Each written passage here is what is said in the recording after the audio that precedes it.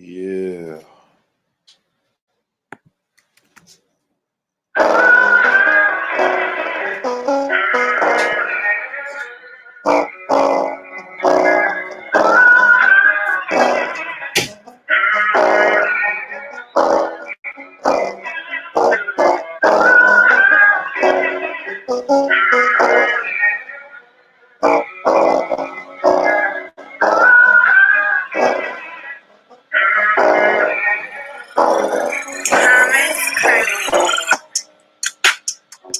Now I want another beat, man.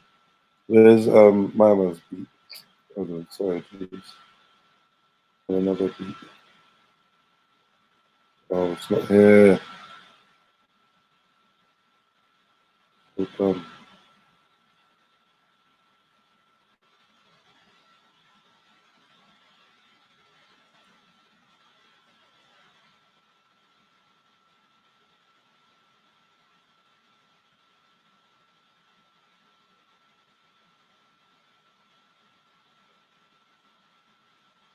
Yeah, I'm in the building. One sec from me. One sec.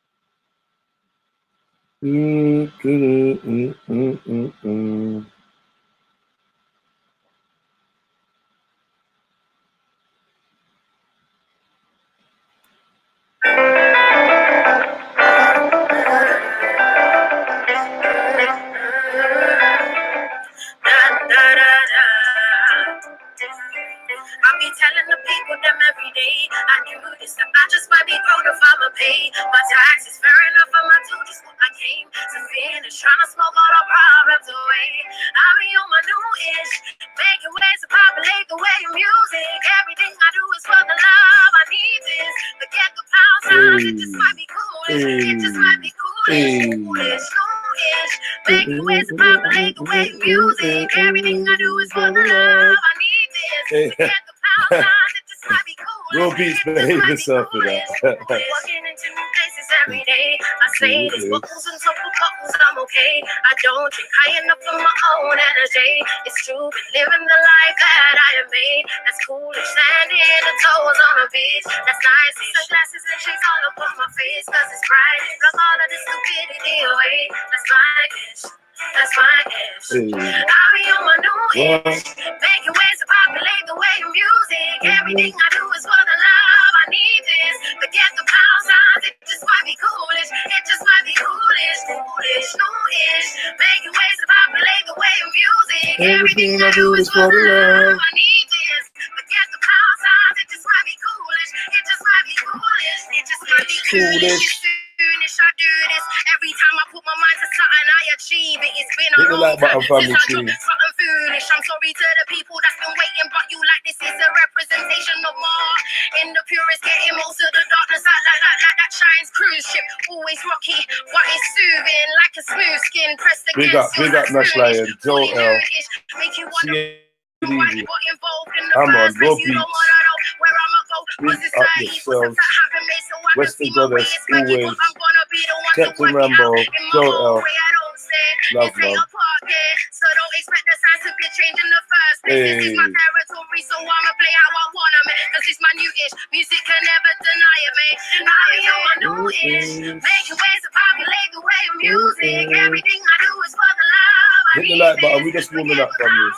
It just might be coolish. It just might be coolish. Foolish, new-ish, making ways to populate the way of music. Everything I do is for the love. I need this. Forget the pound signs. It just might be coolish. It just might be coolish.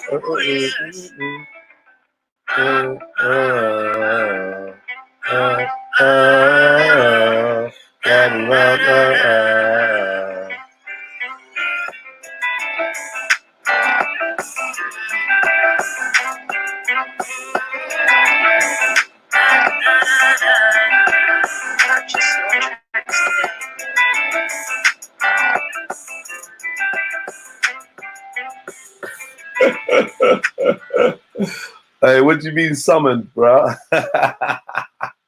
Hey, break that down. Yeah, shit, man. Happy New Day, family tree. You know? Oh, fuck's sake. What is wrong with people, man? Happy New Day.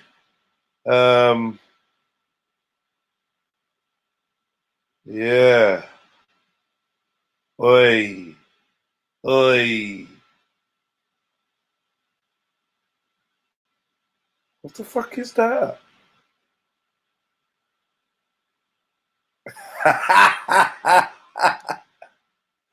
Oi. Oh man. Hey, this group chat thing is too much. Fuck's sake. Listen, man. If I had puffy nipples, I'd kill myself. Imagine being a man with puffy nipples. I ain't in that mood. What? Leon. I was born to be great, although I showed up late. Flames? And it flows like flake. Was a yellow. Hey, G-Block, man. Hey, G-Block, what's going on, man? Hey, big up yourself, man. Big up G-Block. Big up the den. You know? I don't know about Drake. Hey. Only know about real. I don't know about fake. Illuminati Live. You know, Make sure you subscribe if you're not subscribed. Hit the like button. Share the content. What else can you do? Hit the notification bell so that whenever we live, you know straight away. End of the decade, man. We're going to chat about this, man. We're going to talk about this. I want to talk about the next 10 years and the last 10 years. We're going to do it properly. Hey, old tight Leon Flames on this one. Drippy, drippy. What? What? Old tight Leon Flames for that. Who jumping on to come say Wagwan? Wagwan. I'll be on my new-ish. I'm gonna put a video out today. Fuck it. I want it out the way. I don't want to put it out to 2020. I don't want to put it out in 2020. I just want bare fresh things. 2020. Freshness, 2020.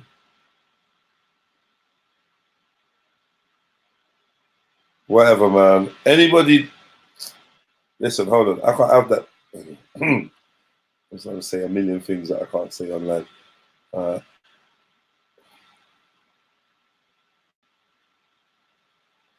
Hey!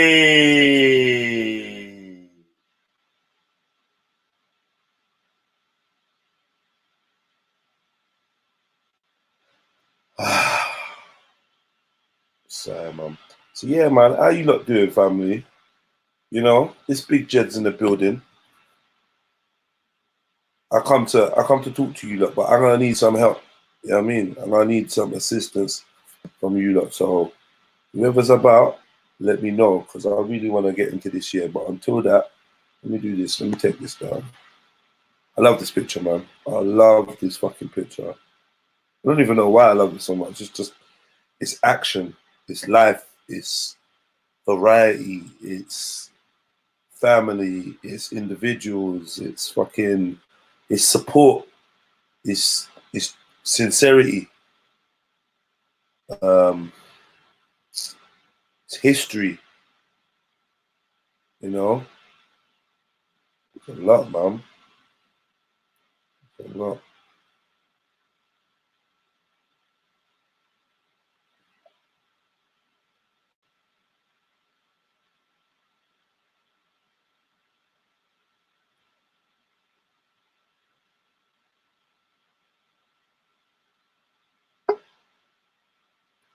I'll be on my new-ish. Every man did it better, everything I do is for the love. Good rising, bro. Yes, man. Happy New Day, King. How are you? I'm blessed, bro. I'm blessed. Hey, you know what? All right. You know what? See, this is how I love you, Captain. Yeah, car. When you come in, you just inspire me straight away, you know. As soon as I've got inspiration from you. But guess what? Hear what now, Captain? Yeah, this is my chance to interview the captain.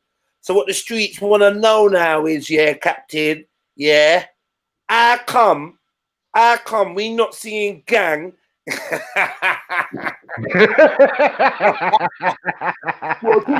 tell you the truth, rude boy. I'll tell you the truth, yeah. Anything what specific members of gang do is specific members' business. I'm always guiding a new generation, and to tell the truth, I don't really go to the part and fuck around with those guys. But big up gang. Yeah, but Captain, are you trying to separate yourself from gang? Car? What the streets want to know is, yeah. Hey, you put me on hot seat, bruv. I'm feeling all types of anxieties coming. Oh, shit. Fucking hell. Hold on. I'm going all red now, did I? Big up the Artist TV, man. Fucking, yeah, man. Yeah, I was gonna go interview with him, man. The car. He's a madman. He's like, his style is needed. Like, trust me. Like, ask some hard questions, put man on the spot, make man squirm a little bit, and then yeah, man, I love that, man. So big up the Artist TV. You know they fuck up his channel. Yeah, they did, but he's really got it back now. Okay, yeah. So yeah, big up. Yeah, let me spend 2 minutes on that. Yeah, go on then. You know what, Jedi? Yeah. Like, because it's been a few months, I do watch it and I do go back and, you know, like you go back on yourself. Yeah, but yeah. Really taught me a lesson, you know, bro. Yeah. Like, what lesson did it teach you? Right. You know what? When you in your comfort zone, everything's all nice, bro. Yeah. But once somebody interviews you out of your comfort zones, bro, yeah. he deals with topics like all the man them on the road, bro. So what I did is come with something what's positive on the road. But what it was, I never prepared myself for it. So some of the questions he asked me, I didn't even know. I was like, what the fuck you asking me this for? Yeah. So, but he taught me a lesson, bro. Like, no matter, Jedi, if somebody asks you to interview you, you make sure you have your ball points down, you know? You control where you want the conversation to go. Because every interviewer doesn't want the interview to blow his cover. You see? So they will direct the interview to their liking. But what I did, I was free. I'm like, you don't have no dirt on me on the road. So I was expecting some stuff like that. But when you were saying to me, bam, I was like, oh, I haven't even watched this video yet. What do you mean by that? Right, your research is fucking bad. Like, I didn't even know this stuff. But I learned that people like talking can open up doors. Bro, if I was talking too much, me and you'd be talking now about different things. Like, get me? I learned that, bro. It taught me a good lesson, fam, because I've never been interviewed about something like that before. Like, you're involved in something, but you can't even argue, you can't even answer the questions about me. You get what I'm coming from? Like, boy, to tell the truth, you like to tell the truth? I don't know. No, but it's Rambo. Yeah, man. Yeah, but Rambo, you're old school. So like, people want to know, what youth are in Speaker's Corner?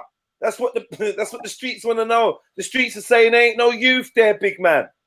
Yeah. Good truth. I've been patrolling my areas for 10 years. Hold on, bro. I know you got the video, bro. You done a review time ago, but yeah, I'm gonna do a little interview with him next year. You know, yeah, man. I'm gonna go in there and give a little interview, clean up some stuff. But we keeping this thing moving. So big up everybody in the house. 20 people in the building. Hit the like button, please. If you're new and you can't stay, but you're interested in what I'm going over here, please subscribe. Yeah, 2020 is going to be a new lease of life for most of us. Yeah, there's enough things that we want to keep, and there's enough things that I want to dash away. So that today, this is what we're gonna talk about: keep or dash away. Yeah. All right. Let me change the title. So this is really what I wanna hone in. What we keeping and what we dashing, and we gotta make some group decisions. Some things I say I forget dash. Can't come into 2020, you know. Do you know what I mean? And some things we need for 2020 because we found them in 2019, 2018, 2017, and it's been propelling us forward in a positive direction. So some things we're going to keep, but some things we definitely got to dash. So let me just change this title real quick, and then we're going to get into this. Yeah, some Yeah. and some teeth for slapware. Yo, slapware. Yeah, fam, that's a very good point there, bro.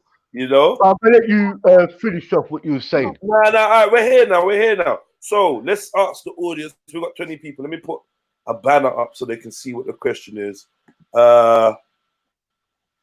What should we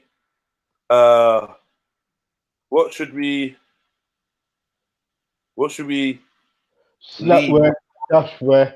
in 2019? That's the first question we're gonna ask. Yeah, what should we leave in 2019?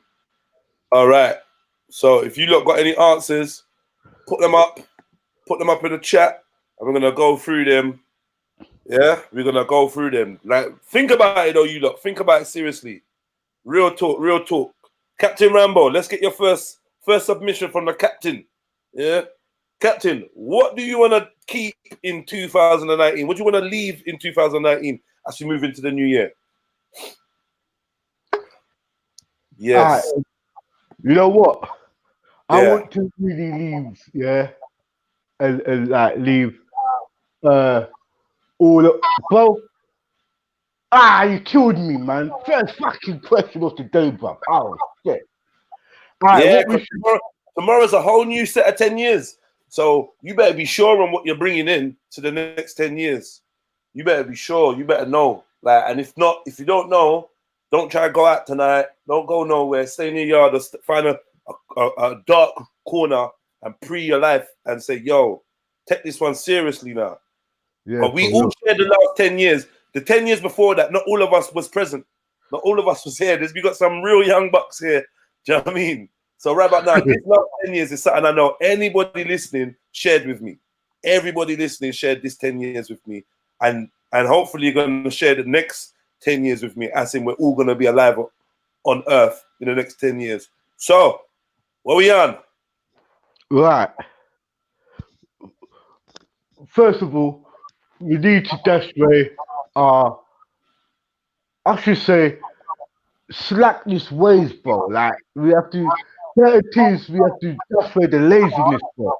The self-hatred within ourselves and with other people amongst ourselves. Get me? Self-hatred.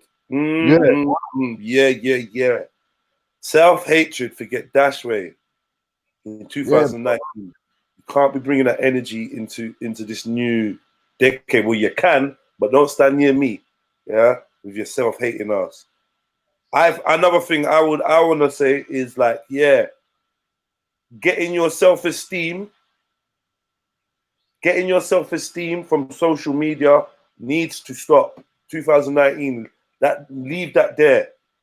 From now on in 2020, please ensure that you spend enough time on yourself, your appearance, your health, your wealth, whatever it is that's going to make you feel good. But please do it for yourself, via yourself, and not via some celebrity on Instagram or whatever that you're trying to follow and keep up after, or some dude in a rap video or whatever that you're trying to be like. Yeah.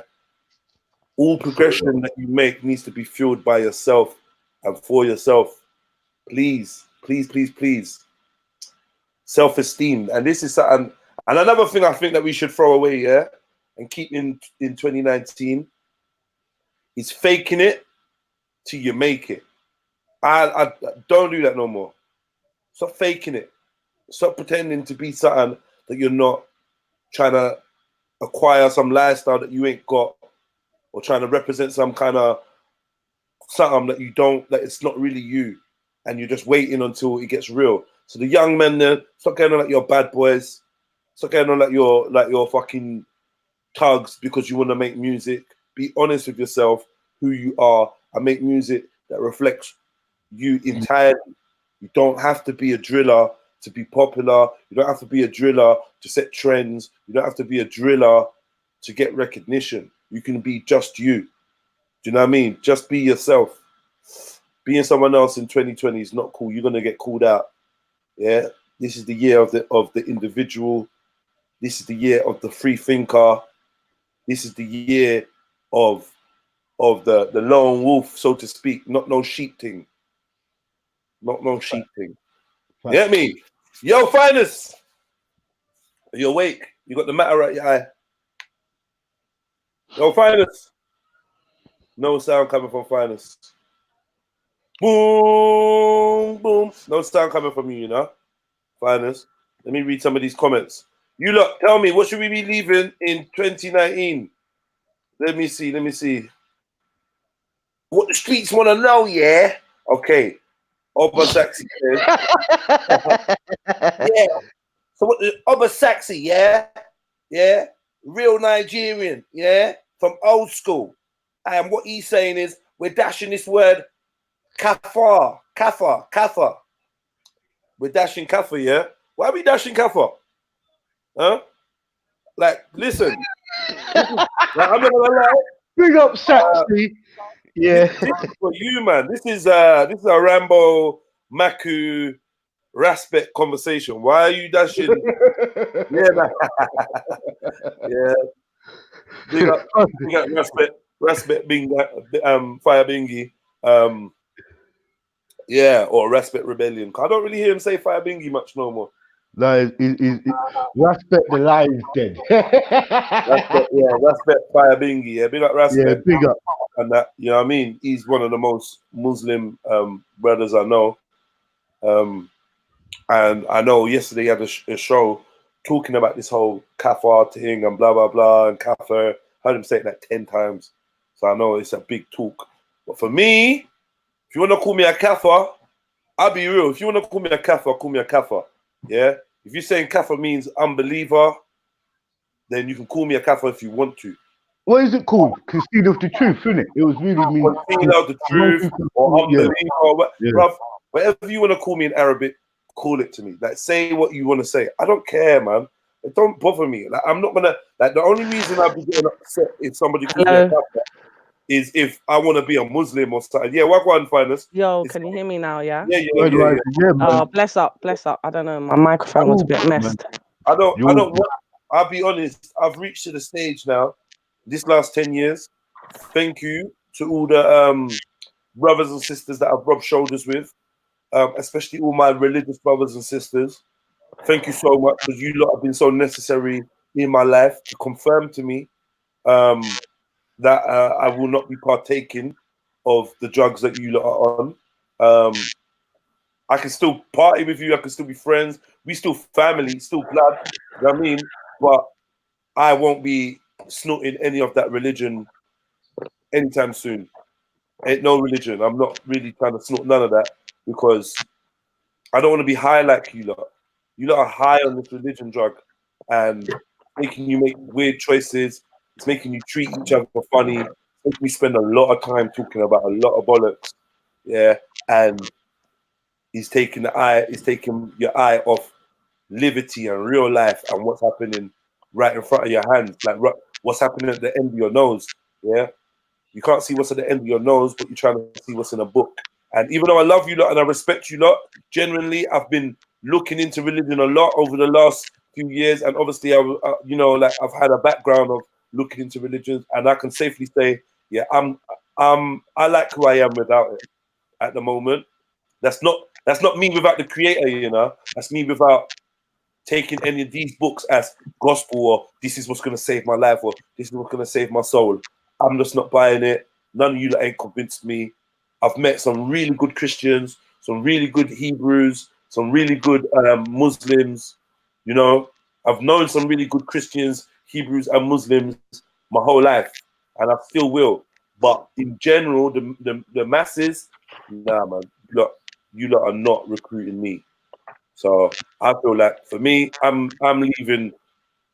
I think some of you lot should leave religion in 2010, but that might be a bit in 2020, in 2019. That might be a bit raw for you lot. I'm not dissing. I'm just saying I don't see this religion thing taking you far in the next 10 years. Yeah, that's my opinion. I don't know what you lot think. God. I leave you. Yeah. I think I'm just right behind you on that one. Yeah. To be fair, I think off the back of what you and Captain said, other than the religion stuff, when you Yeah. said, definitely with you guys, and I think one thing people should try to bring into 2020 is just be yourself, man. Mm, In mm. life, there's a lot of background noise somewhere. I don't know if it's me. I think Um, he's got the line on as you, well. It's not. you It's me. speak. Nah, Captain, speak. Yo, Yes, Captain. you know, You're the it culprit. wasn't me. It wasn't me. Shaggy, like. Yeah, it Yeah, wasn't but me. yeah, go on, yeah, and being yourself in 20 in Yeah, I 20, think that is one of that should be on a top priority list for everybody, that just try your hardest every day to know yourself, really know who you are, and then once you try to know yourself, just apply and be in yourself. Like Jedi say, don't be a sheep, don't follow the crowd. Do what's best for you in your heart, what makes you happy. Yeah, yeah. And I think that's something people should try to carry into 2020 for sure. Okay. I got our next one from Raw Beats. We got Raw Beats, man. Raw Beats says we should leave toxic relationships in 2019. Toxic relationship. I've heard a lot about this word toxic this year. You know, like it's the catchphrase of the year. I think it's like It's the disease word. Yeah, you was born in 19. Yeah, it was born there. toxic. I mean, I'll be real. Yeah, I agree. But Robbie, I kind of want you to break down what toxic is, like what you think is toxic. For me, Negative, bad. yeah, like you know, like abusive. Yeah. like something you find on the road. It could be abusive as well. And when I say abusive, I don't mean like physically, like just verbally, always around verbal abuse, all of that shit is no good, man. Yeah, I would say a toxic relationship is a relationship you have with anybody, like, and not necessarily romantic. A relationship you have with anybody who their presence, their words, their behavior, their mentality, when you come around it, you find yourself being contaminated with the vibrations that they bring that are not necessarily pleasing to who you are. I would say somebody that gets in the way of you being your authentic self, or of you enjoying who you are, is toxic. And that could be even somebody that you really check for. They might not even be doing nothing, but it's the person that you are when you're around them. That relationship is now toxic because it's contaminating, and it can really detract from your quality of life. And you know what? Even the other person may be suffering from as a result of it. It's not just a one-way thing. You might recognize that you're toxic to someone else, and if you've got the ability of recognizing that, then you're a special type of person, and you can actually free somebody from your toxicity. You know what I mean? Because it's not always just like, someone in your life is toxic. You might be the toxic person. You might want to check yourself and be like, yo, when I come around my friends, yeah, am I always bitching? Am I always complaining? Have I always got a sour face? Am I always talking about some kind of depression or some downer or some lowness? Am I always talking about passer? I've always got someone else's name in my mouth. You know? I've always come to yeah, guess what, finest? You know that bitch Raheem? Yeah, like, you know what I mean? Like, what do you bring to the table of your relationships? Are you inspiring? Do you inspire people? Do you even inspire yourself? Do you have a toxic relationship with yourself? Forget other people. What do you do for you? That's where You know it what I mean? stems from, bro. Do you have a toxic relationship with yourself? Your Make rough self. Oh, sorry, is it my feedback? No, go on, carry on, man. No, I'm saying that's very true, bro. I think all relationships should start with the individual, yourself. Learn to love and take care of yourself. You don't want to be in certain spaces, take yourself away from it. If you don't like to be in certain conversations, don't be forced to stay on it. Move yourself away from it and protect yourself, because this is a year where a lot of where you got to protect your mind as well, bro. Because you're falling apart, man. Mental health is getting up. Yeah. Forget about the spiritual damages. Well, we need to like work on our minds, like, and stop doubting ourselves and stop putting it on coming from. Real talk. Don't you find that a lot of people that actually do have are suffering poor mental health or whatever? Yeah, especially the younger generation. They do actually. When you check out their surroundings and their relationships, you do find a lot of toxicity, and you find a lot of people that are bad for them, that are around them, and maybe the good people don't really get a chance to get close to them because they're surrounded by like all these toxic fucking folks. But You know what, Jedi, on that note, you're very right, because what I will say, the younger youths, they better be careful because too much negative around them. The way they speak, the way they think is all negative, and that's the contribution to mental health. But by the time people like us try to reach them, they're already far too damaged, some of them, bro. You know where I'm coming from? Yeah, man. Big up everyone, by the way. Yeah, I fully agree with that. Bless up. I fully agree with what you said, Rambo, man. Like, the contribution to mental health. You're in a relationship, it doesn't even have to be a sexual relationship, but like, if you're not seeing eye to eye, someone that takes you out of your natural state, like, consistently, I think that will definitely contribute to mental health. You having to change your behavior because of this person is going to change the type of person that you are, innit? That's right. So you have to realize, off the back. Oh, go on. Sorry. No, go on. No, go on. All right, I'll go on. No, I was just gonna go off the back of what he was saying about the toxic relationships, because I literally just recently dropped somebody out for childish behavior, and grown ass adult, and the childish behavior is so there, it's so active.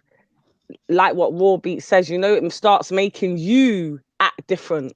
It started making me, I'm either not saying things because I don't want to make an argument, or when you're just actually moving different. I had to let that go. For your childish behavior, and your grown ass adult. You're done out here. Done out here. And when you give like people a few chances, there are them. And you have to wonder whether you're turning soft. Right. Like, yo. In my head, you're thinking, or even you start double questioning yourself, thinking, are you overreacting? Are you? Is it me? Is it? Am I the one that's being funny? No, it's you. Fine wine, that's real, no? That's real fine wine. Yeah, I have to drop them out. It blocks me. Behavior. Fine wine, right about now, we must have 2020 vision, right? If you feel your friends, remember this, some people love to make trouble, bro, and stick everybody in it. If you feel your friend is leading you that point, bun friends to a certain degree, you don't need. My mum always said, if you can't count the friends on your one hand, don't come and tell me nothing about friend, bro.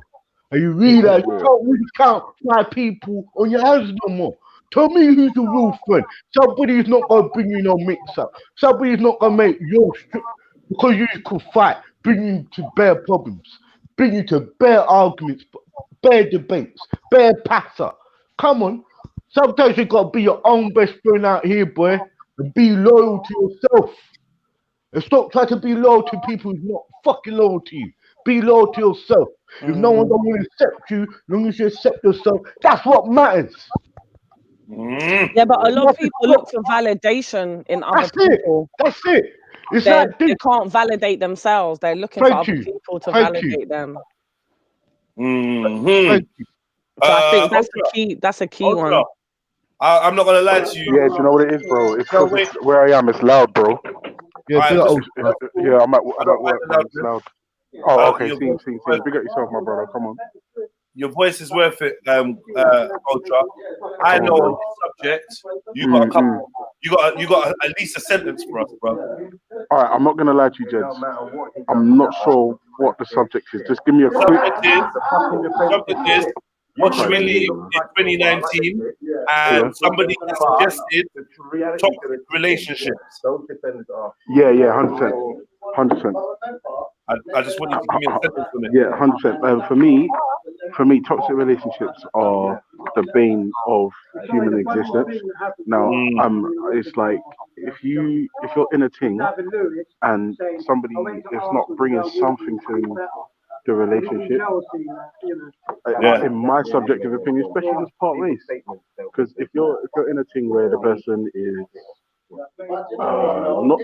not trying or has an inability to elevate you, or they show no sign of improving themselves, part ways, because it's a weight that will be lifted. It's liberating to just dump bullshit. You see what I'm saying? Like my analogy to that is cancer. When you have cancerous cells growing in your body, essentially it's part of you. But just because the cancerous cells are a part of you, are you supposed to? You're not gonna keep them. Yeah, you ain't gonna keep them. No, you cut that bitch out. Yeah. Facts. You understand? You cut it out, and of course, like chemotherapy, and you might lose your hair and but like long term, short term. You know what I'm saying? You are getting rid of that. I love that analogy, there, bro.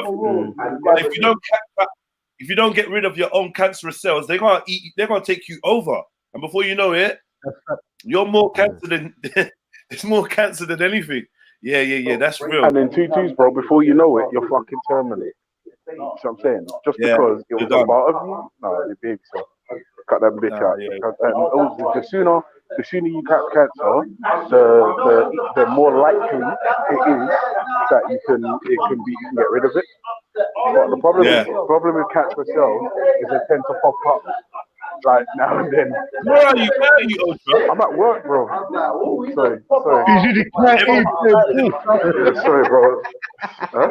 Sorry. Is it the cat in pool? Get out, man. Get out. Go on, Get me. Play a pool. Make sure they don't. All right. So that was toxic relationships. Yeah. I'm down with that. I mean, I don't even want to dwell on it, because it is literally so close to the next decade.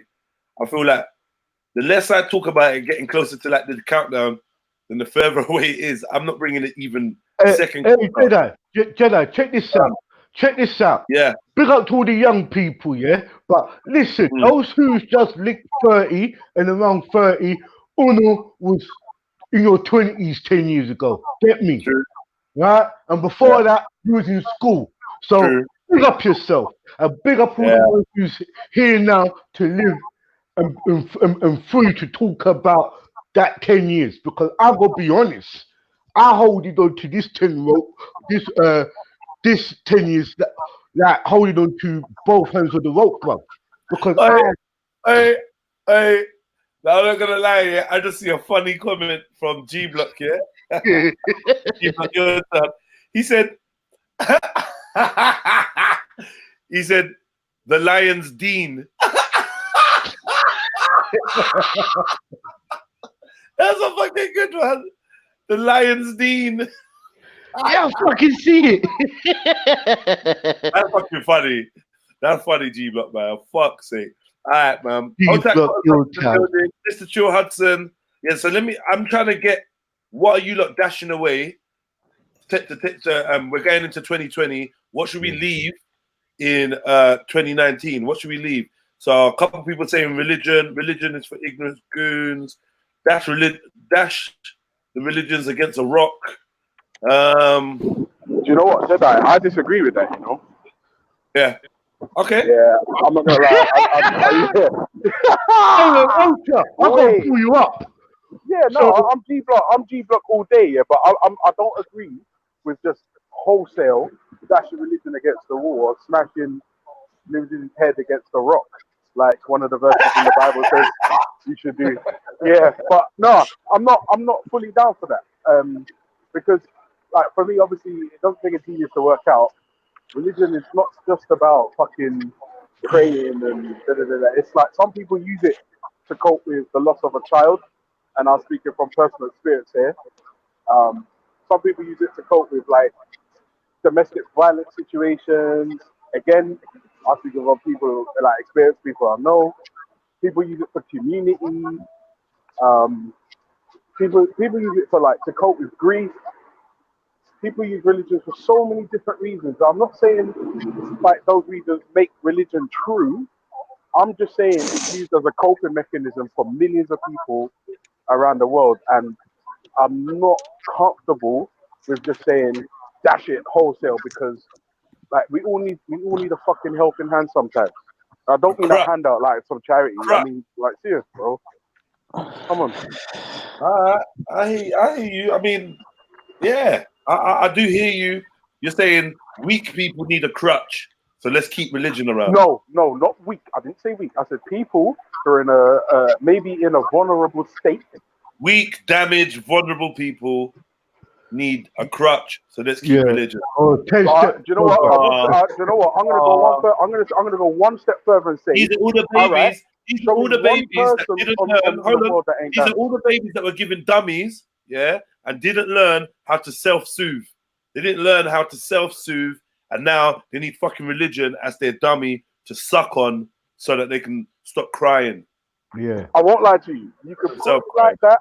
You could put it like that. But like I said, for me, like the first example I leaned on was one person I know lost a child, and she turned to religion to cope, and it's like she turned like for her saying that her baby's in heaven is like massive relief and a way to cope with the but like in your head it's bullshit though, bro. So what's the point? The loss of hours though. In your head though, bro. Yeah. It's lies. It's fairy tale. No, yes, 100%. So you're saying let's keep lies. Can I just confirm, Audrey? Yeah. Go on. You're saying let's keep lies because they help people cope. Wait. Let me say yes, but let me qualify the yes. All right. So yes, and the qualification is as long as there are those of us who are well aware that what this person is believing in is a lie in like reality. Let them. It's not healthy. Come on. No, that's a bit confusing. Think about what you're saying. Think about what you're saying. Yeah, this yes, is not so healthy. I'm thinking about it. That's my position.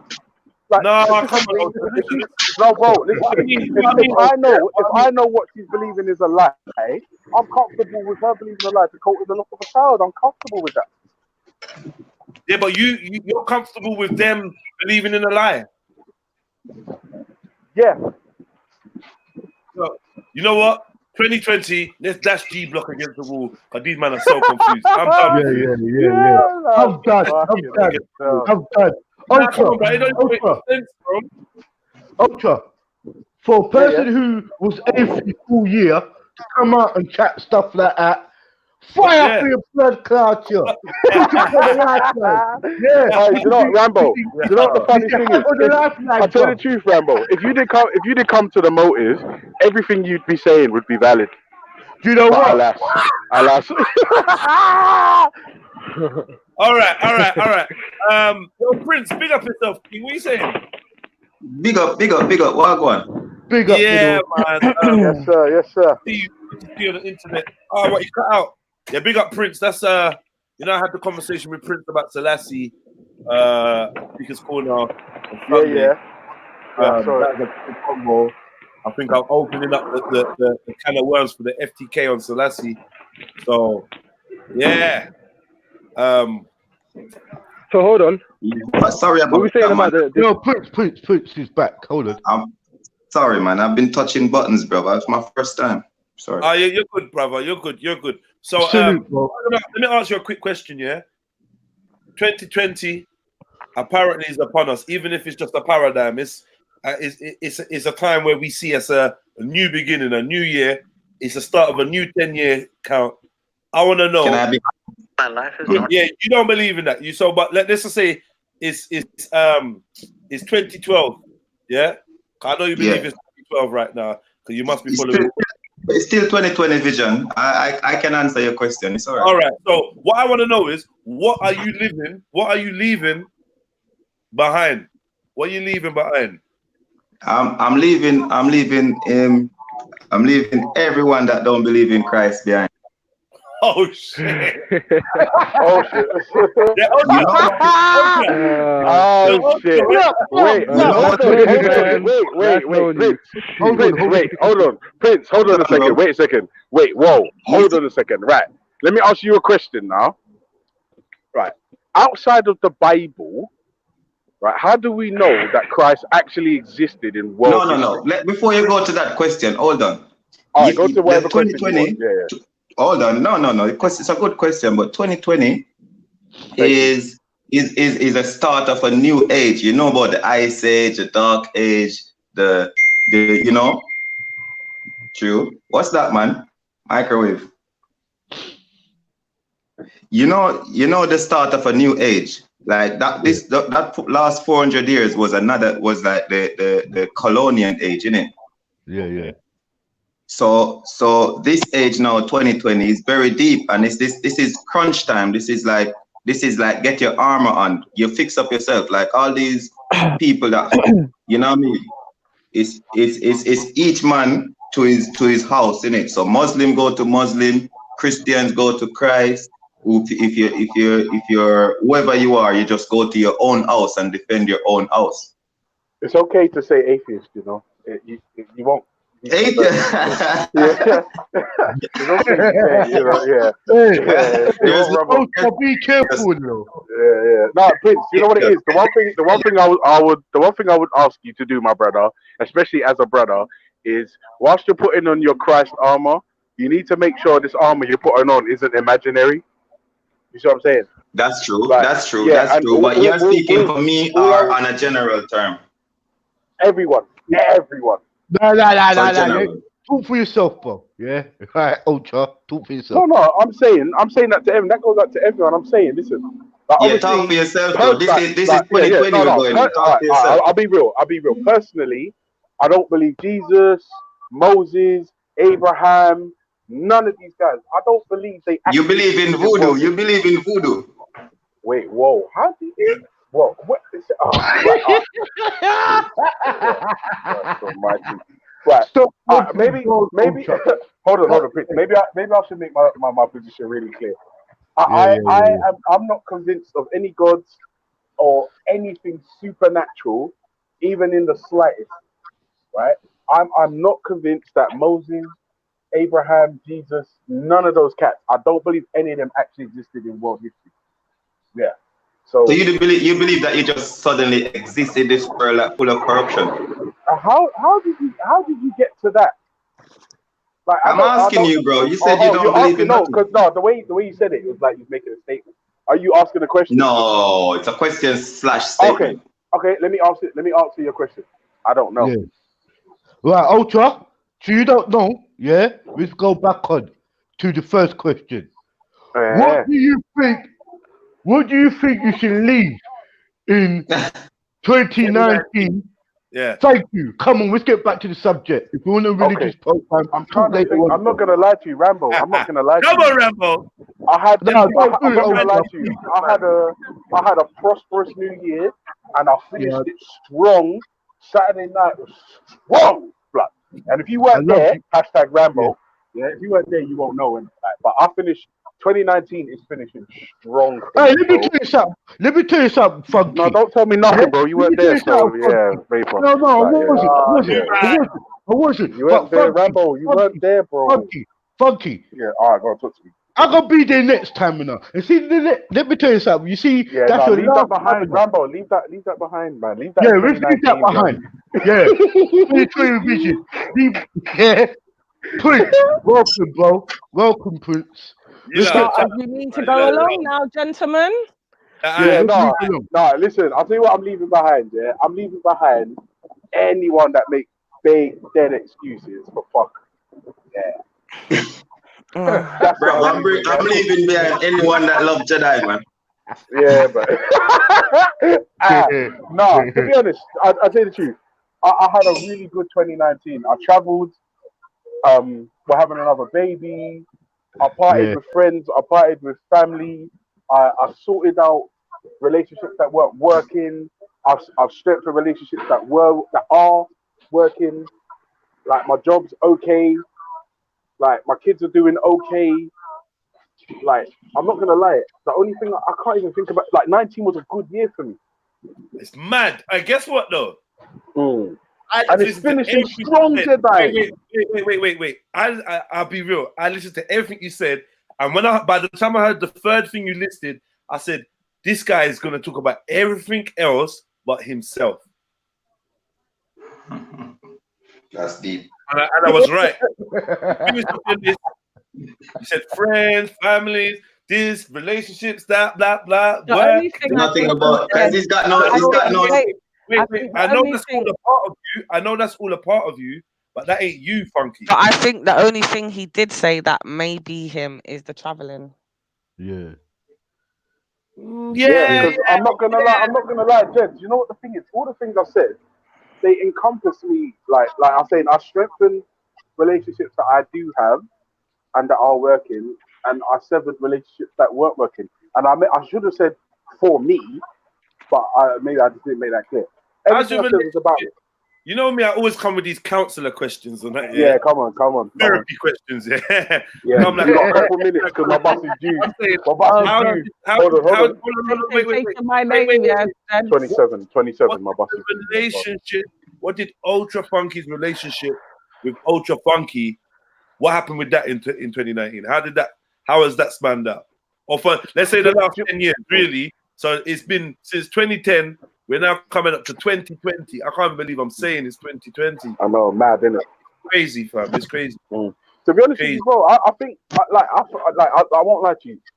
I really found myself when I just dropped all the religious bullshit. Like, I just dropped it, and it was like... Hold on, wait. So in 2010, was you religious? Not practicing hardcore, but remember, like, my background is Christianity, innit? Like, that's what my parents dragged me away from Saturday morning cartoons to go and fuck with. You could put out the fucking Yeah, but I was never religious, but I know bro, imagine, after the motive, I jumped on Raspbert's panel and fucked up Reggie, and he's a Christian. And I fucked him up theologically. I know my shit, and I'm an ordained minister. Don't piss me off. You know, you got a grudge, man. I feel like you got a grudge with religion. That's why you just turned. So there's no Christian in here. There's no Christian in here. No, I don't have a grudge against religion at all. And I put Jay Ross through that. You're the lone representative still. We got Christians in the chat, but you're the lone representative right now. So you're the soldier for Christ and / Selassie. Yeah, I'm a soldier for Christ. I always have on the armor. Selassie Christ. I always have on the highly. Which Christ though? Jesus Selassie. Jesus. Highly Jesus. No, Christ. You know what, Prince? Christ in his kingly character. That's the difference. Christ. There's two different Christs. There's two different Christs. There's the Christ. Hold on, bro. There's the Christ that came and like a lamb to the slaughter as an example, and then there's the Christ that come that they couldn't touch him no matter what, even Mussolini. Yeah. I mean, stick around, because I think we're gonna have to get into that our little debate.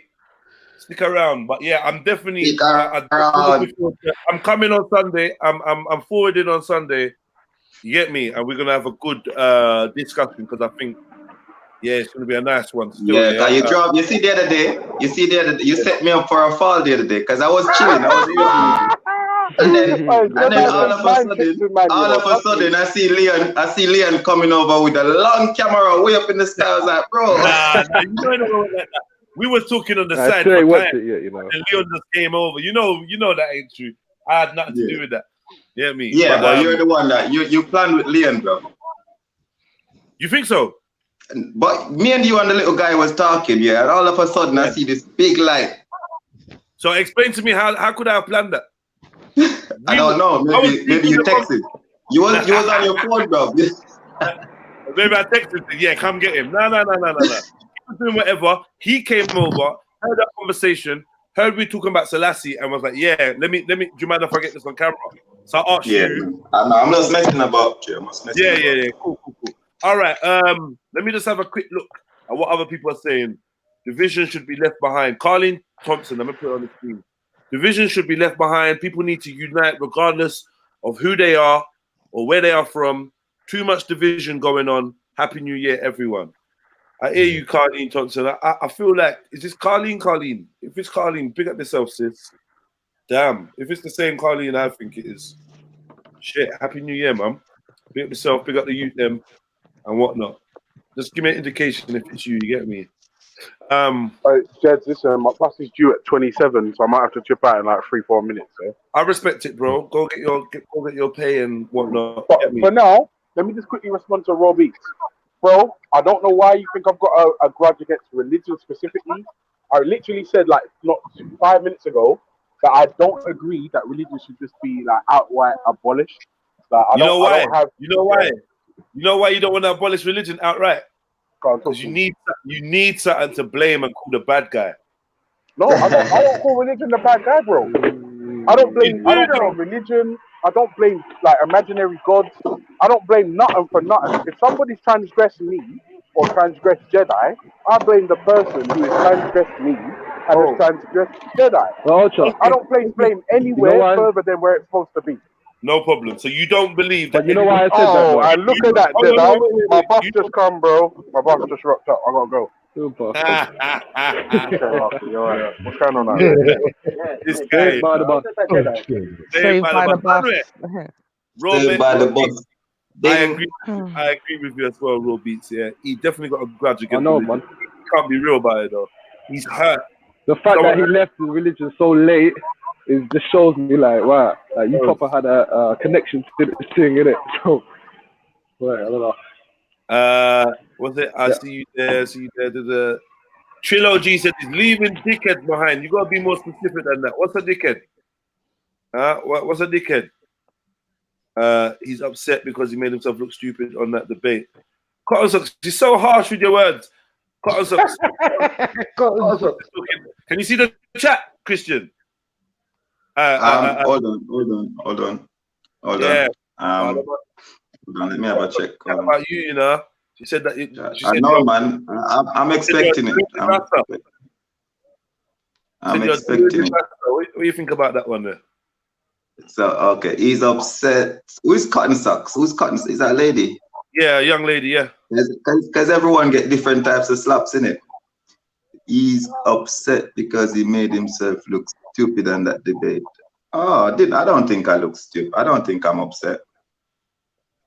Yeah, I mean, yeah, we're gonna have to. Oh, he's gone. And cut him out. I think he pressed something by accident. He'll come back. Cotton Socks is so harsh, though, man. It's so harsh. So harsh, man. So I was embarrassed for the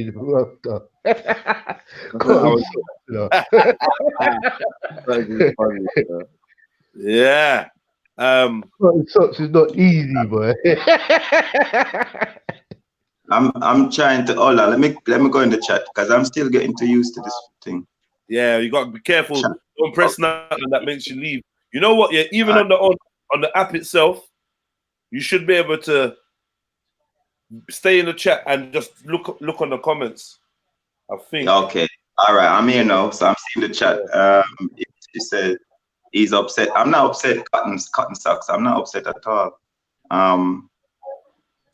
I think that it was a good reasoning, and I think that it opens door for a lot more decent conversation where I can prove what I'm saying, and then you can actually prove what you're saying or research what I'm saying. You know, I have a king. That's my king. That's everybody's tradition and religion is different. But what we need to do is stop pushing others and stop making others lie about who they really are. I think that everyone has their own empire, their own king, as their own everything.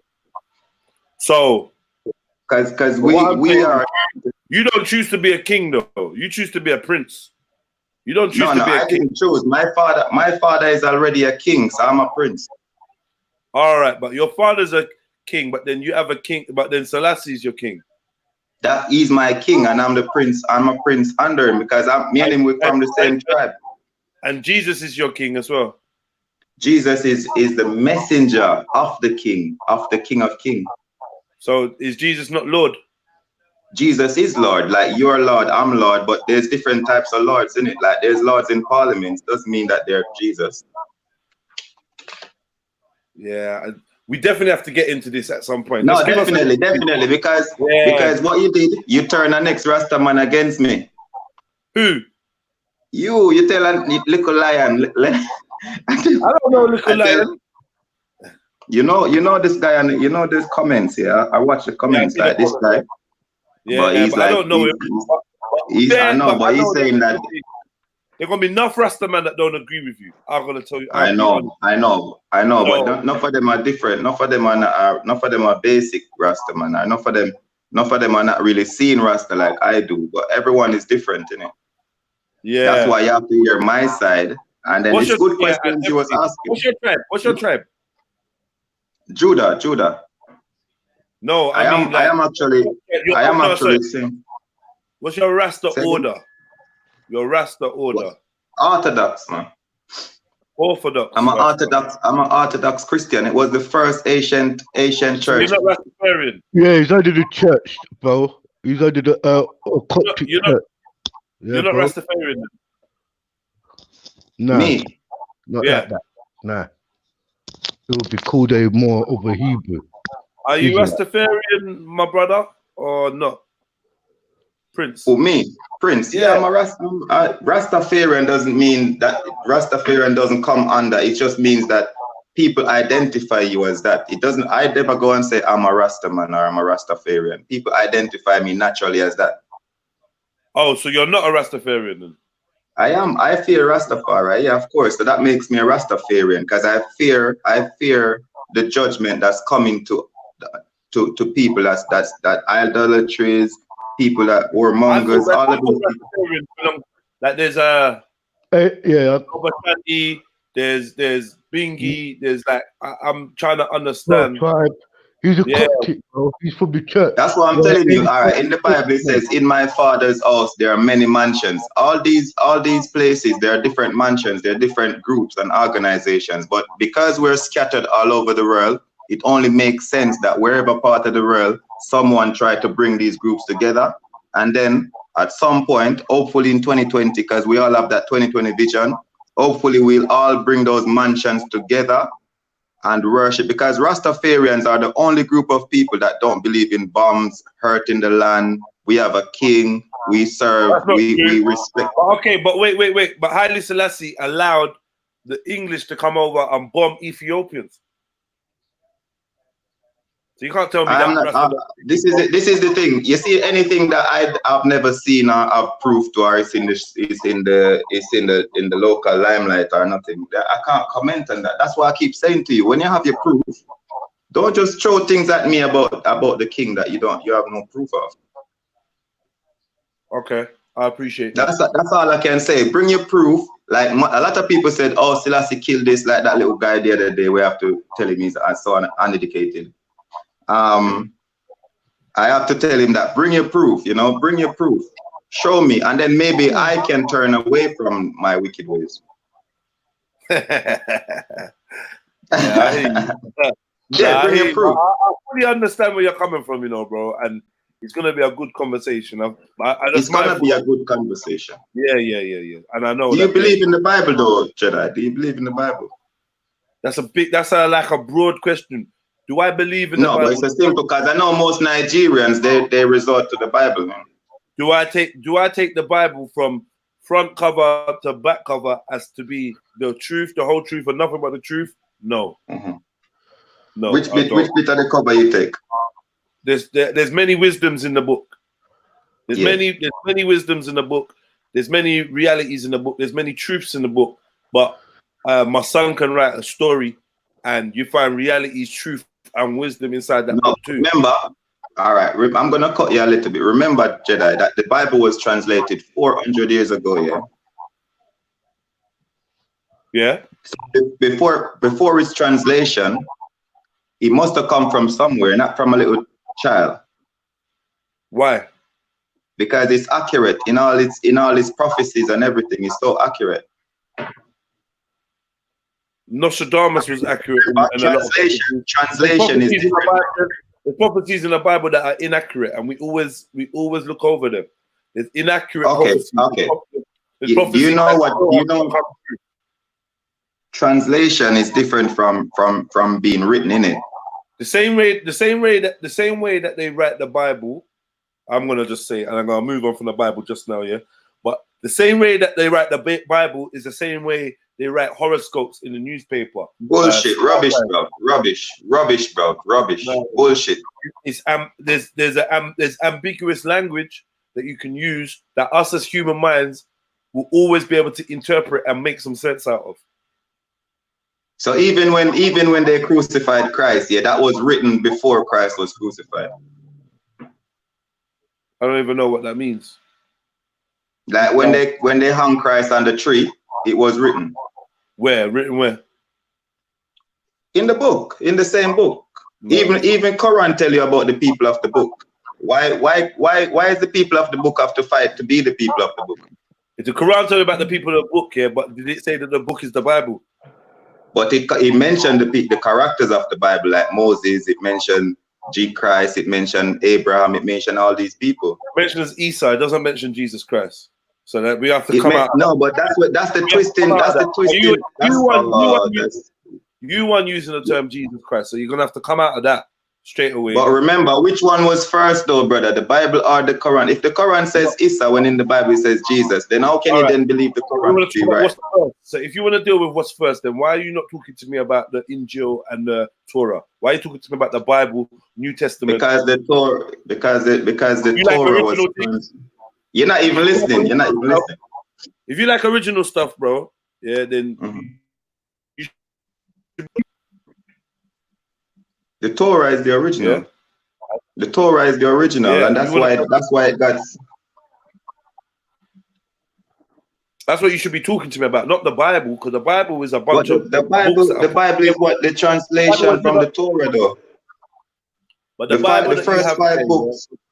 All right, you speak. I'm now, what I was gonna say is the Bible that you have there, yeah, those books were never written together. It's not like chapter 1, chapter 2, chapter 3. These are individual books that have been collated and put together, right? So the Torah is 5 books, yeah. The Torah is 5 books. Yeah, but you're not just dealing with the Torah, are you? Like no. Yesterday you were telling me, you were talking to me about Revelations. So I know you're taking in the Old Testament and the New Testament. So there's a lot of books there. Some of these books are written how many years after Jesus died, without not even being in the presence of the so-called prophet of that book. So, like, as far as I could say to you, this world started 400 years ago. Would you believe? No, but I wouldn't have a way to Why prove wouldn't you believe? Why wouldn't you believe? Why wouldn't I believe? Yeah, because my natural instincts is telling me that life and history is a lot richer, and there's too much of what's out there to cram into 400 years. Yeah, 400 years, a lot of years. Some of us know 100-year-old people. Yeah, if you know 100-year-old people, then you know somebody that's been alive. A quarter of all of existence. I'll give you a challenge. I don't believe a 100-year-old person has been around for a quarter. I believe that we have enough artifacts and enough evidence to suggest that 400 years ago, we were alive and kicking. And okay, let me ask you a question. How much is a generation? You know what? I'm not sure. I always assumed it was like 50 years or something like that, but I'm actually not sure. You know. No, 50 years is half of a generation. So 100 years is a generation, yeah. Yeah. So we use reference in life. We use reference as 400, 4th generation, 3rd generation, 1st generation, 2nd generation, right? So a generation to you is every 100 years, yeah? Yes, sir. Okay. Okay. All right, cool. So if we're in the third generation, if we're in the third going into the fourth generation now, how do you work that one out? How does people come by generations? What do they use to calculate generation? I don't know. I don't know why you're assuming that we're in the third generation or what. Who No, says? we're not assuming. People do speak like this. We're the third generation and the fourth generation. It's not me that say it. I was born in the third generation. I'm not familiar with that term still. I'm sure a lot of people as your listeners would familiar with generations. The way I use generation is like I'd be like, yo, I'm born in England. I'm first generation. You're an English guy. I'm first generation for my family to be born outside of well, no, actually, that's not like I'm first generation for my family to be born in England. You're the first generation. That's fine, but then that's fine. But then if you do a research on generation, but my son is the next generation. Do you know what I mean? No, not until. No, so you and your son is gonna live. Let me tell you how it's gonna go. You and your son is gonna live within the fourth generation, but your son is gonna carry on over into still within the first and the fourth generation, and then your son's son might live to see the fifth generation.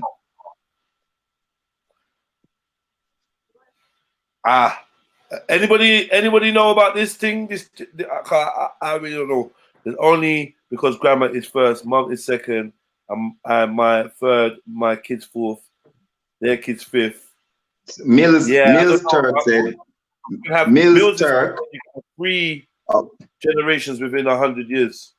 Yeah. So because Mills sound like he's a white guy. Is he a white guy? Is he a white guy? He's a Mediterranean. Because what happened? Generations, black people live longer than white people. So white people could have 3 generations within one of our generation. Yeah, now we need some evidence. Yeah, I hear you, but let's get some evidence out of this one. Let's go. Okay, all right. Let me explain why I said that. Yeah. Within a white person can have 3 generations of grandparents. Yeah. Within that 100 years. But for me, my grandmother and grandfather died like 80 something. Yeah. So they're almost lived through 1 generation. Family... I feel like personally, you're mixing up the word generation with the word century. Maybe, but okay. Okay. You know what I mean? Century, yeah, I hear what you're saying. Generation, I'm not sure that that's the correct term. Oh, so okay. I see what you're saying. Let's see what the Wikipedia say about generation. Okay. So Wikipedia say a generation is all of the people born and living at about the same time, regarded collectively.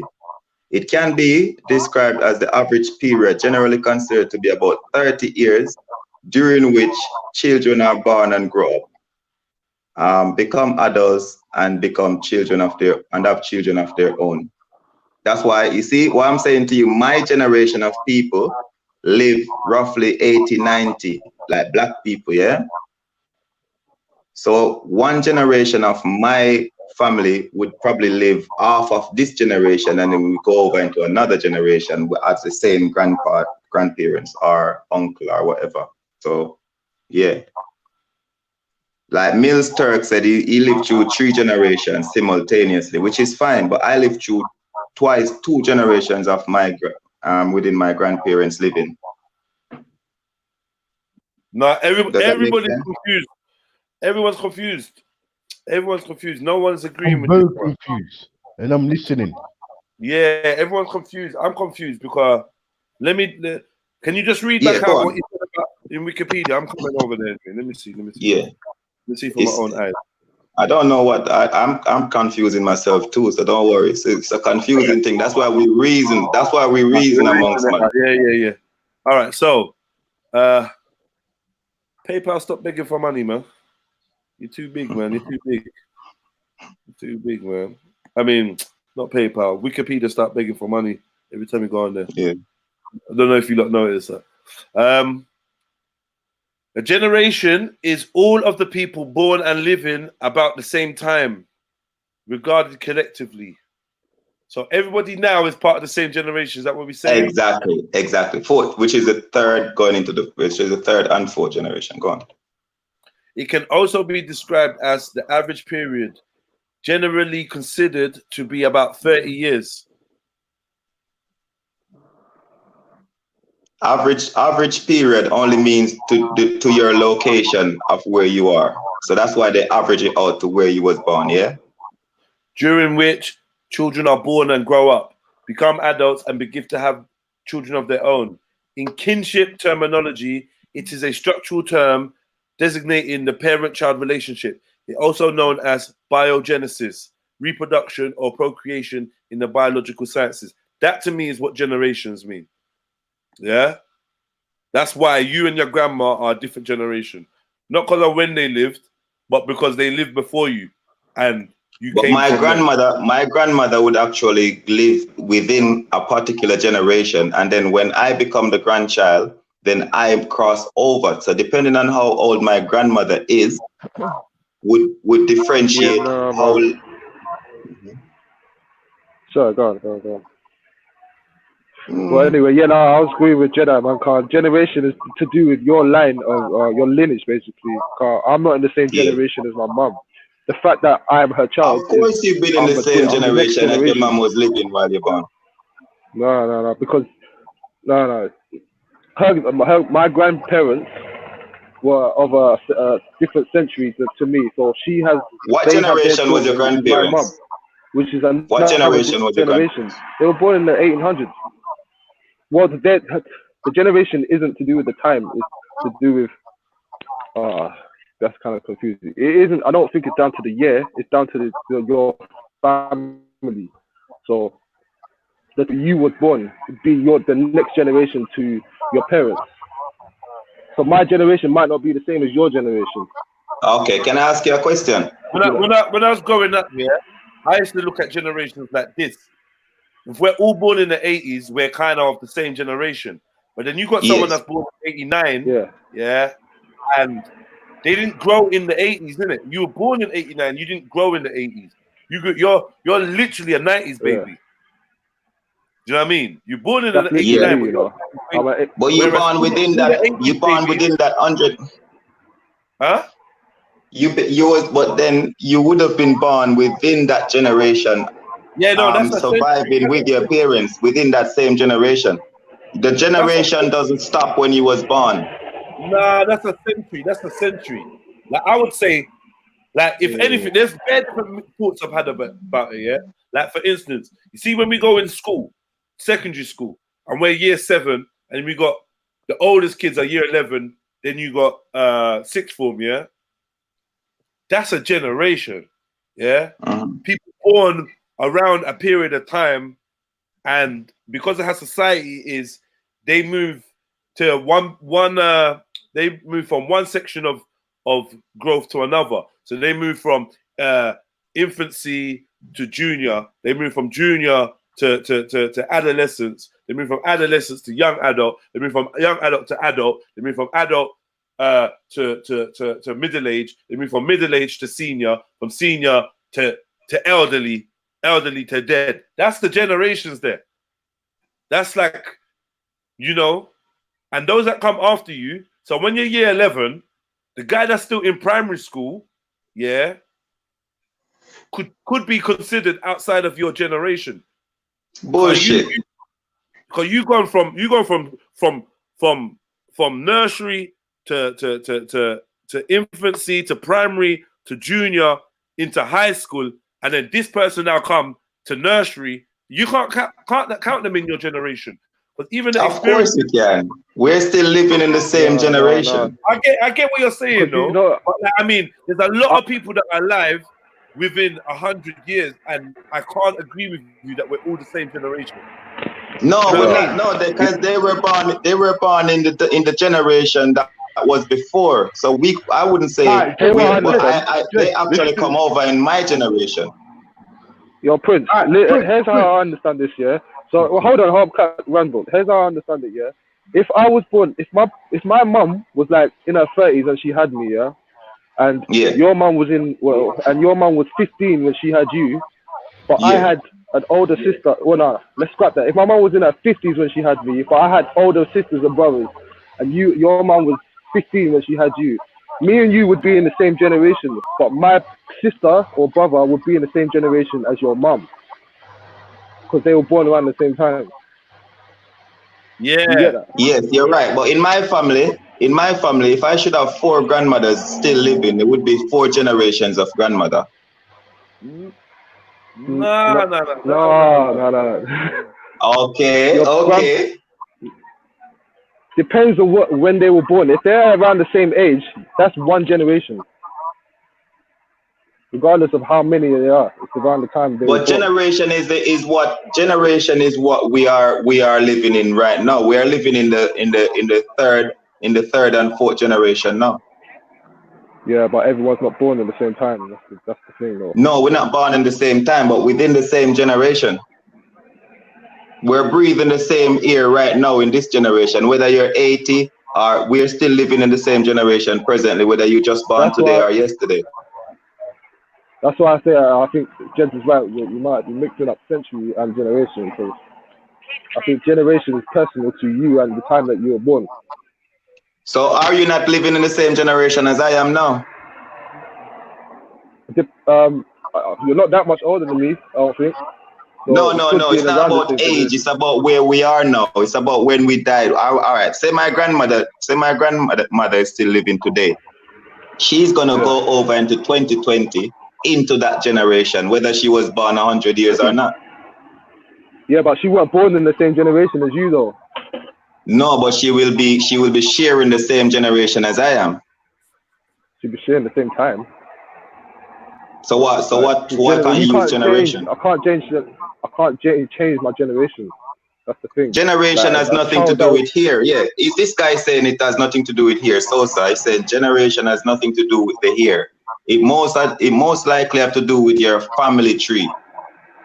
Yeah, that makes sense to me. Yeah. But so not to do with the that makes sense to me. So like literally, I don't believe you can, like, you're not the same generation as your mom. But I'd entertain the idea of being the same generation as your mom, but you definitely can't be in the same generation as your grandma. It doesn't even make no sense. No way.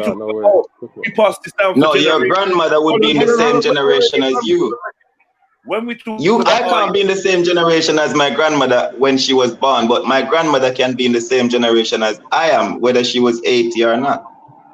No, you and your grandma, different generations can share space and time. That's not a problem. That's what I said. That's all I've been saying. I mean, that's all I've been saying. It's not about when they're born. It's just the fact that that's your grandma.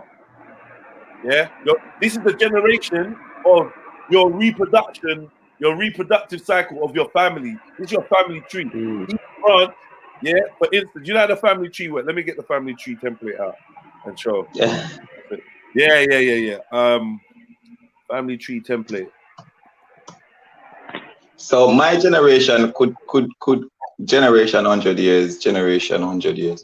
People use normally, since I've been growing up and doing studies, people always make reference to generation as 100 years roughly. I don't agree. I mean, people probably have said that, but I don't agree with them. You know what I mean?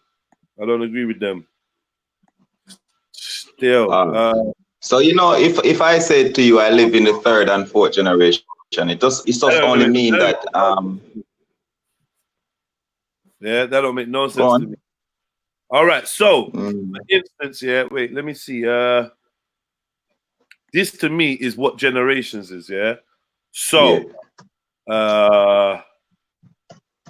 this is gonna be the line, this top line here is gonna be the line of, like, for instance, great grandparents, Sure, it works that way. It works up then down to down.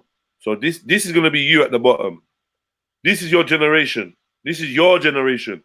Me and you could be age, could be whatever, rare. We're gonna share this generation.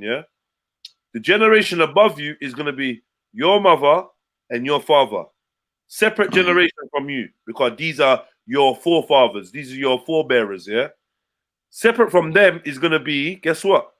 Their mum and their fathers. Yeah, boom, boom. Who are your grandparents? Yeah? Yeah. That's the next separate generation. Now, above them is going to be both of their separate grandparents, assuming that your family are not incestuous, and assuming that all your parents and grandparents are not related. You know, because some people have this thing where their mom is their dad is their brother, or their, I don't know. You get me? So, assuming that your grandparents both have separate parents, that's a whole next generation. Yeah. Now, it goes on and on and on and on and on, and that's what generations is. You now have to add you now have to go and link a woman. Yeah. So say this is you. You have to go and link a woman. Yeah. And go have a child. I don't want to touch anything. I can't see on the screen because I don't want to touch anything really and come off. I don't know what to do. Should I press the X? What should I do? No, don't touch that. Can you see me? Can you see? I'm in the live chat. I'm in the live comments. Should I just press the X? Yeah, just press it and see what happens. Yeah. Yeah, you good now, yeah? I didn't want to press the X, but it's cool. I press it now. Yeah, I'm seeing it. I'm seeing it now. So like I said, this is us, yeah. This is Jedi, this is Raw Beats, this is Prince, this is Captain Rambo. This is us individually, yeah? Yeah. Now, coming from that is our parents, mom and dad. Coming from them, their parents, mom and dad, mom and dad, mom and dad. So each grandparent has got two different mom and dad, and it keeps going on and going on. I'm multiplying, right? So now, let's say that this is Prince. This is Prince. Prince is a new generation from his mom and dad. Yeah, he's a new generation. But guess what? Prince go and link up with Princess. Yeah, a new woman, Princess, and together they make a new generation, a new child. They plant a new seed. So every time would you say we are the start of the generation at the bottom? Yeah, that's us. Yeah, that's fine. That's fine. Okay, that's cool. So when you go and find your partner, or you have your partner, then you two gonna join up, and you're gonna make a new generation under you. So remember, your parents don't have the same parents. They shouldn't do anyway.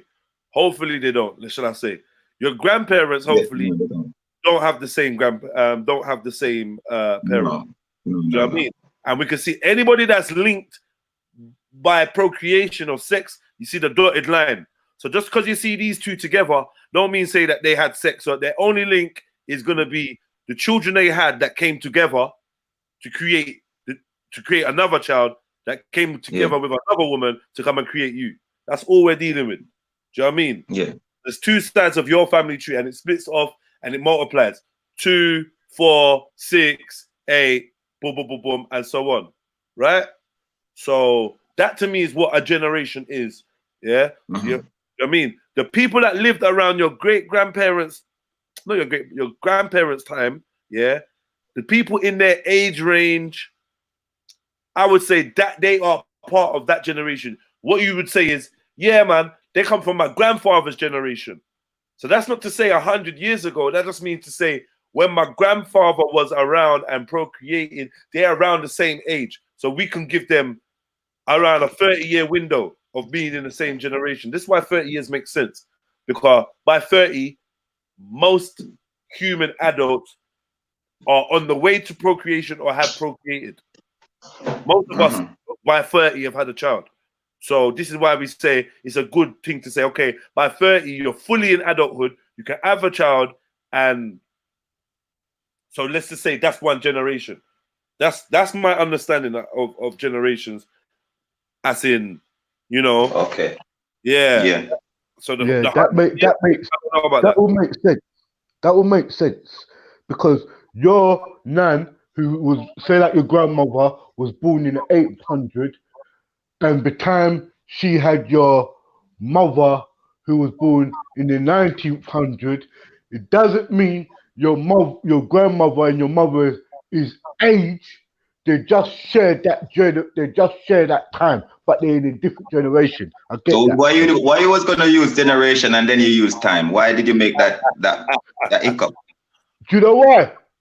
Time and being in a generation. What I see now, if children could have children, yeah, it doesn't mean they're my age, but they did grow around in my generation. That's why we use a rough estimate. That's why we use a rough estimate. That's why we use no one is sure what a generation is. I just use 100 years based on my family, based on black people live longer than white people. So I just use 80 years as a rough estimate of a generation in where I grew up. Because we eat natural food, we eat from the ground, so we don't really eat processed food, so we live longer.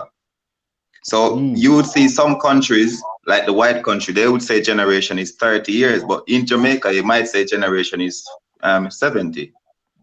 Right, a generation. You might be talking about an age. You might be talking about age because you know, like age and generation. Age and generation is together. That's why you say time. Yeah, but like you see where they say like the indigo children or like the golden children, the period of time that they were born. So yeah, obviously we're not all the same generation, are we? Because there's different ages in a century.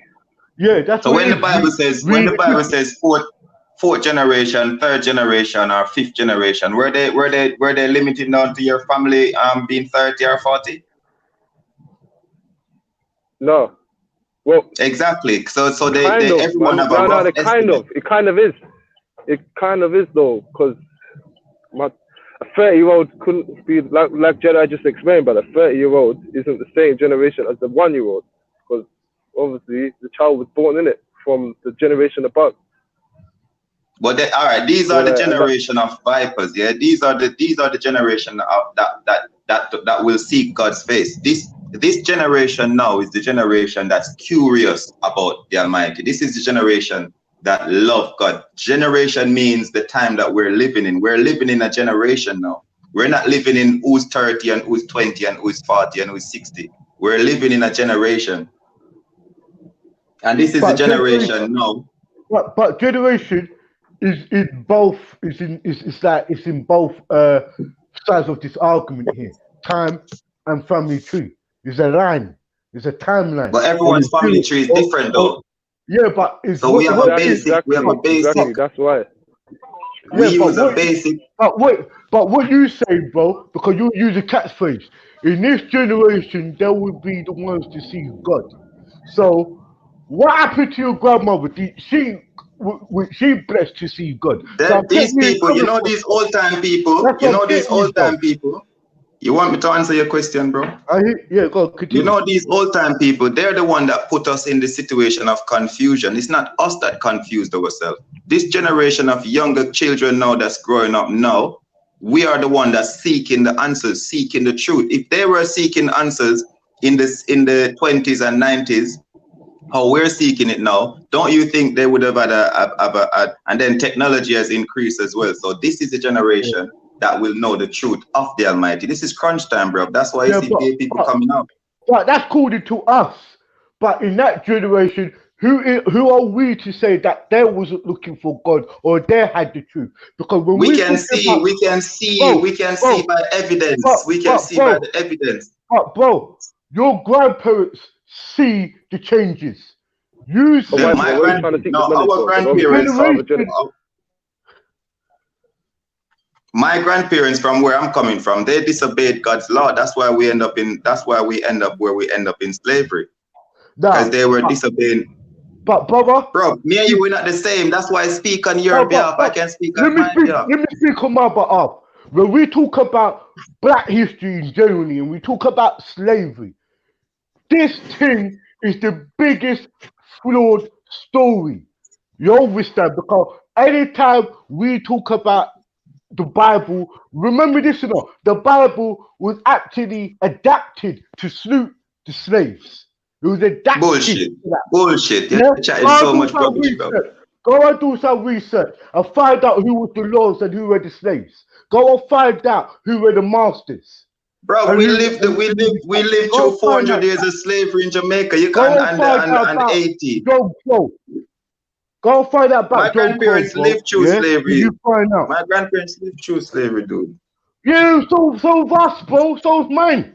My family comes from Jamaica, same way like yours, bro. And it's not Clarendon.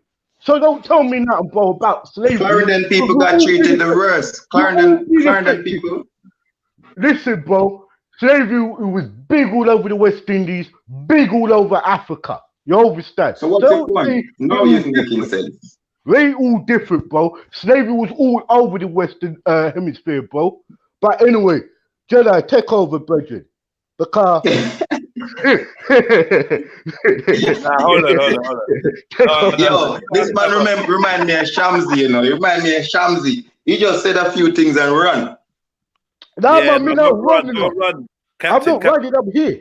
I'm here. No, Captain. What I want you to do is, what I want us all to do is put our best foot forward in terms of we are here for information, we're here for discussion, and we're here for clarity. Exactly. Say no more. Say no more. Say no more.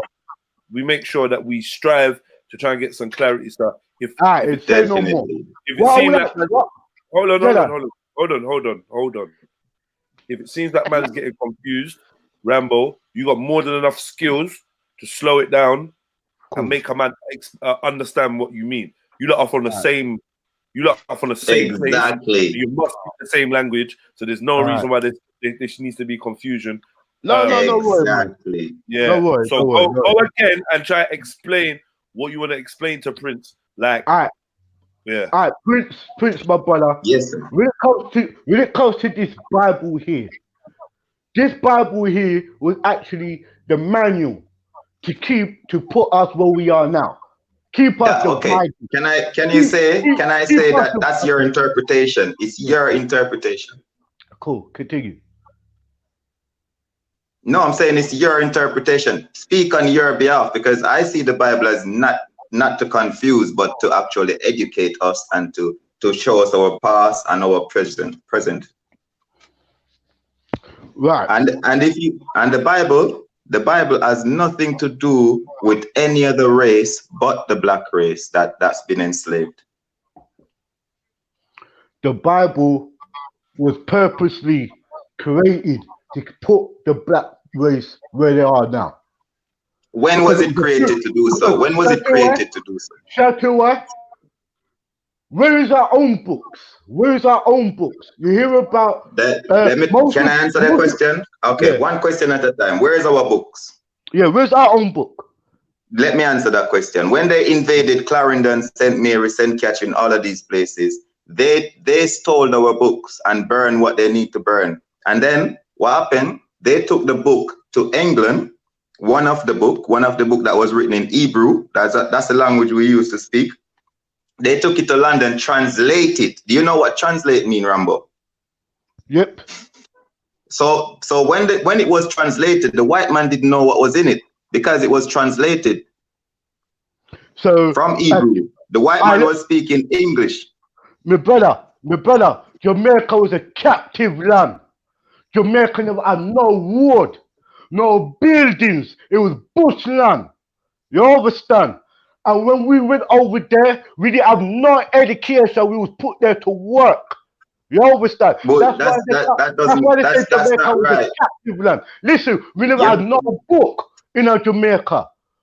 You're not right. That's not right. None of them thing there. No, man. So who was in Jamaica then? Who was in Jamaica? So who was in Jamaica when we... Jamaica was inhabited by the Arawak them, by the black... So it was inhabited or was it habited? Was it inhabited or was it habited by the Arawaks? It was habited. People lived there. Before we was transported there were people there. They did not have no Bible. They did not even know who Christopher Columbus was. They didn't even know the ideology of Christ. Let them know about Jesus or any of God thing. They had their own way of life. They lived off the land. When we came over these there, people used to cut? When they took us to Jamaica, yeah. Do you know what route they took? What do you mean what route they took? Explain what you mean by route. Obviously you're speaking of something you sound so confident about. So what route did they took to bring the Jamaicans there? What I'm trying to say to you is only when the Spanish came over, yeah? What year did the Spanish came over to Jamaica? What year did they come? Well, the Spanish came during the time of what? We can do all the research. Everything you're saying, Jedi now can do the research. Between 1600. But I'm telling you. Bullshit. Rubbish. Jamaica was a captive land, brethren. Captain, you're not saying much. Oh, what are you telling me? Christopher Columbus came to Jamaica in the 14th. In the 14. Hold on. When Christopher Columbus came to Jamaica or to that region of the Caribbean, that is when your so-called Christianity came about. After that, that's when we got worked on, bro. Well, Christianity has nothing to do. Christianity has nothing to do with spirituality. Come, but what are you talking? Let me tell you something. What are you talking about now? Are you talking about religion or spirituality?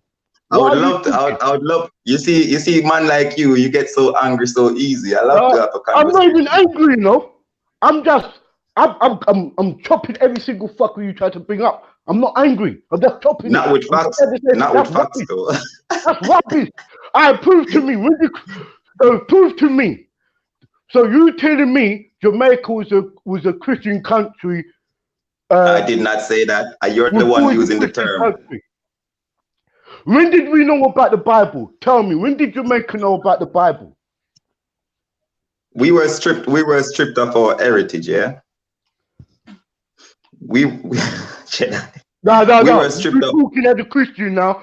You're not talking prior before slavery. I'm saying to you then, okay, what made us a Christian then? Because you came we stripped, so you acknowledge that we were slaves then, and we were stripped. The word is different. Yeah, the word Christianity, come over at a later date.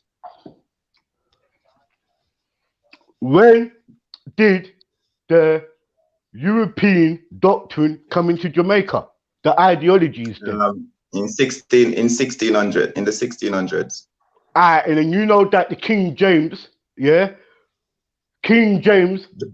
Bible of the translation was actually translated from Greek and Latin into English in the 1600s. Do you know that? So was the English people speaking Greek, Latin, or Hebrew? The English themselves were speaking English, but the Bible. Okay, so who invaded Jamaica? Who invaded the Caribbean in the 1600s? King James. Mean that? No, not King James, but they say the English. Keep it basic. Say the English. Yeah. The English. Okay.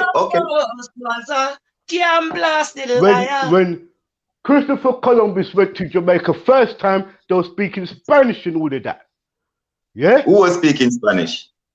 When the so-called story of Christopher Columbus coming over to Jamaica and talking. Speak what you research. Speak what you. The story is by someone. Listen, uncle. Listen, uncle.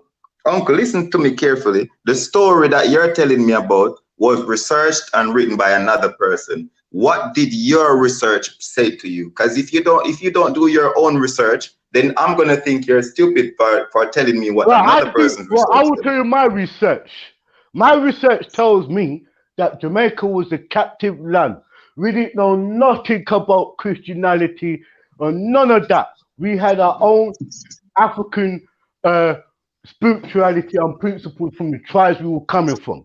Yeah, regardless if it was Yoruba, Ashanti, or any of them tribes, or the Akan, we had that spirituality with us. When we so let me ask you something. This is Uncle. Uncle. Chill up, man. Let me ask you one question now. At what year did the Englishman went to Africa and in order for them to come to find Jamaica to bring slaves to Jamaica? What year? Because remember, England invaded Jamaica in the 1600s. The Bible, King James Version, was translated from Hebrew in 1611. Yeah. So what year? What? You know Ghana, the slave port, yeah, that they said the slave ships left from. Yeah, they say that. Yeah. Yes. at what year did they were they collecting slaves from Africa in order to go through the slave ports to come to the Caribbean, and what? Because I know where all the slave ports are. I know there's one in Liverpool, I know there's one in Bristol, and I know there's one in Virginia. Yeah, man. Yeah, you know, Manchester. Yeah, you know. So yeah, so listen carefully. Through my research, I will say the average years when they were starting to really do that could have been the earliest of maybe the 1400 coming to the 1500, because it's a preparation. You can't just give people Bible like that. It was a working. They was getting work done. Jedi. Yes, King. Can you tell this man the first slave ship landed in Virginia in 1619? That's the first documented, recorded slave ship landed in Virginia in America. That's why the tribe of Judah always say we are the actual slaves that came from Africa, not to Jamaica. Jamaican people got independent because we were already there. That's why we got independent. We can't get independent in a country that's not yours. I believe that there was Jamaicans already there. I also believe there were slaves brought there as well. So there were slaves brought there, but from America, not from Africa. The thing is, I believe there was African slaves. I believe there was African slaves brought there. I believe there was slaves. There were. Hold on. I believe there was slaves brought from Africa to America, and African slaves brought from America to. Can I tell you what my grandparents told me? Can I tell you what my grandparents told me? I would believe there was Jamaicans. There were Jamaicans, Caribbeans brought to Africa. There were Caribbeans brought to America as well. So I believe that there was an interchange, and I think the main thing that what we're dealing with, why we're having different views on that, is because we're waking up to the fact that slavery was not what they have told us it was. All right, thank you. That's a pivotal point. If anything, slavery is more a vehicle to explain how black people or melanated people got all around the world. This is what I've noticed in my research. Certain things don't make no fucking sense. Yeah. But what you just said makes sense. But the thing is, what you need to look at is everything structures around 400 years. I don't know. What do you mean everything structures around 400 years? All right. Say for example, the Bible was translated 1600. The first slave ship landed in Virginia in 1619. Yeah. The generation, when people mention first, second, and third, and fourth generations, they're going right back to where slavery started. Say that. Sorry, one more time. One more time. That last sentence. Going back. Yeah, I'm saying when people speak about generations of this, or when people speak about like when the first slave ship was 1619, and people speak about things, they all use 1600 as a reference. Even the Queen, even the kingdom in England started 1600s.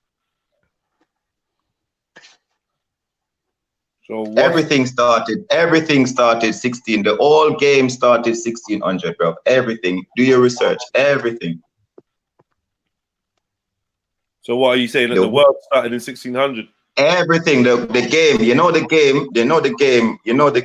Yeah, the game of this God and who will be equal to the next race. Like they say, Cain killed Abel in the beginning. Yeah. Yeah. So you could see that Jamaica, like whoever was killing off people in those times are the devil, and they are very serious people.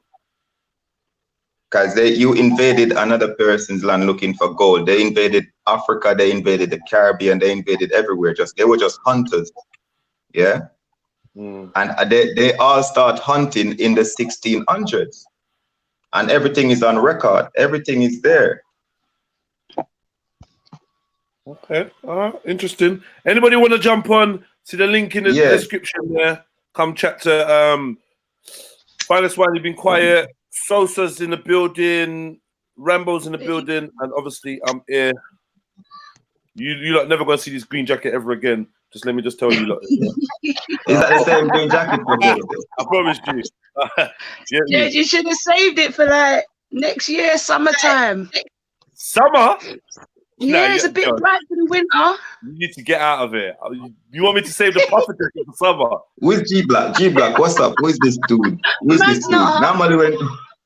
Normally when people say dude, yeah, it's not a nice thing. Yeah, no, don't take it the Jamaican way. I think G Black. Take it that way. He's dissing you. Of course he's dissing him. Yeah, of course he's dissing me, fam. You know why it is? Because he's from G Block, and if you don't know, Prince here, G Block is godless block.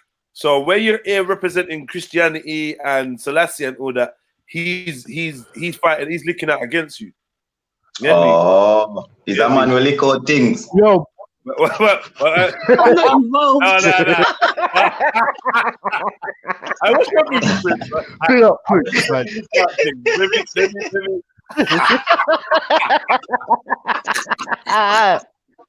Oh, God. Hey, you know what? Yeah, Prince, you're a funny guy. You know? I really like you, know. But yo, Prince. Because you remind me of a couple of the elders that I used to have back in the days. Because it's like you're very stern, but you got a loving heart still. But this Bible's got you, man. This Bible's got you, man. Because it's mine. I'm in it. I'm in it, bro. You're in it, yeah? Yeah, I'm in it. My name is in it and everything. Yeah, I know a few people share that kind of sentiment, but then like G Block represent people that's like, yo, all right, let me tell you, now I'm not even gonna take you down that road. Let's talk about Jamaica. Let's keep going about Jamaica. So yeah, Rambo, what are you gonna say? You don't have no evidence, no history about Jamaica telling me he's wrong. What do you mean no history, no evidence?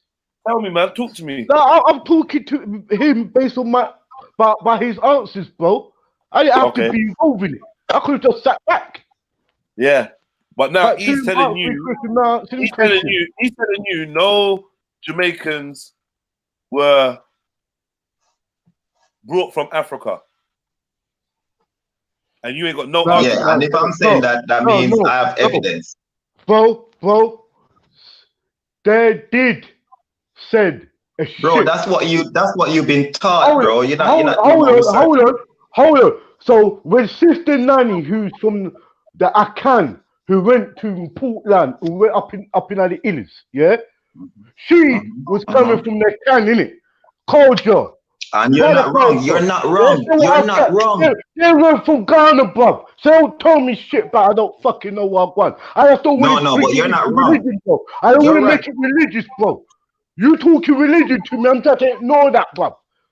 But I said, if we agree on something, Jedi, order, man, order. Yo, brother. Can I just say that you two seem to be agreeing on things, but it's the temperament. But we are agreeing. That's what I keep telling him. I keep saying to you, bro, I'm agreeing with you. The same things. I'm saying, bro, I'm agreeing with you, but you're not listening to me. If you don't listen and agree. So you try to troll me something? Are you trying to troll me? No, I'm saying I'm agreeing with you. I said to you, Nanny was from Africa. Nanny came and showed us that we need to fight because we weren't fighting. Yeah, the Maroons. So what are you saying then? That's what I said. What are you saying then? Wait. A boatload of Ghanaians came over. Jedi, get some order in here, man. Because this guy is off the leash. This guy, get some order, man. Can I just say, sorry to interrupt the flow. Go on. I actually just came on with regards to the generation talk, yeah? Just to clarify it or simplify it, should I say. So, I have a sister who was born when I was 24. Within our family, me and her are in the same generation because we got the same parents and the same grandparents. Yeah. But within society, we're different generation because she's obviously a millennial and I was born prior. So I think you were knocking, huh? No, when you go on. They always not the last. They always not the last. I was in a joke when you said I was born, but it never worked. Yeah. So yeah, I think there was a bit of confusion because we was talking, like you were talking about generation as in it can only be one thing, whereas you've got family generation and then you've got society's generation. Right. What? When people say the new generation, or when people say, I don't know, like what generation do you work with? Because that's just like, for instance, yeah. All right, here, let me give you one. You may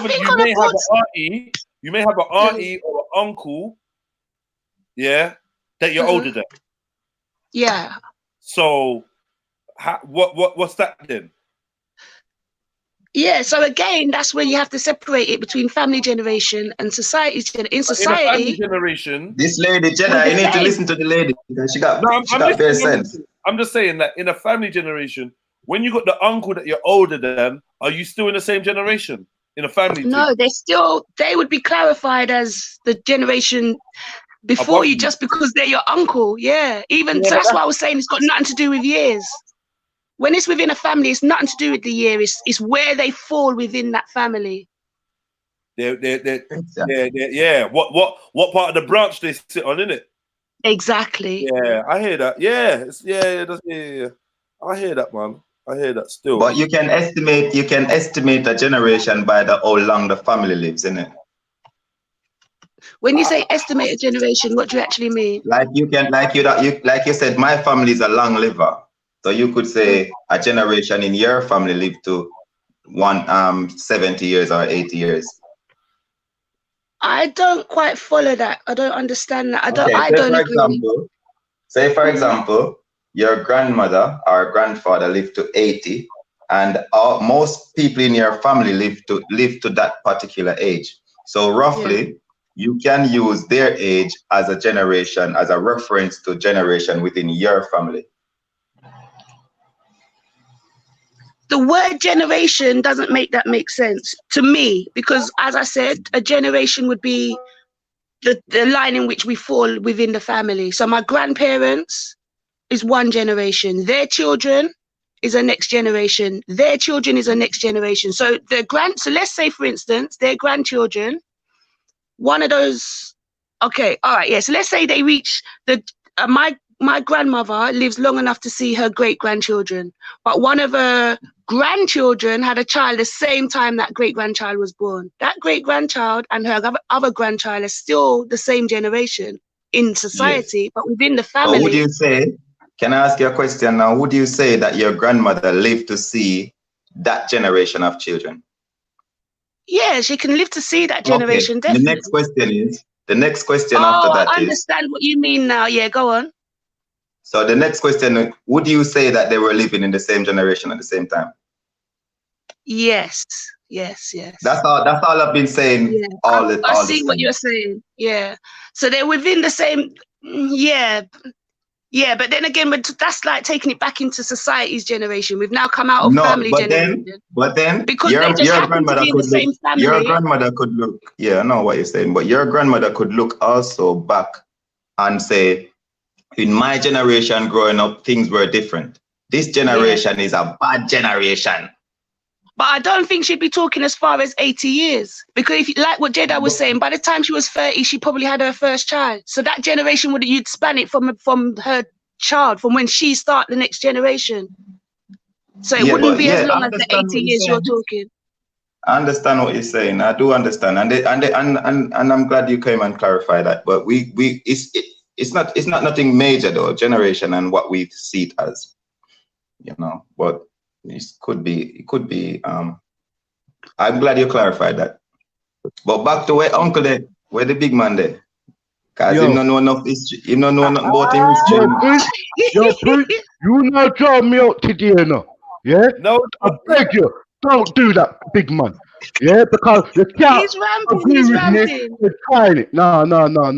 Allow it. You know what? The worst thing is to have an elder we can't give you no history of nothing. That's the worst thing. Well, I give you history, so don't try to tell me no rubbish. And you can't. The worst thing is to have a history with no backbone. Let you drive me out, old boy. I'm not gonna let you drive me out.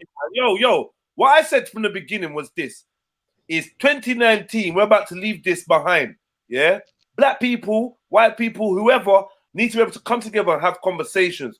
I don't like it when it feels like there's a beef and there's no need for it. There's no need. Like, let's exchange information. If I disagree with you, I'm gonna disagree with you. If I disagree with you strongly, I'm gonna tell you you're chatting shit. But I'm not trying to disrespect you. This is just how we battle. We just how we battle, yeah? Vice versa. I don't want no one getting offended. If you have information to present, let's present the information. Present it. If you got no information, then you just chill. So, Uncle, I hear me talk to you now. So tell me now, Uncle. So there was no road in Jamaica and there was Arawaks living there. You know what? Is how you want me to answer this? Are we got reason, or we got just fucking play games? Because I'm not into it, bro. I gave you we're reasoning earlier. I gave you some gems earlier, yeah. And you try to draw me out and make it like, oh, you're making me angry. You're not making me angry, bro. Yeah. I'm saying to you, if you want to question me and we have a proper reasoning, good. If not, I'm not into it. Because you don't make yourself look stupid from early out when you come with this Haile Selassie nonsense, bro. So don't bring me up, bro. Like, you stay where you were there if you want. All right, let's try and bring some order to this. Yeah. Okay. Let's try. Because because it's just it's just coming out as an argument. So let's try talk it through. What was the first step or the first thing he said that made you think, okay, I contradict that, or I have something other to say to that? Yeah. So you're talking about when he mentioned Selassie. Let's bring it back to that without because he's not trying to disrespect you. It's just, we can just brush that aside and start afresh. So what was the topic about Selassie, and what was it that caught your eye that made you think, you know what? No, let me school him on that. Yeah. That's to you, Lambo. You can't school me on nothing. Uncle can't school me on nothing. No, I'm using the word school. It's not a put down. It's just a word that you. But when you pick out like that, then it's gonna get his back up and make it seem like it's no point in talking to you, because he's gonna see it like you're just picking on. You know what I mean? No, hey, I'm picking on Uncle today. No, I gotta say this. He was really talking to Ultra about God and the Selassie thing. We step back. When we start to talk about this transatlantic slave talk, and he doesn't want to leave the Bible alone, bruv. He wants to be those brothers there to keep the Bible in this conversation. It can't always work with that. I said the same thing him said. 1600, Jamaica was dealing with Christianity through the via of the slave, the British colonial rulers at that time, where the British, when they stepped in the 1600s, started to groom the Jamaicans into the Christian ideology. Yeah, I was telling him before, we were Arawaks. We were also a part of the Carib Indians. I said there were slaves or who I could say there was a boat who came to Jamaica. And Sister Nanny and that tribe was on it, like the Akan tribe. Sorry to cut you. To cut you. Did you say there wasn't a boat that came to Jamaica? No, I said there was a boat. Oh, okay. Sorry, I misheard you. Jamaica via Guyana, and they were part of the Akan and the Gar tribe, who Sister Nanny and Kojo, who fighted on behalf of the Maroons who rebelled. They went up in the hills. They were the Maroons who did not want to be, conditioned or caught into this prison. We were prisoners of war. We really are Africans, prisoners of war, who went to Jamaica. Most elders all know that we call it the captive land. We don't glorify Jamaica like that. Even Bob Marley said, Marcus Garvey said, them now business about their land, the captive land. Their business about the home Africa. We all know what that Jamaica is a captive land. It was a prison. There was the roughest seas. There were sharks in the seas. The British who put the Spanish and the British who kept us on. What happened? His battery probably died, because the picture stays for a while. Yo, can you hear me? Yeah, we can hear you. Yeah. But hopefully you can still hear the response still. All right, so what I was basically trying to say, the Nyabingi, the 12 tribe, I know that Africa is our home. Most Rastas would always say that Jamaica is a captive land. We know it was our land of our where we got the conditioning and the Bible broke us. As I said before, that the Bible they use. Oh, can you hear me? Yeah. Can hear you, but I the was saying guys that the dropped. Bible.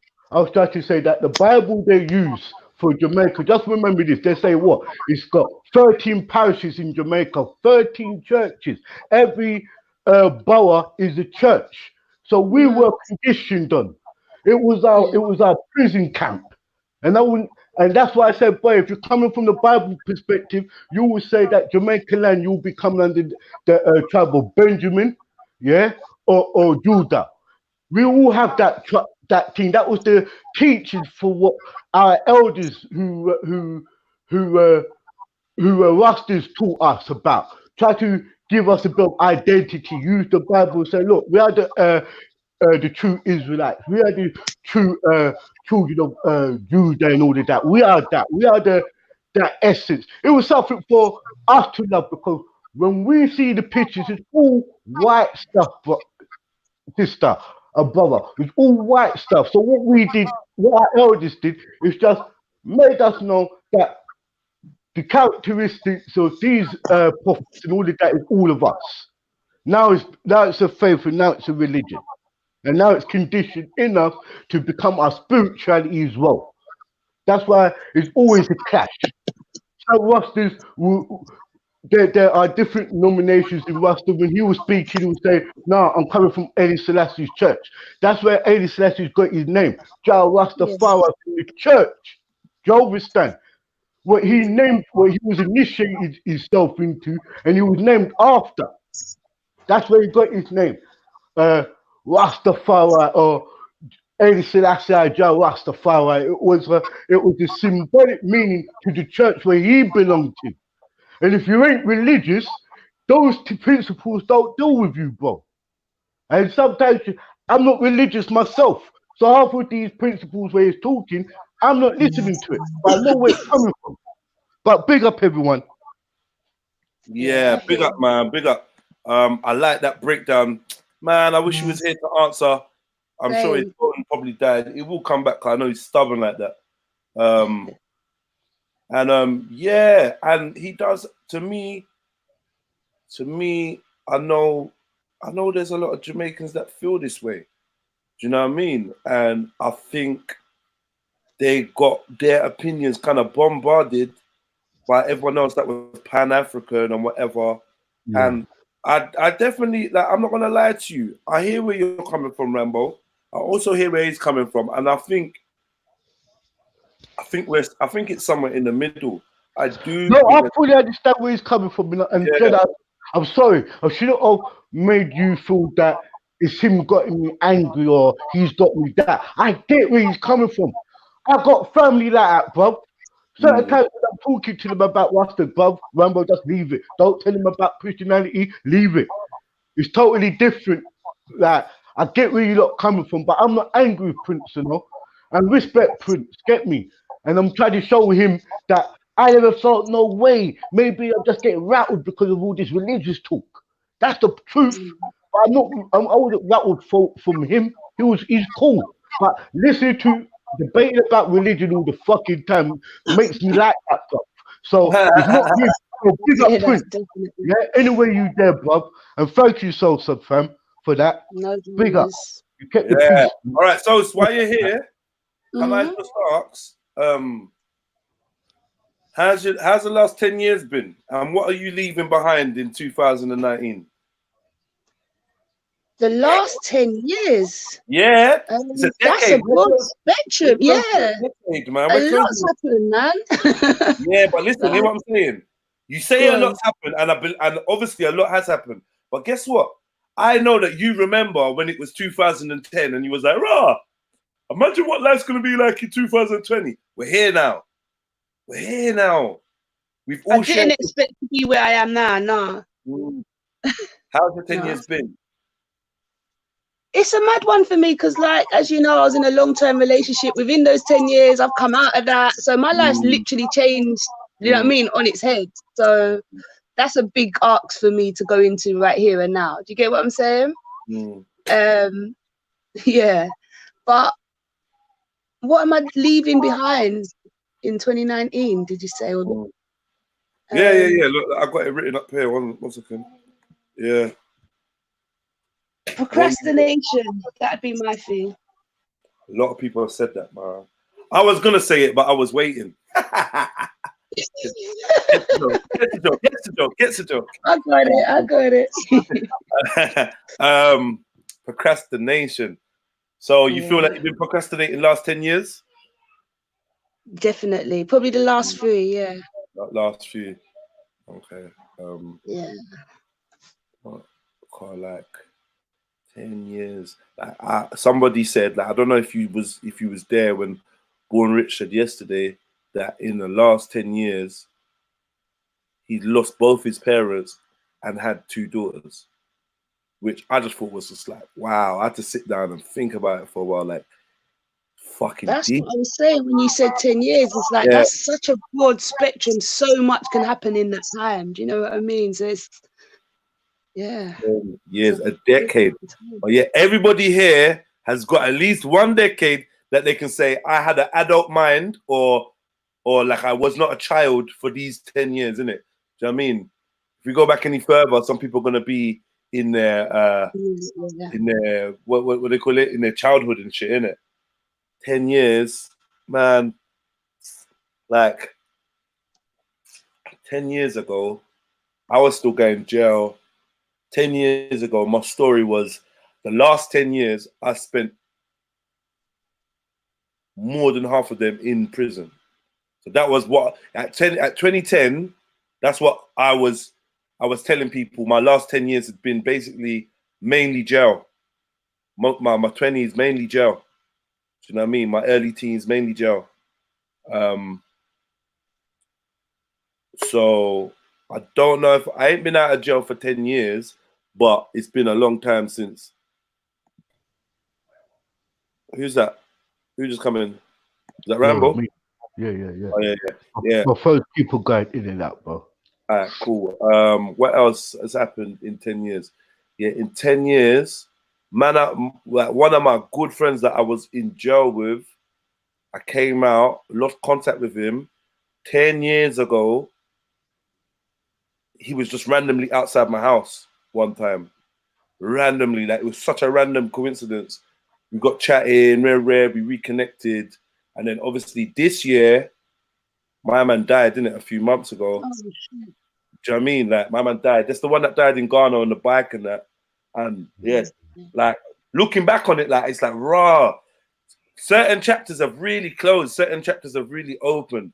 Like, do you know what I mean? Like I got like a child that I've not seen for 10 years. Do you know what I mean? Like, and I've tried and tried to the point where I thought, like, if I keep giving energy and emotion to this scenario, I'm gonna go nuts. Do you know what I mean? Because I'm quite a family-orientated person, really, at my core, innit? And yeah, that was playing on me for time. And now I'm looking at 2020, like, what do I do? How do I move forward? Because I opened the door in the last few months, and yet again, it was just the wrong thing to do. Contacting people, trying to do this and do that, it was a wrong thing to do. Got it all thrown back in my face, and I'm like, yo, in 2020, you have to really appreciate the people you got around you, appreciate your friends. I hope that in 2020, I don't make any friends that I need to cut off by 2030.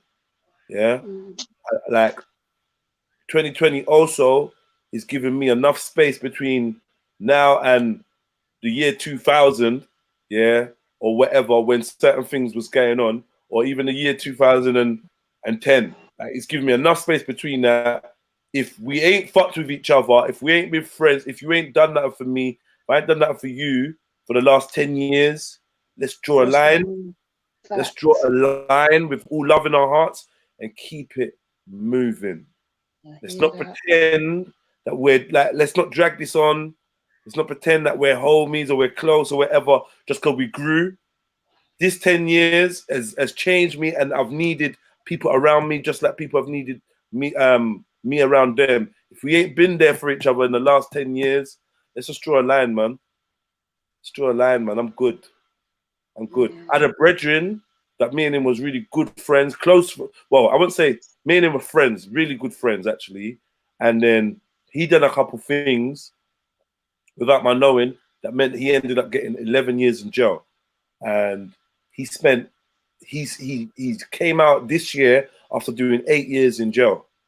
And I don't mind telling you, I didn't go and see him.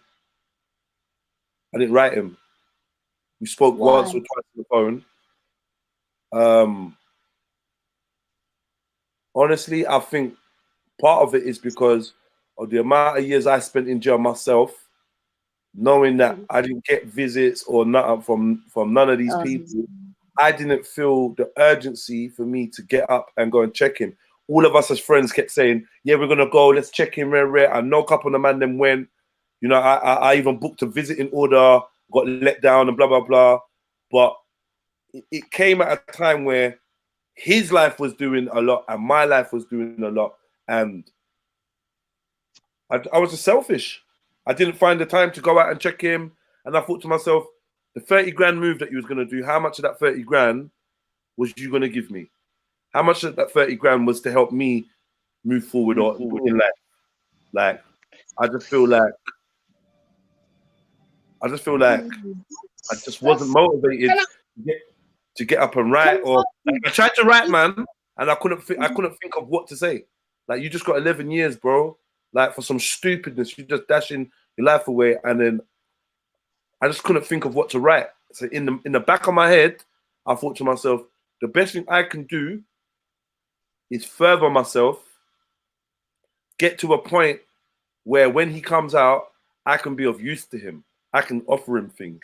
I can help him. And I don't know whether I'm there or not. I don't know. I don't know.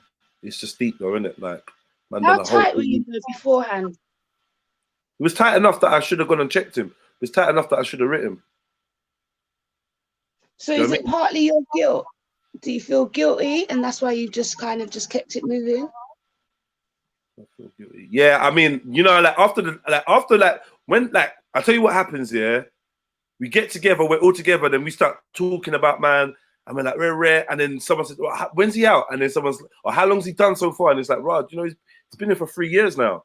Like, 3 years, fucking hell. Because it doesn't feel like 3 years. You feel like you always got that time. So like, don't worry, man, I'm gonna go link him. Summer come, we're gonna roll up there, we're gonna do this, boom, boom, boom. Like the writing thing, I didn't feel too bad about.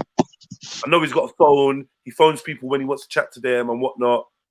Like the writing, I know he's got his gal and his family and cousins. I didn't even feel bad about even going to visit him. But I weren't there for his sentence, innit? I weren't there for his sentence. He done his sentence, he done it on his own. Just like I did my sentences on my own. Yeah, that's what I was going to say. Like life sometimes sliding doors sort of thing. You're doing your thing, the next person's doing theirs. As much as you're in each other's kind of circles, your lives don't actually mesh.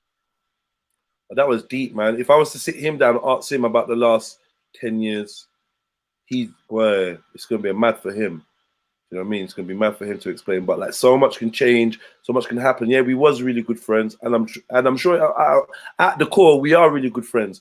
But I could understand that he may be in his feelings at some point for whatever reason. I don't even know why. I don't owe him nothing. Like, we're friends. I didn't owe him a prison visit. It just changed my whole mind on how I see people and how people interact. Like he caught feelings about the visits and that from very early. I think that put my back up, and then it got me into my mode. Like, hold on, bro. I've done these years. Like, it might be spread out, but I've done jail time, bro. I've done. Can I just, because you know, like I always try to throw not the spanner in the works, but almost like the devil's advocate. Can you see from his side, though, that he's probably thinking you, of all people, should know how I feel right now? 100%. 100%. That's probably why he slyly kind of has been reaching out to like man them, but like not me like that. But it's like it's cool, man. I don't mind. Maybe he needs that lesson. Maybe I'm supposed to be that friend that teach him that lesson. I don't know, because I know my heart is pure. I know my heart is genuine. And if, in all honesty, when I spoke to him, I'll tell you what happened. Yeah, like I'm making it sound very simplistic, but the last 6-7 years, so almost for the amount of period he's been in jail, I've been in my own kind of prison. I've had some seriously monumental things happening in my life, from going to Nigeria, meeting my dad, to finding out stuff about my mom and my family and my history, to finding out stuff about me, to being like stalked and hounded by some high up influential people, to having children. There's just been a lot of things. Spiritual shit has gone on. I've seen things with my eyes that I never thought was real. I've experienced, you know, I've done an exorcism on someone. I've been, it's just been a mad 10 years. And one time I had a conversation with my man on the phone, my brethren that was in jail. I had a conversation with him, and I was just like, yeah, bro, like, listen, it's been mad. Like, I'm sorry I ain't come and checked you or whatever, but I'm not gonna lie to you.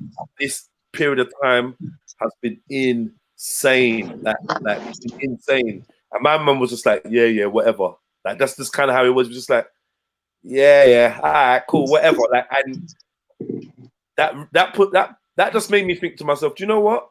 Let me go through what I'm going through in life, and you go through what you're going through in life. Because in your head, you think going to jail because you try to do whatever you try to do, try to make some money, and you going to jail is going to be bigger than anything we are experiencing out here on road. And it just worked. It just now go like that. It's not like that. So I was just like, you know what? That kind of freed me of a bit of guilt as well. I was like, you know what, bro, do your thing, man. I'm doing me. I don't feel bad for being caught up with what I've been caught up with. Anybody that knows me close enough knows that this 10 years, I wasn't even sure I was going to make it through. I wasn't even sure I was going to be here today.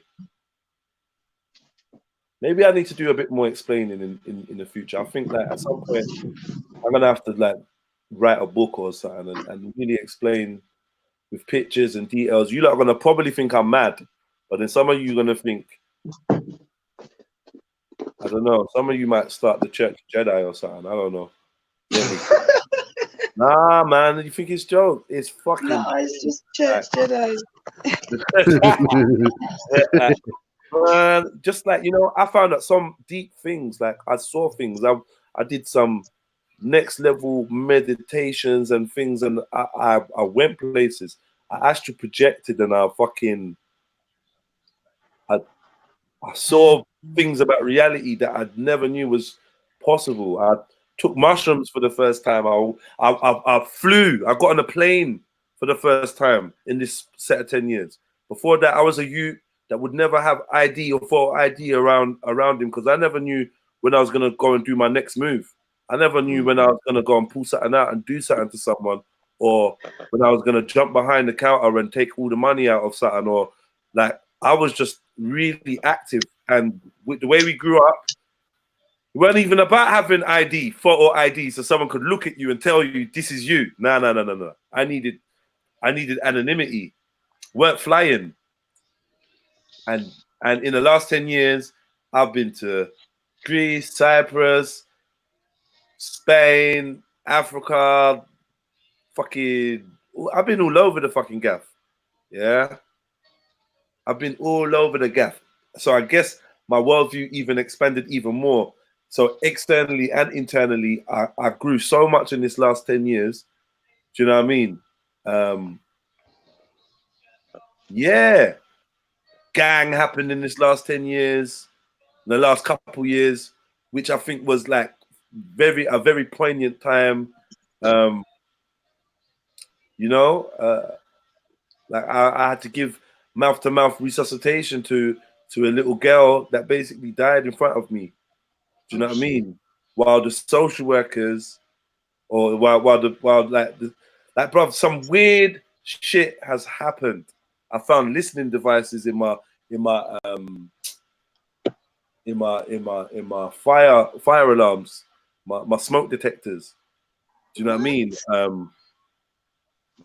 Like, I've been invited to, like, bro, I don't know, man. I've seen weird shit, man. It's just been a mad 10 years, and we're here now. And the last 6 years or 7 years, I think, like, I was just in prison, like I said, and now I feel like whether I'm in prison or not, I'm still gonna attempt to break free, and it's refreshing.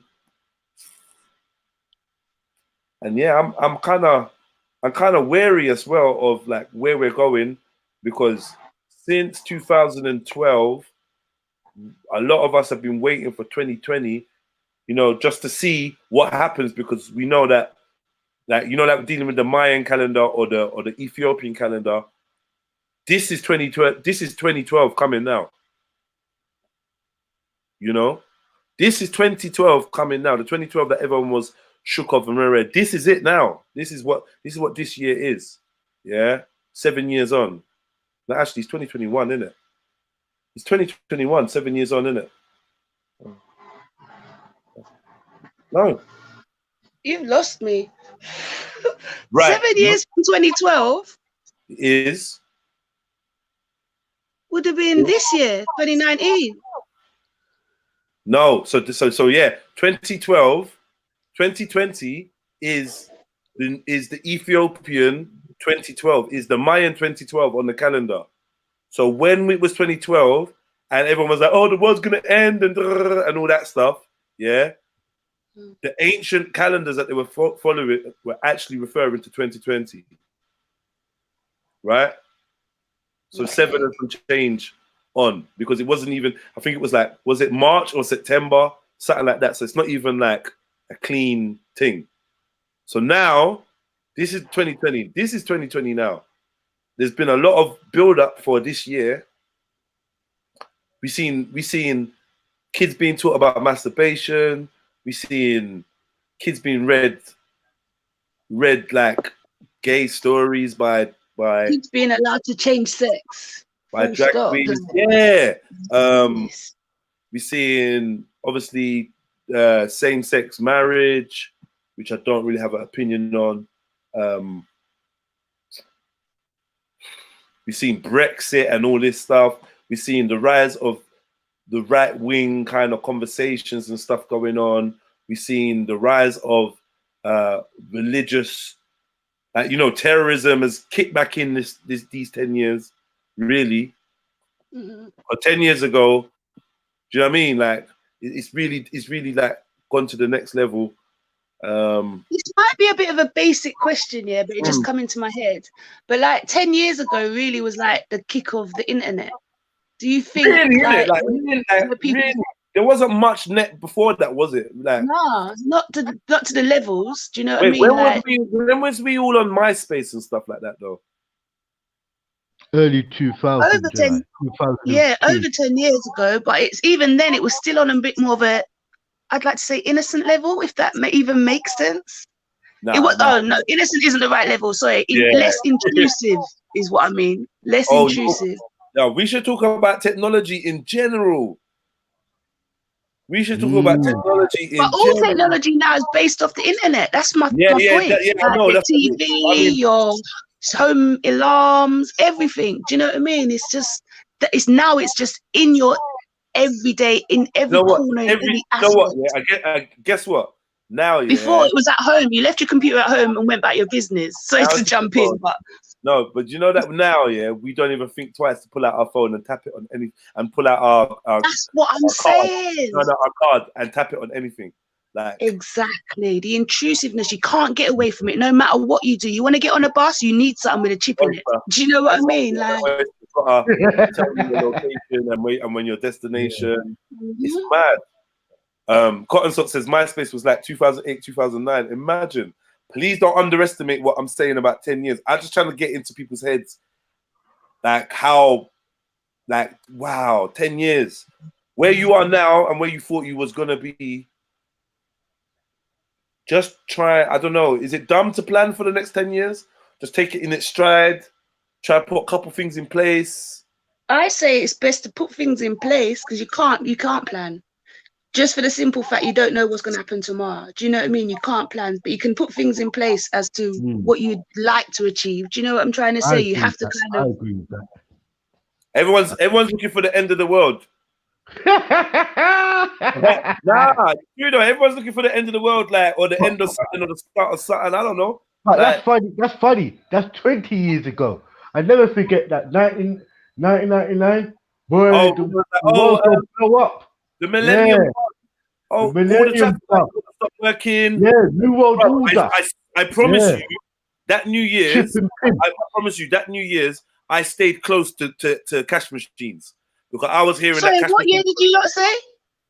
Like, basically 1999. Okay, yeah. When it was like, oh, the cash machines are gonna start spitting out money. Oh yeah. With the computer's gonna shut down at midnight or something. I remember. Yeah, all sorts of stuff, Jedi. You had people waiting for a big craft to come home. Yeah, the mothership's gonna pick them up. Bad stuff happened, bro. Didn't one cult-like church all kill themselves? Yeah, all at the same time, one mass suicide. I'm not sure when that was though. Yeah, but I know people did. Someone did something. They had some agreement, and then I swear that was for the 2000. See, I think that kind of comes when you're trying to plan too far ahead, because you kind of then have to kind of predict what the future's going to be. Yeah, and your predictions, you could think up the worst. Do you know what I'm trying to say? Yeah. So when you plan too much, it just kind of, it maddens you, if that makes sense. Even though you're not actually certified mad, but it maddens you because your way of thinking isn't going to be rational, because you can't really comprehend 10 years from now. Some people used to think about take their money out of their banks. Now they look stupid and put the money back into their accounts. All stuff like that. No? That's what hold on. That was like 2010 when we had that whole economic. What did they used to call it? Recession and all that. Yeah. When that caused bank collapse. And all of that. Yeah, what was it? That Scottish bank or whatever that collapsed, isn't it? Yes, Scottish bank. Yeah. Yeah, that bank collapsed. There, people got bumped. Then people started lining up around the corner and then saying, "Yeah, I'm taking all my money out the banks." I was even one of them people that I'm like, "Yeah, man, this bank thing is mad." I didn't realize that your money in the bank weren't safe. I thought like, if it's in the bank, no matter what. Jedi? Yeah. I gotta say, rest in peace, to those people who thought making a vote and then go in the vote in 99, and shut the door themselves. This don't come out. Get me, bro. Bad stuff happening, though. You can't let the critics. Who made a vote? Who done that? No, a vote. You know what a vote is? No, when you the vote is gonna blow up. Yeah, bro. It was all stories like that. Pete, now one guy in fucking American built a vote where they tried to say it come out. But that could be just a conspiracy. But all that stuff happened. Some people got really heavy though on it, Jedi. I don't. Yeah, even now there's guys in America that are nuts on it. They've got bunkers underground and all sorts with all their so-called ammunition and tin foods and all sorts. They got all sorts of people. Yeah, the bunker.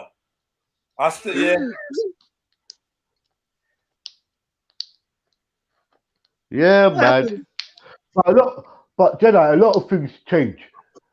Computers as well, bro. PlayStation came out about what? 2000.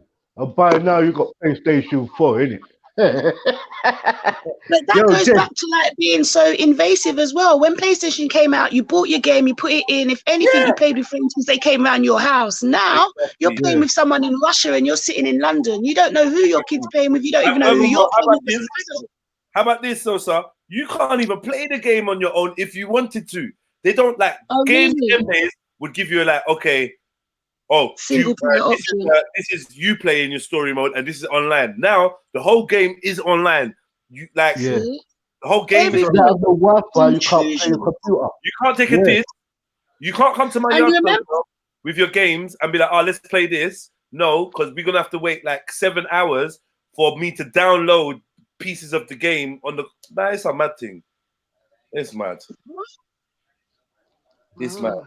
You know, like how you used to swap games and that, or just bring. No, I hear what you're saying. I just can't believe that it's got that deep because I'm not a game player at all. Yeah, no, you can't do that no more. No, so you can't buy a game. You can't buy a game from a shop. Take it home, sit with your friends and be like, all right, boom, let's put this on and let's play it. No, you put it on, then it's gonna talk about downloading disc 1, and like literally like 7 hours. Remember that. And look at that. You see, like when you hit on a page and it gives you cookies and whatever, that's all that stuff's doing. That's just a direct link to your house. You've accepted us being in your house, knowing what you go online and do now. Because I got a confession, yeah. See this cookies thing, yeah? Because you know, like they always have to tell you and warn you and let you know about the fuckery they're doing. So this whole data protection and this whole argument about cookies, I never really paid no attention to it. Now I can't go to any site without it asking me for permission for cookies, and I just click yes, and it always makes me feel funny when I click yes because I'm like, Jeds, what are you giving permission to? You're not reading fine print, you're not looking into it. It's been for years now. A cookie basically means that they can put like a small. I can only use layman terms, right? But it's like a tracker basically. So. They can say that you've hit that page. That gives them. That's how they get their revenue. So every time they place a cookie, it's like I don't know. It's like they can. All right, you see when we say that we were talking about something and then the advert pops up. A cookie basically trails what you do so that you will go on Facebook or go wherever and you will see cookie adverts relative to what you do. So if you're into traveling, you will keep seeing traveling. Do you know what I'm trying to say? So it's like it kind of scans what you do online and makes everything that adverts that pop up for you relevant to you. So you may not get the same adverts as me, even though we're scrolling down the same timeline on Insta or Facebook.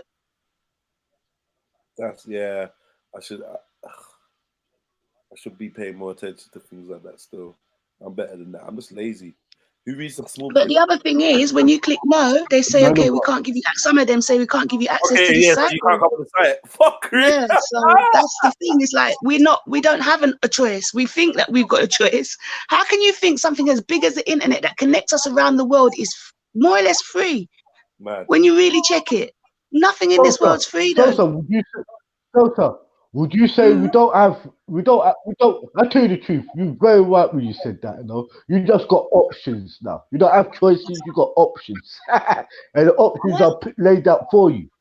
Because cookies did that to me enough. You know, that you see a news article and it says, this is a part of cookies. If you want to read it, continue. And if you don't, the whole thing shuts down. Yeah, man, cookies, boy, fucked up. Privacy laws. Yeah, there's no privacy laws no more, bro. None whatsoever. And then the other side of things is all this genetic stuff that they're doing, you know, like I'm gonna say cloning, but let's move from cloning, cause that's still a big debate. But like the whole design of the babies thing, surgery as well. Fucking hell. Last 10 years, surgery, shit. What about the ones that we don't see? That's in our face. The stuff like the foods we eat, the vegetables. We're buying vegetables that we think are grown the same way they were 10 years ago. They don't have to tell us certain ways of how they've adapted certain growing methods. And, do you know what I mean? So that's when I found out about the tomatoes. Like basically, we don't have tomatoes anymore, innit? Like they're not real. Yeah, they're not real. Like, it's like hey, Jedi. I knew it though. I eat tomatoes for good reason, you know. I don't know what grapes that we eat now. No, we don't. The grapes that we're eating now, they're not the same grapes we were eating when we were growing up as kids. You know, I used to love the grapes, you know, and now like I used to. I bite grapes and I'm just like, look, no seeds. Like the skin ain't right. Everything about it. Even back in the day, you never really used to love a grape skin, but you could manage it. Now, it's like tough. It's almost plastic. You just kind of spit it out. Yeah. Yeah, you're right. Oh, watermelons. They fuck with the watermelon. Totally. So I don't even like it again, really like that, because you bust it open and it's like black seeds in it, boy. no black They're seeds. little Couple unripened of white seeds. ones. If they even, but I see the whole melon. They got seedless melon.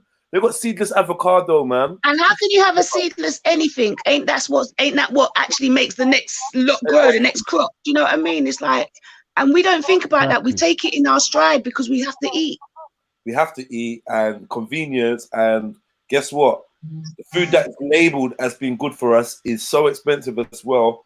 We ain't got all day, you know. We ain't got we can't work all our whole life. Hey, Jedi. Yeah. Jedi, when was the last time you got McDonald's? On the real? No comment. No, don't lie no more. Come. No comment. Don't lie no more. Last time I went McDonald's. Yeah, no lie. I don't care if it's for apple pie.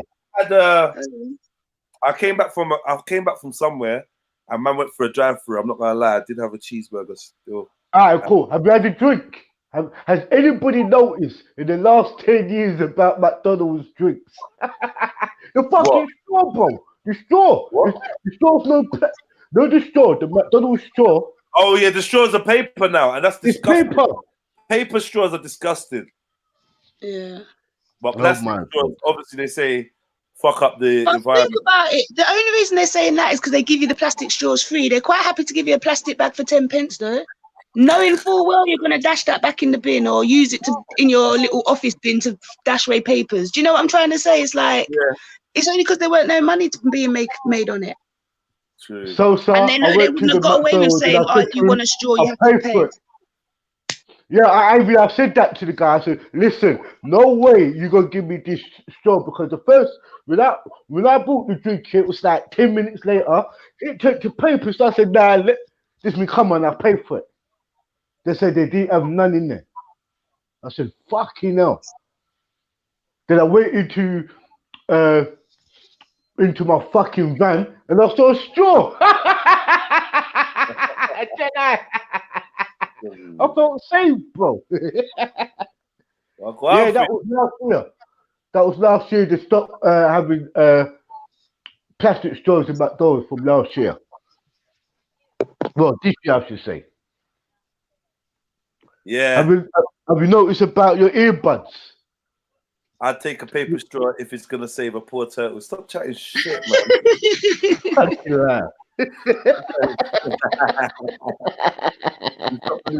In some cases, like seedless herbs or pollination. Yeah. What else? Yeah. The attitude towards weed or smoking marijuana. Yeah, it's been. It's disgusting. I'm not gonna lie to you. Like I'm gonna give you my example. Like smoking weed was always something like counterculture. It was always something that, you know, only a certain section of people done. Yeah, but we knew that most people enjoyed it behind closed doors. Yeah. Demonized, but at the same time, those that were involved in the culture, there was still a level of a spirituality about it. And now it's mass produced, marketed, all these different flavors, all these white folks in America, California, becoming multimillionaires and billionaires over it. England becoming the largest distributor of medical marijuana around the world, and then them sitting in jail for weed. Like this is disgusting me, man. And why are they sitting in jail? Because they made money without paying taxes. Simple as. And even the people, not even the way that weed is being marketed is come like it's crack. Like, yo, this pipe, that pipe, this rare, this dabbing. Oh, we make it like this, and we make it the obsession with the weed and the consumption of it. Fractionated now. Sorry to cut you, but just to add, it's kind of fractionated now because you still got the kind of the uncle generations that, you know, sit and they bun their herb just to relax. Yeah. But then you've got the next side that is like, it's a sport. They got every bong. They want to make the biggest smoke. They want to smoke out a whole room. Exactly. So that is 100% right. Abuse. I'm the uncle generation. I don't know all the weed names, bro. I don't know. And then there's us in between. I'm not even gonna front because I'm kind of in between. I'm not into, like, it's not a sport for me to smoke out a room or whatever. Yeah. But if I'm at home, I I'm not touching a cigarette. Do you know what I mean? If I know I'm not going on road, I'm not touching a cigarette. So my uncles and that, they weren't on that level. They knew they got up, they do what they're doing. They might bun a spliff first thing in the morning, but they get up, they go and they do what they got to do, blah, blah, blah. Even if they ain't got nothing to do, but they make sure, keep themselves occupied. Whereas I'm quite content in, I ain't got nothing to do today, so let me just chill. I might be doing washing or whatever in the house, whatever needs doing in the house, but do you get what I'm trying to say? So it's that kind of, that's the next fraction again where I'm kind of abusing it. And there's a lot of us that do that. I can get up and do what I've got to do when I've got shit to do, but when I ain't, I'm quite content in my house. Yeah. That's not right. Do you know what I mean?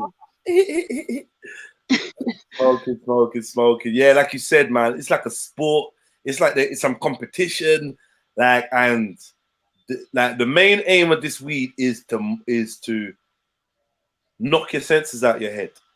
That's what, like, whereas before you get a weed, oh, mellow vibe, or this one make you laugh, this one rare. Even you get certain weed prescribed for lack of appetite.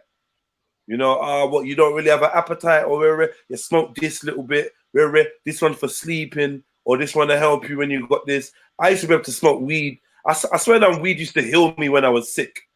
Now, if I can't smoke. You know, literally, I would smoke. No, I hear what you're saying. Huh? And I was saying, I'm agreeing with you. Yeah. And now, if I'm ill or whatever, I get put off for smoking.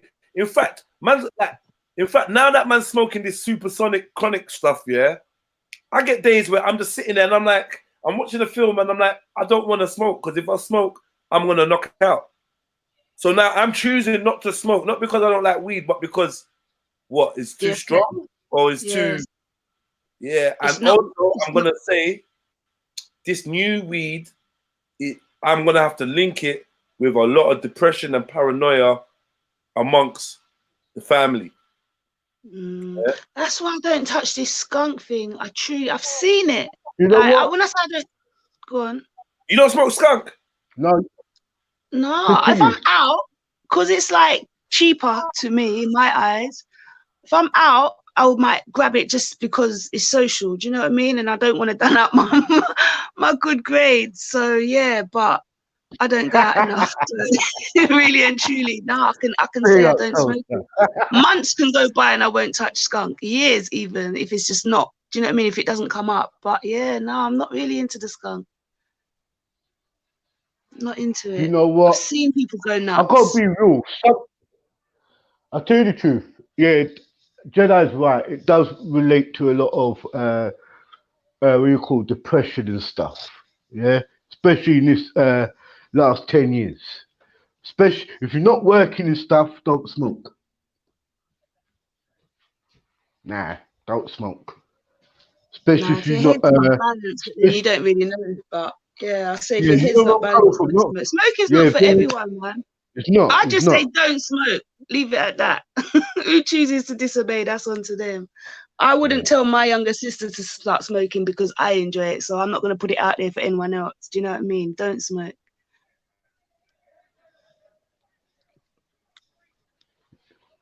Yeah. Jedi, you're right, man. This last 10 years, boy. Yeah. Seen things change. See things changing now.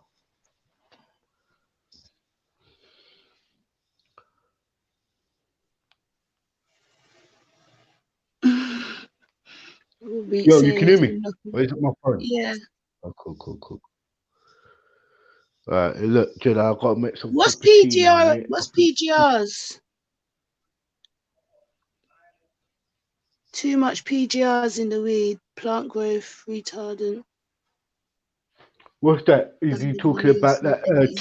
Is he talking about that thing what they put in it to make it? What do you call it?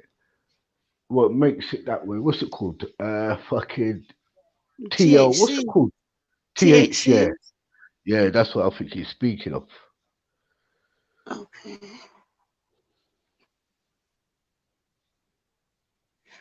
What's the change in the next 10 years? What's your people's predictions? I don't understand that question, Mr. Architecture. What's your Who's people's? Yeah.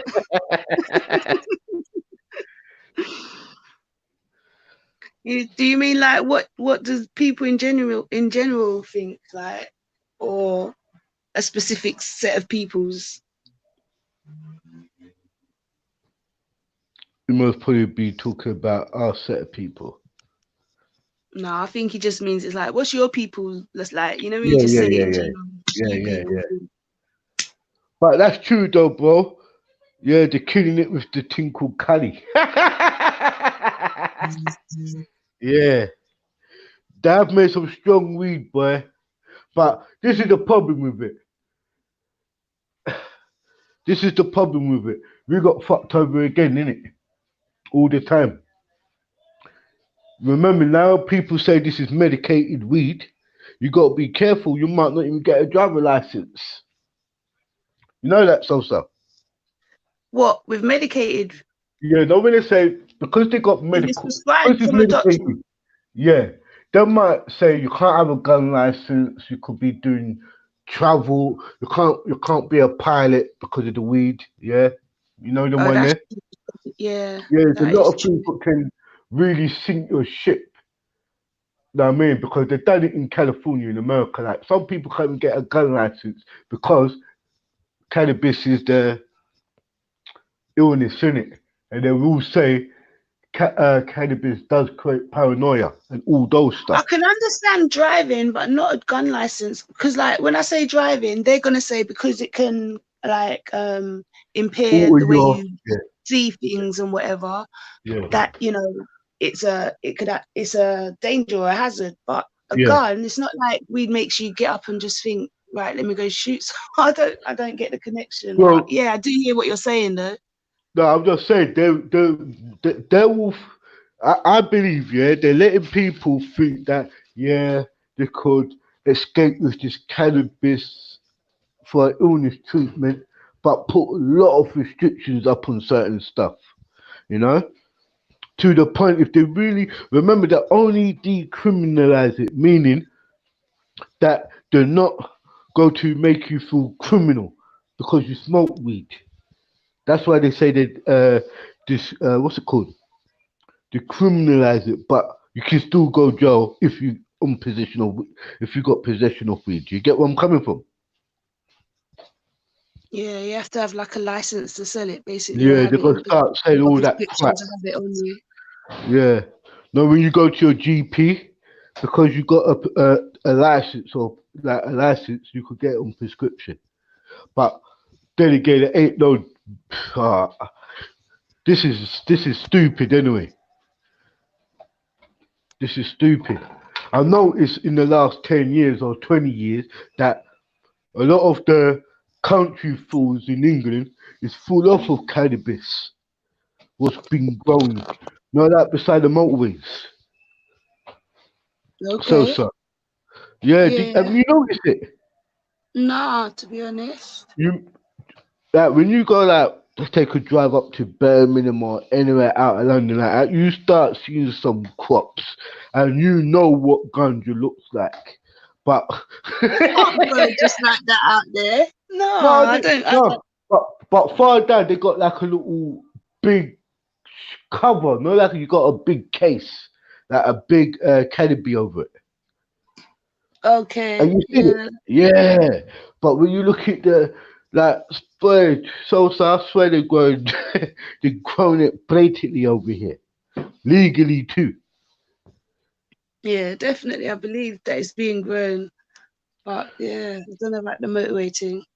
And you but yeah, see it's it? all the madness. It's just like I'm saying though, but it's still back to how intrusive everything is. Do you know what I mean? Because like you're gonna have to have a prescription, or even if they make it legal, you're gonna have to like you'll be seen. Do you know what I mean? We're known for having the most cameras in Europe. It's just they're just to track and all right, that one smokes, that one needs it for this, that one kind of fiddled the books a bit to get it for that. It's just to put everyone in their place, put everyone in a bracket, put everyone in this. They got certain shops now with just a testing ground for it. Like you can go there and buy strong, weak, or mild, so they call it. It looks like the crow what you see in the street, but it's just medicated. They're doing the testing grounds now. They've got little shops and stores setting up all over the place. What, in the UK? Now, yeah, oh, okay. They've got one in Tooting. Oh, a lot of money. shit. So, yeah, you could go there and buy weed, but it's like they say that it's like they got what they call it. No, they call it light, medium, and strong. But Yeah, it's it's probably all like synthetic stuff though. It's not like what not what I want to smoke anyway. So no, I go to not. Amsterdam, I don't smoke. I don't touch nothing out there. It's horrible. I did try it, obviously, but ugh, Thank you. I went I was out just there out and there ended up weed smoking free. ash. Imagine Oh that. no, I didn't even. I just thought, you know what? This is my detox week. Oh, I got there jeez. and smoked crow, and I said, "Bob, the crow's better on the road. I could go to a 17-year-old you to get my crow from them. It's more stronger blood." But I realised the man said, "Oh yeah. Try this Moroccan thing."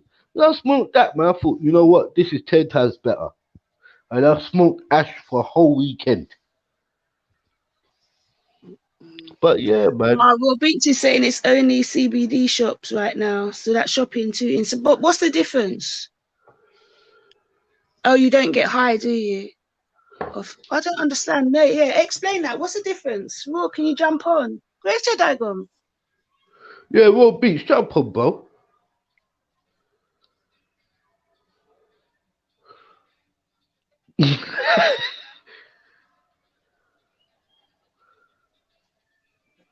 What's that?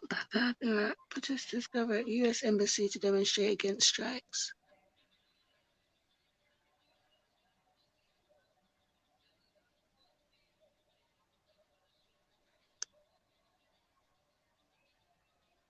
What's that? Just Feed. Is it live? Is it breaking news? Or is he like just playing a video? What's going on? Who's that? What's on the screen now? No, that's Jedi, man. Boy, Jade, you're gonna have to come take back your show, you know? Because I literally only came onto the generation. How long ago that was? Yo, Jess, man, come take over.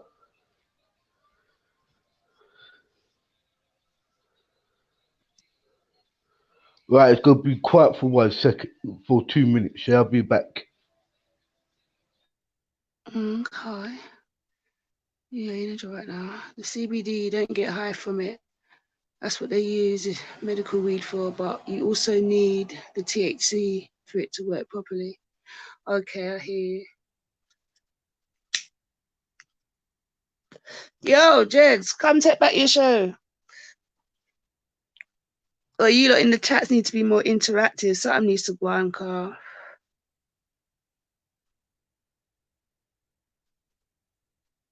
It's going to be silence otherwise.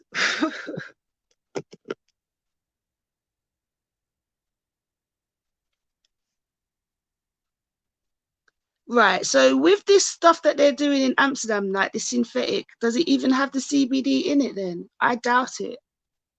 Because how can they, like, well, I guess they can reproduce the healing part, but I think it wouldn't be as, yeah, it just wouldn't be authentic.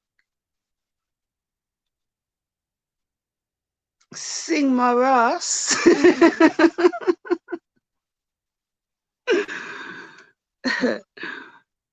Sing. Let me see if I can find a tune to play, Carl. My mind ain't in it right about now. For the talking, I can't talk nonsense on my own.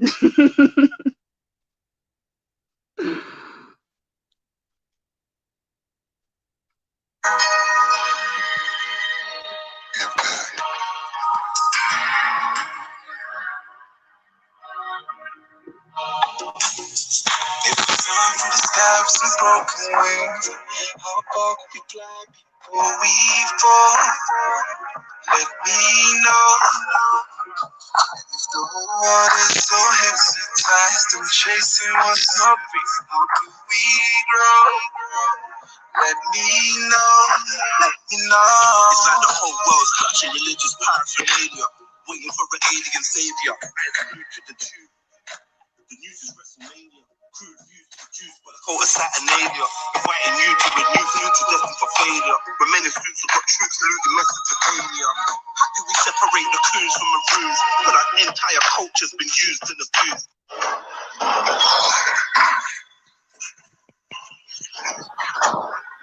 Yo. I'm back. What happened? Okay, I hear. I'm back. Sorry I left you lot. I just had to sort something out. Don't know what that is. Right, family, what we saying? I'm not really into. Yeah, so I just muted you because I came back and. Okay. Cool. What go on now? CBD. All weed has THC and CBD, but they can alter it. There's more CBD. THC cures cancer. That's why THC and CBD, but they can alter it. I do think that THC is more than just getting you high. These lot oversimplify everything. Like, oh, the CBD is the good thing, and the THC. No, that's not where it came from. Who was it? Let me scroll up. Someone said something about PG something, and I asked, what is that? And then I asked, is that the same as THC? So they're clarifying the difference between THC and CBD.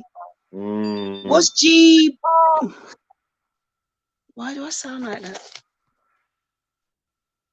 Trying to find a comment. They're killing us off with Cali. What's PGR? PGR? Yeah, some 77 Soldier said too much PGRs in the weed. So I asked, what's PGR? Is that the same as too much THC? PGRs? Come on, read it again. Sosa, you do better than this. Do better than this, Sosa. Read that comment again. Banned in the US in the 80s. Oh, Jedi, don't do this to me, man. Like I said, when I ain't got nothing to do, I smoke. Did you see it though? Did you see it? Did you see what I'm pointing you to? No, ain't even looking. All right, this is the comment. Yeah, I'm gonna put it up on the screen for you. You want to know what PGRs are, right? Yeah.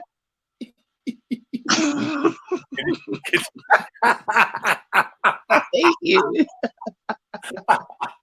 All right, I think you've seen it now, so we got. That's funny. Oh, sugar. You know, he must have rolled his eyes when he said, "So what's this?" Because he didn't answer, you know.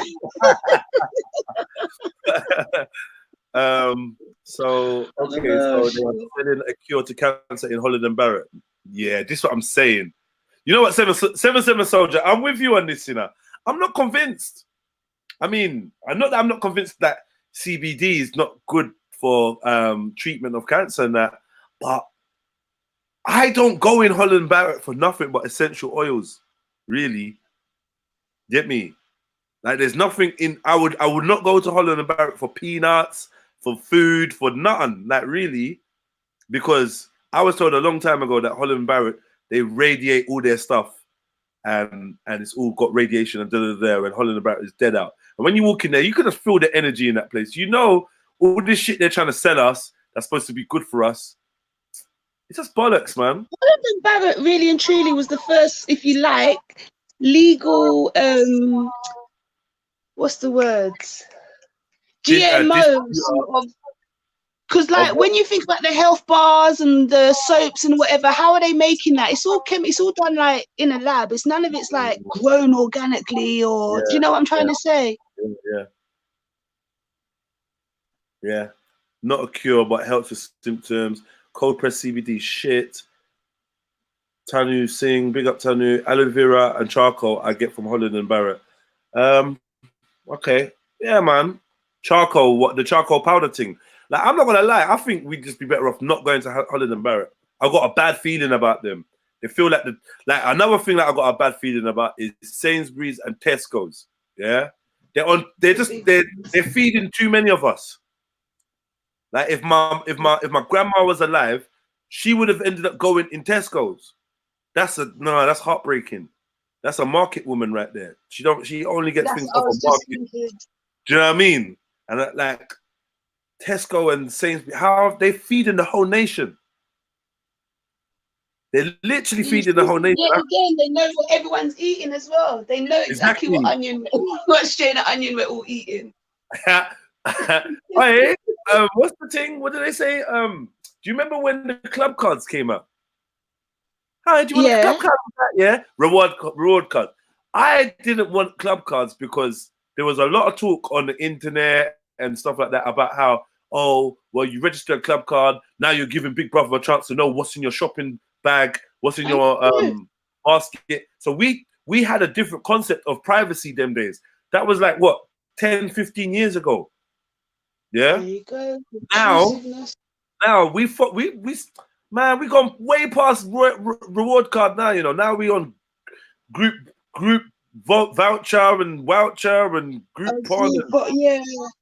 Boom, would link to our phone, to our account, to our this and that. But you can't even start up an email address without giving your phone number. And your phone number is obviously linked to all, like your phone is your whole world. Linked to everything, everything. Your family, your friends, your work, they got everything. You don't care about privacy no more. Fuck privacy. So here's a new thing, yeah. I think they've done a Black Mirror on it, yeah. Shouldn't we just live in a world where everything's just up front? Just out in the open. Fuck this privacy thing. Just be out. What have you got to hide? Everything just up front. No private accounts no more. Huh? That's what they're leading to, because at the end of the day, that's what they're going to say. If you've got nothing to hide, you've got nothing to worry about. But they just had to introduce it in a way where there's no other option. If they just said to us, okay, this is what we're doing now, everything's in plain sight, people will just avoid things and find other ways. They'd mass together and find another way. So they just put it in there, slowly dripped it in to the point where now they can just tell us, right, this is what it is. You ain't got nothing to hide. Anyone that says anything different, you know what? we've got a right to take you in. We telling them so, sir. It's not even that. That's how they dropped it. They dropped it. So eventually we'd be like, oh, please, can we have one of these? And then they're just gonna smile and be like, yeah, of course you can. Can we have this, please? Oh, well, I want my children to be safe on the internet. So can you just put this place in that in place and this in place? Very rare. Like, oh, well, I want to know where my children are during the school day. I want to know what classroom they're in. So can we do this? Or I don't know. It's weird, man. It's like this phenomena, yeah? A man's mom is dead. Yeah, dead. Gone, dead. Yeah? Dead. Man's mom's been dead for 10, 20 years. Yeah? Then it comes to your mom's birthday, where your mom's been dead for 10, 20 years, and you go and pick up yourself and post a picture of her on the internet and write some information about her on the internet, and some like you're sending her a happy birthday message. Yeah. Now, like, explain to me how the internet has become like, who is that for? Yeah. Who is that for? Like, because I don't know what people would have done before, but I mean, I got a couple of my brethren, they lost their parents. And I remember from being a youth, a picture of the parent would be up with maybe like my brethren Samer. I hope you don't mind me saying that, but I know he's like one of the first people I knew who's lost their father. So growing up, Samer's dad was never there. Samer's dad died, yeah? Like, I'd never met Samer's dad. And then when you go to his bedroom now, he's got a memorial, like, which must have been from the funeral, like a leaflet with the program and a picture of his dad.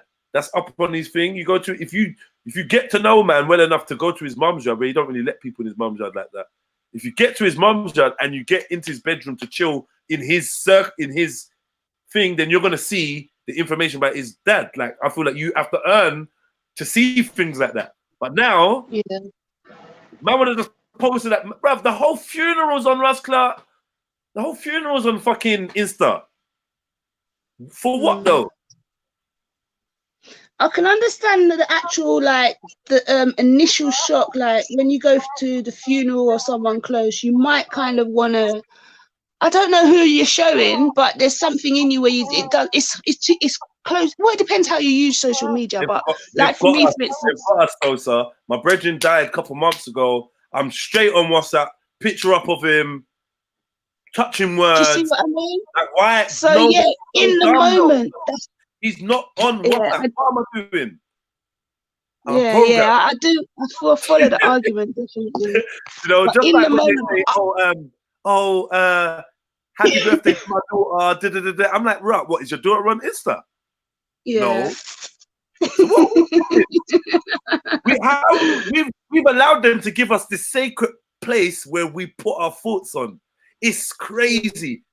It's the reason I came off Twitter the first time. I realized I was doing too much. I was writing bullshit, saying stuff, and then in between Facebook was the start of that, though. Yeah, I was getting and then they made that convenient by giving you BlackBerry. Oh shit! So then it's like everyone in your contacts, everyone around. Do you know what I mean? Everyone could know your business then. Know your business. Like, you know, I always used to get shocked. Someone messaged me like, "Are you alright?" Yeah, I'm alright. Why? What's up? No, I didn't see that post you put up yesterday. Oh, I hate people like that. Like, I like things and I just put it up. Like, allow me. What the hell? Now I know that you're dramatic though. So what you put up, I need to be saying, okay, there's something in that. But I don't post like that. Hey, one day, I remember one day on Insta, it was just a weird thing that comes to my head. One day, I must have, you know, my Insta's like kind of like, I like to lay it out so it looks nice when you look on it on the whole view. So I must have had like a picture of a man with like a bandana over his face holding a gun. Yeah. And then in between it, I wrote something. There was something to do with something in it. And I got man hitting me up like, raw. I know what place you're in, Jeds. Like keep your head up. And I'm like, what are you talking about? Yeah, cause when I see man them posting pictures like that, kind of dark pictures, I know where their head's at. Like, keep your head up. And I remember thinking, like, yo, like you got this so wrong. It was supposed to be artistic or whatnot, but the way we have to watch how we represent ourselves, and we don't care no more. We're so stuck into it. If when we start thinking, oh, I can't post this because someone's gonna think that, that's when we're losing. Do you know what I mean? You can't, because straight away, why are we posting it? Who are we posting it for?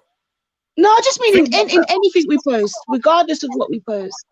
Do you know what I mean? If, like you're saying, if your artistic picture now, someone else's mindset might say, do you know what? They might see a next picture like that they'd like to post, and they think, no, I'm not posting it because people are going to think my mind's in a dark place. Do you know what I mean?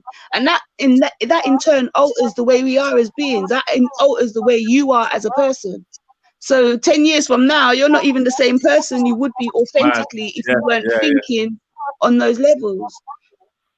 Here, Raw Beats, big up Raw Beats, and you know, when somebody tells me that someone in their family dies, my knee-jerk reaction is to say, "Oh, rest in peace." I would have said, "Oh, bless them," or "bless," or I don't use the word "bless" no more. I try my hardest to stay away from the word "bless."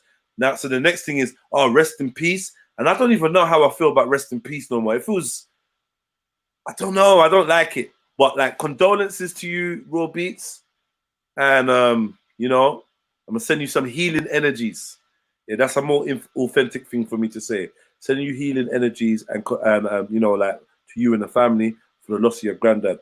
I can't say R.I.P. one more time to no one, man. I think if I say R.I.P. to you, you deserve to slap me. It's such a cookie cutter response. Oh, R.I.P. Oh, bless them, man. Shut the fuck up. Say something genuine from now on. Anyway, he says, it's fucked, for real. My granddad died the other day. I found myself doing a tribute on Insta. It felt weird doing it, but it was kind of like a message to everyone else to show how much he meant to me. I get that still.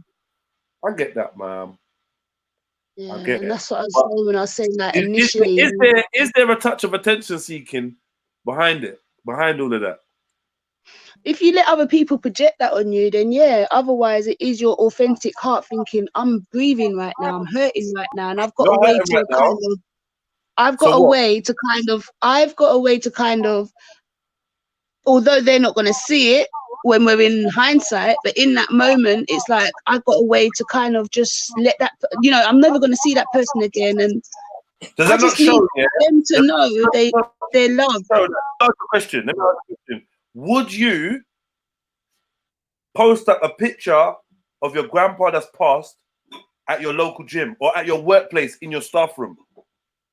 Because that's not the place to do it now. But if it was, you might do it. You know, like, you know what I mean? What I'm trying to say is, I feel like Facebook, this company that some brother sat down and set up, that man is getting paid for. This is somebody owns this. Facebook has hacked our hearts and our minds to the point where we think that this is a sacred place to store. No, but that's the thing. In hindsight, you can sit and say we think, but in the moment, because it's there, you just use it. Do you get what I'm trying to say? So but that's what I mean. That's everybody knows. What do we do before this? Like, I don't know if you can remember before internet. Boy, is that, you know, we're getting to the point where most people we chat to are not going to be able to remember before internet as well. That's what 2020 means to me. Maybe they use those what are they called? Programs? I don't know. Those things that have their life story in it, and it shows them growing. You know, like pictures of them as a kid and pictures of them on their wedding day. And what is it called? And you get them at the funeral. Oh, is it a program? No. Like the obituary thing, that kind of thing. I don't. It's not really obituary. The program of the funeral service, yeah. Yeah, and it's got all their like pictures, and it's kind of like a tribute to them as well, because they can't see it, but you know, and you're also showing others because you're showing them, giving them a glimpse into that person's life. So it's kind of people used to do murals. People used to do murals. Murals. Yeah, you know, that's the right word, isn't it? I don't know why it sounds so funny. I think so. I feel like is it the name? Murals. People used to do murals. Yeah, on the wall, you know, R.I.P., big picture. Yeah, so it's just done in another way. We don't do that no more. It's just the internet now is storing all our pain, all our sorrow, all our happiness, our good events. Oh, congratulations to my daughter. First day, I seen all of you lot's youths. First day at nursery, first day at primary school. I've seen all of that. I've been there with all of you lot. Get me? I've seen it for my own eyes. First day at nursery, rare. So that one makes it. I think that one makes a bit more sense because we're boasting. We're proud of our people, and we want others to know. But at the same time, your child ain't there. They're not seeing it. So are you showing off? No. I'm gonna say it's showing off. Yeah. I mean, it's showing off. If your child does not have Instagram, yeah, and you are writing to that child like, "Oh, my dear babes, I'm so proud of you. Me and your dad, or me and your mom are so proud." Yeah, that's contrived. Yeah. Like, yo, why you write? But no, I'd rather just write, "My daughter did this," or "Help me congratulate," or whatever. Be honest with it. Yeah, don't be contrived with it. 100% agree with that. True OG says, when a loved one dies, I want people to leave me alone, never mind broadcast it. I don't know. I'm going to be real. I'm going to say, and I intend to carry on in this direction. Yeah? No one be offended, because I could be all talking about myself, because I think I've done this before. I think subconsciously, we've linked sharing our sorrow with the possibility that somebody will read that and reach out to us, therefore giving us our hit of dopamine. I've been on this dopamine for the whole weekend. We are the junkies looking for dopamine fix. If you put out there, if I don't want to be reached. If I'm upset, are you not hoping that someone reaches out and says, "No"? If I'm upset, but maybe that's different because I wouldn't actually post it if I'm upset. No, do you know what I mean? Unless I'm directly saying something, I'm not gonna be posting. You know, like I've got some friends that put up. They just darken out their screen and you just think, or take their profile picture down. Yeah, do you know what I mean? I just wouldn't do it. So yeah, I just think I've done that before. I'm not gonna lie, I've done that before. But like in my head, I weren't thinking of it like, yeah, I want someone to hit me up and be like, right, wagwan. But it's like basically what I'm saying, Facebook or whoever has hacked man's brain to the point where man sees this thing as an extension of me. Yeah, and I do take it as an extension as me too. But what I'm saying is I'm more direct with it. I will just say like, oh, if I've got an issue with someone, that will be what I'm posting. They know who it's to. Do you know what I'm trying to say? It's mad, man. But yeah, so the on the internet has become like a second mind to us, or a second. I don't know what it is, but it's so deep because. And the work. Do you know why it's so deep? Sorry, I know I keep cutting it. It's so deep and it's scary because we're at an age where we can rationalize it because we know what there was before. Yeah. Look at the ones born in it, where it's nothing to them. To them, it's like us growing up with a television in the house. This is what I'm saying. This is what I'm saying. You know what? These youths, yeah, I'm not even gonna lie. These youths growing up, they don't know nothing about sitting around in the yard and all watching the program, you know. I got like a stepson that I had to school. Like, yo, come in here and watch with us. Come and watch with us. Do you know what I mean? Like, you probably gonna watch the same thing in there in your room, and the rest of us are like, what the hell, you know? I used to love that shit. Concept to them as well. Like, they don't even. To them, it's nothing. It's like they don't mind being in the room on their own, watching exactly what you're watching. Whereas to us, we kind of think, well, why? Why not just all be together? Why would you do that? So the next step for them with their kids, boy. How could there be 4 TVs on in one yard? Like, how? How? 3 of them watching the same thing. How, man? What the hell? And even if you ain't watching the same thing, let's compromise. Yeah, and if anything, daddy or mommy, whoever runs the yard, you're watching what they say, innit? But do you know what else is added to that? Because I know when I was growing up, there was more family friendly, if you like, TV to watch. Now you've got things like Take Me Out. Who wants to sit and watch that with their free? Well, do you know what I mean? Like, who's sitting and watching that with their kids? Encouraging dating, encouraging. There's Love Island. There's. Do you know what I mean? There's nothing really. What were they going to tell you is family friendly? What are they going to tell you is family friendly? Like, I'll tell you what they say. Listen, I got a theory, that Gogglebox. I got a theory that Gogglebox is the devil, because it's such a breath of fresh air when it comes on. The music's so light and joyful. It's got old people having banter and families and blah blah blah. But it's really devil thing. It's so devilish. It's so devilish, and I like Gogglebox. But it annoys me sometimes because it's like the soft option of fuckery. Because you know what they're watching on Gogglebox is gonna be fuckery. And then some of the people are gay, some of the people are this, some of the I don't know, man. It's like it's a what's that thing they say? When it's like you love to hate it because you hate what it's about because you know deep down it's fuckery, like you're saying, but somehow watching these multiple different people looking inside their yard, seeing them watch TV, it grabs you. And when it first came out and people were saying what the concept was, everybody was saying, look how fuck up our society is now. So we're now going to sit here and watch other people sitting there watching other people on TV. It's normal. When did Big Brother come out? 2005, 2006, something like that. Wasn't it on a year? Or like I thought it was like 2000 on the dot, but it might not be, or 2001. I don't know. What Big Brother? In my head, that because Big Brother marked. Yeah, see, someone else has said 2000. Yeah, in my head, I was sure it was on an exact date. My gosh. No way, not 91. Maybe in America, if it started there first. Up, man. Who's that? That was oh, do you remember that was what did Big Brother was spin-off? The Real World? The Real World. The Real World. I just remember in The Real World there was a black man that slapped a white woman, and that was the biggest thing on the TV. I'll be honest, I didn't really watch it. In The Real World that had like a little bit of anger issues. I think he might have been a bit gay.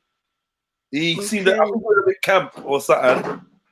But he was like a gallus or whatever. I remember he slapped a white woman, and it was a big thing. It was a really big thing. It was American, wasn't it? Yeah. But there was a woman that blew up about it from it, should I say? There's a woman that blew up. Kind of got famous from that show. Do you remember? No. I think you're talking about New Jersey Shore. No, it's definitely No, I didn't watch that. It's definitely Real World. And there was a woman who blew up, and I think that's what kind of made me realize that Real World even existed. Look, Fight Club says the best Big Brother was when the Nigerian brother Vincent dashed food on the white woman. No, his name was Victor. And Victor. Nigerian, isn't it? I remember one with the guy called Science. I used to watch Big Brother because I was in jail. Yeah, I loved Big Brother. I did. I used to watch Big Brother because I was in jail. I remember the tranny called Nadia. I don't know if she won the first Big Brother or like the second or third. And then that's when I was like, yo, Big Brother's a devil thing. It definitely is the devil thing. They just want to promote fuckery. From that one on, you didn't have a Big Brother without a gay member in it. Yeah, for real, you're right. And now the men are mostly gay in Big Brother. Like, it just shows like how they so eager to misrepresent society. I nearly Even got words that they use like bromance and stuff like this. It's all like, what the fuck's a bromance, man? And it's the norm. You know, and people are accepting it. They go on shows like Love Island. It's like, yeah, I've got a bright little bromance, me and Phil have, and they pop her up in the bed like it's nothing. Like, and in their head, it probably is nothing, but it's because they're programmed to just do that. It's why. Acting like how girls friendships used to be when it was innocent. Girls used to be all mad close and all up on each other. Now, when I see two girls and they seem like too friendly, I just think you're lesbian or you're secret lesbian. And that's what everything done to us. So close. Girls would sleep in the bed. I would not be thinking, oh, these girls are lesbians. Now getting changed in the same room, walking about without a top on, whatever. They're not thinking nothing. Now it's like, yeah, one of them. Even I'm watching some series on Netflix called You. It's about some stalker got that. Oh yes, I wanted to start watching that. It's bad. It's all over Insta. Oh, is it? Yeah, but the way they're doing it in memes. So I didn't get it, and then I just thought to myself, there must be a film or something out that I'm not clued up on. And then I realized, but because I'm so far behind, I haven't started yet. But I will. I'm gonna. Yeah, I think it's on season 2. Oh yeah, I remember that girl, that chick Alex. She had an argument with an ex-girlfriend of mine. Like they was gonna have a fight, but then the ex-girlfriend called me. Said, come quick, that bitch from Big Brother, she's run up her mouth. You know that road rage, yeah? Two donuts, yeah? 2 donuts fucking don't want to give each other away in the road. And then they started arguing, and then this girl tried to phone me, said, yeah, come down. Like, yeah, she's calling someone. And I come down and like, yeah, the girl was gone. She's like, oh yeah, she reversed and she does out. She just come out of Big Brother and she was on a hype. Remember I told you. She was on a hype. Yeah, she fucked up, man. She fucked up. She got herself dash out. You're glad she got dash out. Cotton, why are you always so horrible to people, man? Do you remember that fat China woman? Happy house, happy house. Nah, I don't, you know. I don't. Science. Oh yeah, I remember Science, the Birmingham brother, whatever, who was a rapper or whatever. Whatever happened to him? Big Brother is not gonna make you. The only one that actually came out of Big Brother not being a winner and made something of herself was that fat thing that went on to This Morning. Yeah. You know the fat yeah, Alison. Alison. Wasn't it Alison? Yeah. They snapped her up real quick. Yeah. She was doing holiday programs or something for them. I don't think no one else will get that. Doing what though? What on This Morning? Still presenting. Probably, yeah. I'm sure she's still about. Oh, he was from Leeds. Yeah. Science was from Leeds. Science. Yeah, I don't think they've ever gone out their way to make black people look good on that show there still. When I think about it. But then I stopped watching it like maybe 10 years ago. I'm sure I've not seen it for 10 years. Actually, I'm lying. I've seen like once or twice. I'll be like, rah, you know what? Fuck it. Let me just see what's going on in it. Remember when they done the swap? Didn't they brought Nigerian Big Brother house contestants over and swapped them over? No, African Big Brother. They swapped. Like was it South Africa they brought over there or something? I forget. Something like that. And then I think, look, so they brought the African ones over. Didn't the African ones have sex? I don't remember that. Where they have sex? Who remembers the chick Makosi? Oh, flipping hell, pregnant after 2 days. and then she got, didn't she get, what's it called, deported? Fuck off. Yeah, because she, about 5 years after, and she was got caught in pleading to fraud. people that she shouldn't be deported, huh? What, did she get caught up in some fraud thing or something? What?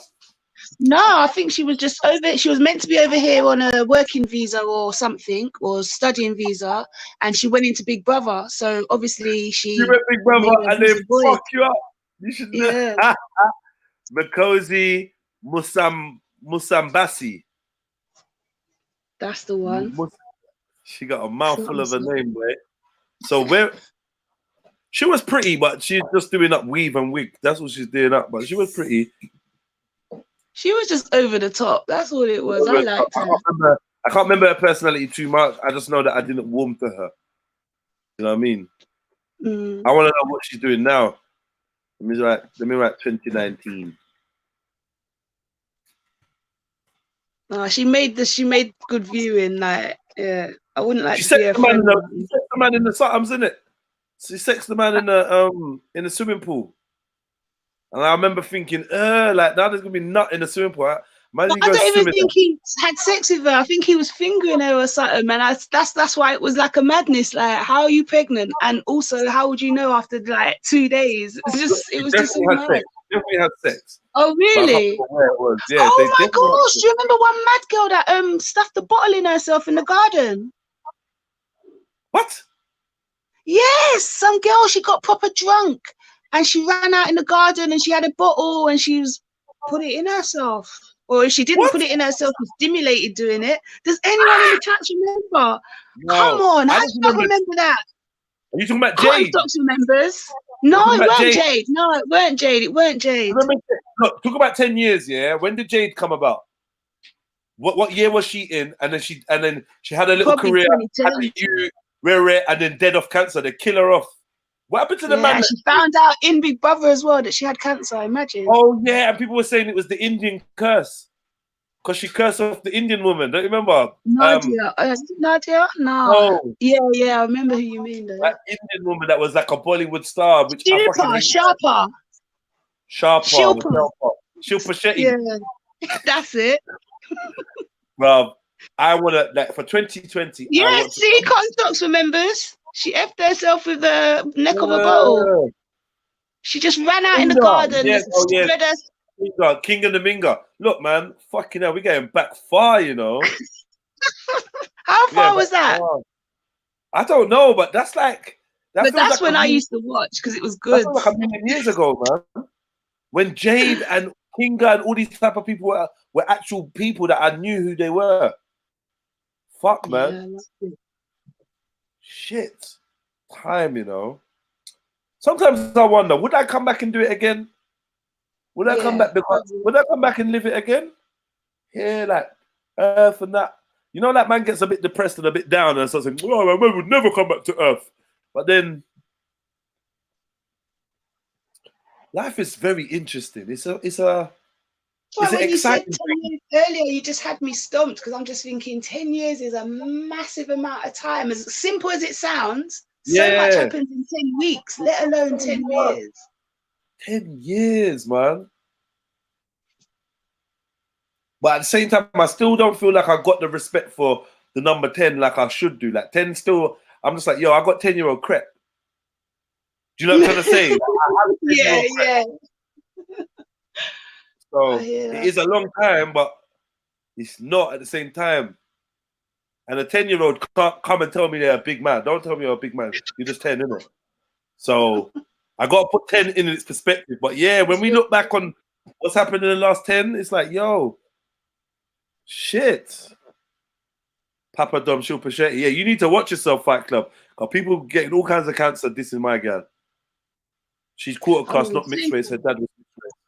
Jade, yeah, that Jade thing was, that whole thing was weird. I don't know what it was, but there was something weird about it. Remember she was naked. I think I was in jail. I thought I'd bang it. I thought I was in jail. I was like, oh well, do you know what? I might bang. I'd bang her, but then I was like, no, I wouldn't. And that hurts. She was so dumb. I think man them thought she'd be an easy bang, but then she's so dumb. You're like, you wouldn't want to have ever had sex with anyone that stupid. Like I couldn't tell whether she was acting half the time or not. I just remember her being naked and trying to cover up her belly and that. Jade Goody. If she was alive now, yeah, she would have had all the facial, all the plastic surgery. She'd probably look worse than Jordan looks right now. I don't know if any of you lot seen what Katie Price looks like. Fucking hell.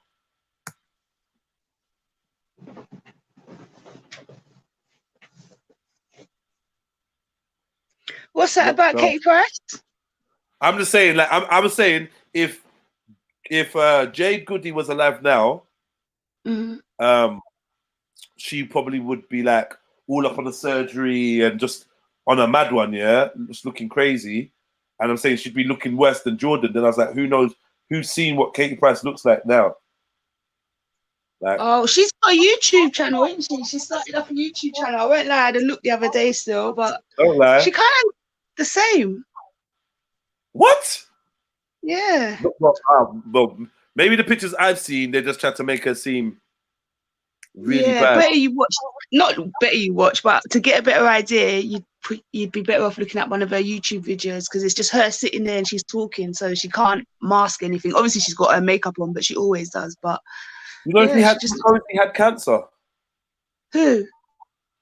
Makosi Mombasi. Oh. She had cancer.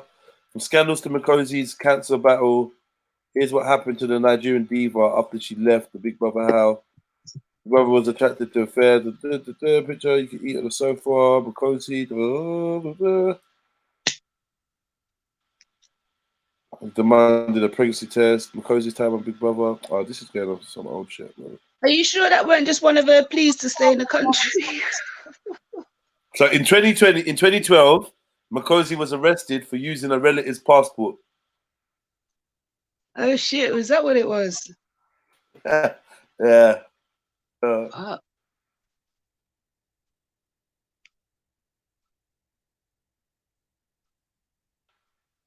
2012, and she got clapped at the border. After investigation, she was found to be using a relative's passport and had £12,000 in her possession. As such, she was deported to Nigeria and is no longer a UK resident. That's how they fucked with her. In 2017, she underwent biopsies and CT scans before being hit with the life-changing news that she had breast cancer. For treatment, she had chemotherapy and surgery to remove one of her breasts. Oh, wow. She was known for her breasts, innit? Makosi positive attitude after recovering saw her returning to modeling, and she hit the runway in Dubai for a leading international fashion exhibition.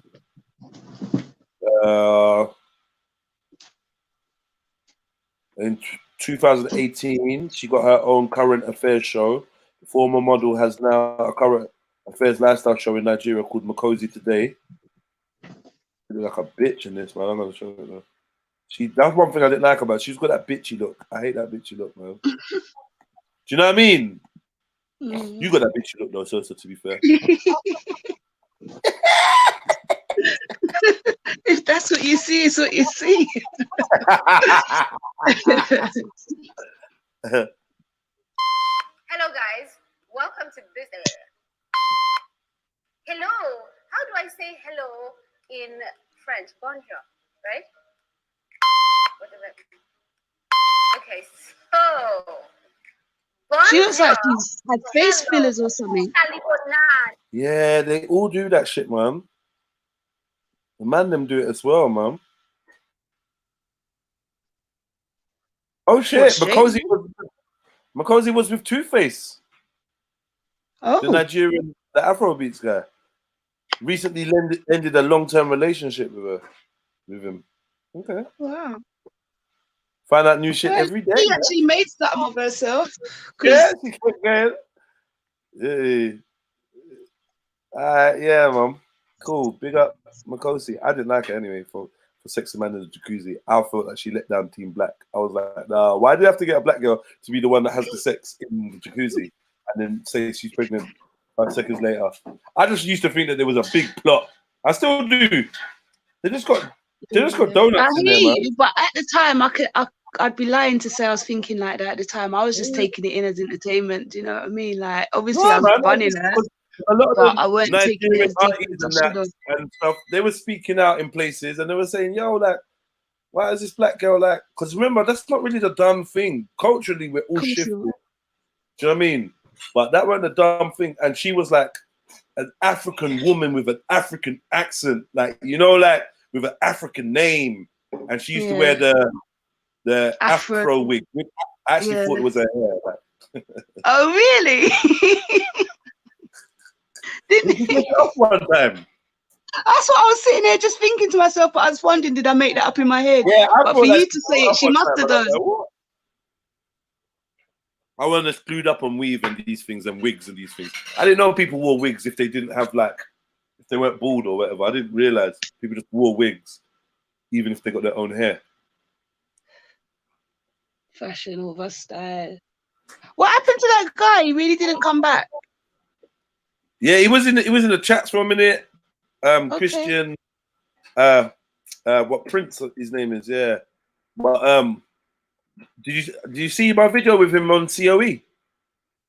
No, I haven't really been on YouTube for a couple of days, you know. Okay, so yeah, so it just came out yesterday or whatever. Is that the thing you showed with the green coat? Yeah. I saw it in my feed. I haven't clicked it. Mad one still, because like I'd like Respect to address this, but I don't know where Ras is. I'd like Respect to address this. There's all kinds of claims being made about Selassie being God, Selassie being not having no parents, being like coming out of no, like it's just, I don't know. He's got his own view of, he's got not even his own view. He's got a view of Rastafarianism or Rastafari that I'd never come across before. And I've heard other Rastas vehemently denying that any Rasta see Selassie as God. And this man, like, said it more than 20 times. Selassie the most high. Selassie is Jesus. Jesus is Selassie. Wow. It's mad. It's mad. She got cancer on Indian Big Brother. Found out there I'm quarter caste, but I'm black. Who are you to tell me? Bro, Jedi, trust me.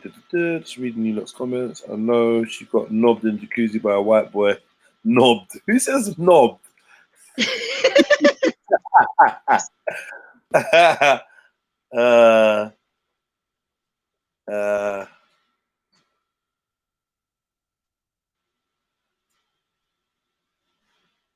You what? I killed him. What? You killed him differently.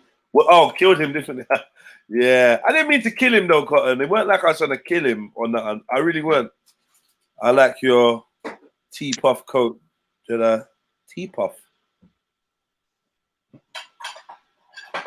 T-puff. What? Oh, T-puff. Okay, yeah, T. Yeah, T for Trapstar. The T stands for, I know you just saw the T on the front. Yeah, the T stands for Trapstar. Thank you, brother. Mixed race, denoting or relating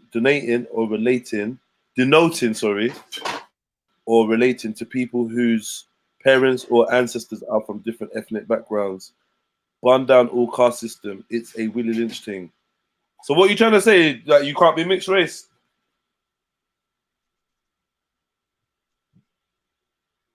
So what's the conclusion? Rasta worship Selassie. I can't say all Rasta worship Selassie, but I'm gonna say, yeah, I do believe, man. I do believe, yeah, that there's a danger when I want to talk to you about the Creator, and you have to keep talking to me about a man. There's a problem. That's the best way I see it. A lot of Rastas that I've spoken to say Selassie was just a man, a king, and blah blah blah. I've got my brethren Magical telling me things, telling me about how he's not just the king of Ethiopia, he's the king of all over and blah, blah, blah. And he sent me some article of how someone in Nigeria wrote a story about how Selassie had helped to squash some beef and how he wasn't just the king of, how he was like appointed by God. But that's one person's perspective. Like, Selassie was not the king of Nigeria. No one, I don't know why people are trying to I don't know, man.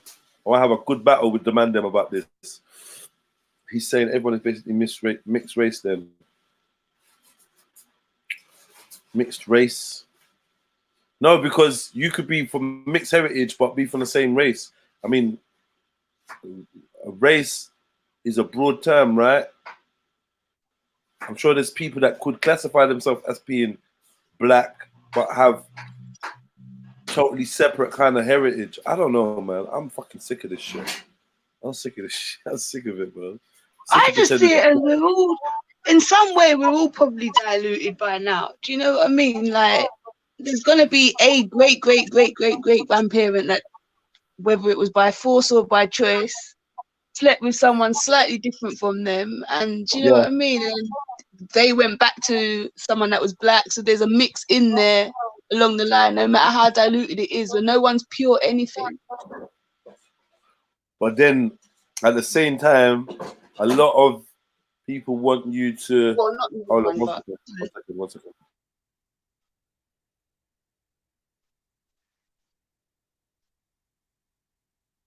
He said, if one of your ancestors are a different race, you're mixed race. I don't agree. No, you're not mixed race. You can't, I wouldn't call that mixed race. I'd just say there's a dilute. You're not what you would be had that other race not been within your family. You're not what you're not your authentic. If he's saying if one of your ancestors are a different race, you're mixed race.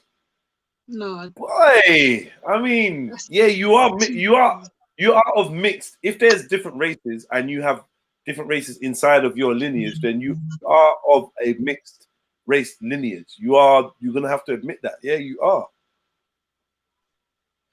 I just say you're not you're not what you would be had that little drop not been in you. How diluted does it get before you're, you know what I mean? Like how so if that one drop happened 1,000 years ago and since then you've only been with the same race, that family's only been bred with the same race, how far does it go until that's, do you know what I mean? Eradicate. What's your favorite soup? What's your favorite soup? Like Jamaican style soup? Red pea. All right, so we're here. I'm like, I'm gonna cook you up some red pea. You're like, yeah, cool. Congo peas. Yeah, you give me all the ingredients, all the instructions for your red pea, like what you like. Yeah, you tell me everything you like in your red peas, and I'm like, yeah, all right, cool. And then while you're watching, I go in this little box and I take out a crumb of doo-doo, just a crumb of doo-doo. Yeah, and I put it in your soup. Wait. I'll put it in your soup. You watch me, yeah, and you're like, nah, there's doo-doo in that soup. But I'm like, bruv, this is like 99.9% soup and 1% doo-doo. You can't count that. You're like, no. No matter what you do, doo-doo's been in that soup. I'm like, you know what I'm gonna do? I'm gonna add this red pea soup to a whole cauldron, a whole vat full of pure red pea soup. Yeah, so I'm literally gonna dilute out that doo-doo to the point where, and then do it again and again and again and again and again. Yeah, I hear you. I'm still not eating that soup. And that's what I mean. I mean, not saying that, I do hear you. But we can't. Which is why I said. That's why I said that it's not. I wouldn't class you as mixed race, but I would say you're not your authentic. You're not who you would be. I'm gonna class that soup as doo-doo soup. Like I don't even talk about the red peas in there. No. That's doo-doo soup now. Yeah, but I hear where you're coming from. I mean, yeah, I'm gonna say it's mixed race. If we believe in races, you know, we could dash away the concept of race, and that might help. You know what I mean? We don't have to. That's the concept of race. I prefer that it'd be like you've got a mixed blood. Your blood's been mixed now. Because my race, no one's gonna look at me and call me whatever that is. If you showed someone that vat of red soup, red pea soup, and didn't tell them there was doo-doo in it, they're gonna see red pea soup. Do you know what I mean? Yeah. Jeez. Big up, Big man Mills. Huh? What's happening, Right, now family? we're both in the same place at the same time. Right, listen to me very carefully, yeah? Oh, fuck. Oh, Yeah, no, he's Mills, going to toilet. listen me good. Listen me good, yeah? You lot, just tell me, yeah, that you that you can't make it. You got things going in, and I'm like, oh, say nothing. I'm gonna make you feel silly for telling me that you can't reach. I'm like, why are you telling me that for, man? Just live your life. I don't owe you that. No, but it's not even that. By the time I realize I'm gonna come in, I'm just thinking, oh, fuck it. At that point, Hey, Mills, have you got little man today then? Yeah. Yeah, man. But luckily, you're gonna be local, man, so I can slip past. I can slip past Right. after 12 o'clock. Yeah, don't lie to me. You're not coming local, but it's cool. It's cool. You ain't got to lie. No, I am. I'm gonna slip out. Brother.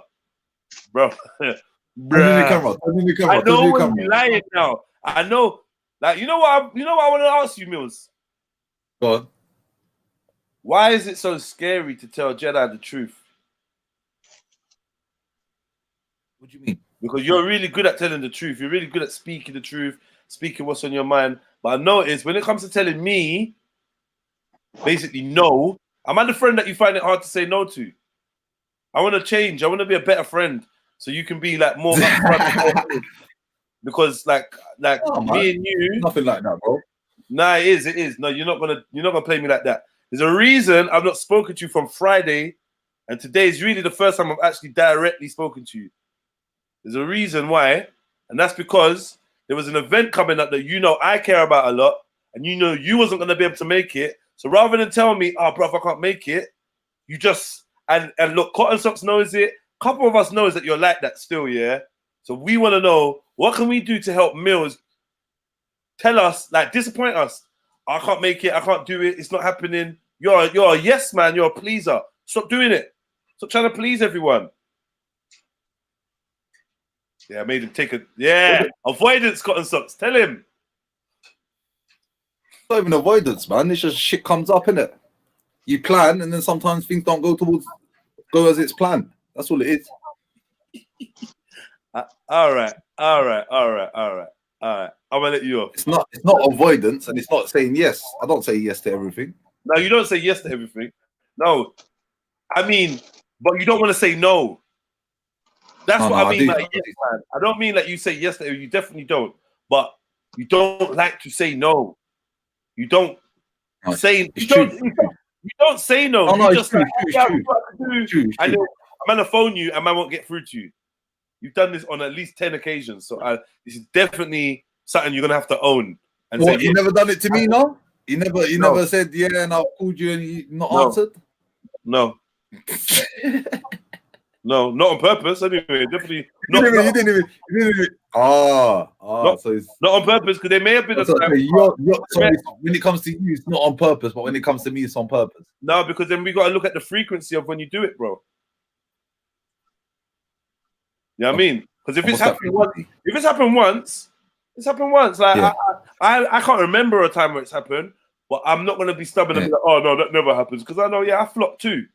I flop people, I flop things too. I decide I don't want to go, I don't really. I get it. But we're talking about your consistent, this is a consistent behavioral pattern that we've noticed. If Mills says he's coming. I'm reaching, I'm rolling. If you phone Mills and he just lets it rings out once or twice, that's it. You ain't seen Mills. You ain't gonna hear from him either. He's gonna phone you back. He ain't coming. Right? He's just not. That's it. It's just done. Cool. Done. It is a bad trick. I don't do it on purpose. So I've been asking people about their last 10 years. I know, Mills, you're a very illustrative talker. So can you tell me about 2010 to 2019 for Mills? You know what? Funny enough, he was looking at that, and I was just looking at photos and seeing actually what has happened. Wow. What has happened in the last decade. Oh, your photos? Yeah. Just looking at. Where have you got 10 years worth of photos to look at? No, serious. What, your Facebook? Because I don't have Facebook. Otherwise, I would have had more than 10 years worth of photos. So, where do you see yours? On my IG.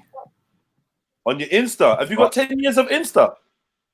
No, I haven't. No I way. haven't. I got 7 years. I got 7 years. That's still a of long Insta. time, though. Still, yeah. That's another Because reason why I didn't get rid of all my why I didn't do what everyone else does on their Insta and deletes all their photos and just has their like 4 past photos. photos. No, because I like to look in the past and shit and see some shit. Yeah, So you want to see how far you come. That's what they say, though, innit? You should only look behind you to only see how far you have come, innit? Okay.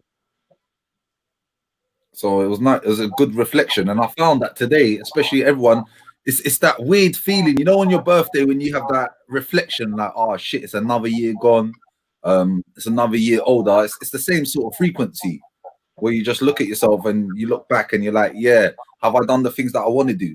So what I've done with the family is I told all the family, make sure you tell me 3 things that you want done before next year that are actually reachable. And I said, even if it's not reachable, at least you tried. And do you know what I mean? Like, for example, my nephew's going to be 17. So he wants to get his license. So I said to him, look, even if you don't, I said to him, the main aim should be for you by next year, be driving. Yeah. I said, even if you're not driving and you've done your theory test, you've done a few lessons and you booked your test, at least you got that far. Does that make sense? Or even if you do pass your test, and you're nearly there, that's the example. That's what I'm trying to do anyway. So that's what I was going to say to the family. Everyone write down 3 things that you want before the end of the next year. And let's actually work together and all help each other to actually reach that goal.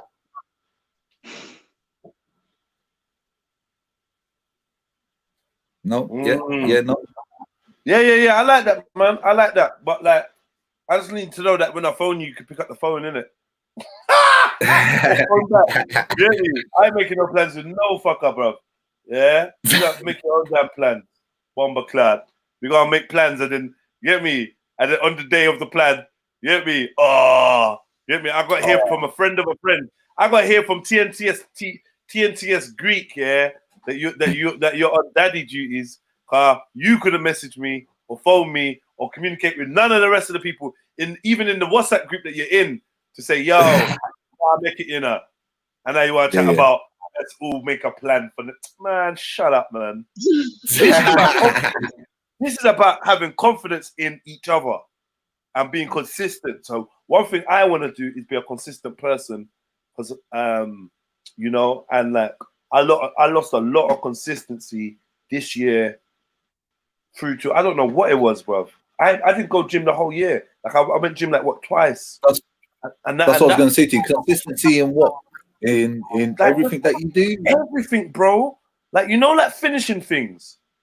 You know, we started something, finish it. You know? Yeah. Like, even I'm not gonna lie, I do even with live streaming, stop being consistent. Like, once a week, what now? Not in 2 weeks. Like it's like, yo, be consistent. You know? And how do you think you can achieve that? How can I achieve consistency across the board? Yeah. I'm gonna be better. I have to become a planner. I work with energies. I work with intuition. I work with magic and all sorts of things that I used to employ to make things pop for me. But what I need to do is have one foot in that realm and the other foot in planning, organization, delegation, clear communication. These are the things I need that's going to take me to the next level. I avoid putting pen to paper to plan something because my pen and paper is my mind. I don't like to sit down and have to write some shit. I ain't got fucking time for that. I know what it is. Like, even down to, like, say, for instance, I just done this event. Everybody wanted, all the artists wanted a timetable, a schedule for me. Yeah, of when they're coming on. I put it off. I'm gonna sue it. I'm gonna sue it. Everything else became more important than that. Yeah. On the day, the time schedule yet again became the main issue of the night. The schedule of the artist going on. I could have done more to alleviate that had I just addressed it from the beginning. If I'd addressed it from the beginning, but then at the same time, I say that, but at the same time, me not addressing it like that meant that the show could be kind of more fluid, because I had people down for times that, you know, I've got a young lady down for a time to sing, and at that time where she's supposed to be singing, there's like 10 people. Everybody thinks that the thing's starting in like an hour and a half. Do you know what I mean? So I don't want to get you to sing to 10 people. So the 9:30 time slot that I gave you, because you pressed me so much, I was like, no, I'm giving you 9:30. Here, take this, because I know I don't want to flop you. It turned out that I was right to not want to give people timetables. But had I just done a listing, it would have saved me a lot more trouble, because when another set of artists came and expected to just take over, I could have showed them the list and showed them how far behind we were and why it wasn't reasonable for them to just jump in and do their set and bounce. All right, I got a few things to say just from what you're just saying from an outside perspective. Yeah?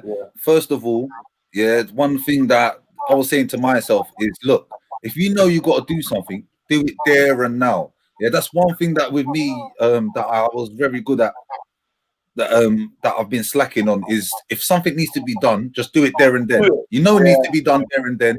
Don't long it off. You know it needs to be done, get it done. Yeah. Then second of all, talking about your planning, even though you know it was going to be fluid, if you had the plan set. So this, I think I've messaged this earlier when Sosa was speaking. I was like, look, we still plan, even if everything don't go to plan, you still plan. Because that's the whole point of a plan. Even though you've got a set goal, you know, you've got a rough idea how you're going to get there. Even if at least you know you tried to plan. Does that make sense? Yeah, it does. It does. And so like you're saying, exactly like you're saying, if you had a plan for obviously the artist to go on a set time, and then obviously it didn't happen like that, that's at least you made your plan.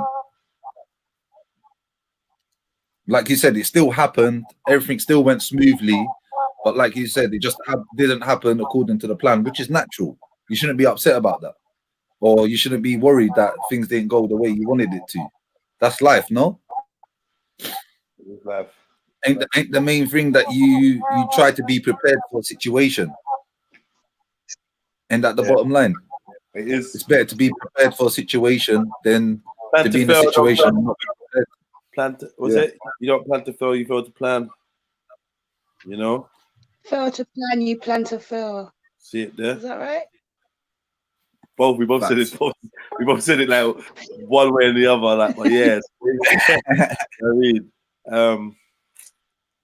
yeah, man. You gotta have a little plan in your head of how you expect things to go. I kind of always try to go against the I don't like being caught up in anything too rigid. You know what I mean? I feel like water is water is fluid and strong, and you know, Bruce Lee says be like water, and I believe that be like water, like, you know, you have to be able to flow, you have to go anywhere you want, but also be a force that if you want to go through something, you're just gonna go through. Like nothing can withstand your force. So it's not like, do you know what I mean? It's not like, a technique that he said is don't think about the object that's in front. Think about what's after the object. So if you think about what's after the object, then the object in front becomes obsolete, and you can go straight through because you know the destination that you're going to go into. Yeah, I think methods like that do work. You know, I think like methods like that do work. Visualizations and like, you know, seeing beyond the point that you've been trained to see. For instance, a lot of people only see the money. So they only look for the money. But the point behind the money would be the feeling, right? How you felt. You know what I mean? And that's what you aim for. So I do agree with you, man. That is definitely, I think that's good advice personally. You know what I mean? I write bars. Definitely. When I write bars and that, I only think about performing or somebody downloading my music and listening and enjoying it and it touching them. I don't think about the process. I don't think about how I'm going to get it to as many people to listen to it or watch it. I don't think about none of that. I just think I want to create something and I want people to be able to enjoy it. You know? So for instance, the other day, I performed a new track.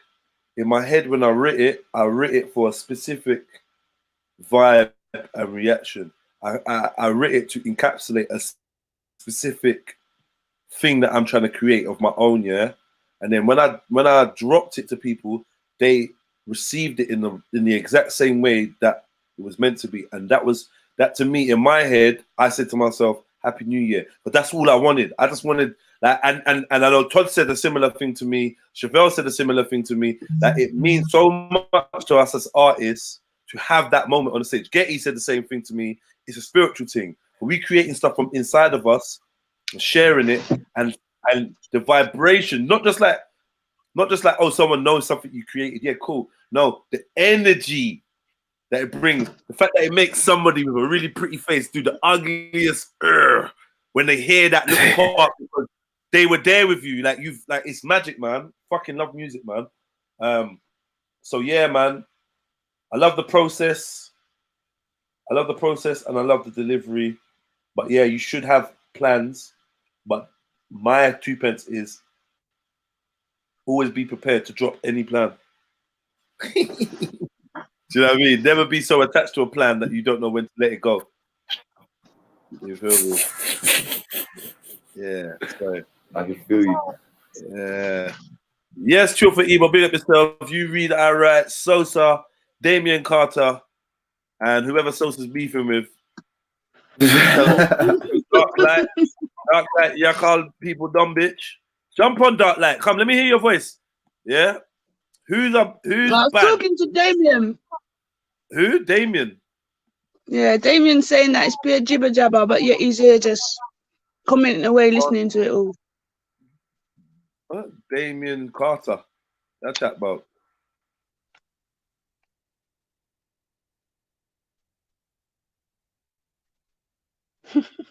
Own idle carefree business. What's Damien?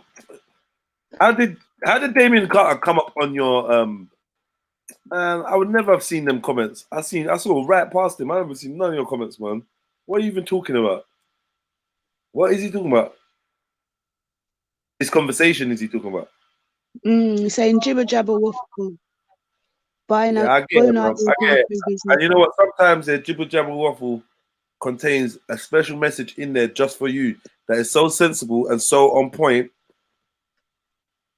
that it stands out amongst all the jibber jabber waffle. You never know, man. You know what I mean? It might just be the way you're listening. You might have jibber jabber ears. Do you know what I mean? You might have a jibber jabber brain, or your grasp of English may only be on the jibber jabber level. I don't know. That's the one. But I fully understand what is being said and what's being communicated here. It's just there's different speaking styles, man. You get used to it. If you're not used to it, if you're new over here or whatever, you get used to it. Man, not chatting riddles though. Like if you want me to clarify any one point, I can do. If you have a desire to know what we are saying and not just to mock and ridicule, you get me?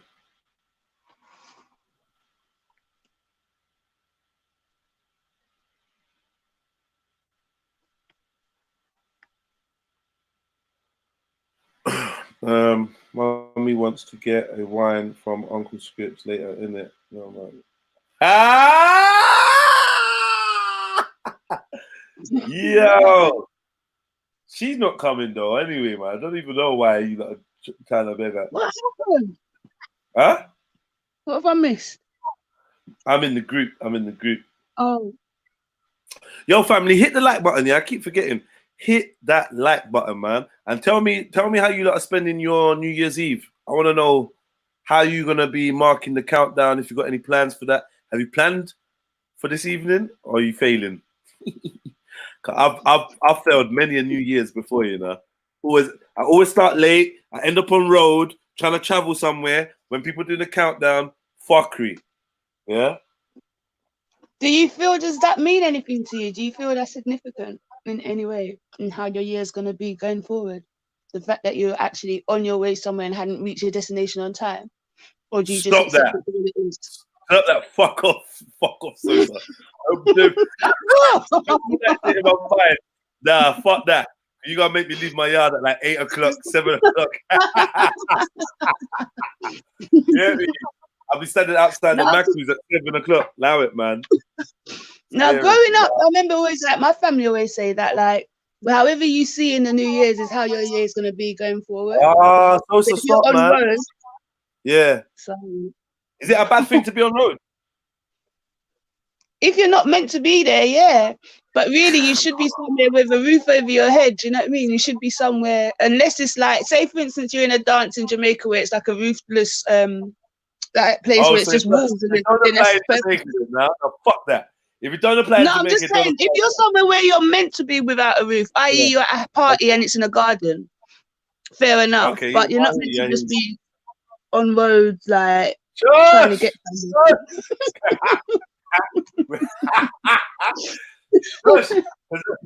That's a fear of mine. I'm gonna be on road at midnight. But where I am. Wherever I am, and I might embrace it because secretly we know this is all a spell anyway, man. All this whole notion of the time and all that, it's fucking fuckery. And this is from a guy that don't really do just get the fucking turkey then, eh? Yeah, it's fuckery, isn't it? It's fuckery, man. It's all fuckery. Let's be real, like. But it's enjoyment in this. It is enjoyment. It is enjoyment. It's not real though, and I do know that. And the reason why I know that is for the last 4 years, I start my New Year's from September. I always tell people, like, so from September, you notice I've been telling everyone it's 2020, it's 2020, it's 2020. I'm gearing my mind up for it. Maybe that makes my year a bit longer or shorter. I don't know, but it's 2020. September next year is going to be. Because you're going through September the next year as well, isn't it? Huh? It should be the same amount of time because if you're doing it from September, you're still cut off the next September. Yeah, it's 2020, man. Like, boom. You get your September, you should get your 2020 diary ready. You know, maybe put in 1 or 2 dates in there if you want. And literally, this year's done.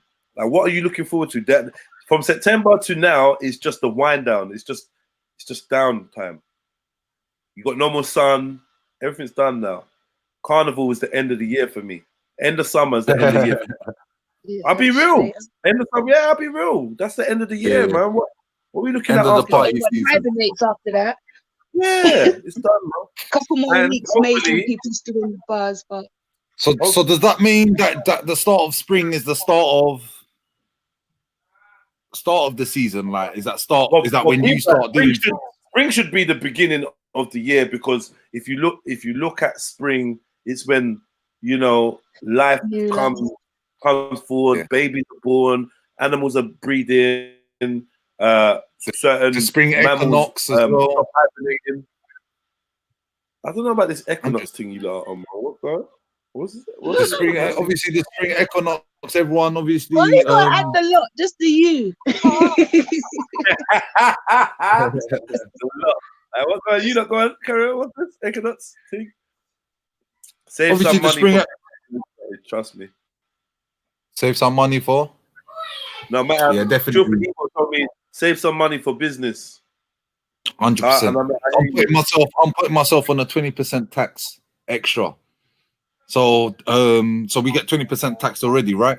So if I put another 20% tax on myself, and obviously I sit there and I think, how am I going to find the money? You always find the money. You know, you remember when you were young and you're like, oh, where am I going to find my extra bag of weed? But somehow you would always find it. So either way, you can always find it. So you put yourself on that tax. So I'm going to give myself a little extra tax so I can stack up my dough for the things that I need to do and the things that I want to do. That's the plan. 20% extra. So you earn $1,000, 2 bills is getting stacked. Regardless, you forget about that. You don't even look at it. And then when time comes and you reach your goal by the end of the year, you can do your thing. Because there's no other way. Otherwise, do you know what I mean? You always think that money's there. Money, man. Money. It's so, Money and it's so time. tempting. It's so tempting to start the New Year's resolutions and that with like talk about money, thoughts about money. It's so tempting to make money be the fixture. Well, that's too easy. That's too. I hate that, you know, Jed. That's too. It's just not me. So, like we said earlier, we're gonna look for what we want the money for. Jeez, come on. That's what we're gonna be concentrating on. So, like, rather than money, if you want a car, then concentrate on being able to travel whenever you want. Do you know what I mean? Jeez. Come on, Rather money come, money go. What do you want it for? What do you want it for? What do you want it for? Do you know what I mean? You never know. You could be really wanting a car. You might tell yourself you want a car, but really, all it is you just want to be able to travel while you're sitting down. So some guys are gonna come up and break your legs and give you 6 months in a wheelchair.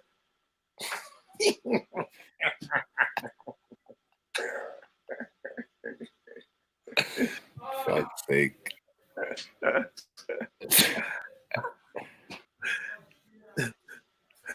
Ain't about the money.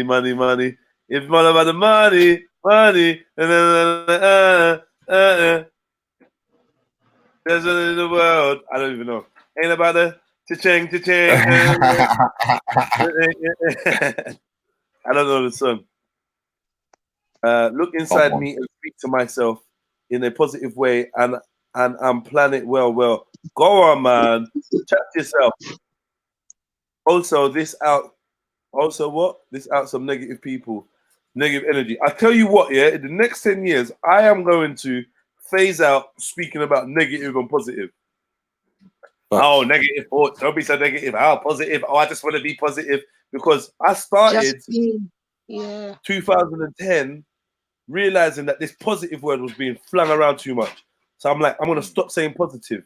But then I've gone on to quoting how much is negative. I don't want your negative energy or negative. Let's not be. And now I'm sick of hearing it.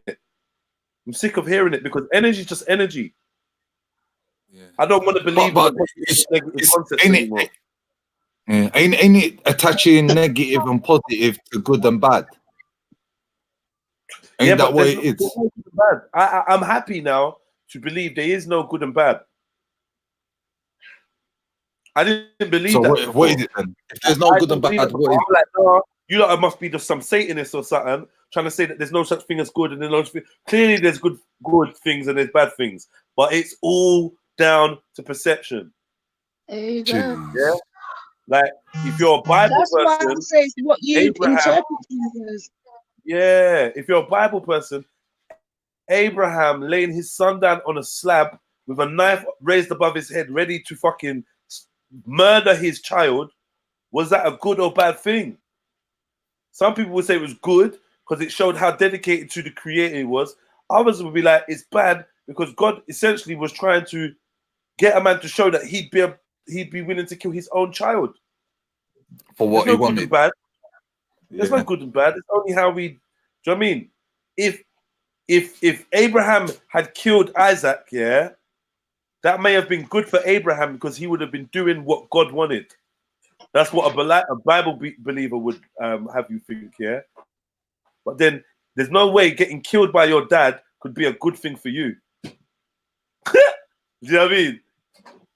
You're not going to tell me that it would have been a good thing for Isaac.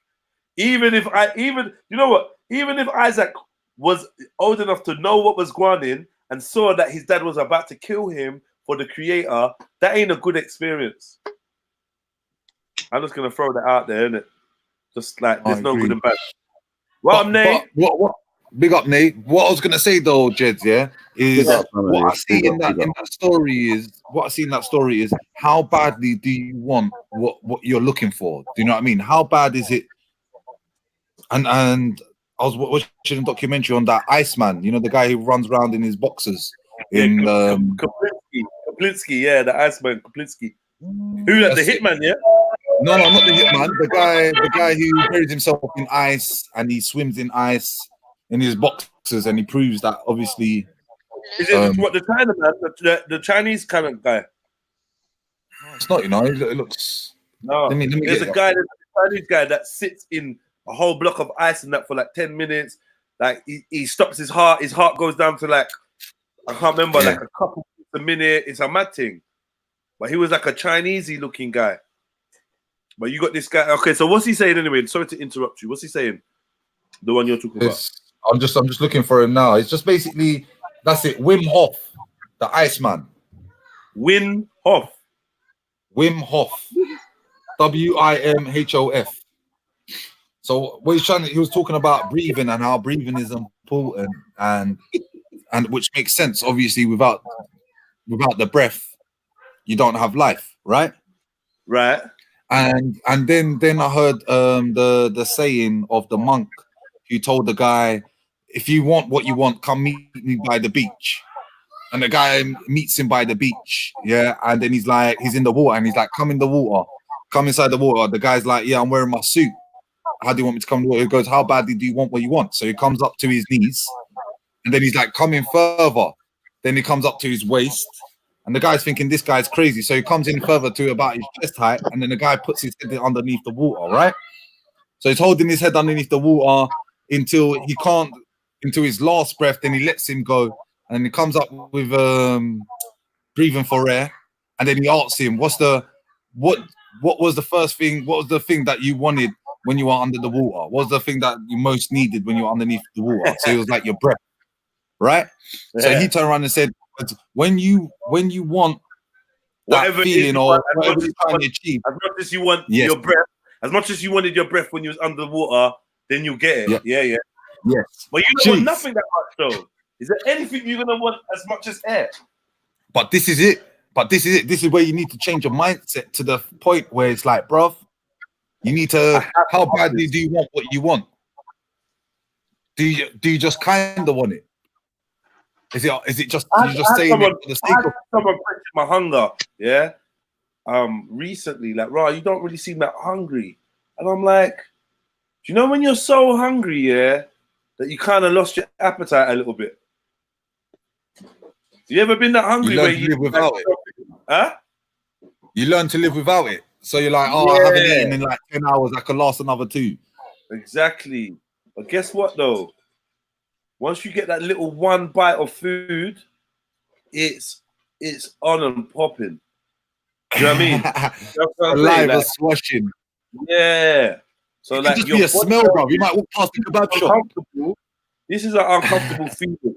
We try to give this person a warning to say we're hungry, but rather than make them feel like shit for the rest of the time, yeah, let's just like take our foot off the reminder a little bit, and hopefully they'll go and eat. Your body lets you off after a while and says, you know what, we're not gonna keep doing this I'm hungry thing. It's long. You know what I mean? Don't worry, just go and do your thing. You realize what we were trying to communicate at some point. Do you know what I'm trying to say? And that's how, like, someone tried to describe me, like, oh, Ra, you don't seem hungry. But I'm like, yo, I'm so hungry. I'm so hungry. I've been so hungry for so long that my hunger is not going to look like average hunger, newborn hunger, newborn eagerness. It ain't going to be like that. It's a mature type of hunger that has been cultivating for life. And because I've been so hungry for so long, I'm not gonna go and now make shit decisions. You know, you're starving, and you're like, you can either wait till you get home and get your rice and chicken, or you can buy some fucking, I don't know, a pack of Pringles. What you gonna do? Me personally, I'd rather just not eat and go and eat food than eat the fuckery. Do you know what I mean? Mash up my appetite. It's not really doing me no good. Blah blah blah. No, so that's kind of. Yeah, that's the kind of hunger I'm like. I know what I want to eat, and I'm not just going to settle for any meal. Yes, and that's what we all need to do in life, and that's how we. But we all. That's why I said procrastination, because we all get sidetracked. Well, let me not say all, because there's some people that just like go hard, but I get sidetracked sometimes. And Yeah. Life, innit? This is where this life thing, and we call it life, but I should stop saying that because it's not life. It's an artificial life. It's society. It's this society's version of life. All these weird things get in the way. Like what, man? One thing I'm definitely doing is by the end of this year it's going to be very likely that I've got other places to fucking live by the end of 2020, and definitely by 2030. Yeah, 100% by 2030. The transition between me being a full-time resident of England and being a part-time resident of England will be complete. And I'm never going to look back either, in terms of I'm never going to look to live in England full-time. There's just too much. There's too much out there. Where are you really going to get away? And I'm not trying to take away from your dream, because I kind of feel you. But where is there that you're not going to encounter that? No, I'm saying I fully feel you on that. But where is there that you're not going to encounter that? You know what? Whatever you know where it is. You're trying to get away from it. Okay, you know what it is. Yeah, it's. I can go anywhere and see new stuff. I can go in England and see new stuff. Yeah, I've been around England. I've definitely been around London. Do you know what I mean? There's still new corners, new things in London, but they all kind of like the same theme. When I come out the country, I can even do similar things that I did here, but they'll have a different angle. The sun looks different. The plants are slightly different. The animals are different. The pigeons even look a bit different. So do you mean as in the terms as you'll be here most like part of the time, and then the rest of the time you'll be traveling, or do you mean you'll be stationary elsewhere? Both. Will you be living in one particular country out of the UK, or will you just be using your time out of the UK to travel and experience these different things? Both. Big up.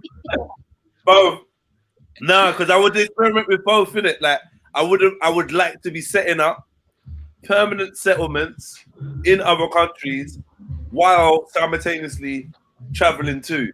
So if I went and I in Cuba, but when I set myself up in Cuba, got myself a place in Cuba, and blah blah blah, worked on my residency and be coming back and forth to England, that'd be nice. But once I have that thing set up, or the business or the house or the land in Cuba set up, and I've got my family who can come over and do it and we can spend time there, then I'm probably going to look at somewhere else in the world. Obviously, you're going to branch out. Yeah, I hear that. Okay. Fantastic.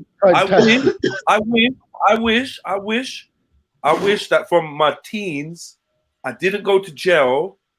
I went and done the cruise ship thing that I was going to do, because I was like supposed to do some cruise ship, be a personal trainer on a cruise ship. That would have opened up the world for me. For some reason, a lot of things happened at the same time, and it was just a jailhouse thing. It was just jail, innit? It's just jail. But Jedi, according to you, it's like you always had dreams and you always had vision.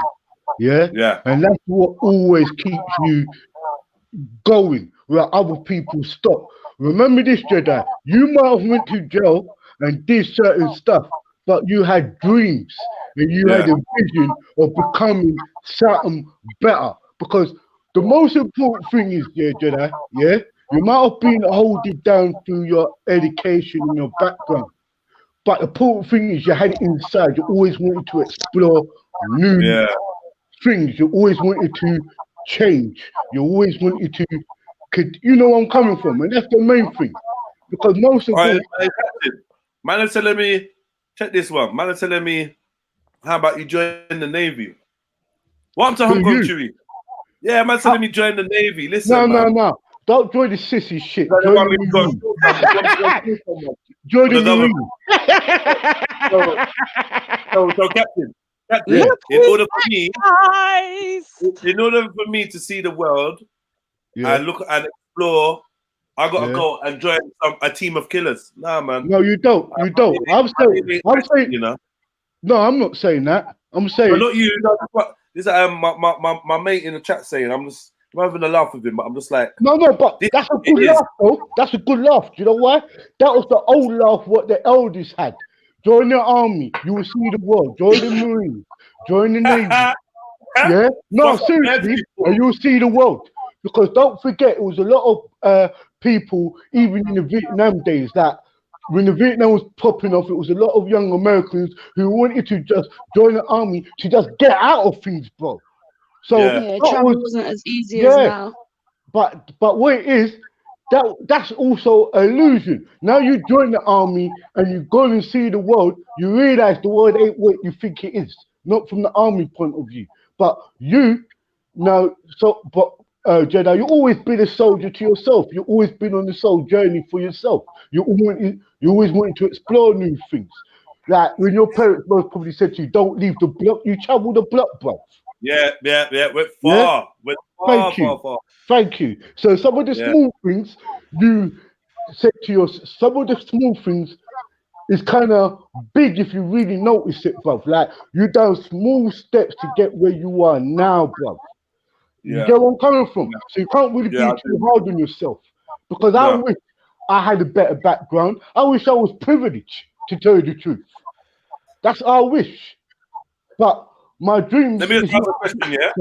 So, Hong Kong Chewy says, be a chef or an engineer in the Navy, no killing required. How am I going to go knowing that I cook for people that go around the world and kill people? Huh?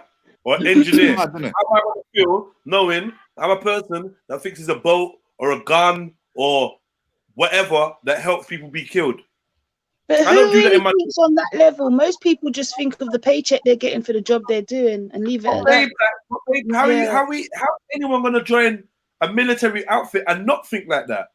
I don't get it. Like, you know what the military does, so how are you gonna like this? I'm always so baffled by these folk, and no disrespect, you know. We but know then we it's all the know same with paying our taxes. Then part of our tax goes towards like funding the military. Do you know what I'm trying to say? Like funding war. We can't, unfortunately, opt out, but we're all tied up. So you bang on, sister. You are bang fucking on. Continue. Like for me, I hear what you're saying. I hear what you're saying about paying taxes, and it's something that I'm sure we all try to avoid if we can, innit? Yeah, none of us are paying taxes because we want to or whatever. Yeah, we got our hands tied. The other thing is the choice. So when you're making that gun, wait, no, your hands are tied. So the other thing is a choice, though. That's you're applying for this shit now. True. That's a choice now. Like, but they take our money. Yeah. Just to answer that question, what your guest is saying, yeah. So if you wanted to be a chef, why do you need to be in the army? Why can't you just join No, because the reason why he said that was to see the world. Because I'm saying I want to see the world and blah blah blah. So that's what he's saying. Like be a chef in the army or whatever, and you can see the world. That's what he means. Oh, I get it. It's a point. Yeah, it's a point. It's not the way I want to see the world. I don't want to see the world through them eyes as well. Like attached to that fuckery. But in this day and age, it's easy for us to think like that. Like 60 years ago, people were thinking, like traveling wasn't so much an easy option for people. So you might well have taken that option naively. Do you get me? I'm so glad I didn't. I get you. I agree. Like, you weren't around 60 years ago to be making that decision, though. So I weren't really. That's what I mean. I'm so glad that ain't me, and that's what I think is part of my gift. Was part of our gift. We're born in a generation where certain things weren't us. Yeah, but at the same time, our curses. We're born in a generation where certain things are like, for instance, we may be facilitating the downfall of humans way more than people that went to war did, like 60 years ago. Then you went to war, you killed somebody, blah, blah. I get that. Now, we're dealing in a lot of things that are bringing us all down. It might not be as drastic as, what you just did, so just kill somebody, but you got a Batman friend, Rambo got a Batman friend, I got a Batman friend. Now we facilitating the depopulation of our own race by keeping friends and encouraging that activity. Guilty by association. we doing a softer side than ourselves. How about that? Yeah. You know, like I obviously that's extreme, and I'm not saying I share that viewpoint, but I'm just saying. But you know what, Jedi? You kind of right when you say that. Even on the street term level, a lot of us is actually contributing to the genocides of our own people, innit? Because if you're looking down, man, and you're ops, you actually part of that genocide act, innit? Like you're licking down your ops, bro. Yeah. And stuff like that. So you are right what you say there, bro. You are contributing heavily, and you might not even know it, bro. Yeah. Trudy, let me ask you both a question, yeah. Trudy, like, your finest wine. Yo. All right, so you are still alive, yeah? You know you've not spoken for 3 hours, right? Most you know you're not spoken for 3.5 hours. I do apologize, but I've still been here in spirit. I've been here in spirit. That's fucking good. You know, my avatar and my avatar's here. I'm here, man. Let me ask you a question. Let me ask you a question. Seriously, yeah? Yeah. A little bit of soul searching before you answer the question, yeah? Yeah. You all here on this panel believe that if we was in times of slavery, you lot would try to get free? Or you'd make do with the scenario you was in? Do you genuinely think that you'd risk your life, maybe even your kids and that, to try and be free? Or would you just try and make yourself as comfortable as possible? Wicked. The personality I've got, I'm quite defiant. So if I didn't get killed for trying to get free, I'd get killed for just not doing what I'm. Do you know what I mean? Yeah, I'm naturally defiant. If I feel, if I feel like you're trying to like oppress me, and obviously I'd know I wouldn't even be feeling it. I'd know you're an oppressor. Well, this is the thing, though. Wait, 1 second. Can you stay rebellious in the face of violence, death, pain? Yeah, definitely. And torture. Because a lot of people say they can, and they catch a one slap and they change their mind. That's why I'm saying if I'm the person I am today, definitely. I think I'm gonna kind of agree. Like me being who I am today, I'd definitely be trying to get free. Yeah, I'll be trying to get free. So I'd end up dead most probably, or free. It's either gonna be you're in or you're out, innit? In or you're out, man. There's no left or rights here. Yeah. Jedi, because when we think on terms of what they'd be trying to get you to do, like, sorry to bring it today, but like if you're trying to like molest, or you get what I'm trying to say, things like I don't know how I cannot strike out, knowing regardless that they've got the power to do whatever, whether it be to skin me, beat me, drown me, whatever. I just know I'm too defiant not to. No, you know what? Wait. I'm gonna be real now. If any of you lot have seen Goodbye Uncle Tom. Yeah. Wicked film. Wicked. While we watch that and look at the scenes of that, I'm gonna have to be honest and be like, how much of that torture could a man take? Like, I don't know, man. Like, yeah, I'm thinking with my 2020 brain, born and raised in South London, yada yada yada. But they were doing some fuckery to human beings, and I can't take pain. So I don't know. I think even like what Cotton just said, like I'm defiant to the point where if you're gonna kill me, I'm gonna kill myself first. I'm not even giving you that satisfaction if it got to that level. A lot of people see this. The thing, my survival drive is too high. I can't. I just put a spin on it, Jedi. Go on. Because if we all say the same level, we are rebellious, we are this, we are that. I'm just saying, boy, Jedi, you know what? I'm kind of thinking, if I was shackled in chains, then now I'm in America and I saw they got the cracker whip. Your name is Toby. Your name is Toby. Oh God. I don't know, Jedi. Maybe enough backbreaking, right? Might just break me, bruv. To make me want to not. Do you know what I mean? I mean, that's to be real. My rebellion, I'm on a sneaky thing. So I'd definitely be down for waiting to the crack of night and creeping up with some of the Yeah. Yeah.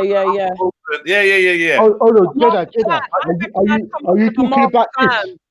Sorry, sister. Are you talking about this now? Are you a type of slave who's a field nigga who say, when Harold Tubman is doing this railway, underground railway, I'm going on that. Yeah. Yeah, I mean, yeah, I would like to go on that. You know, everyone wants to be Django, innit? Everyone wants to be Django. Yeah. But we weren't all Django's, bro. But there was a lot more Django's than what they want to put out there. Don't get, because I just know what humans are like. They're not easy to control. Thank you. They are now, but they weren't always just easy to control.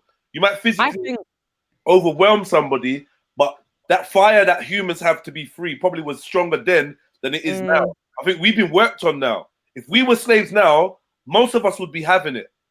Exactly. We joined unions, we joined the slave union, we'd vote to get a fair slave master on the plantation. Yeah. I think what we do now, Jedi. In the beginning, I think I'd be compliant. Yeah. I'd be the good little slave, but in the back of my mind, I'd be cooking up my escape. Like my master plan. I'd be the most compliant. I'd be the most compliant fucking slave going. But in the back of my head, I'm premeditating something. Something's going. Finest. That's the really cool. That's the really cool. Are you doing that one-on-one? Or are you bringing people in with you? I'm just saying, finest. Can we just confirm that you're going to be in the house? Yeah. I'm going to be in the house. Are you going to be in the house? Yeah. No. They won't let me in the house. You're staying outside. Staying outside, yeah. Okay. Yeah, I'm outside. You better just a sandwich. I'll shout to you.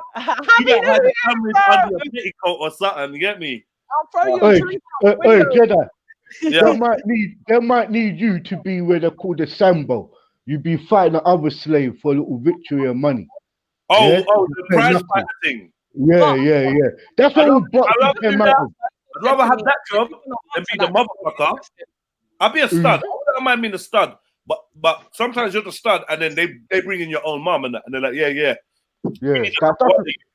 That's where that term motherfucker comes from. Be the motherfucker. Fuck your mom, because we need another one of you, Jedi, and we can only ensure that we can get that kind of stock from your mom. I could imagine, Jedi. They examine your mouth, your teeth, your muscles, your bicep. Pull up my hair. Yeah. You know what? Open your mouth. And you know what they'll go do? They just say, go put him in that pen there. And you just be the breeder. And that's why they used to have specific words like May pen, bull pen. That's where people used to breed, bro. That's where the farming was. That's why I see Jamaica was more of a places where they bought slaves there to breed more slaves, if you kind of understand. And the ones who they couldn't handle, bro. Like the story of hate. Yeah, so hold on, growing up, when I was doing my little Pan-African or whatever studies, my black studies, there was a lot of information which I realize now is pseudo information. A lot of the stuff I learned about slavery and that, I've got to revisit it now because I'm not even believing half the shit I read then. 5 million, 100 million black people. I don't believe in none of that no more, yeah? But one thing I do know, so I lost my train of thought. You were saying that it was half of you what you learned about history, slavery. You would have to re-look about it because none of the old stories what they really have told you. I don't believe. There was a point I was making, but I really can't remember what it was. I kind of lost it still. It just flew out my head. Don't do that, man. Fucking hell. I hate when that happens. I hate when that happens, but it happens. That happens often to me. All right, let's start again. You were saying what you learned about slavery before when you was learning about your black history and stuff. You would have to review that now and overlook it because you don't believe that there was 5.4 million. I remember all of that. There was a point. I was doing that to illustrate a point before that, and I just went too far from my original point. I was responding to something that Finest Wine just said, I think, or you and Finest Wine just said. I can't remember. Don't worry, man. Well, when we was trying to say, Finest Wine would say she will I'll be cooking up the house nigga because she will try to I'll be be compliant good. as fuck. Yeah, be Compliant as compliant. fuck. Okay, you finish off. Go. No, I'm literally, because I was like that as a kid. As a kid growing up in my household, I learned I'm a fast learner. Do you understand? Yeah. And I learned in my household, you get your grades, you listen, you don't give back chat, you're free. You can do what the fuck you want. Do your house chores. You are free as a fucking bird. Like literally, as long as all of that shit's patterned, done. Cool. Yeah, you can do your thing. You want to go ice skating? You want to go where? You want to buy blah blah? You're getting that. No drama. So I reckon I'd definitely be compliant as fuck. But at the same time, like when I told you lot the other day, I permed my hair and made up a lie that it was flat ironed. I'll be cooking up shit. Do you understand? I'll be cooking up shit. You get me? Girls gonna be out there. Hold on. So you bad Finest Wine. Right, go and buy yourself some Dark and Lovely. Relax. No, I weren't using Dark and Lovely perm still. I weren't using that perm. I was using olive oil. I was using a kid perm as well because I got silky hair. Oh, okay. I'll never forget them days. I want to answer what Sosa said because she said, would I be doing it on my own or would I be recording? Now, for me, that's a very, very interesting question because as we all know in this lifetime, you think you can trust people and you can't, or certain people in the comments and on the panel will know, people give it a good talk, that when the fucking Babylon's there, they're cracking like a baby. Everything's coming out. They're singing like a fucking canary and your whole plan's fucked up. Do you get me? So if there were some people around me that in my heart, I knew I could trust them, their lips stay sealed, even if we get nabbed, they're never going to talk. Of course, I'm recruiting because, you know, in life, yeah, if you've got a team, you can do a lot more. You can be very much more successful if you're with a team rather than being on your own. Being on your own doesn't mean you're not going to be successful. It just means it's going to be most probably a slower road because you've got to do everything yourself. So if I you agree with me? Yeah, continue. No, I was going to say if I could. Thank you. If I could have a team, that would be amazing, but they have to be certified. But if I couldn't certify no one, I'd just be on my lone soldier thing and I'm just going to escape, man, somehow, some way. Do you know what? I agree with you because I always would say the first early part of our prison, when we became prisoners of war, I would put it like that, yeah? When we first became slavery, we've put up a good fight. But I'm like this: if you was born on the land, right, your mother died because she was fighting, you was born. Eventually, you see your offspring, there will be more conditioned, I believe, and be more work done. It's like today, you know, a lot of people, they're free, but they don't believe they're free, you know? Do you get where I'm coming from? It's like today we are such an condition. I always say this: how come in London, in England, HMPs, there are less prison breaks? Why is that? Do you get where I'm coming from? Are we going to jail now and accepting it? No one don't want to escape nothing. Because everybody's keyboard warriors now. There's no one that wants to step on the front line again. Everybody's scared to be that rebellion. That's how they condition us. That's why they conditioned us. That is fact. Sosa, I gotta prove this with gang, right? When all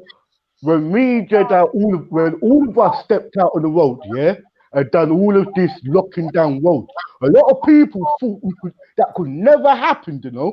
And I swear to God, you got that generation extinct must have learnt from us and blocked the fucking way. That never happened before. I'm telling you this for a fact, yeah. Extinction Rebellion, yeah, followed gang. There was another group that had done it before, the Yellow Cycles. We were the first ones bringing protests to the roads and locking down the roads. I get that. I definitely know that was what we deliberately set out to do, was to impede the traffic for a period of time, so that the people in the cars, the buses, blah blah blah. However, transport was affected, they'd get a message that there's something going in. Yeah. But check this out. Every black civil rights movement in England from the 50s had to ask the government for permission. Ask the police. Even Extinction Rebellion. Even Extinction Rebellion. Hold on. Even Extinction Rebellion. Had conferences and meetings with the police weeks before doing it to let them know this is what we're about to do. Exactly.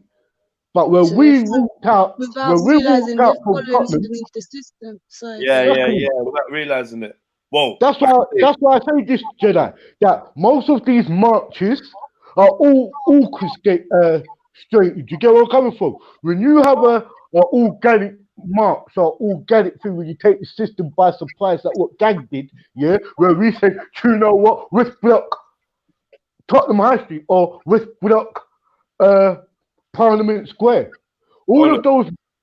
Rambo, let me just take this back to what we're talking about, the slavery thing, Yeah. So I know you heard these stories about slaves that were so rebellious. I can't call them slaves because they weren't slaves at that point in time. Story. People that were so rebellious, they couldn't be slaves. They couldn't be made to be slaves. And some of these people even jumping off ships, the boats. Like I heard a lot about this. Now, the Middle Passage. Yeah, but do you think this is real? People jumping off boats because they'd rather die than whatever, or were they just dashing people off boats and saying that these men killed themselves? Do you know what, to be real with dashing you? people off boats without doubt. Yeah. You know what I mean? But could you imagine jumping off a boat to kill yourself rather than, because how would you know how would you know what fate you've gone to you're about to go and meet? You know that the life you've lived, this ain't what it is. This ain't the story that your grandma used to tell you about. Something ain't right. Something's wrong here. Do you know what I mean? You're just gonna jump. You don't know hindsight, but you'll see them treating people bad. You'll just know. Do you get what I mean? And there's gonna be some people, because we're all built differently. There's gonna be some people who are gonna be like, you know what? Fuck this. Me, let them take me out. This whatever's wherever they're bringing me, I take myself out first. There's going to be people like that. There's going to be people that wait till they reach and see that and then say that. All right, let me ask you now. Jedi. There were people. Remember, wait, please. Okay. Do you know anybody that has that spirit in them now? I feel I'm that sort of person. I feel like there's no way you're going to use me for your agenda. I rather fuck up your agenda by taking myself out. If I know well, you're not going to know. Only hindsight you know. But if I truly feel that that's what's going to happen to me, yeah, I do feel that I would, because I'm too stubborn. I don't think I could select suicide as an option. If I sit on a boat and I can jump off, I know you don't think about you're gonna drown. You just know you're gonna drown. Once I'm in there, I might be thinking, shit. Listen, yesterday I got some water. Yesterday I got some water up my nose, and it reminded me of how much I hate that fucking sensation. Ain't no way I'm gonna make myself fucking drown. No way. I don't put myself through it. And another thing is, our people. I'm just assuming now. This is not facts. I would assume our people, they wouldn't have been on suicide, you know. I think they may have found suicide very highly immoral. I think we would have more fought first. We didn't kill ourselves, you know. Let's fight first. I think that's how they got us. But here's the trick, though. Well, I think there would have been some, you know, Jeds. I hear what you're saying. It wouldn't have been the norm. It would have been looked at like, wow, what the fuck? But there would have been some. But Jedi, man was saying on one account I was reading, man was saying that they like some of these people were jumping off, thinking to themselves that they could swim, swim home. They didn't realize you don't know any different. Yeah, they didn't realize you've never left the lands. Man. But what we got to do, we got to be real with this, yeah. If you are in shackles and chain, right. If I put shackles and chain on you now, you might not able to slip out of them. But once you were going on the boat, and anxiety and that urge to escape, trust me, you most probably did jump. Yeah, but I believe that the women are a bit more realistic than the men. Because men will say, yeah, if it was slaves, I'd do this and I'd do that. Most women are different. Most women were the ones who really did put on the fight, though, Jedi. The more ones who said, I'd rather be dead than be taken. Don't forget the first flock, I should say, the first set of slaves didn't know fuck, bro. They didn't even know. I don't even think they put shackles on them. But once it came more popular, putting on the shackles and chains, because there was a lot of the Europeans couldn't trust us after a certain time, bro. Then the shackles and chains came. But some of us willy-nilly went with them, and some of us put up a fight from when we was on our shores in our land. You know the story of Armistead, right? I'm sure you all seen it or heard about it. You all seen Armistead? Armistead. No?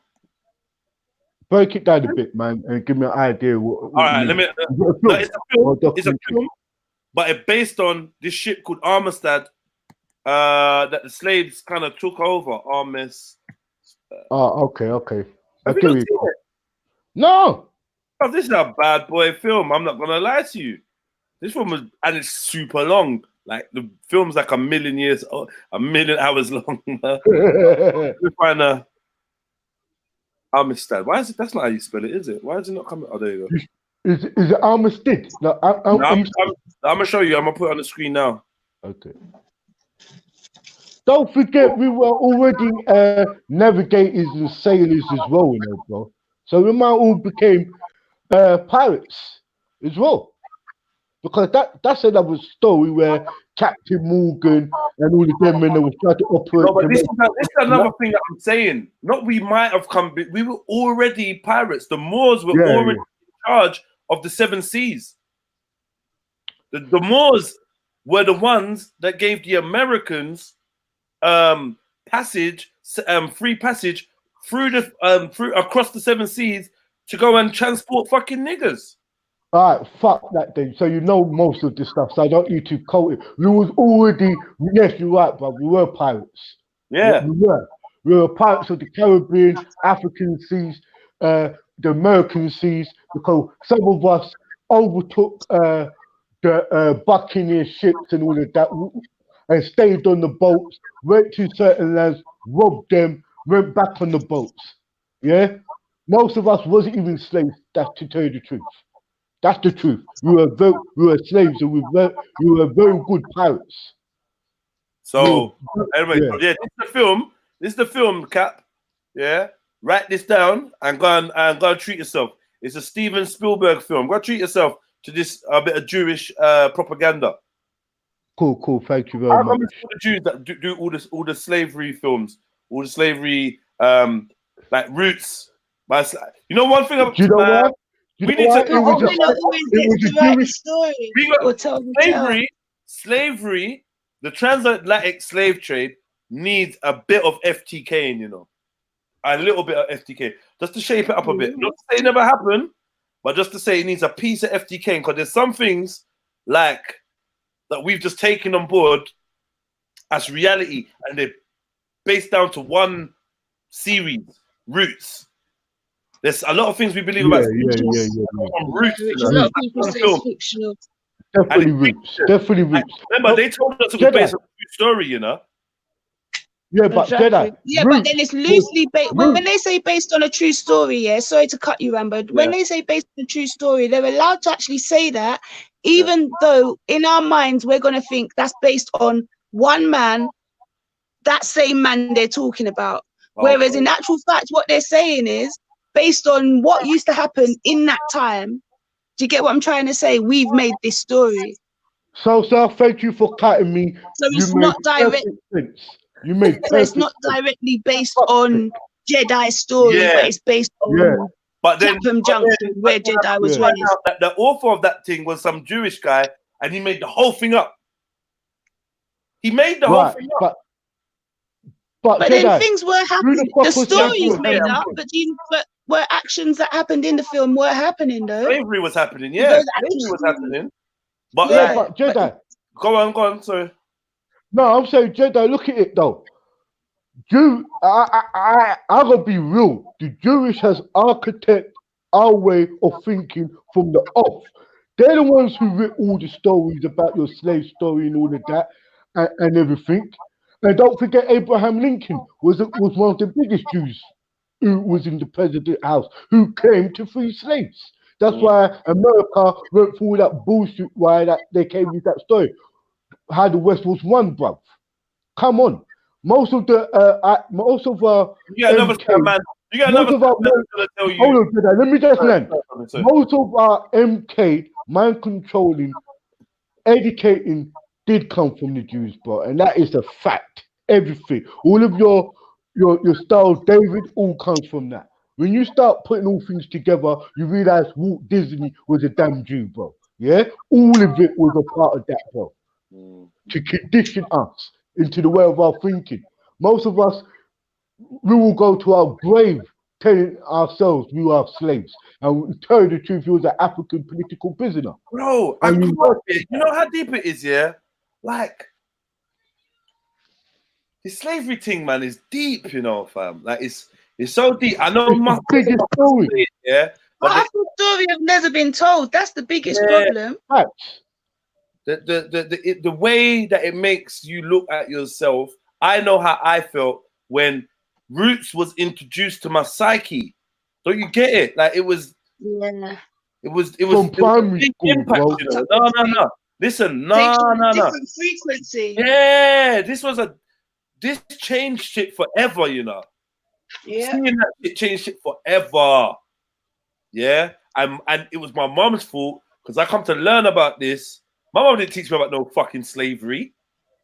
Why did she teach me about slavery for?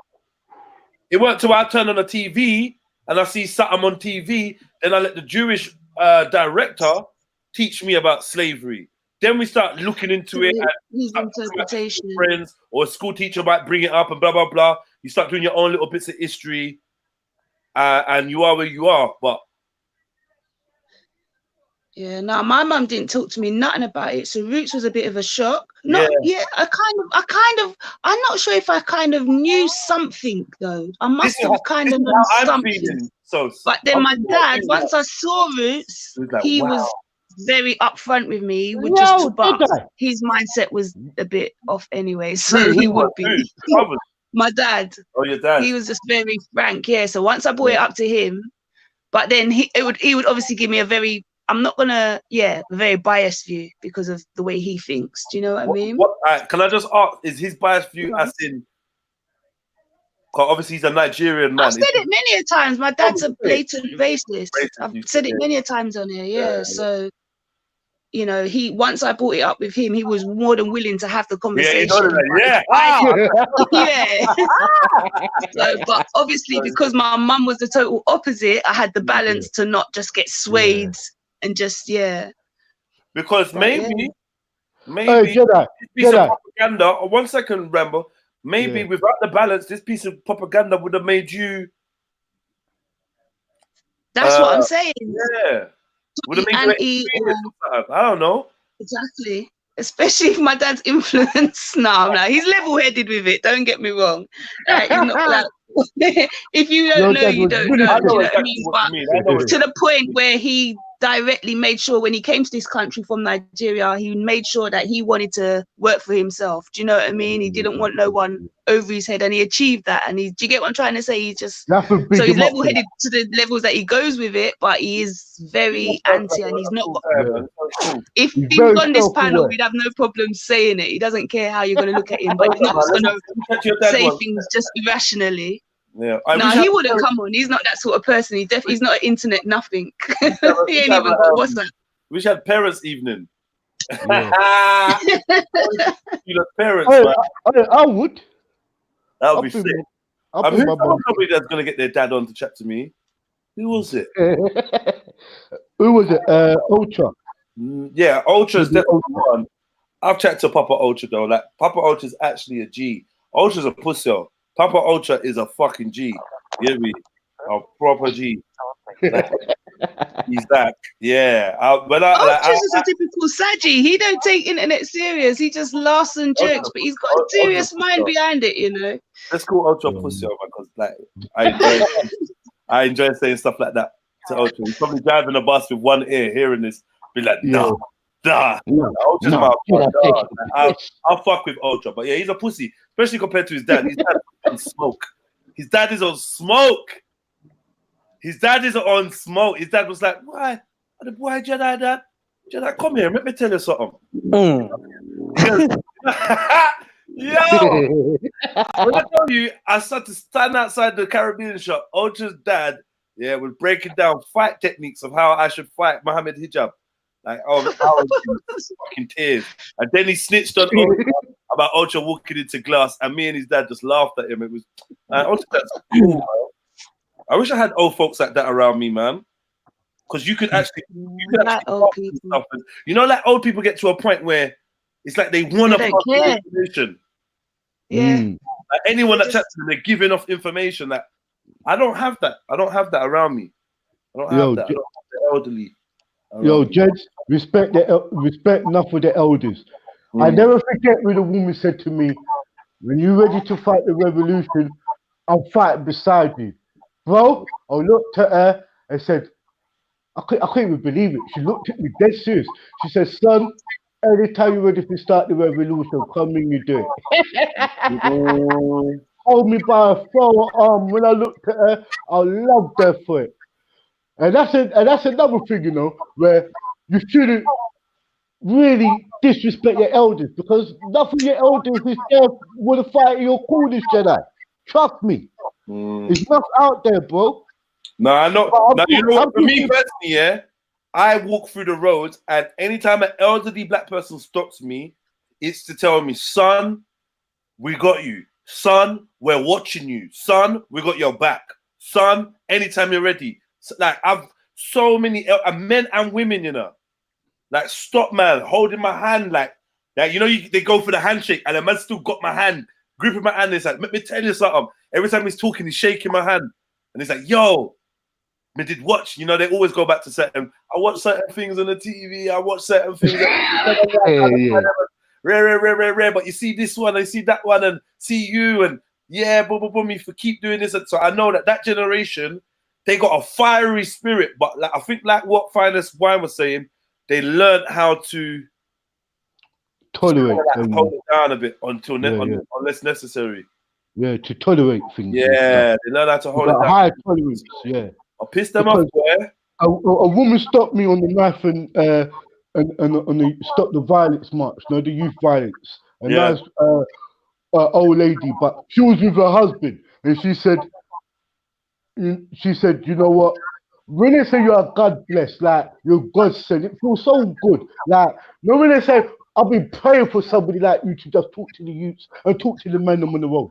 It's such a nice effect for old people, for elders to go about their daily business, but when they see you standing up for what they believe, maybe they wish. Do you know where I'm coming from, Jedi? It's a good thing. You know what it's about when you do stuff with the community, bro. It's a good vibe where parents come to you and thank you. You know where I'm coming from? It's so nice, bro. And that's another good thing what we should carry in the year 2000. When your community praises you, that's all you need, bro. Where your neighbors say, good morning, keep up the good work. That's the drive you need, bro. True. I hear that still.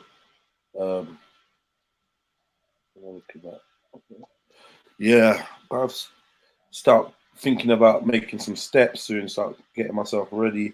I want to be out having early drinks. I'm not going to be running around. I'll be out having early. Yeah, now if I'm on road, it's because I'm going to choose to be on road, but I'm out having early drinks. So what are you saying, Sosa, man? You know, you're quiet today. Your phone working in that, yeah? Yeah, but I think you're calling on a number that you'd only get me on Wi-Fi. Me now call you now. Me I message, you know, and not even message. I'm saying that I'm in the No, I group. didn't see no message. There's a little Yeah, discussion. let me go and look. You get me? I just wanna. I Look, wanna I know. can't type. It's like I don't Oh, you really still talk. can't Do you know type? what I mean? Still can't type. No, that's why I'm scared in there. That's why I keep sending voice notes. It's not because I want everyone to hear my voice, and that's why I feel as well like it don't even make sense because I'm voice noting and I can't even act who I'm voice noting. Oh. Yeah, man. But just leave a little sign in there and just let man know your opinion on whatever. Get me? 'Cause it makes a difference to me anyway. You get me? It makes a difference to me. So yeah, I need to know who's about, who's not, who's what. You know what I'm saying? The world will get even worse as long as the evil agenda rules over this world. We will have tough times. Nice. Real talk. Circus Wood says, if I see Jedi on my block, I'm gonna be going through his pockets because I'm a bad man. No one's ever been through my pockets. I would kill you, bro. I would kill you. Like don't if buts or maybes. I will murk you, you know. Like don't. Yeah. Big up Sosa. Yeah, I will fucking done your dance. Please don't ever think I'm that guy. I like what Sosa was saying about like rather jumping off the ship than take it. Like you're not gonna do that. I guarantee you, it's not gonna do that. And if anybody is protected by the Most High, it's me, bruv. Yeah, not you with the name Circus Wood. You hands could never go nowhere near my pocket. I'd kill you, bruv. I'd actually kill you. Know, in it, Rambo. Tell him, fam.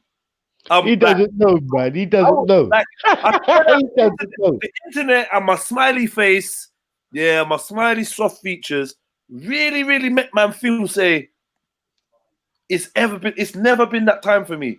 Yeah, I had conflicts with the baddest mans, the baddest youths on the ends.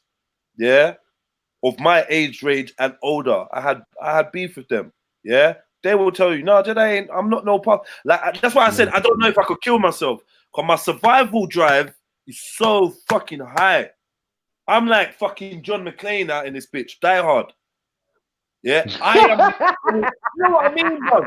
Like, just my head alone, my thought process is gonna make bullets go ring over. Like I'm not dying. You lot ain't killing me. You lot ain't killing me with your stupidness.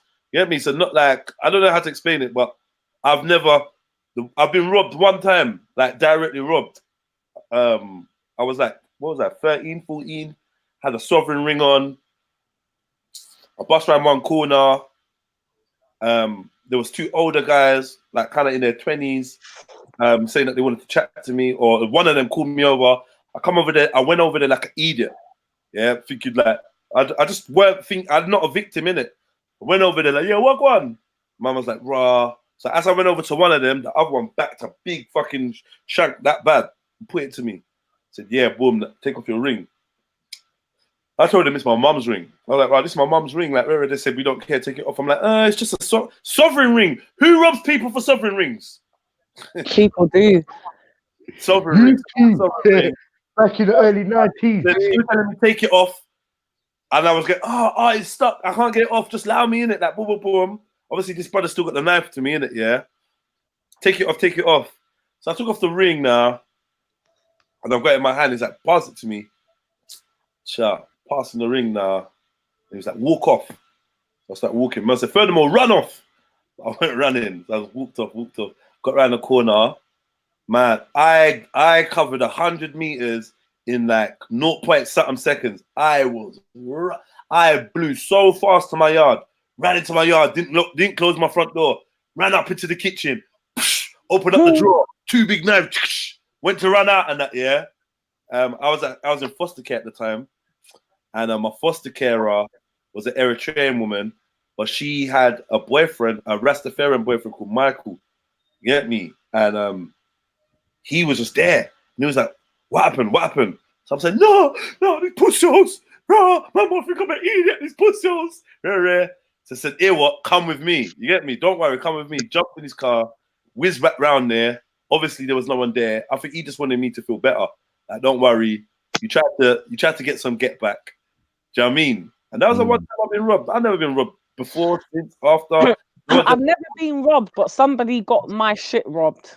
Oh, from them, yeah. Yeah, man. Okay. Fuck's sake. You lend out your thing and then they got jacked. And you're like, oh, shit. In heck, man. That is just literally, and it only brought back memories because it was a fucking gold chaps. A gold chaps from back in the day. You know them thick chapses, yeah? And a fucking ring. It wasn't a sovereign, but it was like a gold ring, whatever type of ring it was. Fucking got robbed. Stupid bitch. Yeah, fucking got robbed. How I deserve to be robbed because I made a whole fucking career out of robbing people, but I never really robbed my own like that. Like, and when I say my own, I don't want to say it like a being racist, but I just tried to rob people that I thought had value and it was worth actually taking from them.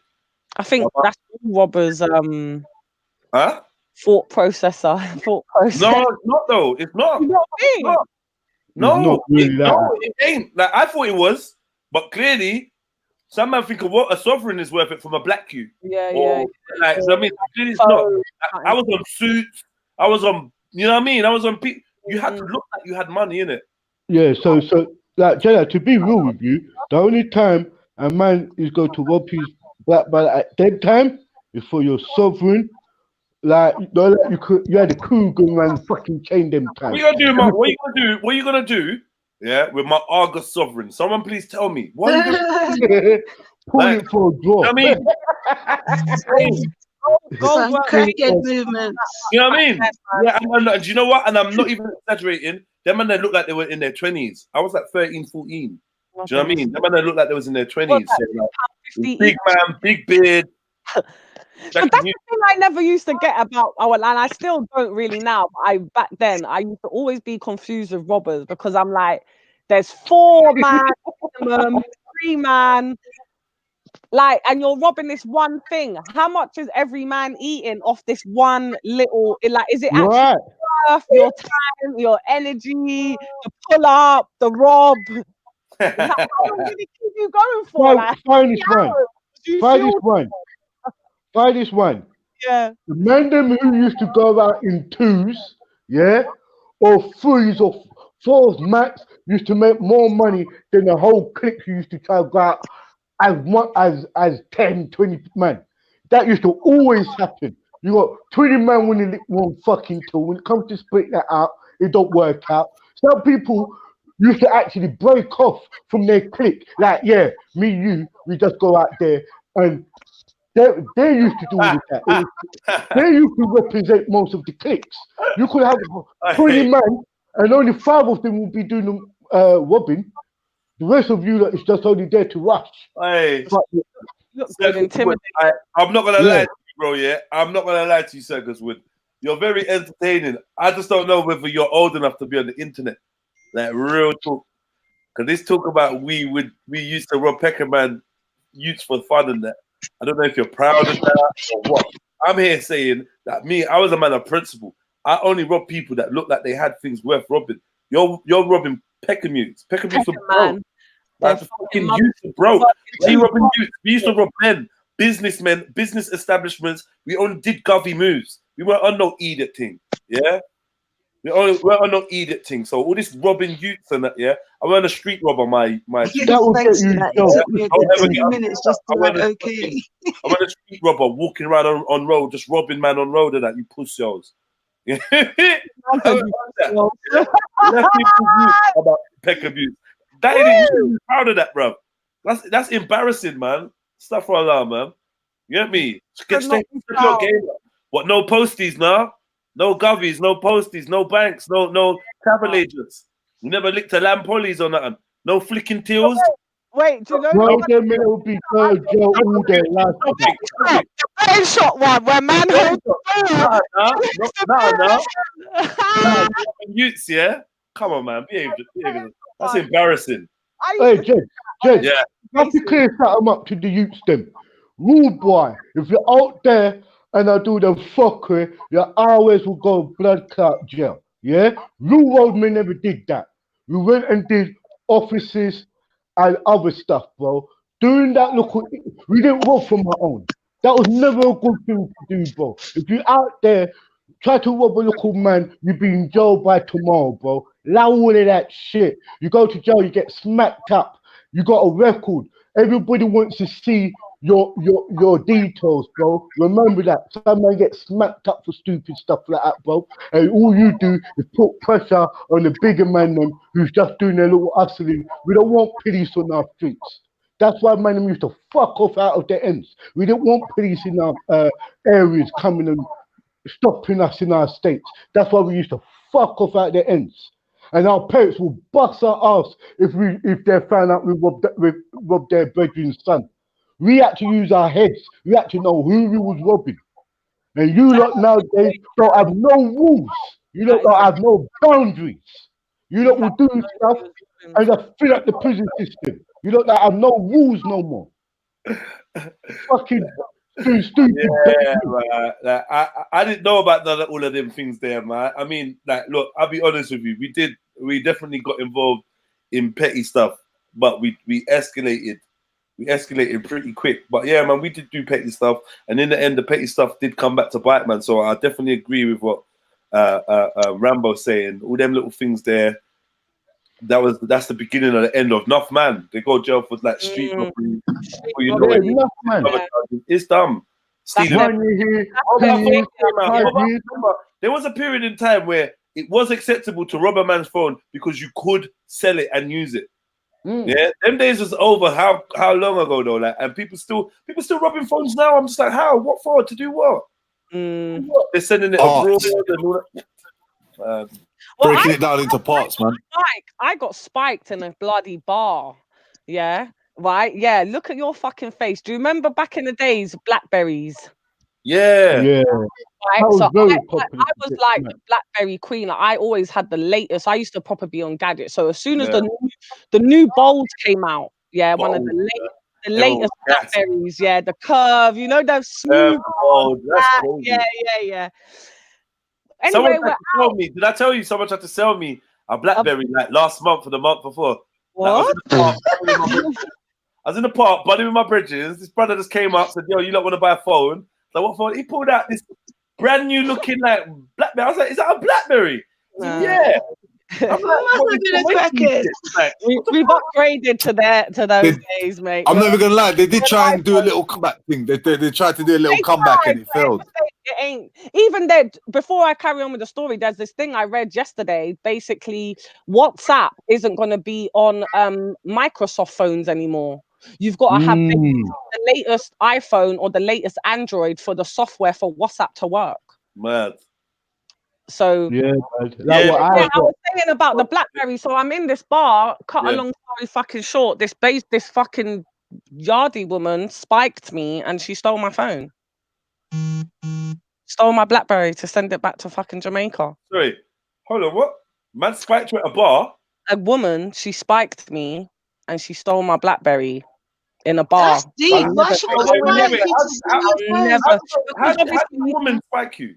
Because you know, obviously, when me and my brethren were playing it back, I'll never forget it, because how I am when I'm out, that would be the only kind of way to get my phone. Because even if I'm at the bar, my drink's in front of me, my phone's right there. If I got a little clutch bag, I'm either holding it or it's all right there. So you'd never be able to do the quick swipe pocket thing. I can't take your phone from you. And think I'm not going to realize. Do you understand what I mean? So we were just chilling. And I literally just, because that was like our spot, my phone was there at the bar, my fucking bag, and we were just there resting up. And then literally I started taking, but we noticed this woman. That's why I know it was this woman, because she was just lurking around, like, and I was obviously drinking my drink. And then I started obviously moving a bit mad. And then my brethren's like, nah, we need to go. And the only thing that was gone was my mobile. Was she alone? Was the woman with a guy? Was the guy talking to you? Like, was it double guy? To be honest, I can't remember that far back because it was a few years ago, but she was with like another woman. There was a man, like, you know, they were just like lurking around, these fucking yardies, like lurking about. And I remember it back then, that Bold wasn't, it was like spankers, over $1,000 something for that phone. Spankers. I remember it. Stole my fucking phone, mate. Send it back to Shit. Jamaica. Go back to Tivoli Garden with it. To Barbara Clark. Mm-hmm. But I put it up is because does that actually work? Like, can you still a block? Can you take a block? Yeah, once it's out the country, America or Jamaica, This you one. know, America or We the don't put it Caribbean. by Digicel, Wood Gal. We don't put it by Digicel. That done. Yeah? That I done. swear, No Africa good or the back. Caribbean. That done. That gone, man. That Brother gone. Mills. Mills. What are you saying? What are you saying, finalists? Big up, Are Mills. you making an appearance today, or are you shagging everybody? Ah, what's this get on to Mills Day? Yeah. I'm not Yeah. generally asking. What are you doing anything this evening, or you just? No, I'm just gonna spend it with family, and then after I put Oh, little you're man to bed, I shagging. might pop. I you're might pop shagging. up to. You're shagging. Oh, okay, that's fine. You're just the king of shagging then. You Yeah, turned you turned Thank into the you. king of shagging. I don't know what kind of language you can put that in. Oh, what I'm gonna do, and then bruv, stop, bruv. Honestly, Mills, yeah, Just say no. Just I'm say. gonna move on. I'm gonna move on. Just Mills, say. you need allow yourself to be known to be good for your word, bruv, and just mean what you say. Trust me, fam. You don't want to get that habit where people think, oh, he's saying this, but what he really means is that. That's not good, bruv. You should have just said, maybe when I put little man to bed, I might pass by. Because it sounds like you're not passing by. It sounds like you're not passing by, but you're trying to make it seem that you are. Yeah. We're used to this. Mills might be getting. Mills might listen. Let's not pull it on Mills. You know, it is going to be 2020. He might be ending the year with an actual proper bang. You know, he might be going out with a proper nut. He might be cracking a nut. You know, he might have other arrangements for this evening. Oh man, I can see you. I'm not even gonna lie. When you said shagging, I thought you said, "Are you shagging tonight?" So that's what I thought. So then I realized you meant shagging. Yeah. Yeah, I got to do some shagging. There's a lot of people going out tonight with a real bang. Cracking Hey, a real bang. I ain't lying, you know. Guess where I'm going tonight? On. Birmingham, bro. Literally, you're counting down the strokes. Yeah, I'm fucking. I can't wait. those fucking strokes. Yes, no, I know you got that one. Birmingham. No, my brother's got a fucking setup there, innit? So I said, yo, we'll go see the we go and see the double you know, fucking I'm already drunk. Yo, we just go see the new year together, innit? Yeah. Yeah, so he's got a couple of sets. He's got a set in Birmingham, midnight set. Then we just come into London to finish off his sets. Then I'm going home after, really. Oh man, I rate that, man. That's nice, man. Yeah, I thought I'd just fucking buck out today. Hit the road. What are you doing, finest? Getting on to me. What are you doing? I'm trying to get to that spot, innit? But I'm just trying to get a lift there. Them ones. Yeah, literally. I'm just gonna get to that spot. Do something different, something new, good vibes, good people. Why not, man? I'm looking forward, actually, to be fair. If I can't get a lift, I'm gonna have to get the train. But it's free service. Train's free New Year's.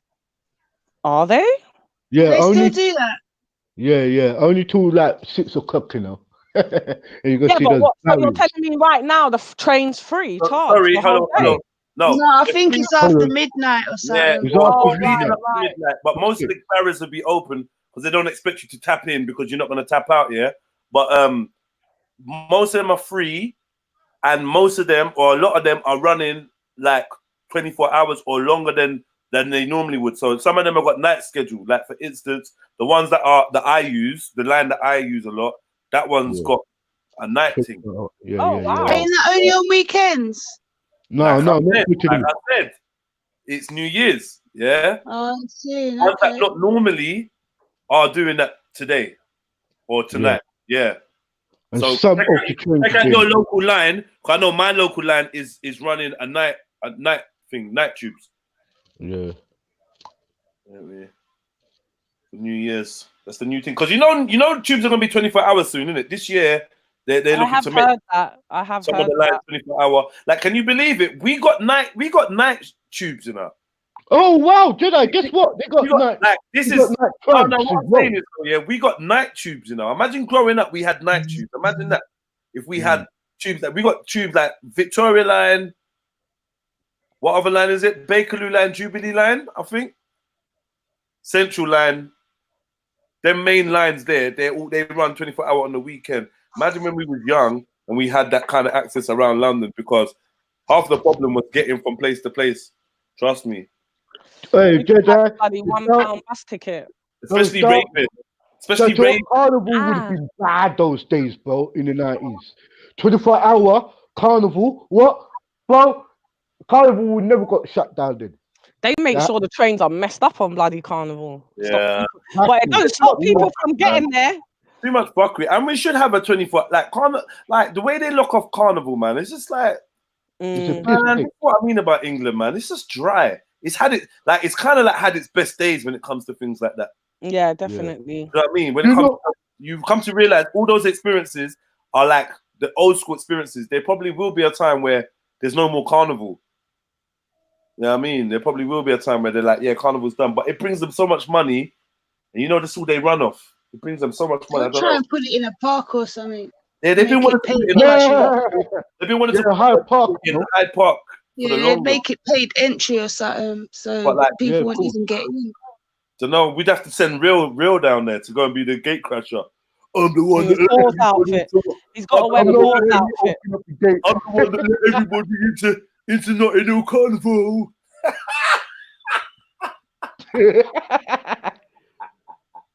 I'm the gate crasher.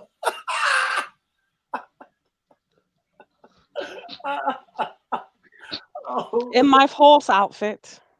With my penis shaped head. I drove for 4 hours. What, you killed it the other day though, because you was like, so if he left, I don't know if it was you or someone else, if he got there at 11, what time did you wake up, bruv? What time did you wake up with the plan? What time did you wake up with the plan? Yeah. Drove and when in your horse outfit. In whatever time in the morning it was, when your alarm went off, how did you not say to yourself, I'm a dickhead? Loud. Started like a kid couldn't sleep. Even his own woman told him. His own woman told him not to come, and he still did it. And now Matthew snapped him, boy. Hey, it's the Wabi Sniper salute, bro. Yeah, anywhere you at, fam. My man said, what the fuck you look like? What, you think it's good coming in with the fucking donkey suit on? What a cunt, bro. Proper. Yeah. It was classical though. Maku made man strip that down. It wasn't smiling after Matthew finished. No, that was fucking hilarious. And it's so funny for me because I literally just saw that for the first time the other day. Like, so it's fresh in there. The way Maku pulled him up, like, what? Oh, you do. He went in like an elder. Like, yo, fix up, man. But anyway, bro. Fucking hell. Yo, gents. Yo. Listen to this bomber clap. Which bomber clap after me now? Listen. You're going to catch some joke now. Yeah. 3 o'clock in the morning, I just woke up like, shit, I need a spliff. Like, fuck, I can't sleep. I said, you know what? Let me just fucking put on my YouTube on. Boom, that's it. Guess who come out the blue, bro? The Wizard of Oz. Oh, for fuck's sake. Bro, the guy... Hold on, wait. When was this? Wait. Oh, for fuck's sake. When was this? Last night? Bro, this morning, like about 3 o'clock. Okay, bro, go on. He come in. Guess what? He's a full-fledged Satanist. He was talking about, yeah, bring up the birth of the morning star. Nah, I infiltrated Islam. Like, now I'm a Satanism. Yeah, showing about his. I respect Respect can't hit me up and tell me these things now. Hey, That brother's confused as no, fuck. no. Listen to this. Wasn't he a wizard? Like, No. Hey, where's Jen? Where's Jen? I swear Jen was no Jen Wallace. Big up yourself, sister. But she was there, fam. It was like a shock. The youth was saying, I missed that. When was Islam, one Allah. Mr. Yeah. Matters? Big up Satan. And you know what the man was saying? You wasn't saying that when Jedi must have knocked you into fucking worshiping Satan.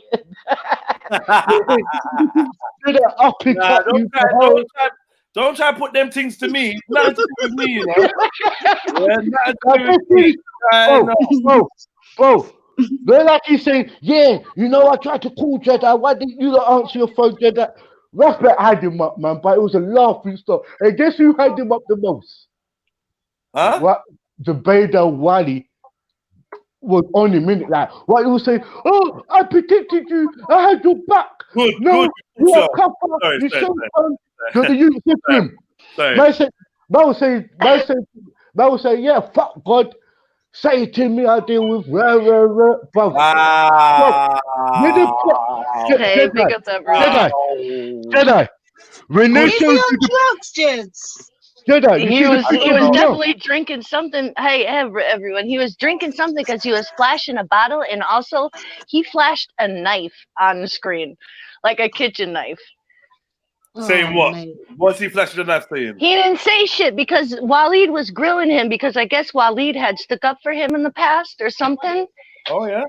So, yeah. So then he totally he lied about being Muslim, I guess, which that's what Waleed was pissed about. He's like, you tricked us, like you lied to us, like we called you our Muslim. Hold on, are we talking about the midget, or are you talking about Blue Lion? The guy who got knocked up by Jedi, because I watched that. Oh shit! Respect said Jedi hit him so hard he started worshiping Satan. I just said, that's Respect boy. Jedi. Not anymore. Jedi. If it weren't for Respect, I wouldn't know these people. You know, Respect likes to take credit for things. So Respect, take credit for this one, my brother. This is your this is your Trust me, Respect put him in. Yeah. He fully embarrassed Respect, yeah. And Respect was like, I'm just like, yo, I'm giving Respect them eyes like, look at your boy. And Respect's like, I know, man, but fuck. I felt it for Respect still. And now look, he's gonna throw it back in man's face. No one could have predicted this, man. Like, he's off the charts now. He's gone, man. He's gone. So what happened to his Instagram? I mean, his YouTube. Nah, he's changed up the thing now. He's changed up the thing. He's not doing Islam. Yeah, it's like 6 F's, like F, because like F is the number for 6 or whatever. Like, this guy's an edgelord. Like, he's probably one of the edgiest person I ever encountered on here. Listen. I warned you all because I'm telling you anyway, man. I don't even want to talk. I told you that I saw it. I knew it. He turned on me. Sorry. Yeah, he turned on me. Yeah, he turned on me. It wasn't him that turned on me. Yeah. Remember, this guy sends me messages saying he knows I'm a shapeshifter. He knows about the magic I do. Blah blah blah blah. Blah. Yeah. I've still got the messages in my phone. So one day he just delete that energy before tomorrow. Yeah, one day he just opened his mind or his eyes and was like, yeah, Jedi basically snaked me. Jedi did this. Jedi did this. And I'm like, bro, what's wrong with you? Like, I literally was trying to help you. Like, I know you didn't like the way I was speaking about you to Ratboy. That was simply to see where Ratboy's head was at and see what he was on. It weren't a disrespect to you. And because he couldn't grasp that small concept and he kept going on about this and that, I realized my man was sick. Then he started playing all this music in the background and doing weird things. I said, nah, he's still on his thing. Then he said, oh, I'm going to burn all my occult books. I don't know if you remember that. He done a live stream where he got all his occult books and started burning them. Well, Jedi, he's got all of them back. Yeah, this guy was typing some crazy shit, right, Rainbow? He was crazy. Jed, I missed this, man. Hey, Jed, I'm glad you come up. I'm really glad you come up. Because when I saw your comments and the joke that, bro, this youth here has, Jedi, you must have knocked him to the dark side. You gave him straight to dark side. Nah, he was already in the dark side, bro. He was already there. He was already there, bro. He was already in the dark side. This is the thing. And he was in the dark side, and I was there saying to him, yo, bro, like, you seem like a cool guy and that, but I beg you, loud these books, loud this practice. No, I don't believe in this. Yeah, I know this is true. I know this works. I don't think you should practice it. I don't take it from me that none of this stuff was good. I shapeshifted into a snail. I shapeshifted into a cat. Do you know what I mean? I shapeshifted into a couple things, a shadow. Do you know what I mean? Fuck. It's simply because the energy that he's working with is being repulsed by my. Like the other day, I went out. There was someone at the door. Chatting with their girlfriend. Yeah. So it's not the best. I walked in and I said hello to everybody. So I shook everyone's hand. Well, he put his hand up to shake my hand. I shook his hand. And my man nearly fainted. And he said his whole body went cold. And he was like, "Oh, I've only ever felt this one other time by a really powerful wizard." Right now, everyone's looking at me like, "Yo, what the fuck are you into, Jed?" Because everyone keeps calling you a wizard or magic man or like, what the fuck do you do? I was like, I don't even know what he's talking about. But he was just like, yeah, his whole body went cold when he shook my hand and he fainted. Like, well, Jedi, that's the type of shit that Oz was on. Oz was like, oh. Yeah, but Jedi. I was talking to Jedi. I was talking to Jedi one time and he said something. And then when I looked out my window, I just saw this black cat. The black cat was just looking directly straight at me. And I tried to speak to Jedi, but Jedi wasn't answering. And then when Jedi I vaguely remember that. Yeah, and then when Jedi answered, I realized the cat was gone. And like there's like mad things like that. Like I'm like, bro, like, because I tell you, I know. Jedi, don't let me expose you now, because everybody don't know that you're a mystical man.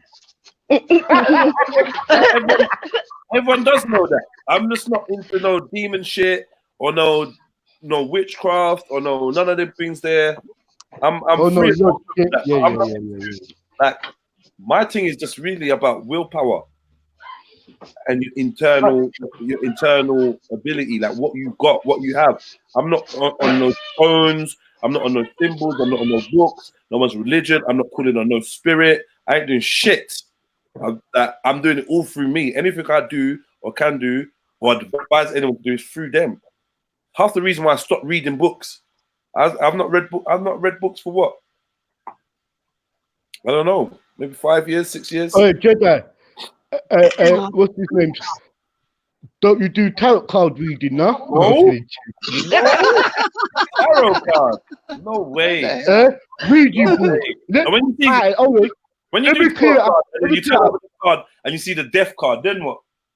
Then I play them games. Pick a next one. Don't you do a Ouija board now? Who did I ask? I asked loads of people that don't believe in God and stuff. Would you do the Ouija board? I've still not met anyone. Oh, Born Rich said he'd do the Ouija board. I don't believe him though. He's lying. I would not be doing no Ouija board for nobody. For what? Fuck Ouija boards. I don't care. They say it's a game. They say it's all fake. Are you honestly curious enough to bloody start doing that shit? No. I know a set of the thing, yeah. I know a set of kids that did the Ouija board, done Ouija board when I was young. They went into some forest past Croydon, yeah. They done the Ouija board, yeah. What's this youth's name again? One youth's name was Avon. The other, what's this other guy's name? This black youth. But people from Croydon would know this youth, and they would tell you, yeah, he fried. He is fried. Man, I can't even tell the story because it involves me having sex with someone. You can leave that bit out for fuck's sake. No, but I have to know how that started. started talking in some weird American accent and started doing mad things. And then, like, yeah, and I found a knife under her bed. And then anyway, yeah, like this girl said that she was kind of seeing somebody or whatever, and then gave me the guy's name. And I went, right, I know him. And then whatever. And then one day I met this guy on a train, and like just bare stories started coming out. Basically, they'd all gone into some forest and done the Ouija board together. Then this girl started cutting herself and started trying to kill her. And then this other one went completely mad. Another one died. This other one went completely mad. And then this black cute, which I keep forgetting his name, who used to smoke salt. After he started smoking salt. He put salt in literal salt. Yes, salt. Like those bath salts, like that shit that was going around. Talking about the devil and the demons that he sees and blah blah blah. And one day, that's that bath salts, because that's what happened to that dude in Florida. The one that ate someone's face. Yeah. Yeah, but Jed, was you a part of the sorcery university? No, I'm saying joking. Hogwarts. Were you sorted into Gryffindor or Slytherin? I'm in the magic circle, man. I'm in the magic circle. To be honest, if you've ever pressed like on any one of my videos, I basically own your soul. So, you know what I mean? You go through an Yeah, you try to unclick it, and that's double. That's the soul for the next life. This for Jen. Jen, for the next life. God damn it. But I mean, man. But yeah, there was that bunch of kids that did the Ouija board, and I could see how their lives was fucked. Their lives were fucked. One of them died. Another one kept trying to kill themselves. Mental health took over 3 of them, and one of them died. And they all shared this common experience. And this is the stories that you hear about the Ouija board. I never heard nothing sexy about no Ouija board story. But Jedi, I kind of think that when you was younger, yeah, you must have saw Yoda or something, Jedi. And why you all keep this chatting? medical Do you want me to go and print on it and heat you up? I just go and call Prince to come back and start telling you about your bomber clout and all. I know he was getting under your skin. What did I miss? Sorry, I just What? Why you say that to us for? Alright, guess what? Friday's mine. All of us are meals. Captain, give me a second. Finally, are you talking to us? Yeah, I'm saying, what did I miss? Because I heard you bomber clot and I was just ordering my sea bass and fucking rice. Like, set me up. I'm not bomber clotting, but can you hear Rambo? Yeah, he was saying something, but it wasn't clear. Oh, no, Rambo's okay. Go, Jedi. What was you saying? What kind of gal this, you know? Rambo, what kind of gal this? Yeah, it's the girl that done the Ouija board, man. And cut herself and started speaking in an American accent when I had, but it was only one time. She lived behind a police station. What, somebody you know? Yeah. What? Yeah. Wow. Like, there's more to it, but I can't really go into it. Yeah. Like, what was Rambo gonna say? Because I couldn't hear him. It's scary, man. No, I was just saying that Jedi has been getting all of these mystical powers since he was a little boy, had a dream or saw Yoda in his vision, and he taught him the way of the Jedi. Because Jedi, you got so much fucking wow. You are a mystical man, you know, bro. You got some powers, bro. I got powers. Do you reckon you come from a planet with 4 suns or something? I don't believe or in planets. 2 suns. I don't believe in planets. Okay. Nah. So you're not extraterrestrial. Are you Avatar? Is that the person? See that person who I see and touch? That's the Avatar. Yeah. Do you believe you're an Avatar or something like you're here to guide the people, give them a message? I don't know, bro. Remember, you're alright. Avatar. What are you asking him? I think Jedi's an Avatar. He's got special powers. That's Buddha, isn't it? Have you got? Okay, have you got telepathy, Jedi? Yeah. You got clairvoyance, like you can Yeah. see, Yeah. through walls and bunkers and shit. Yeah. Walls. Hold on, can you levitate? Hold on, Jedi, can you levitate? I'm only joking, man. But I know you can. But I know you can walk on water to blood clots. Yeah. I know you can walk on water. That's simple sights to you, isn't it? My sister used to call me Devil Child, though. Ah. You know what I mean? You don't have What's everyone in the comments doing for this New Year's Eve? I haven't seen the comments for ages. Let's have a look. Right, all right. But yeah. Yeah, man. I'm gonna jump off still, Jess, but big up everyone in the chats. Happy New Year. Bye, Sosa.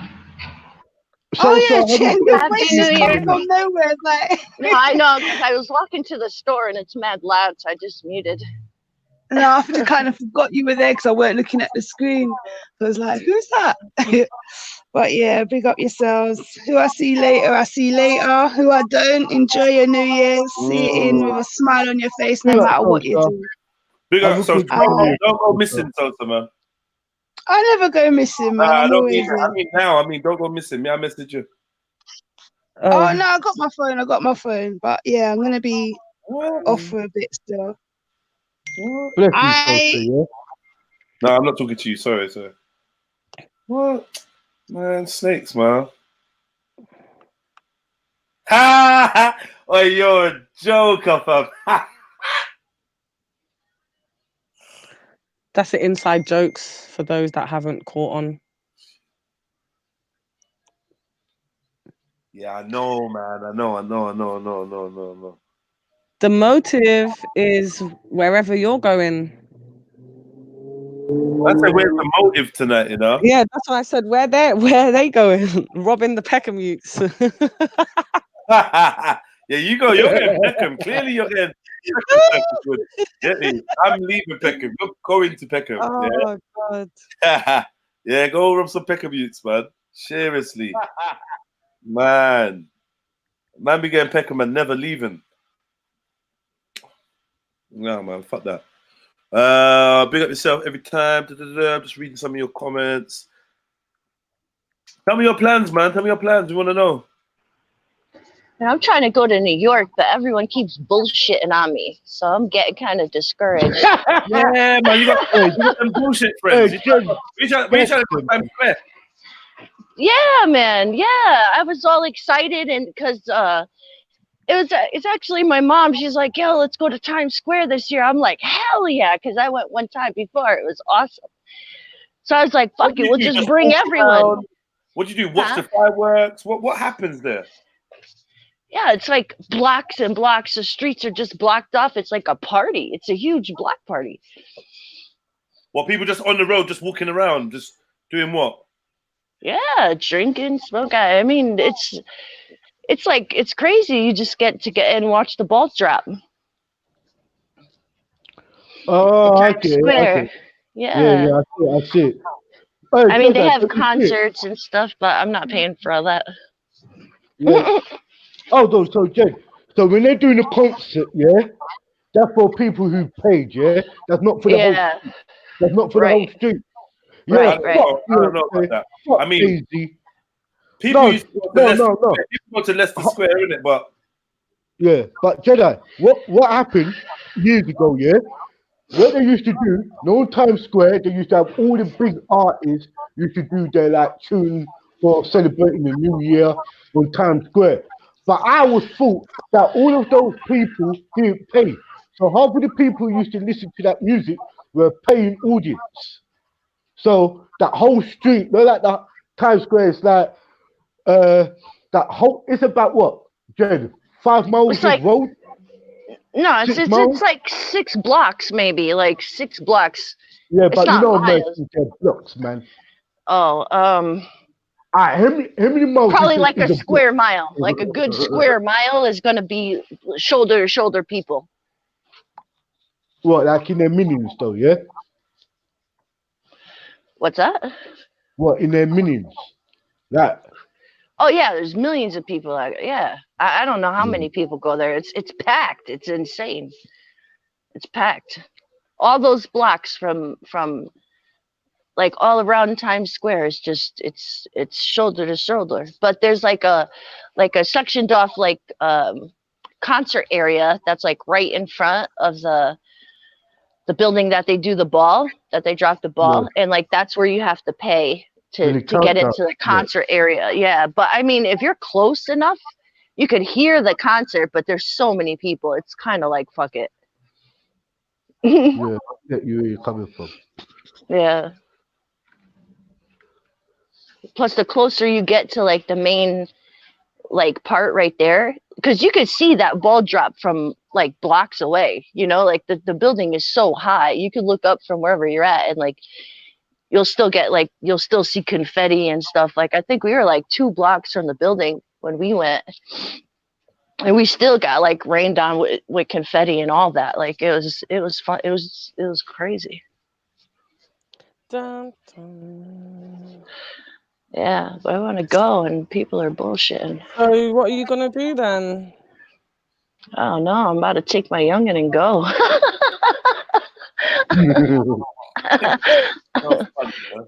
Yeah, because she's hyped now to go. It's like 2.5 hours away. Ooh, that's a drive, man. See,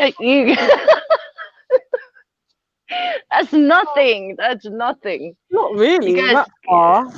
Yeah, you guys for New Year's Eve as well, 2.5 hours. It's not too bad. Yeah.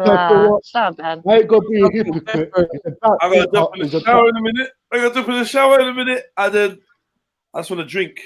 Who's buying me a drink? Which one of you international pals is gonna buy me a drink for tonight? Let me see. Jen. See my PayPal link there? Bruh. Yeah. Send your New Year's drinks. Send your New Year's drinks into the PayPal. Yo, Nay, you was here and you ran off. What happened? Come buck me, Balaclava gal. Yo, Circus Wood wants you Balaclava gal to come and buck him in Peckham. I think. I don't know. Who's he talking to? Balaclava. Who's that? What the hell is a balaclava? I was like, I don't know who's in the comments called that, so that's why I was Oh, Impressive, big up yourself. Big up yourself, Impressive. Yeah, I've been on the channel for ages, man. Oh, you're talking about fire. There ain't nothing in Peckham for me, especially on New Year's Eve. That's for sure. Not a damn soul. Who's out here doing this Scala advert? Yo, you mentioned Scala 3 times now. Yeah, I work for Scala. Who sent you, mate? Yo, Jay. Yo, King. Jay. Yes. Are you when you're looking up to look off the stream? 6 o'clock. I don't know. I'm not rushing to look off the stream. I'm just here, like I'm just saying. I'm gonna get myself ready. I'm gonna have to go live with you when I'm on the road, bro. I'm gonna have to go live with you when I'm on the road. Get me? Yeah. I'm not gonna big up Roz. What on, man? I'm not gonna lock off.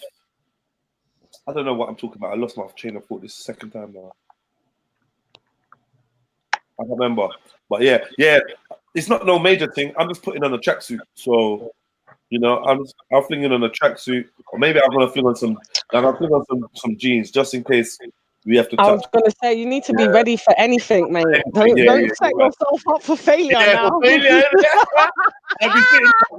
What did I do this? Start as you mean to go along, dude. 100%. No, you're 100% right. Let me just allow that. Start as you mean to go along, man. Don't you can bring the tracksuit in a bag, innit? You bring the tracksuit in a bag, but you gotta be ready for every occasion, innit? Like that bird call. Jenna, can I use this time to do some little big ups? Of course you can, man. Of course you can. Yo, let me put the PayPal link so you can buy me a drink, because you never came to my motive to buy me a drink, and you're going Birmingham tonight, so I ain't gonna see you. So yeah, here's a link, man. Feel free. Thank you, Bill. Yeah, fuck up. Yo. I'm a jacket out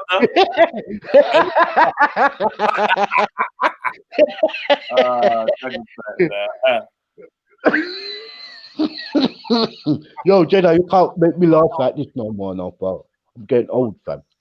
Fuck's sake. Oh, shit. Yeah. First of all, big up Ross. Yeah. Impressive. True Hudson. Yeah. Ashley P. Yeah. Big up, shit up, big up. London Minor. Wow, big up, bro. Yeah. Bugger, big up. Yeah. Dark Light. And who's this you here? Circus Wood. I know you've been trying to troll at the place, but big up, rude boy. Get me? Yeah. Big him up. Give him more. Big him up again. Big up Circus Wood. Yeah. Big up Circus Wood. Yeah, man. That name, you need to change that name. Sorry, Captain Rambo, Uncle. I gotta interrupt. We gotta stop the big ups. That name ain't right. As we're getting, the time is ticking. We're getting more closer. As they like to say, new things, new beginnings. Start as you mean to go on. That name there ain't taking you nowhere. Circus Wood. Circus Wood. Yo, Circus Wood. Change that name. Can you tell us what it stands for? Because there could be an actual meaning behind it, and I'm not trying to send shots for you. But as I heard the two man repeat, when I heard the two it don't sound right. It don't sound right. It ain't righteous. It don't sound right, right?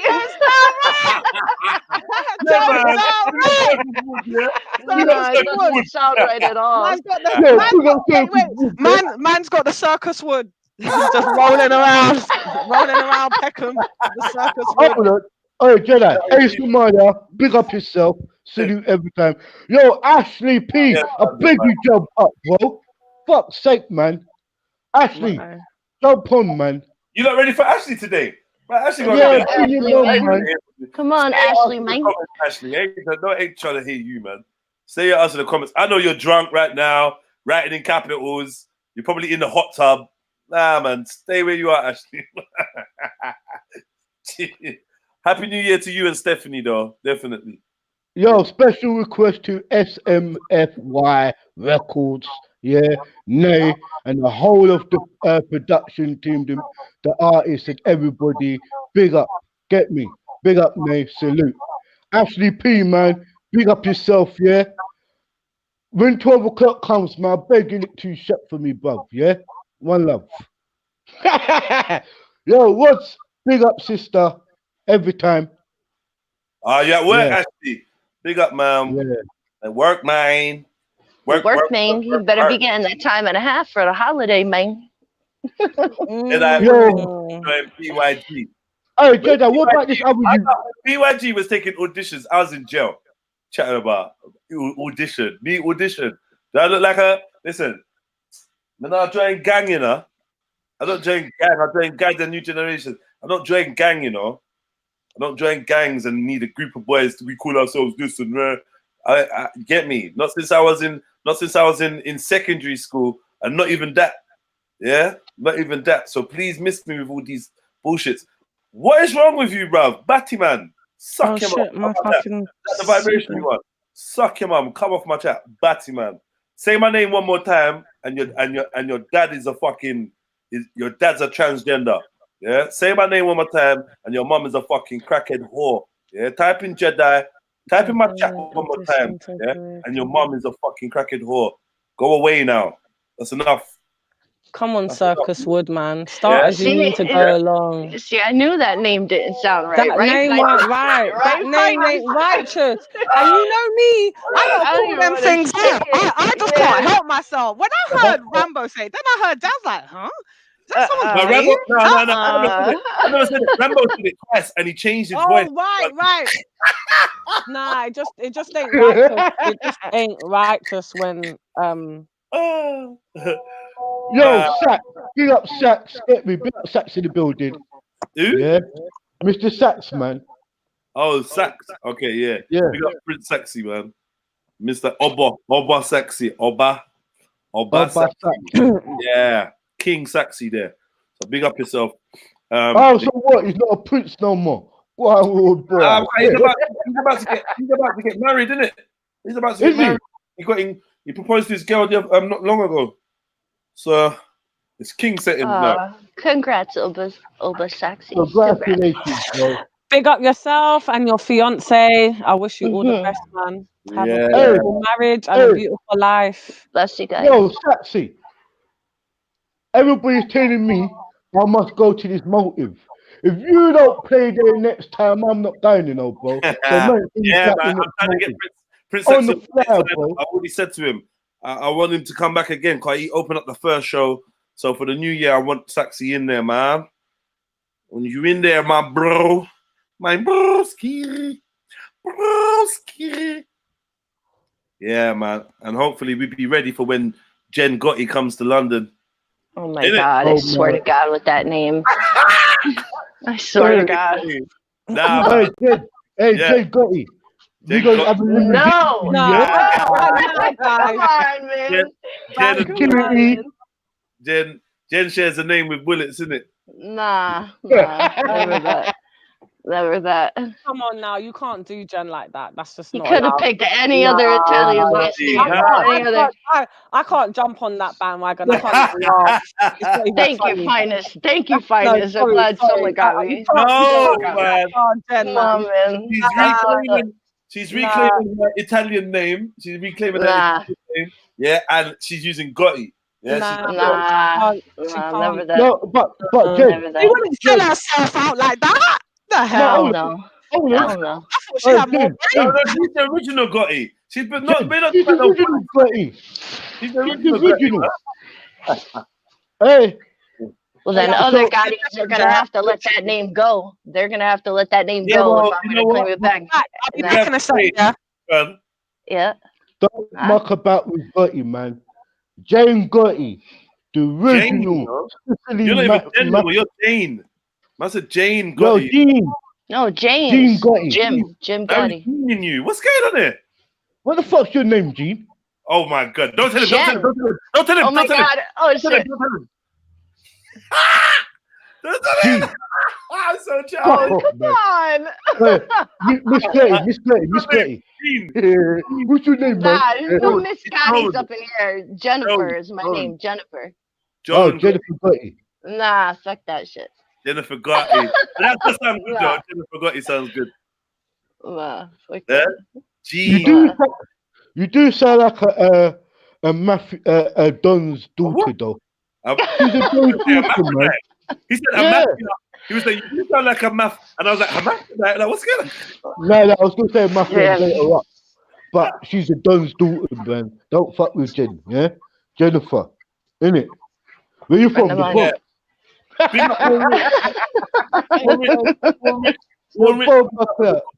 good point, Rambo. Born Rich has come up with a good point. He says Italians are historically known to be some of the most racist people towards the black, and he runs away. Fuck's sake, Born Rich. Why you always gotta freaking go there with me, Born Rich? Hold on, stop. Come on, man. Hey, Born Rich, you better fit this up, bro, or I'll ban you for coming up on the next year. Oh, wow. Yeah? Always taking shots at me, He's a big troller. He's a troller, isn't it?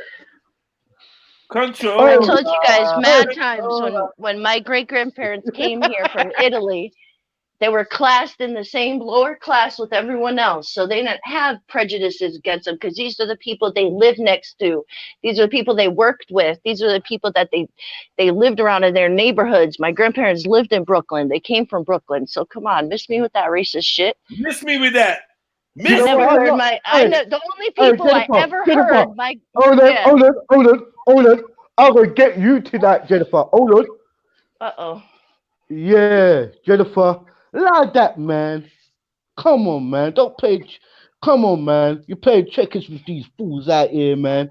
Allow that. Yeah, because Born Rich always on me with that Italian. Yeah, but Born Rich start coming around your community, and you know that, man. You kick his ass. Big up Born Rich. Born Rich is my dude, though. Big up Born Rich. Born Rich, you get a band, man. You can't come Yeah. to New York City. The only people I ever heard my grandparents or anyone in my family be racist towards was Irish people. They did not fuck with Irish people. They told me never to marry an Irishman. They told me don't fuck with Irish people. That was the only people I ever heard of. No. This is talk good bad Fellas, about. Jedi. Remember Why Goodfellas? that is it because of organized crime? Yeah. Her Because dad's I the just know bomb. it was when in some shit back in the day in New York, they said that the Irish people came in and they tried to take over the neighborhoods and take all their jobs and shit. That was the only backstory I got on it. And they said they're all drunk and they all beat their wives. Oh, God. The Italians and the Irish have got like this underground kind of feud that they perpetuate through Hollywood. I don't know how real it is in real life though. But I hear about a lot about it in Hollywood. Do you know what I mean? But that was the only thing. That was the only people I ever heard my grandparents talk bad against, ever. But Jen, I know you coming from a good mafia background, yeah, a nice Sicily background. I won't fuck with you though, yeah, you know, yeah. But please, Omerta. Mr. Miles is back. Fuck's sake, man. Shit. Yo, Ross, man. Yo, Ultra. I thought you dealing with London transport, bruv. You can't be doing this shit, fam. I can't be driving the buses and up on here, bro. Fix that, bruv. We got to keep London running. Hit the like button. Hit the like button. Send all your New Year's drink money over here this way. Send it this way. Hey, Jedi, Hey, Jedi, let me buy you a drink. Hell yeah. Hell yeah. Yeah. Hell yeah. What do you want? Ultra But Miss Scott is going to send you a bottle of Moet, man. That's how they do it, innit? Over there. Yeah. What they do? I sound drunk right now. I don't even drink like that. They said I sound drunk right now. I'm not even drunk. And then the waiter comes over and brings the drink over, and it says the guy over there or the ladies over there, and then they're like, "Oh, Jen, no disrespect." There you go. Oh, Jen, have you got any? No disrespect. Have you got any links to any Italian restaurants in London? I have no idea. Oh wait, in London? No, I have no idea. No, so what it is, when I'm in central London and I could say, yeah, me and Jedi and the man them could go to this bar because you certified it's a family thing, like Don's thing, get me? Like you have to be one call and arrange things for the man them, innit? Like friend of mine, friend of theirs, friend of ours. Yeah. Spaghetti. Jedi spaghetti. Yo, Jedi, you eat meatballs? Yo, Jedi. Yeah, we can have some meatballs, spaghetti. Yeah. So what? Don't you have no links, Jennifer? Not that I know of. Yo, I have no guys. idea. I have no idea. You go in there like, hey, you know, Jen, she's a friend of mine. Can I get a good seat? Yeah, that's what I'm trying to say, man. Like, alright, cool. Maybe I'll be watching the movies too much. Maybe Goodfellas is a fucking lie. That film never existed. Yeah, I don't know. I love Goodfellas. That was funny. I love all those mafia movies, man. I don't know. They're like kind of nostalgic. Do they do a good?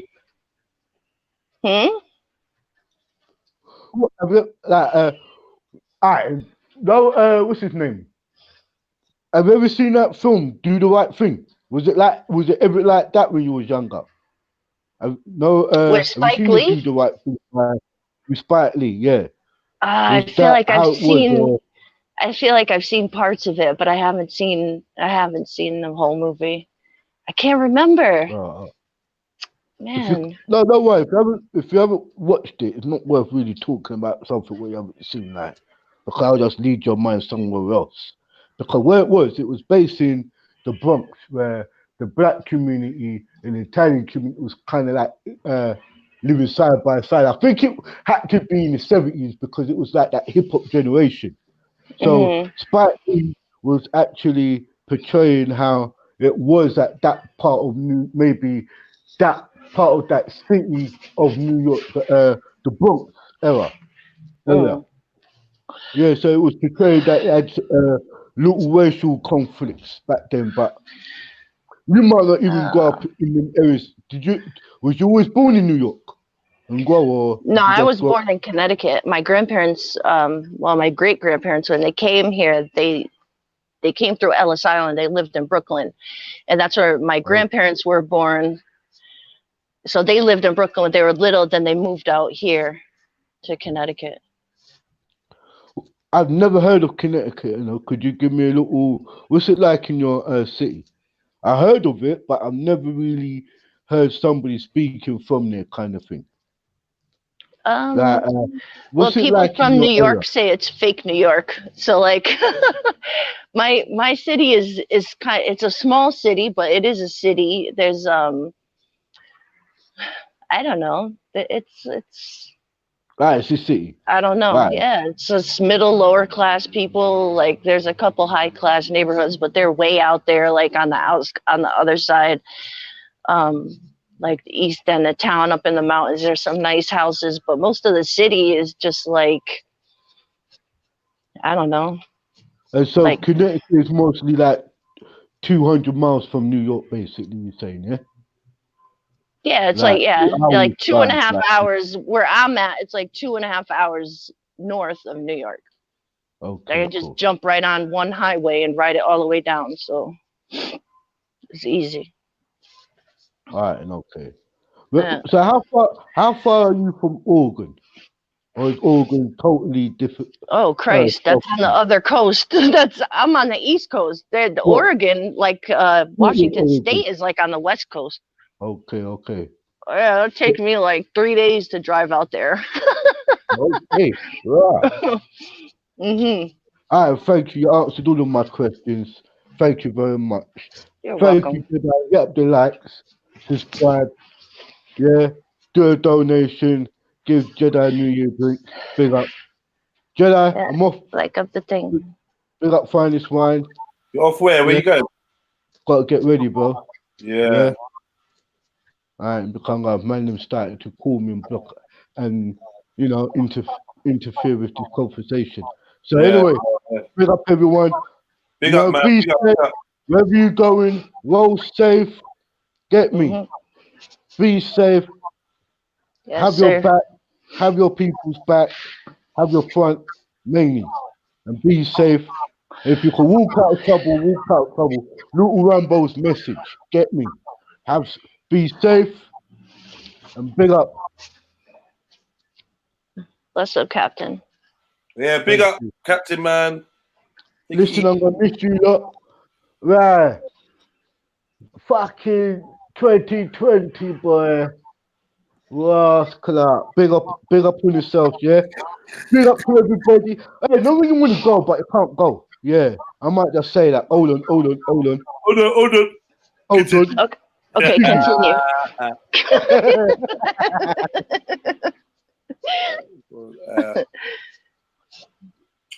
Man.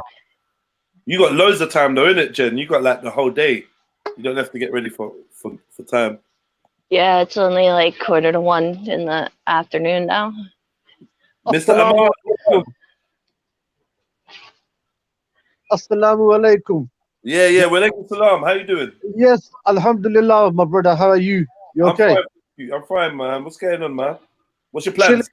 Long time when I speak. Spoke to you, bro. Yeah, I know, man. I know. What's the plans? What's the plans the deal, man, you had at the park, bro. You should come back to the park, bedroom. You hear me? Say that again? Oh, you should come back to the park, bro. You should come back to the park.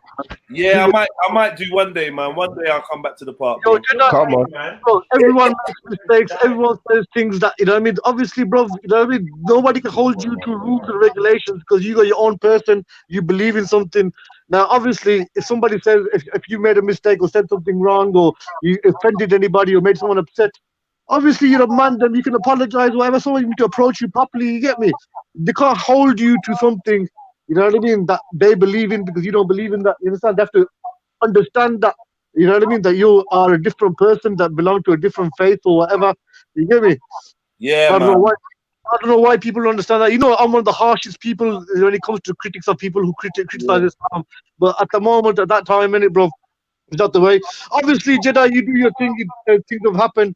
You know what I mean, between you and some so-called Muslims in the park. But bro, all I'm saying is not all the Muslims have the sentiment and basically what do you call it?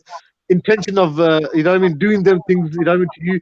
Because I've seen you, I've watched you around the park, bro. You're your own person. You're not a scholar or anything like that. You know what I mean? You're a normal man like me, man. Them. You know what I mean? Man's make mistakes. You know what I mean? We're not perfect. You get me? You know what I mean? Sometimes we make mistakes. Sometimes we don't make mistakes, and other people call it mistakes. But at the end of the day, bro, you know what I mean? I know you try your best not to upset anybody, but you know, man, things happen, shit happens, and you know what I mean? Things get done, and people need to fucking understand that. People need to fucking think outside the box and put themselves in your shoes and imagine, okay, this person is not a Muslim. You know what I mean? Okay, he knows a bit about Islam, but if somebody's gonna, obviously, if you said something about the Kaaba, obviously upset a lot of Muslims, upset me. But obviously, if someone approached you and said, bro, you know what I mean? You're on live TV, don't talk about that.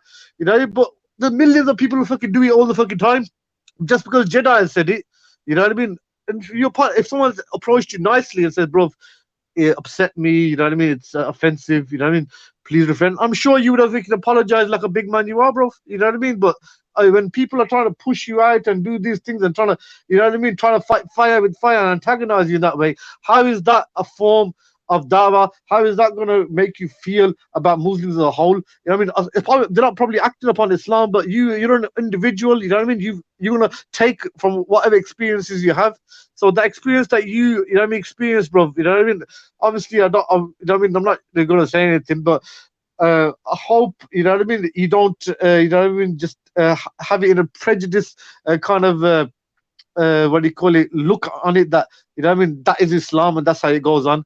Because the most of the following that you see on the Hangouts and in the Speaker's Corner, they follow the Najdi scholars, you know what I mean?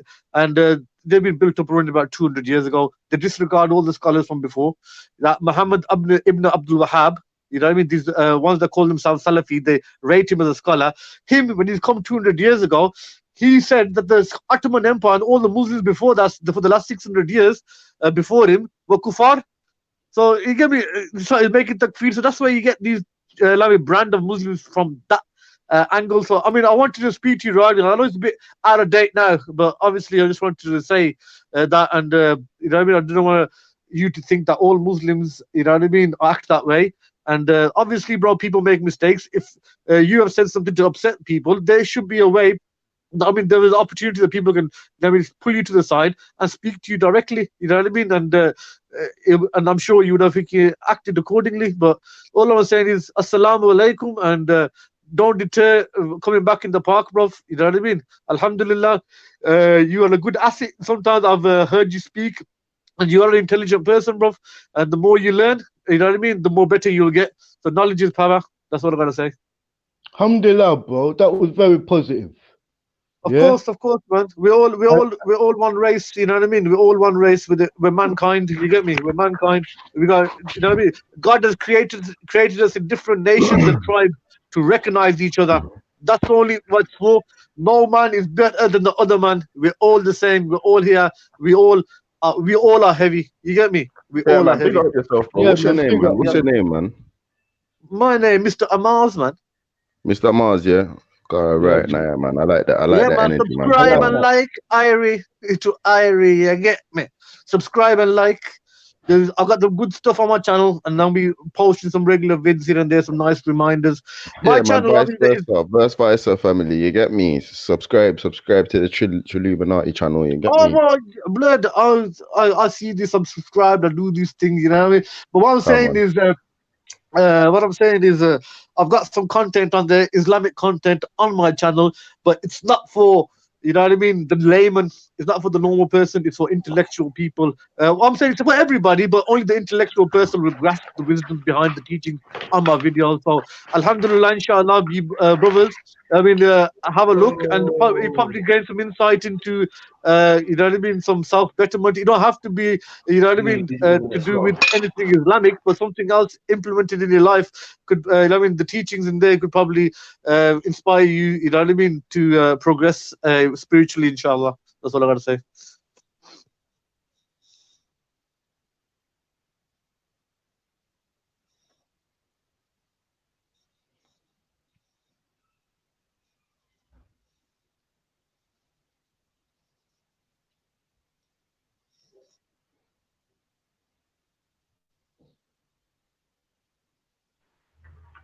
Hello? Hello, Jed. You right? Oh, it went quiet. I'm like, shit, did my thing cut off? Oh man, I did the conversation, man. Was everyone gone quiet? Yo, Jedi, where you gone, bro? What, he's not here? Oh, okay. Gone, bro. You know what he's done? He's gone to pray to the Almighty. He's gone to the Sajda, and Alhamdulillah, he's going to come back as a Muslim. Anyway, who's this? We got Rambo. We got, who's this with this foot or something? What's this here? Who's that? Empress Becca, is that you? Which direction? You talking about me? Oh, yeah, you, my brother. Who are you? Yeah, Nay, man. Nay, I don't attend the park whatsoever, so you're highly unlikely you will know me, man. No, I don't attend the park either, bro. Yeah, man. Where you from, bro? Yeah, man. But yeah, man, my name's Nay. You get me? SMFY Records. That's my thing. Yeah, man. You do your music and that. Yeah, man. Okay. Do you rap or do you sing? No, man. I just manage the label, fam, to be honest. But yeah, the artists them do rap, singing, everything, to be honest, all genres. Yeah, man. Yeah, man. How long you been doing that? Boy, fairly recent, to be honest. Started earlier this year, so ongoing mission, ongoing campaign, you know. Yeah, man. Well, hope you enjoy it, man, and deserve you work hard at it, man, and Come hope on. you find what you're looking for, man. So what's your thing, man? What's your passion? What's your energy? What's your what's it like? My energy, yeah. I slay Islamophobia. I'm a person who's come online. I'm a normal person, and I'm here to put people in their place when they disregard, you know what I mean, what Muslims, you know what I mean, actually believe, and they want to pull their narrative. So, you know, the people like EDL, Islamophobists, you know what I mean, so-called, you know what I mean, this, that, the other. Like and subscribe, family. Like and subscribe. Yeah, man. I'm a slayer of hate speech. You get me? I'm a slayer of hate speech. I'm a slayer of hate speech. Why? Can I ask you why you've taken the angle? Okay, well, basically, there's been a lot of people. There've been a lot of people in and around the media and internet who've adopted an Islamophobic approach and narrative, and basically they are misrepresenting and what they are misinterpreting a lot of our scriptures, and to the layman they are misinforming the masses. Our job as Muslims is to spread the good news. Obviously, I would like for my brother what I would like for myself. So, I mean, everyone's my human brother and sister. Everybody. My Muslim brothers are my Muslim brothers, and my Muslim sisters are my Muslim sisters. But collectively, everyone's my family. You know what I mean? That's how I believe. Now, the people who are going to upset me and, you know what I mean, go against my Muslim brothers, they're not going to be part of me. But people who are going to live with my Muslim brothers and, you know what I mean, in peace, they're my brothers as well. Love thy neighbor. We've been taught that, you know what I mean? If my neighbors are Jewish, on my right hand side, if I got a Jewish guy, on the left hand side, I got a Christian guy, they're my family still. You know what I mean? No, regardless of what color, creed, or what nationality they come from. They're my neighbors, they're my family. That's how I roll. And I want to, you know what I mean, break this basically false, you know what I mean, campaign of all these hate-preaching individuals, i.e. Tommy Robinson and Britain First and all these Islamophobes in the park and the hangouts.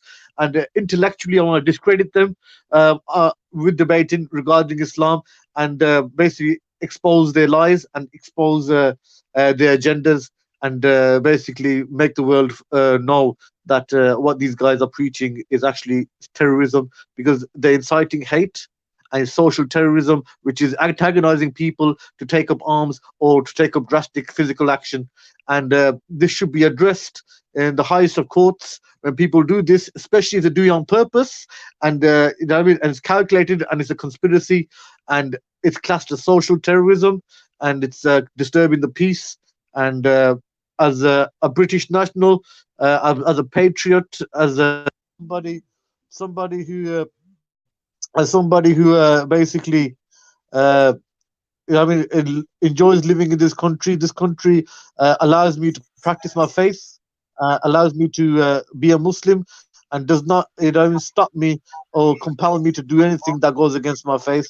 Anything I do that I sin, I do against my faith, it's my own fault. So at the moment, no problem with this country at all whatsoever. I've got no problem at all. Only got a problem with people who are misrepresenting my religion and misinterpreting religion. Be they non-Muslims or Muslims, they both will be cut with the same sword. Allahu Akbar. Can I ask you a question? How do you feel about like the whole like ethno-nationalist thing that's going on with like Ralph and the support for Mark Collett and all that stuff? What do you feel? I don't follow Ralph. I don't follow Ralph that much. I've had a word with him. I've swore at him a few times, and I have been a bit abusive towards him. Obviously trolling him. But what I'm saying is, I don't follow exactly the same. So what exactly are they? What they're doing now? Obviously, he's got an Islamophobic agenda, which has been exposed. Obviously, because the Islamophobes always keep going on with the same rhetoric, saying things over and over and over again. They can easily get refuted. So I don't know what is he doing. What is it that Rafki's are doing? What's he doing? So I'm not like really into politics a whole lot, but from what I gather. 1 second, darling. 1 second. I have to take a call. I'll be back. Okay. Gotcha. Wow, that was a bit mad still. That was a bit mad. Fast talker. Walk on, family. There, my G, there. Oh, shit. No, you just let a man breathe. He had a lot on his chest. Yeah, big up Mr. Mars and that. We're on the new year vibes though. Trust me. Trust me. There. I gotta go jump in the shower. Finest. Hey. Finest. The one and only. There's no other like me. I know, guys. I feel the fame. I just want to slip. Where you going?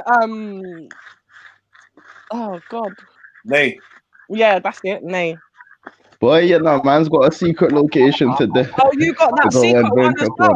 Everybody seems to. That's good. I like that. Got a secret location to share. Hey. Okay. Yeah, it's gonna be a nice night. Be someone to know someone. Yeah, fam, it's that exclusive membership shit. Yeah, you know, like that, like. Vibes, man. Pure vibes and pure family. No snaky shit. That's it. You got to start as you mean to go along. That's why I'm eating my sea bass right now. Yeah, to everyone in the chat, are Italians allowed in Gotti Gang? Y'all accept Italians or what? Are we What's going on? What's this Gotti Gang thing? What's Gotti Gang? I don't know. Bullets, God, this is Bullets following, and I don't know. They made it over here and are bigging up in the chat. But did Bullets send them over?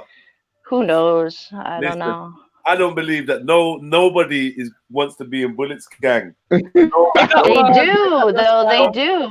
They all on them. Look at with the salute to the general, Bullets Gotti, toast to the bosses and the family. Okay, but are they secretly in the closet too? Not even that. What's wrong with them? Not even that. Are these people definitely not Bullets Gotti? Himself. Come on. Yeah, that one was serious. Wait.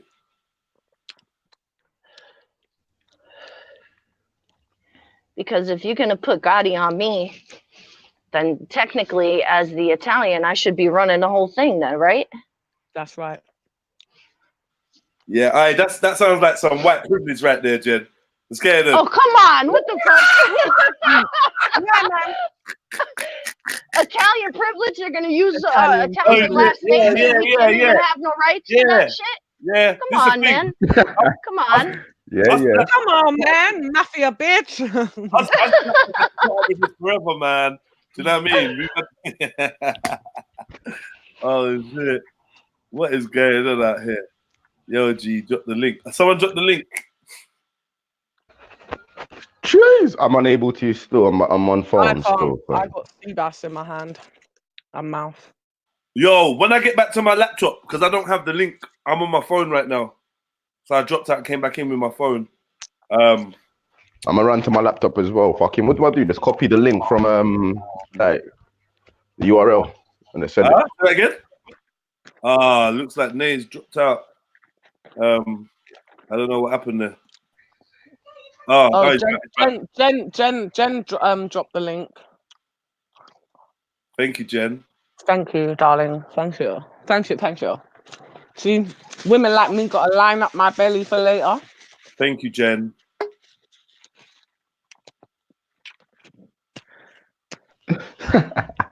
Thank you, Jen. You're welcome, Jedi. Assalamu alaikum. Oh, right. Hi. Yeah. Hey. Okay, so what were you asking me, Miss? About Ralph? Yeah. What about like either Ralph or Ralph, whatever? What was you doing? No, I was just wondering if you had heard, like within the last couple of days, I believe he came out with an announcement at Speaker's Corner on Sunday saying that his movement was official. They were going to support Mark Collette with the ethno-nationalists and try to take, I guess, more of the civic nationalists, which would be like the Tommy Robinson followers, to their side and basically push them farther right.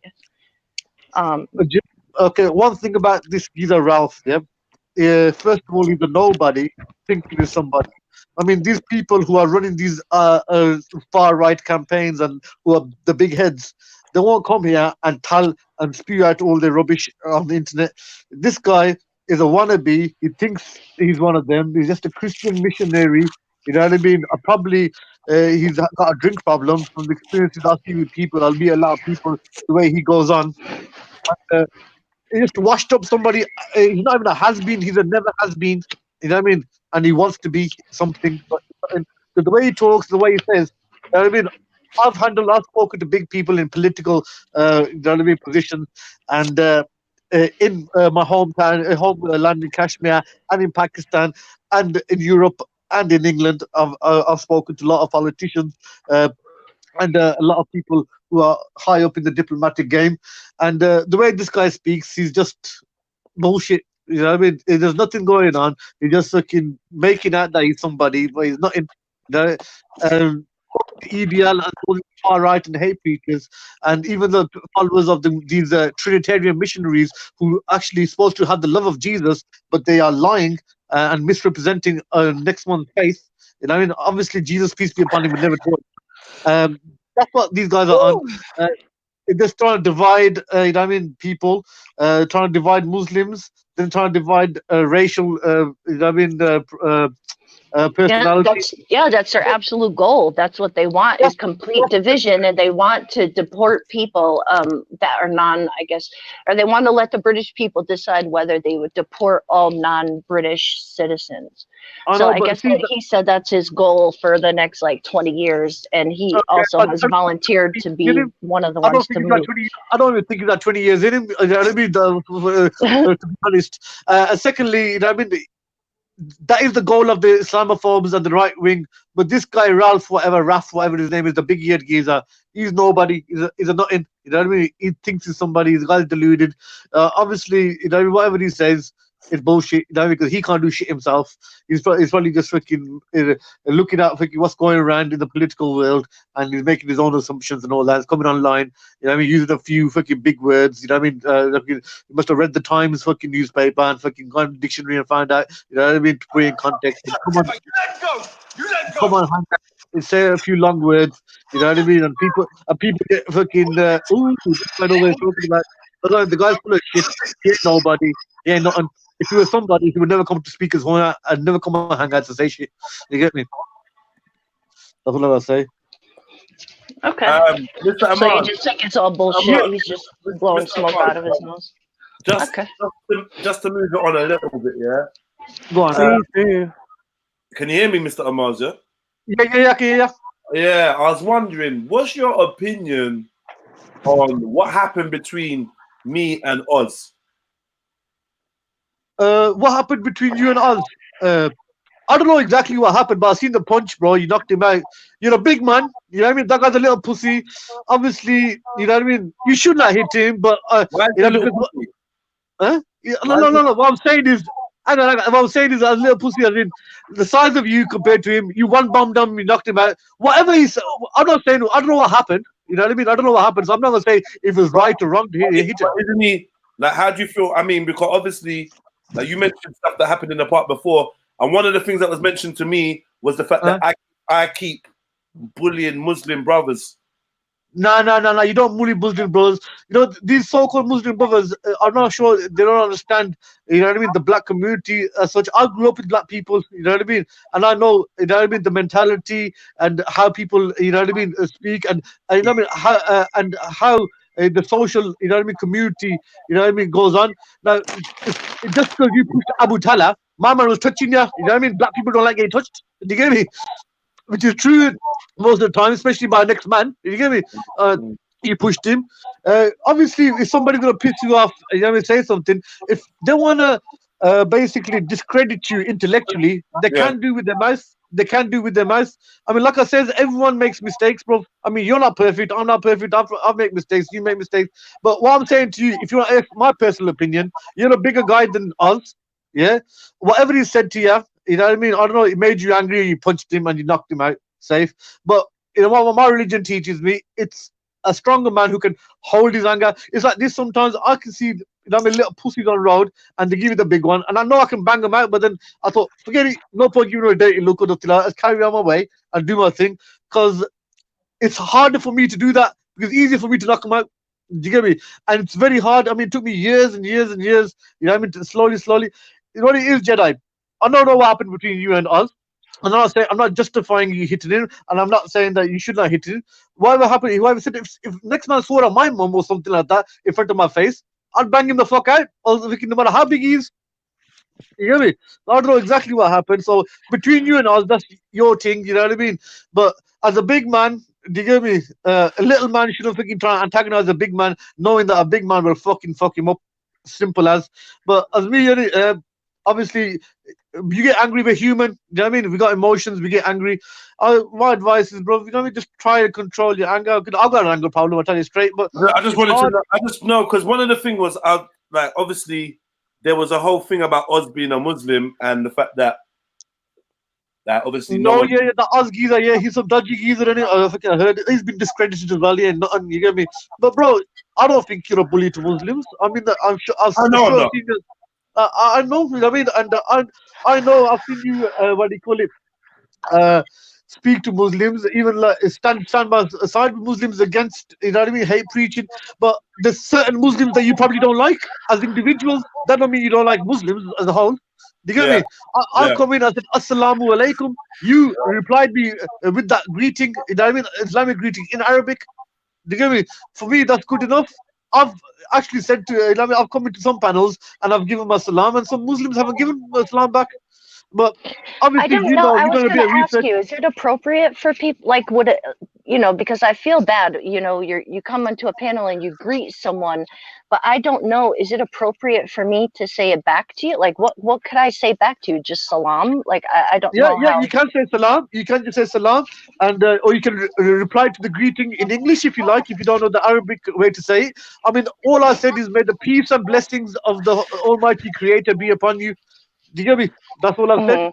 But yeah, I just didn't know if it was appropriate because I'm not Muslim or I know you're not Muslim. Christian I don't think Jedi is Muslim, but he understands the greeting and what it means, and he understands the response and what it means.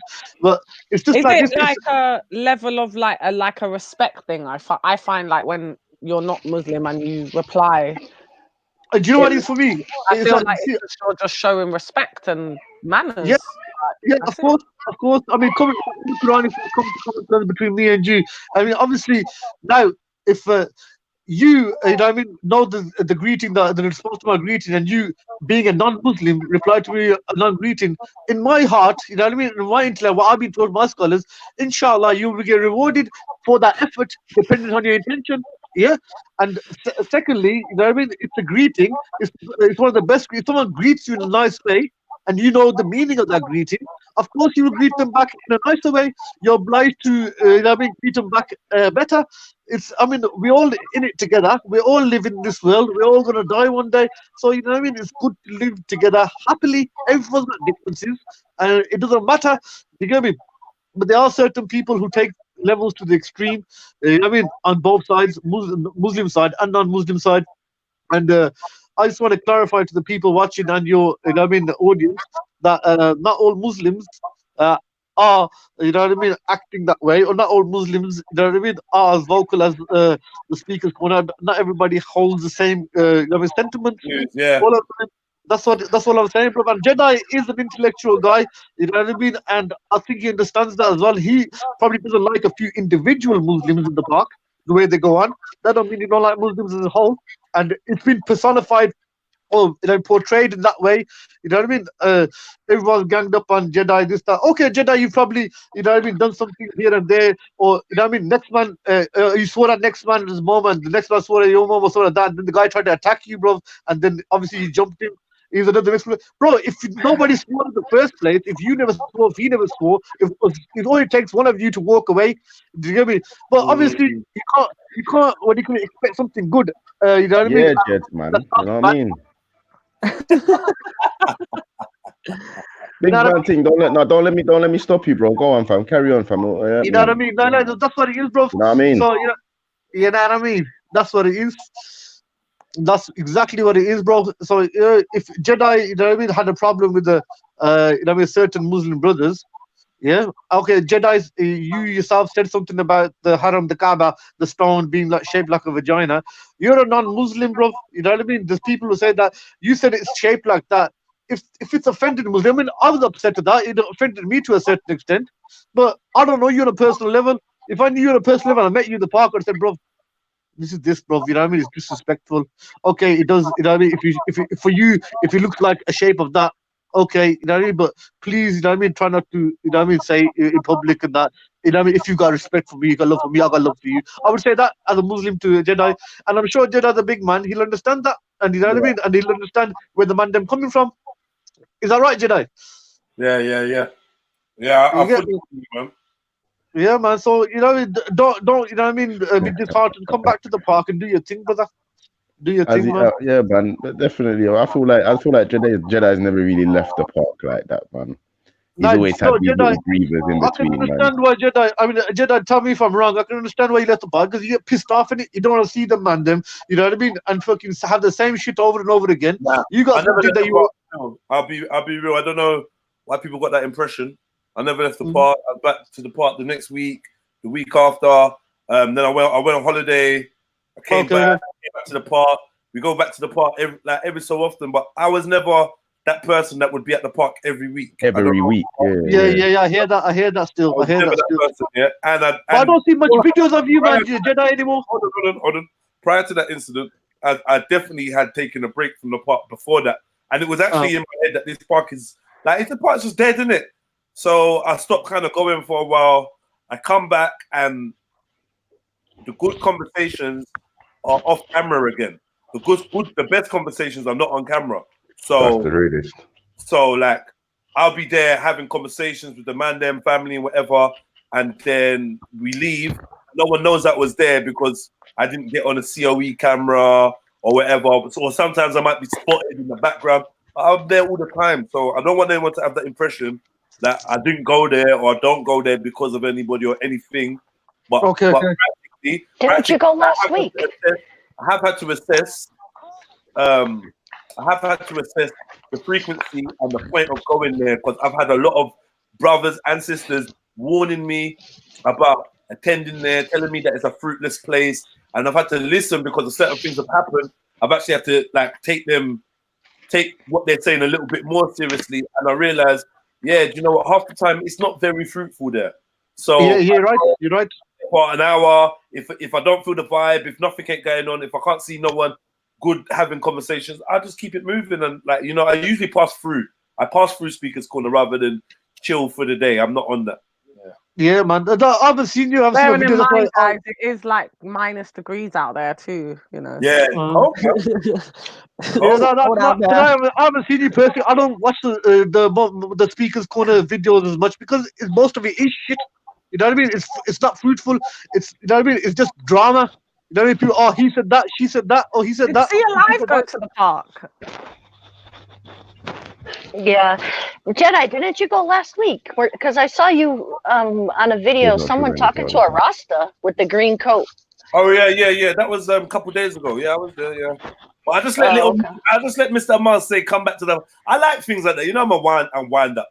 I'm just like, yeah, man, I'll come back soon, man. I've been. I ain't seen you, man. I ain't seen you.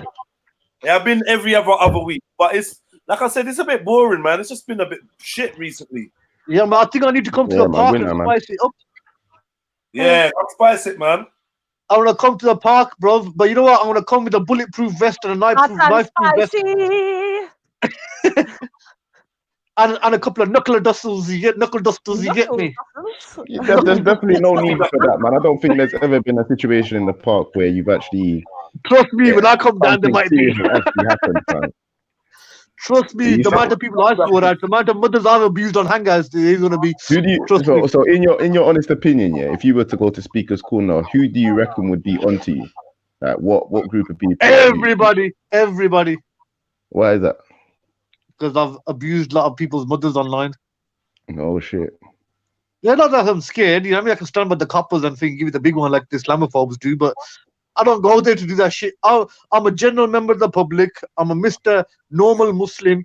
You know what I mean? A British Muslim who, you know what I mean, is sitting here and watching this. And I've got an opportunity to come onto a panel and say what I got to say. You know what I mean? And tell it how it is. Not all Muslims. I mean, the Salafi movement is a minority in the Islamic world. It's a minority in the Muslim population in the UK. And but it's only a majority in Speakers Corner and the Hangouts. That's it, because the proper true scholars and the people who are spreading the good faith and who are spreading the good, you know what I mean, news, they know that Speakers Corner is not fruitful at all. I mean, the Islamophobes have been refuted, but they keep coming back, you know what I mean, day after day after day, you know what I mean, just to push their agenda. They're either, you know what I mean, delusional, you know what I mean, or they're getting paid.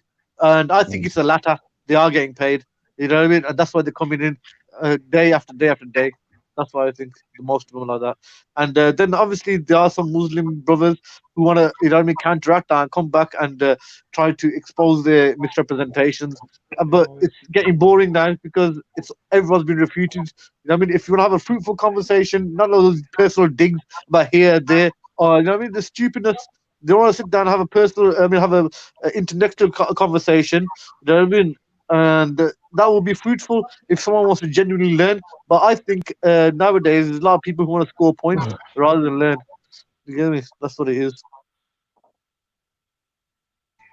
I hear you still. I hear you. Definitely is the case. So you are saying that it's gonna be, so basically you'd cause problems with Islamophobes, really. It's like you'd say things to deliberately get under the skin of Islamophobes if you were to be in Speakers Corner. Am I right in saying? No, if I was in Speakers Corner, yeah, basically, that's why I don't want to go Speakers Corner, because some things, yeah, be said, yeah, regarding the Prophet and you know what I mean, the mother of the believers, you know what I mean, day in, day out in that park. And brother, you know what I mean, I'm the type of person, I'm a Muslim. And I'm not perfect, and there's sometimes I can't control my anger, and sometimes I can't be the bigger man and, you know what I mean, walk away. If someone's gonna say that, bro, it's gonna get get banned from the park. You get me? Yeah, that's what I'm saying. That's one of the major reasons I don't go to the park. You know what I mean? If somebody genuinely had a criticism regarding that matter and they said it in, you know what I mean, a proper intellectual or academic way, you know what I mean, with references and all sorts, I would more than happily entertain that and refute it, you know what I mean, accordingly. But these guys are having personal digs, you know what I mean, and they lie and they misrepresent and basically disregard what Muslims have said.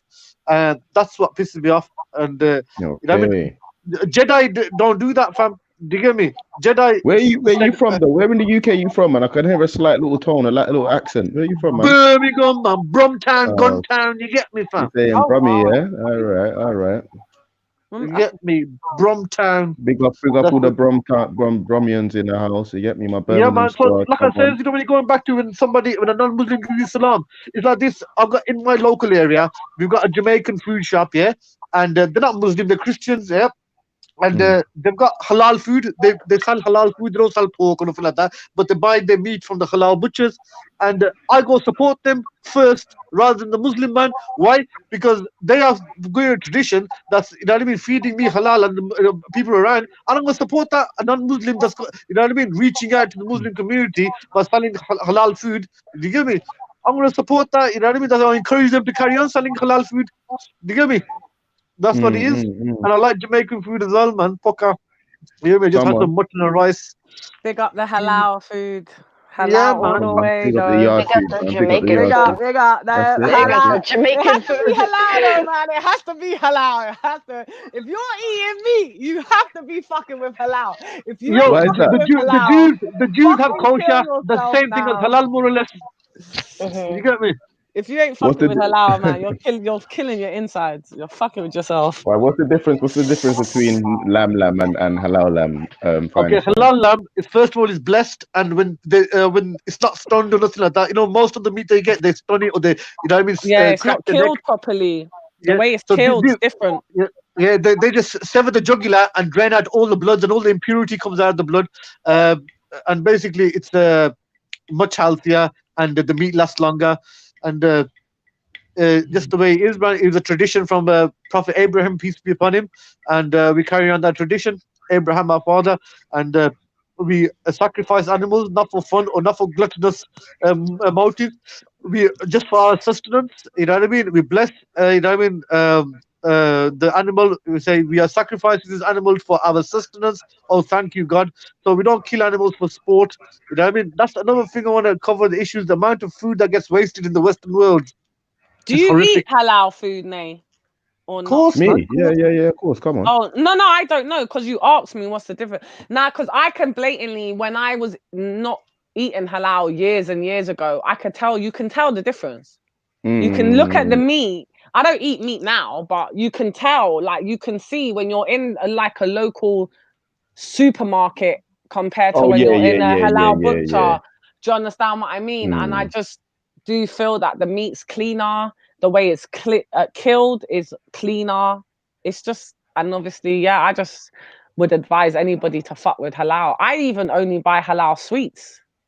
Okay, I just read something in the chat that it says that if you really cared about the animal, you'd go vegetarian. I mean, Well, I I don't eat meat, so I just stated that. You know, So I mean, with me, I mean, like, I don't know what people say. I mean, we're omnivores, humans. How have we been created? I mean, we can choose to eat just vegetables. We can choose to eat both. Or how about this, Mr. Amaz? In the fucking wild, the animals, how do they fucking survive? Who do they hunt on? Who do they predator on? The grass. Exactly. How do you survive? That's like a silly question, even though I don't eat meat anymore. It weren't to save no fucking but animals. darling, listen to this, darling. Yeah, you know the animals that eat vegetarian or vegetables, all their teeth are flat. The animals that eat meat, they got canine teeth, and the animals that eat both, you know what I mean? I got both, like us. We got flat and we got canines. Our bodies can digest meat and vegetables, and there are certain hemoglobins that can only get produced from meat. I mean, and I'm not saying you have to eat meat, but the Muslim tradition, I mean, the Sahaba and the Prophet Muhammad, they used to eat meat, but not every day. You know what I mean? It was mostly a vegetarian diet, and meat was here and there. You know what I mean? Because that's the way it is, man. You know, and but now the way everything's gone is just, I don't know. Anyway, after loves and leaves there, Happy New Year to everybody. I'm not gonna go out to get ready, and I'm gonna enjoy myself. Year. Happy New Come Year. on, man. Big up yourself. Happy New Year. Take care. Yeah, man. And don't forget, everybody, to subscribe to Mr. Amaz. Yeah, man. Bye. Quick promo at the end. Take care. Quick promo. Oh, this dude is gonna fucking piss me off. Oh, sorry. Who's that, Oh, sis? well, that was cool. That's the herbs, man. He's trying to fuck with my shit right now. You understand? I need my herbs or else I can't move. I can't be going nowhere without no herbs. That's a write-off. Can't even have a pre-roll at New Year's Eve on the countdown. I feel you on that. But I hate these amateur herb, man. I swear to God, these kids are like amateurs. Get yourself a 9 to 5, bro. Yeah, I don't fuck with no kids, man. It's fucking amateurs, man. Amateurs. I hate living where I live. Where I live, it's just a nightmare for this shit. I'm just waiting for. I'm just hoping they go rec legal in my state. That's gonna be dope. Oh, that's a myth. I'm just trying to get a non-amateur. It's so close. Yeah, it's so close. Like Massachusetts, a state right above us, which like same thing. Like I could get there in like 2 hours. They just went rec legal. And so everyone from Connecticut, you could just drive up there with your Connecticut ID and just buy whatever you want up to like a certain amount. And yeah. Where are you going? Huh? No, sorry, God, sorry, someone else was talking. Apologies. Oh. So yeah. Oh my God, I might have a dilemma. But the thing is like the police at the border of the state borders are like trying to crack down on anyone bringing shit back into Connecticut, but it's decriminalized, but you could still get transportation charges or some shit like that. So yeah. That's mad, man. That's just It's crazy. Imagine so still being able close to go to to- jail for something that's legalized on another part of your country. yeah, exactly. Well, no, I don't think you go to jail. I think you get a fee because it is decriminalized. okay. So yeah, unless you're like, I think I don't even really know the laws because I don't You're a law-abiding do any citizen. of that.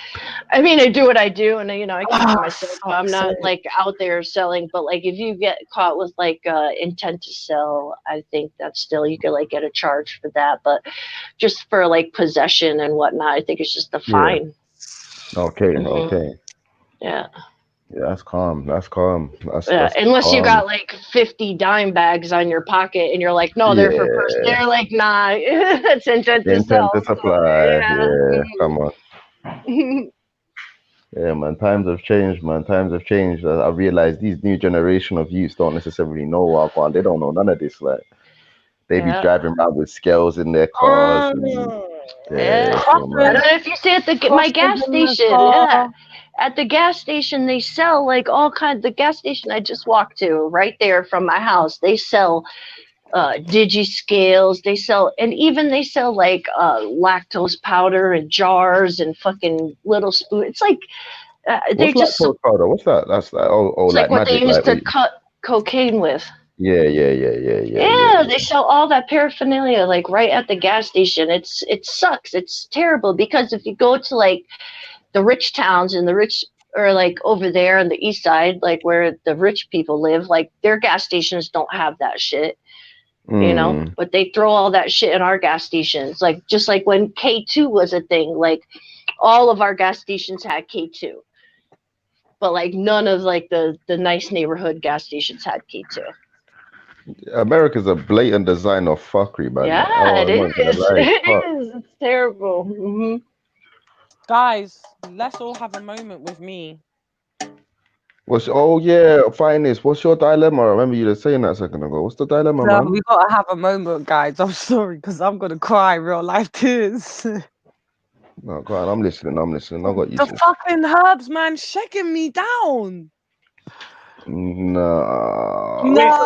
Wait, though. Let me just say something that doesn't catch the code, yeah. But where you're going, that don't matter. Where you're going, they got you. I know, but Yeah. For real?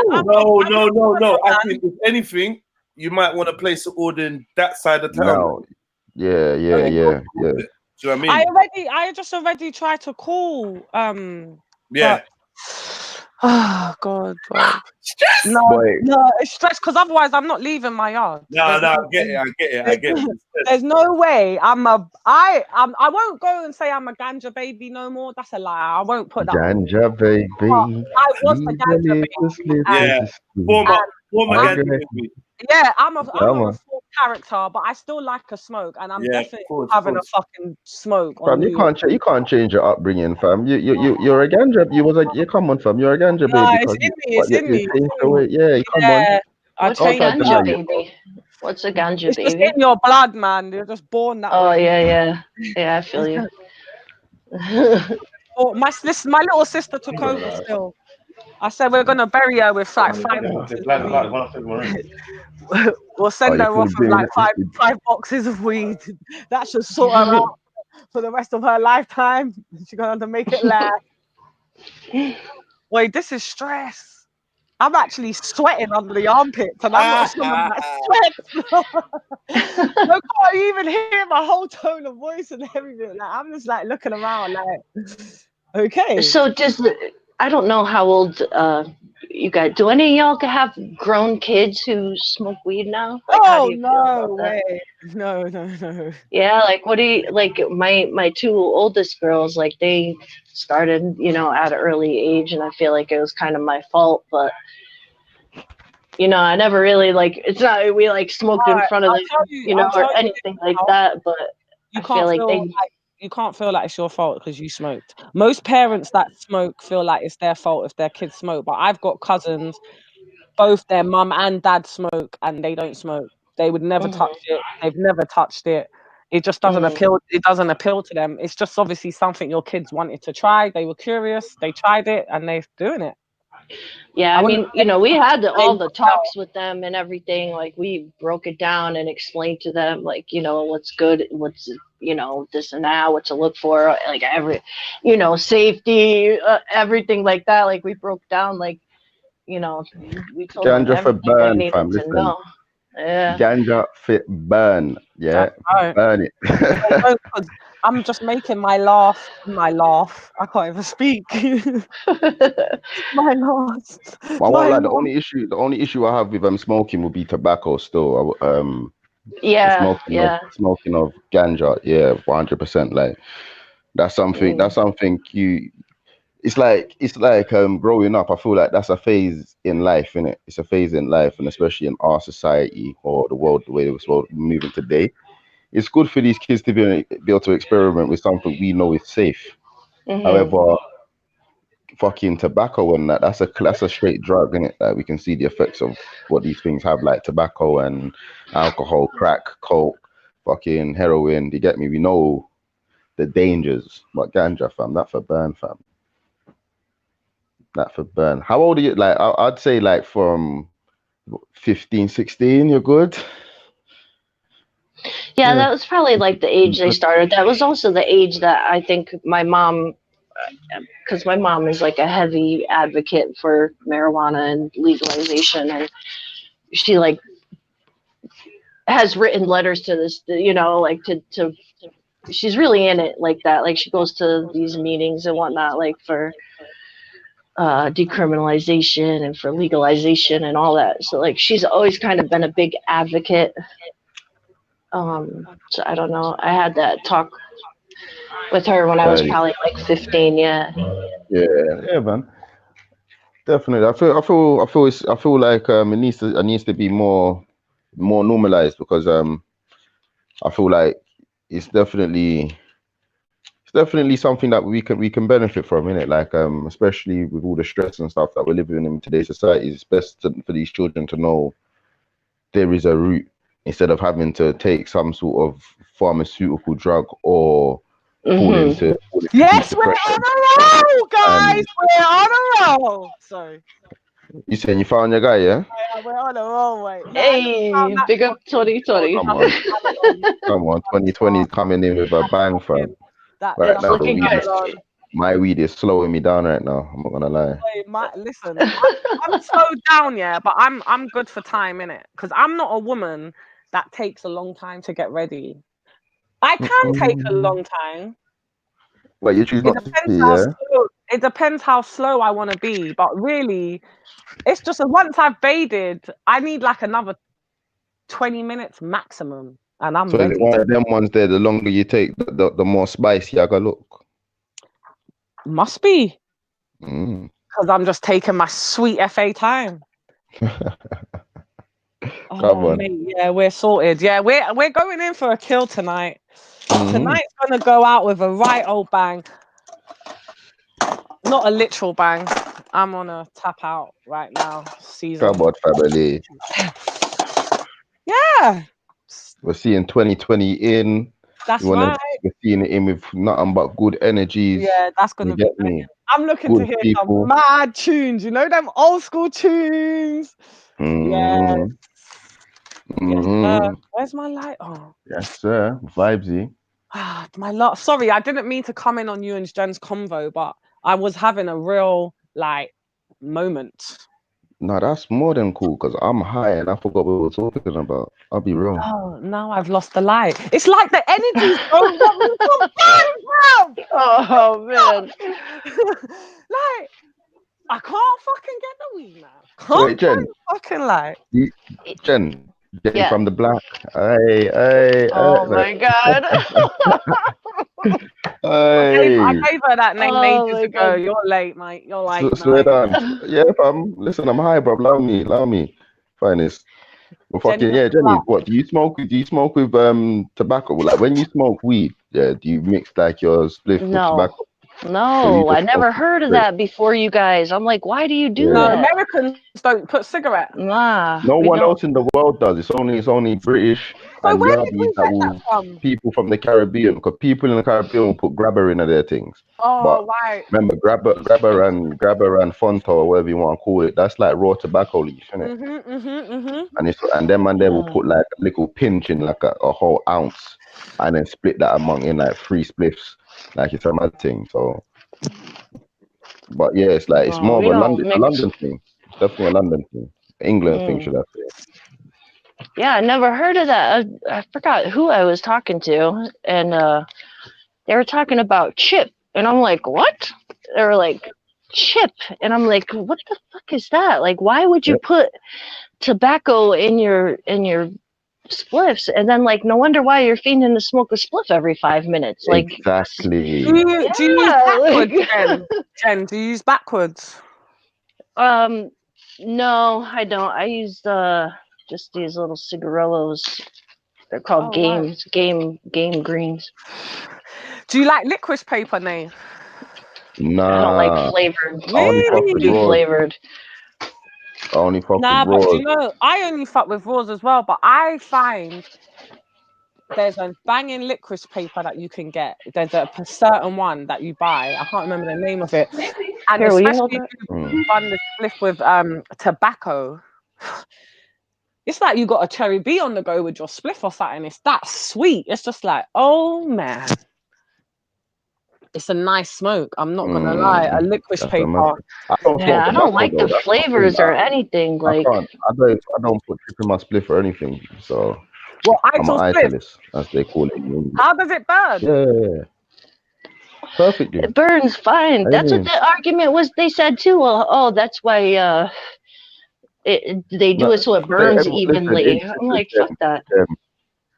These men will give any excuse not to burn Ayato. The reason being is because they're looking for that nicotine fix, and because when they burn the spliff, there's no That's what I'm nicotine saying. in the spliff. It's like they're like, nah, man, it's not hitting the back of my throat, or there's always an excuse in it. But it's Nah, the when it's nicotine, it's the Ital, drug. it's hitting the back of my throat, my nose, my belly, everything. It's hitting it, mate.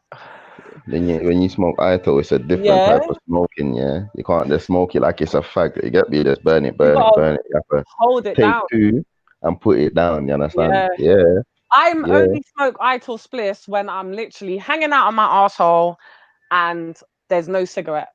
I'm like, right, I need to smoke. Here we go. Gonna get extra high. Yeah, from extra high is how I like to be. I don't like the halfway high thing with the tobacco.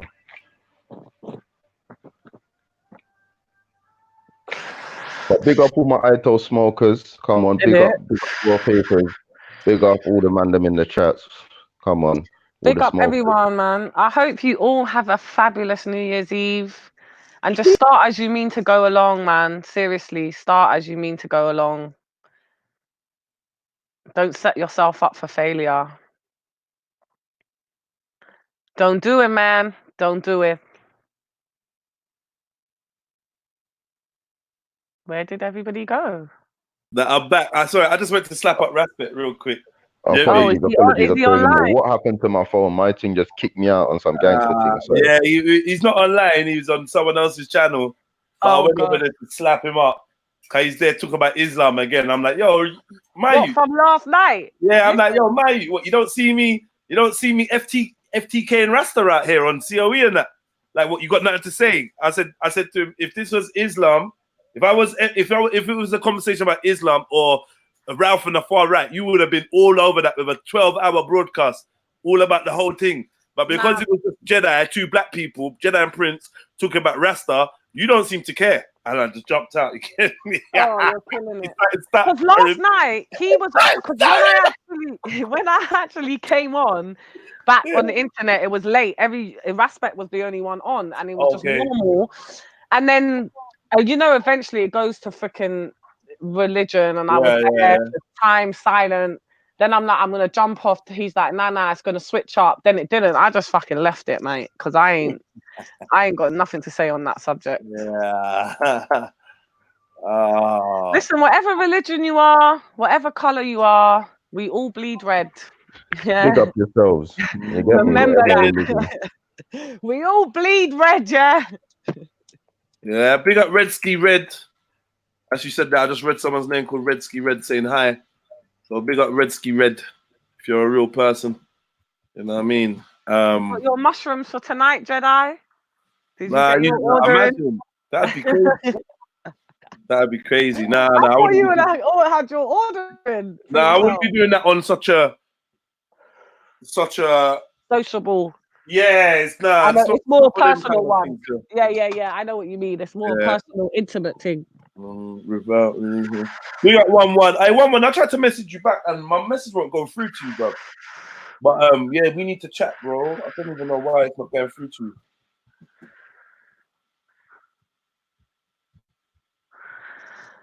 God, I wonder what all the trolls are doing tonight. Would they be out or would they be trolling? Out where? I don't know. Maybe sleeping. I got to look at the time. 7, 8, 9. I don't want to leave my yard no later than 9:30.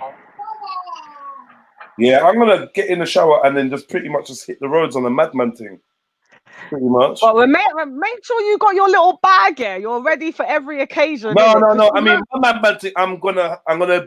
You're just passing through everywhere. You're bar hopping. I'm gonna be dressed to be able to get into a bar at least. I don't want to be in no club. I don't want to see myself in no club. But I know things change and turn. I will bring my little ID with me, but mainly I'm just coming to roll to the mandems and drink and smoke and whatever. But whatever man's on, I'll be able to match it.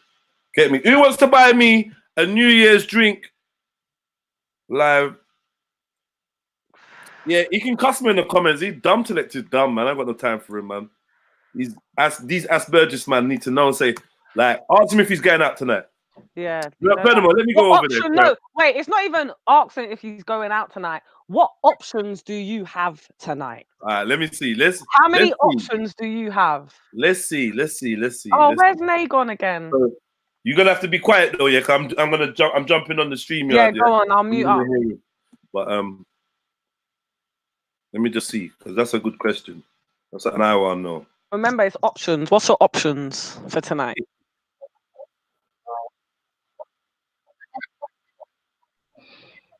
Cussing you in the comments. I don't even see him in there. What happened? Yeah. Oh, you got get lost in the cabin. I see it. Oh, and the others. Oh, okay.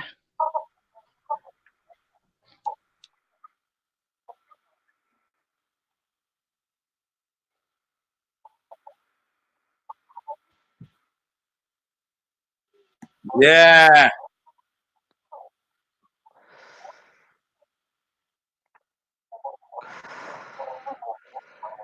How many options do you have, folks? Hey, why didn't they let me in?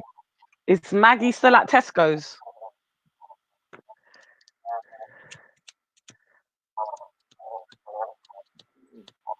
No.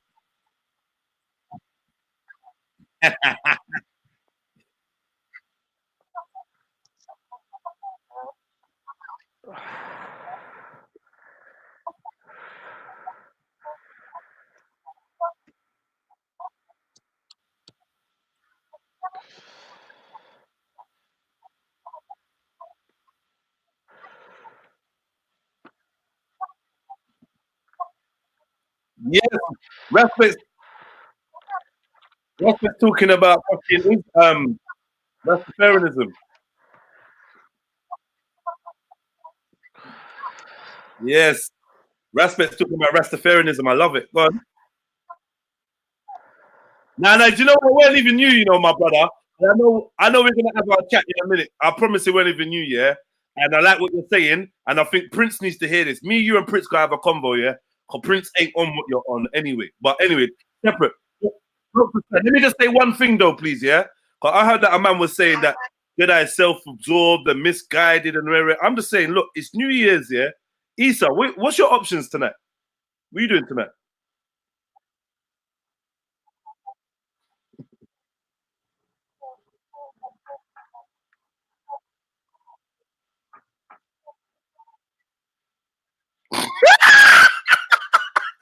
You ain't doing shit.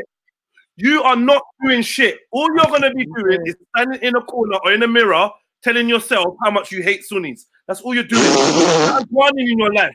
Please, hold on, wait. Please. Let me finish. Please let me finish. Please let me finish. Please let me finish. Please let me finish. Yeah, I can't. All right. Yeah, that's what I thought. I can't take these man seriously. Yeah, these man don't have a life. Yeah, man don't do nothing. Bruv, let me finish. Yeah, these man don't do. These man don't do nothing. All right, cool, man. You don't want me to chat? You trying to cover the truth? You being a natural couple? Can I finish talking? Yeah. All right. Cool. So this is what I'm saying. Yeah. This Asperger's thing. What's his name? What's his name? What's my man's name? The Asian guy? Raj. Yeah. Raj and Issa, the dumb intellect. Yeah. They are the flip sides of the same fucking coin. Yeah. You're actually getting caught into people's social inadequacies, their inability to socialize on a normal, base level. So what happens is every conversation they spout the only thing that they have extensive knowledge on, which is religion, Sunnism, blah blah blah. It's New Year. It's New Year. Man say talk about Sunni. Yeah, Sunni. I definitely talks more about Sunni than he talks about Shia. Yeah, and when he talks about Shia, it's only because he's been drawn into it. Bro, I'm not gonna lie to you. Yeah, I'm not gonna lie to you. I wish you more things in your life. I wish you more happiness and more contentment. But you telling me about my bogey green jacket after you've been had the same black and white fucking stinking fucking cloth around your mouth, the same stinking black and white cloth around your mouth for over a year. For over a year, you got the same stinking cloth over your mouth for a year.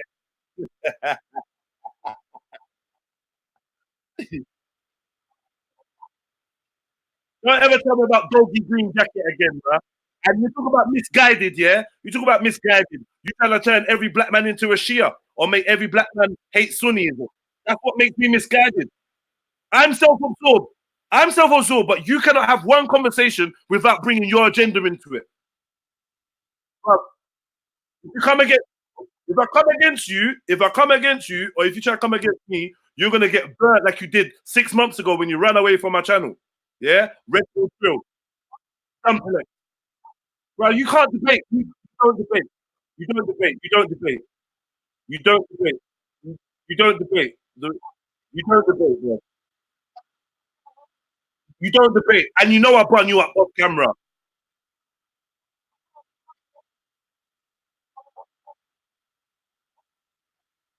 Telling you, man. Listen, yeah. All right, cool. All I'm saying is, all this is about.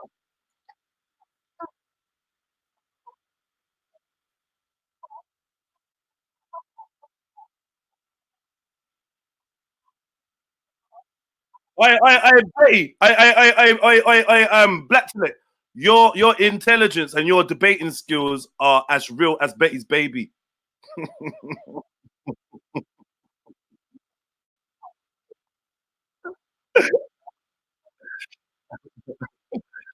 Bro, allow it, man. Allow it. Trust me, yeah. Listen, I've heard you ruin so many good constructive conversations. I've told you, I pulled you to the side many times. I've had many conversations with you off camera. Yeah, it's 2020. Yeah, I'm kind of glad that you stay on G Block, Godless Block, where all they do is talk about God. I'm glad you don't really come round because, to be honest, the only thing you can do is offer some kind of commentary about Sunni and Shia. That's all you really fucking do.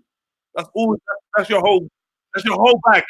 That's your whole repertoire. Sunni Shia. Yeah, black man there arguing about Islam and all this fuckery. Yeah, take off the mask and come over to the right side where we can be balanced and talk about bare different things, not just about Sunni. If I jump onto a channel, how do I jump onto a channel randomly and you're on it and the first word I heard you say was Sunni? I swear to God. I swear to God. I came over here. The first thing I heard you saying was Sunni. For fuck's sake, I don't this brother stop. But you know about word sound power. You give all your power and your energy to your enemies, yeah, and that's why you be eternally defeated. They live rent free in your head. Bruv, you do. Listen, you speak about. Let me tell you the truth. From my outside point, I'm not Muslim. I'm not Raspberry. Yeah, you do more disservice, yeah, the whole Islam, whether it be Sunni or Shia, than you do anything else. You don't do Shia Dawa. You don't call people towards the Shia perspective of Islam. What you do is you put people off wanting to get involved in any religion. Regardless, yeah, you only speak on. You only listen. You be speaking on stuff you don't like. Yeah, speak on the stuff you like. Yeah, promote what you love. 2020. I want to see you said the black intellect because you know I'm just ramping with you, bro. I want to see you promoting what you love. It's 2020. Big up yourself, bro. Big up yourself. I just want to wish everyone a merry, I would say a happy new year. A good start to 2020. I hope you hit the ground running. Hope we can build, all of us, everyone here. Hope we can build and make things happen. Do you know what I mean? And yeah, just try to stay away from this Betty trash, though. This is beneath all of you lot. This Betty trash. What are you lot doing? It's 2020, man. Come on, man. Yeah.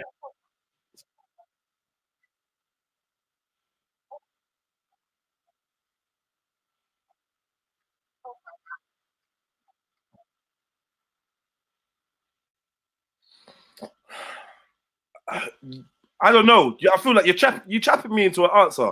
I'm not really sure.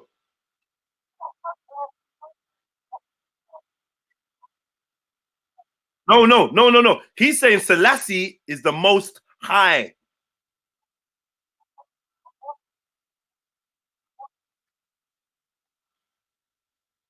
Yeah. Well, no. Yeah.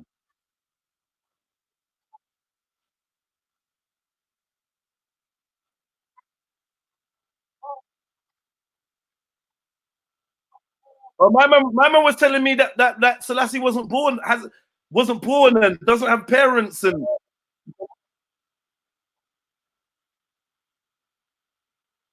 I don't think he's got mental. I don't think he's mental health.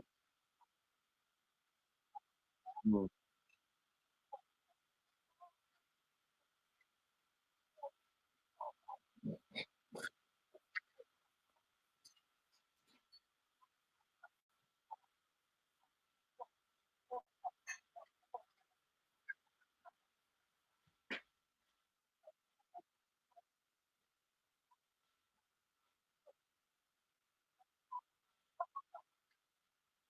Would you take an OBE?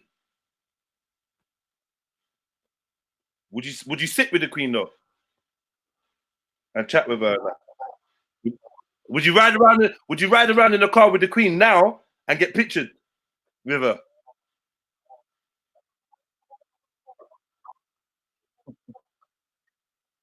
I'm not diverting, man, but I don't know. I don't know. All right, go on, sorry. All right, go on, sorry. I didn't mean to.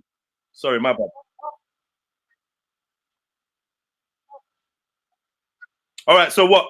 I'm gonna have to concede what?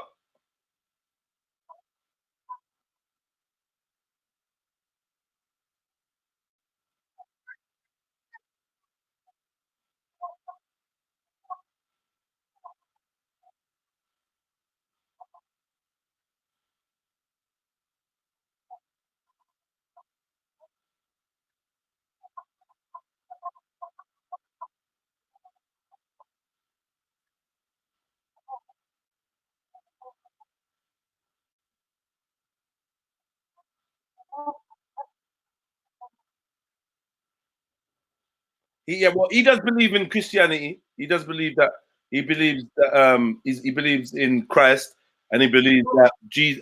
He says he believes that Christ and Selassie are one and the same person.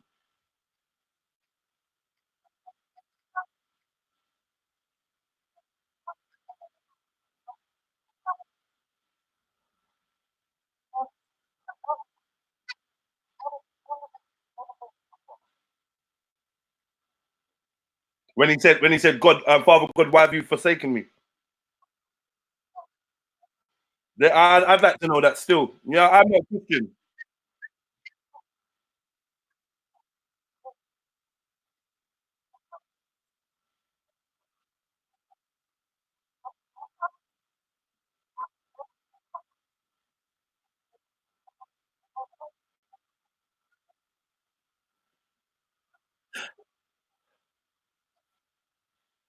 Yeah.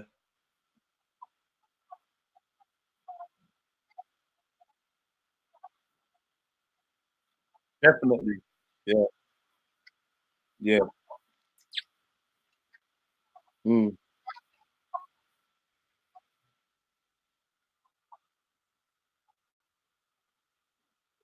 So what are you saying? What are you saying comes first for you? Rastafarianism, Islam, or Christianity? What comes first for you? All right. So at this moment in time, you are no longer viewed as just a Rastafarian.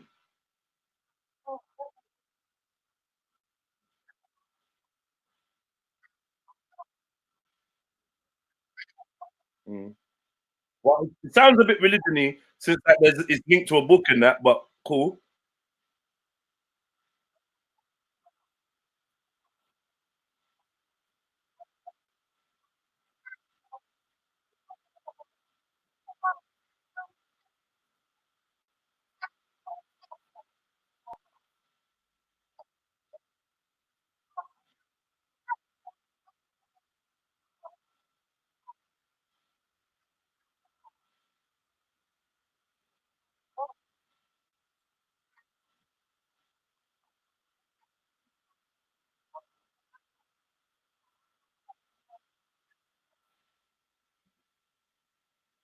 So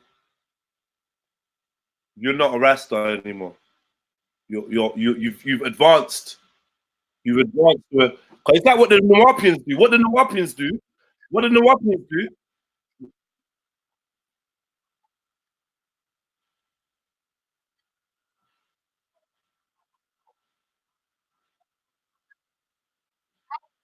Like you lot involved in each religion. You lot that are involved in each religion swear down that you're not in a religion. Muslims say Islam is not a religion; it's a way of life. Christians say that. And that Rastafarians are saying that. Everyone's saying that this thing, Buddhism is not a religion. Everyone's saying this. You all believe in a God.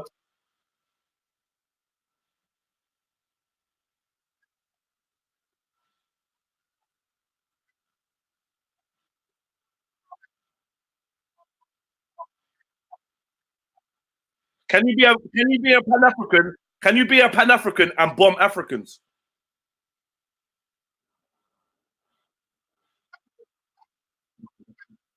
Nah, I'm gonna give you some time to prepare for Jets because you've been hanging around these dumb intellects too long. I don't like to see you in this state, bro. You're all over the place. I don't want to fuck you up right now, Rasmus. You're my little brother. You get me? Yeah. Yeah. But me and you gonna deal with this later. G block. We're gonna deal with this later.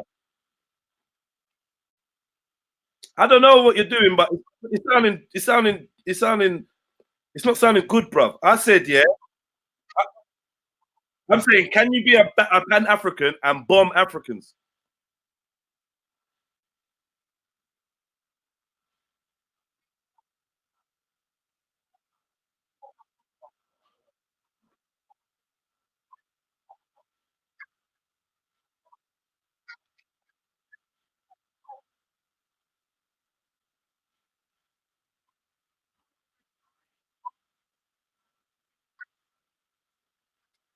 Do you think?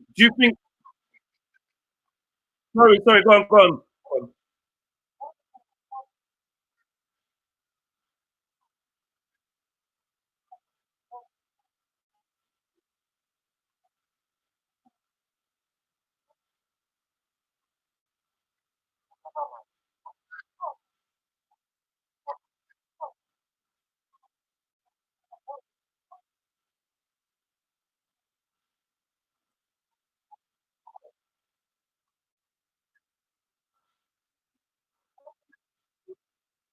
If you bomb Africans, you ride around with the Queen. You bomb Africans, you ride around with the Queen. Yeah, I feel like if that was a brother today, you don't really. Go on. The Ethiopians, and Eritreans. Sorry, Eritreans. I've got.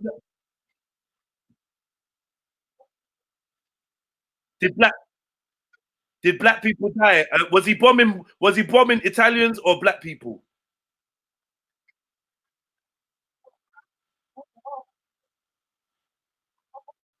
Did Haile Selassie? I don't know. So that's a fair point. Sorry, I shouldn't just pass it like I'm not hearing you. Me. Go on.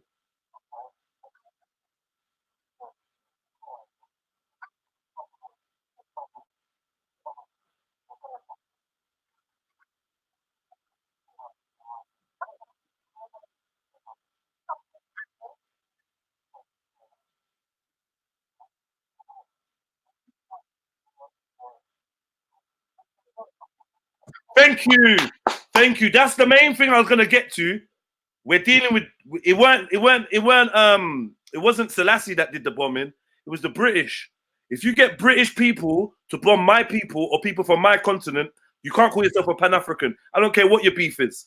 You should have sent the British. What he should have done is send the British people to go and bomb Italy, innit?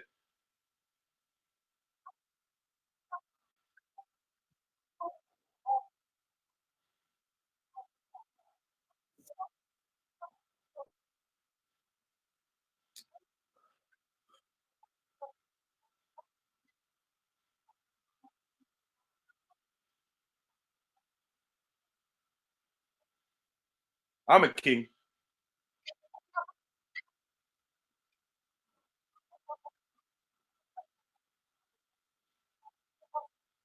But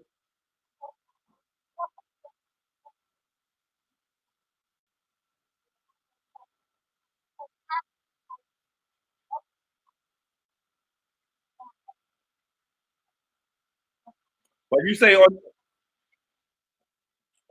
you say until all Africans are free, yeah. But did Selassie have prisoners?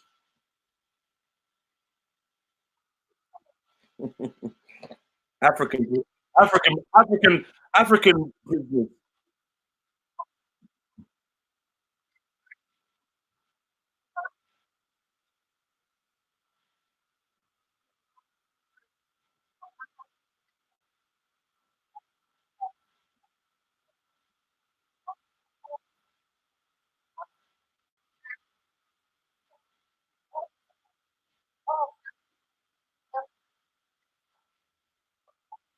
No, did Selassie?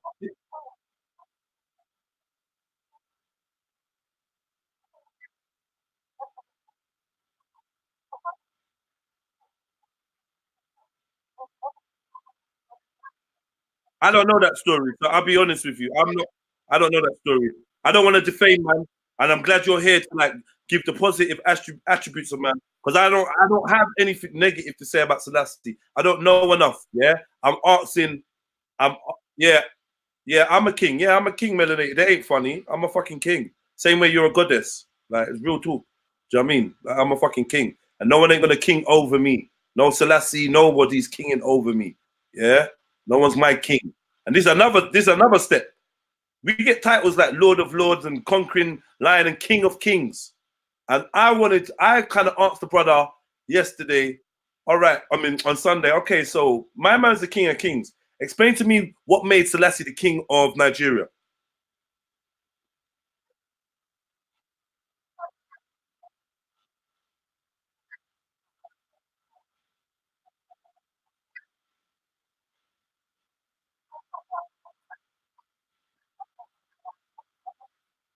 Why would Ethiopia, yeah, which wasn't the strongest nation, like this is the thing we talk about the colonization and that, but like if Ethiopia actually was colonized, it was actually ran by Italians, was it not? Should we just put it that way? It may not have been invaded, but the government, the Italian government, did run Ethiopia for a period of time, right or wrong.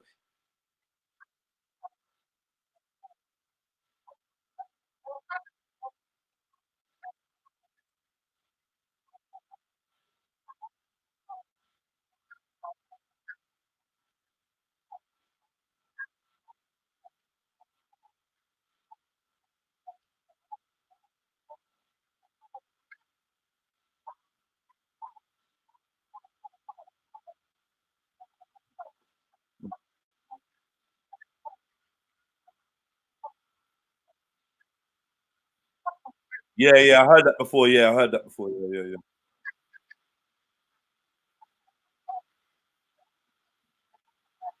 Mm.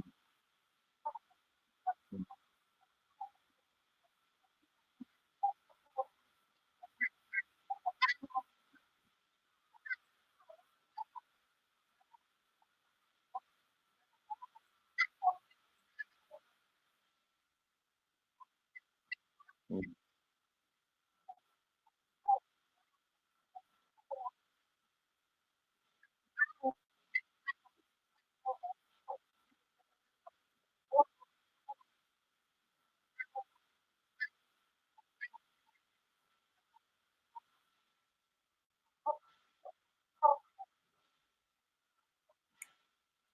I think I mean I suspect here that there's some romanticizing going on. I suspect that my brothers and like Carl, like, you know, Magical just sent me like so much stuff on Haile Selassie, and I'm like, you know what? It's time for me to be real with my brothers. I rate the thing, I rate the energy, but one thing I can't stand is the man worship. And as much as you don't worship a man and you got it in your perspective of like royalty and blah blah blah blah blah, I rate that, yeah. But at the same time, I can see how the belief system itself is leading others to idolize a man, a human, a fallible human who no doubt did bad things as well as good things. I've no doubt. I don't think there's a human alive that has done purely and only strictly good things. So I want to hear. Sorry.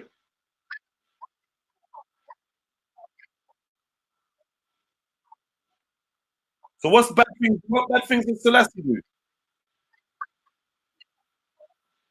But everything that sounds bad, like bombing other Africans or doing certain things, it gets excused. Like, oh, we had to do it. It was war.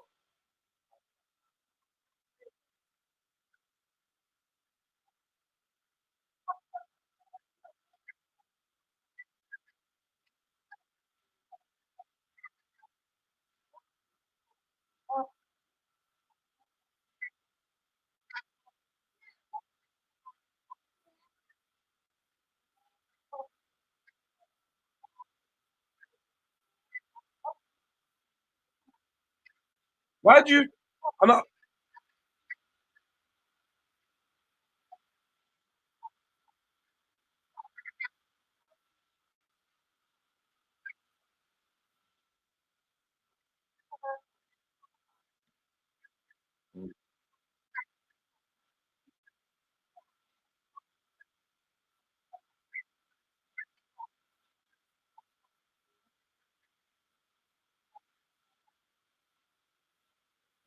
Miscalculation, accident.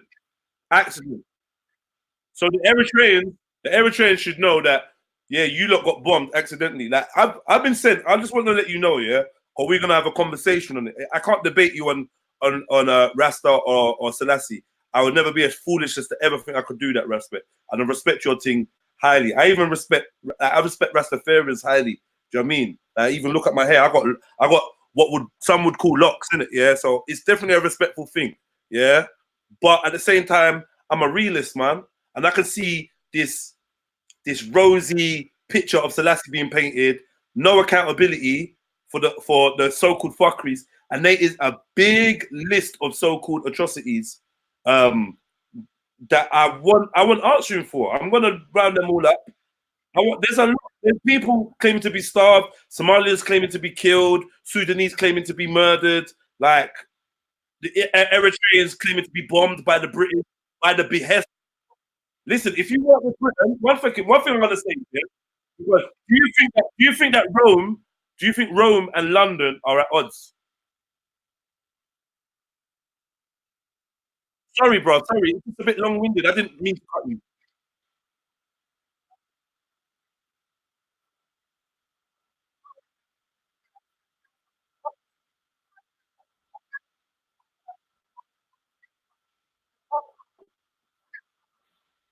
Yeah, it's fair. As you do when you're a political leader. I get that. Yeah.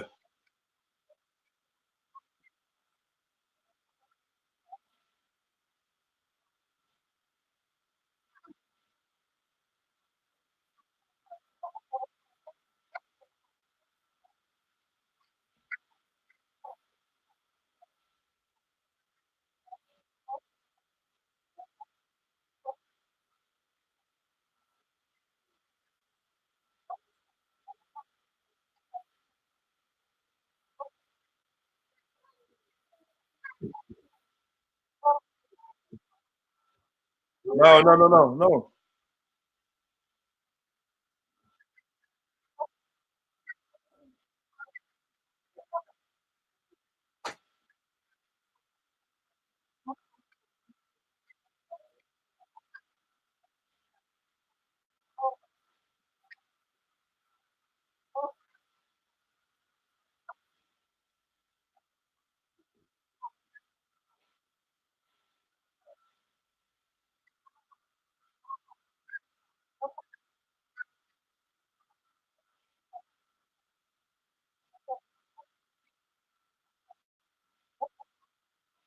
So you linked up. You linked up with Somalis. Not you. Shall I say link? You linked up. Selassie linked up with Somalis, Eritreans, Sudanese people around that area to fight the Italian. He linked up with other people, right? Eritreans. He had Eritreans fighting with him, yeah.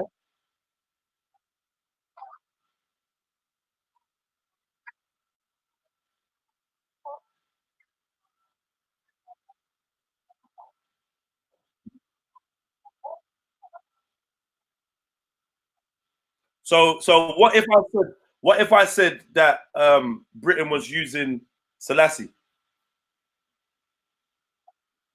to divide and conquer, to help and divide and conquer England, Africa?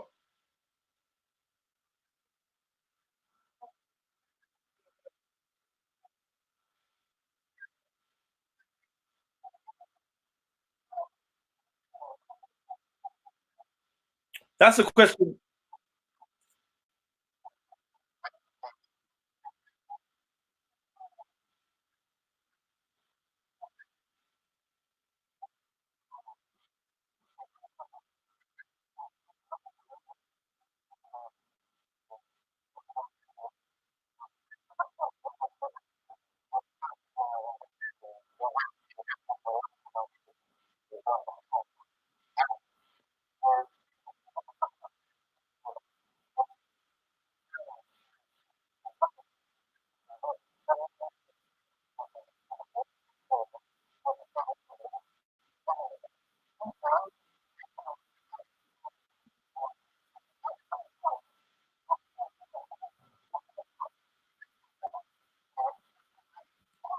See, look, See, look, I got man on the other. I got man on my channel talking about it's not only Rasta that could see His Majesty was higher than a man. I see this higher than a man too. This has got to stop. This has got to stop. This has got to stop, fam. This is 7-7 Soldier. This is your guy. 7-7 Soldier. 7-7. That's your guy.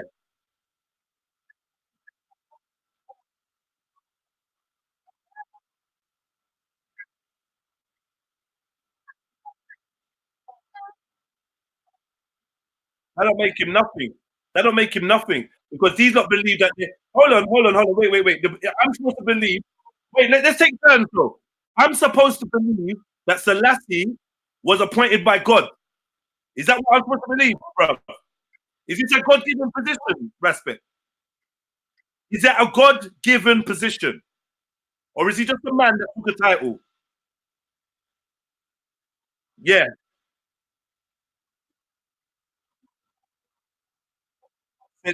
Said to be blessed and blah. What the fuck is that, bro? Is it a God-given position? No. Bro, you're saying, yeah, that it's said to be blessed by people that... I don't understand it. I want to know, is the position of being the emperor of Ethiopia, yeah, a God-given position?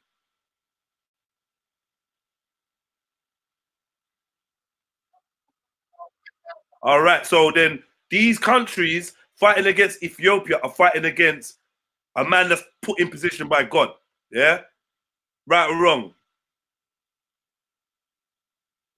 So the Italian, the Mussolini wasn't fighting Selassie.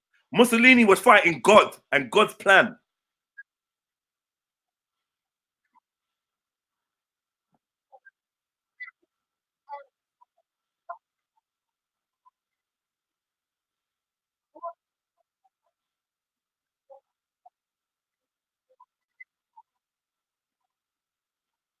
Why do they want to blow up the? Why do they want to blow up the Solomonic Empire? Because of what?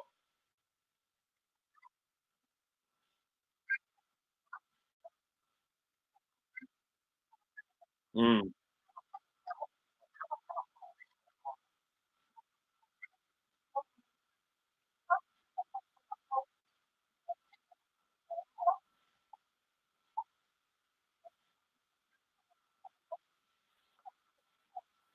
What covenant? What covenant? What covenant? The Ark of the Covenant. You can't prove to me that's in Ethiopia. Now we're getting to fairy tales. It is.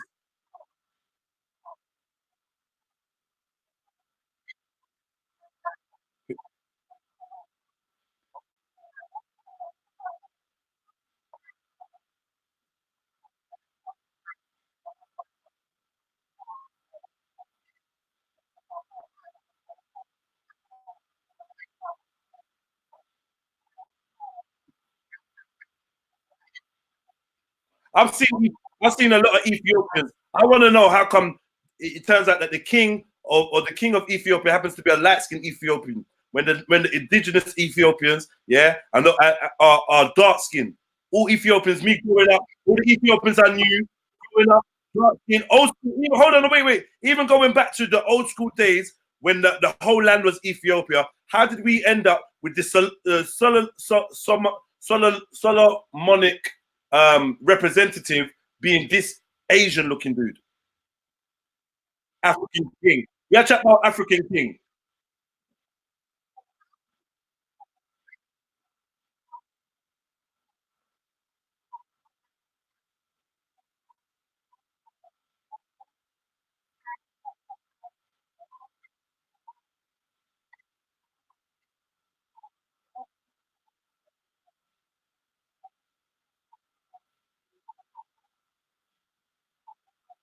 Nah. We knew the difference between tribes. We knew the difference between tribes before slavery, bro.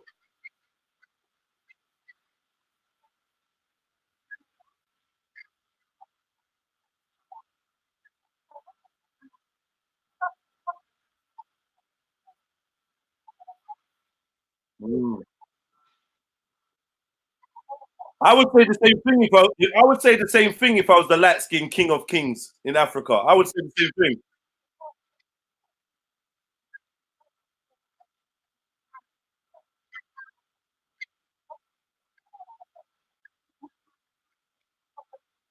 No diss. No diss. There was no diss. All right.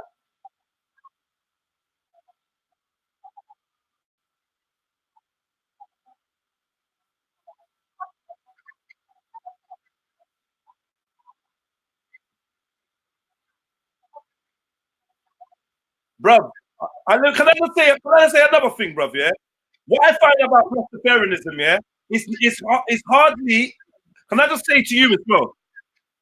Sorry, yeah, bro. Sorry, but, like, bruv, let's just be punky, innit? Let's be punky. I just want to say,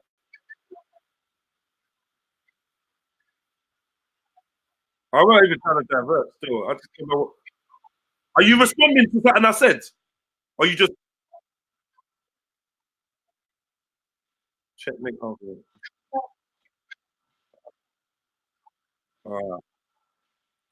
Yeah.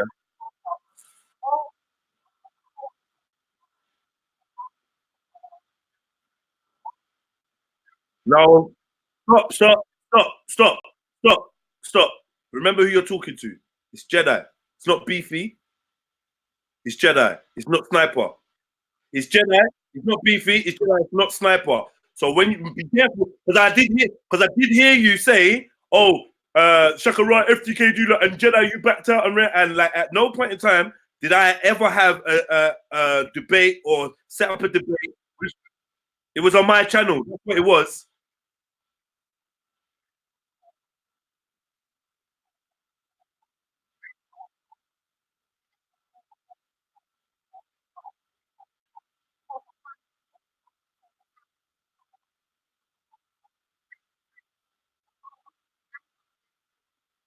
This has got nothing to do. Listen, this has got nothing to do with the debate. This has got nothing to do. Yeah, I have an opinion on Marcus Garvey. Yeah, this has nothing to do. Yeah, with the debate that Nawapian Sniper and Beefy set up with Shakara.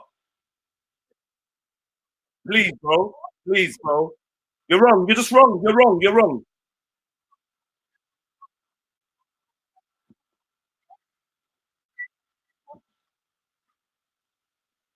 Bro, allow it, man. No, bro. Bro. All right, cool. Let me speak now. Let me speak. You're wrong. Yeah? You're wrong. You're incorrect. That's a lie from the pit of hell. At no point in time did I ever assume to challenge Shakara or challenge anybody to a debate about Marcus Garvey. At no point in time. I may have asked some questions or helped to, play the advocate while the conversation was going on, but at no point in time did I ever step up and say, I'm willing to debate about Marcus Garvey. No, that was next man that was supposed to go off, do their research and come back, and whatever happened. Yeah? So, like, I don't want that to be put down on my record. That's incorrect. But I do, but hold on, but I do.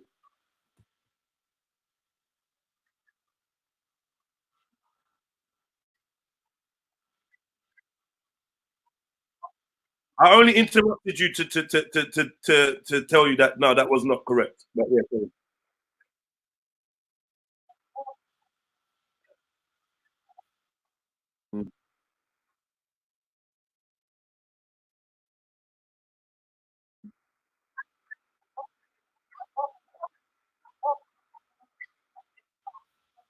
Bruv, if my granddad and my dad were Freemasons, bruv, like, no, you're not just gonna go on and on and start talking about that. You're talking about Marcus Garvey, we're talking about Selassie. You're here talking some whole convo about Marcus Garvey. This is about Selassie. So get back to the point.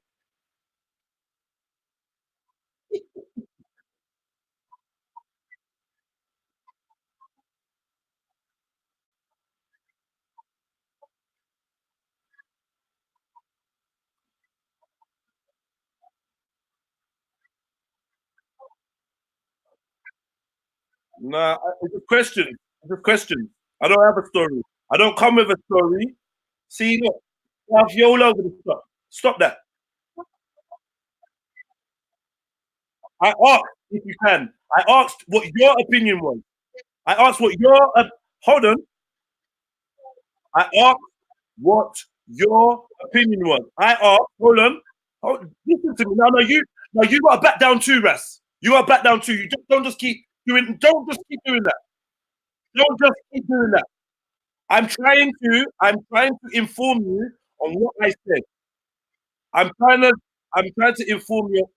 Ras, give it a break for a minute. Ras, stop for a minute. Ras, stop for a minute, bro. Ras, stop for a minute, Ras. Please stop. Stop for a minute, bruv. You're making statements, yeah. You're making statements about me saying that Selassie did this and Selassie did that. What I asked you was, raw. Can you be Pan-African and bomb Africans? You said, I asked it again. You said, well, who was bombed? I said, well, apparently some Eritreans. I said someone else. I said Ethiopians, but I got it wrong. Eritreans. Someone else corrected me. Eritreans. You was like, and you started answering about the scenario. Well, if they're being backed by Italians, so you're the one confirming to me that, okay, this is correct. So the question still stands.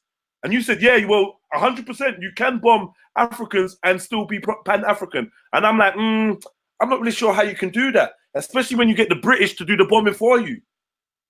Oh, well, if you're against the Italians, yeah, but you can't take sides with the British over the Italians. That's like better the devil you know. That's really where we was going. So don't misquote me, bruv.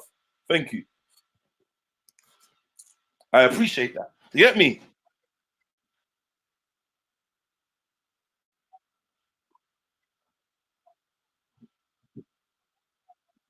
I don't think anybody saw any haymakers come from you at all today.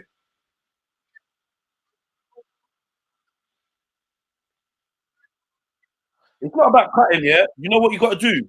All right. You know what you got to do. Yeah. I didn't interrupt you. I didn't interrupt you because it made no sense. Can you hear me? See what you tried to do. I didn't interrupt you because you weren't making sense. I interrupted you because you was making an inaccurate statement about me twice. Yeah. The third time.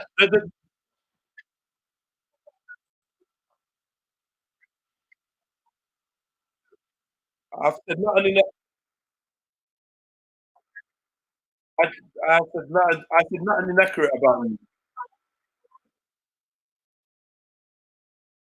you. Stop telling me, bruv, you're making stuff up, bruv. I'm like, hold on. Give me 1 second, yeah. Let me explain something to you right there. Yeah, all right, yeah. Let me just say one thing to you, Ras. Let me just say one thing to you, yeah. I've interrupted. You're doing it. You're doing this on purpose. I've interrupted you 3 times, yeah. The second time I interrupted you is because you started going off of some Marcus Garvey rant, yeah. And I was saying, bring it back, yeah. Bring it back to Selassie. The third time now has been you saying that I said this and I said that. Oh, you said, are you intimated? Where I said, no, I asked you a question. I'm only interrupting you when you make inaccurate statements about me. Everything else is cool. So this whole thing of, oh, you're very good at seeing the long thing, bruv. I don't play games, bruv. I've got nothing to win or lose here. I'm answering you questions. You're answering them, and we're having a conversation on it. Yeah. Listen. You're the one. You're the one that's drawn to Rasta. You're the one that's drawn to Islam and Christianity. It ain't me. Yeah. So you're the one defending things. Yeah. I promise you, I'm not an atheist. I'm not Christian. I'm not a Jew. I've got no secret belief. Yeah. You're the one defending these things. I just want you to just be clear, bro. I'm not here to. I'm not trying to like make things look a certain way. It's not that, bro. All right.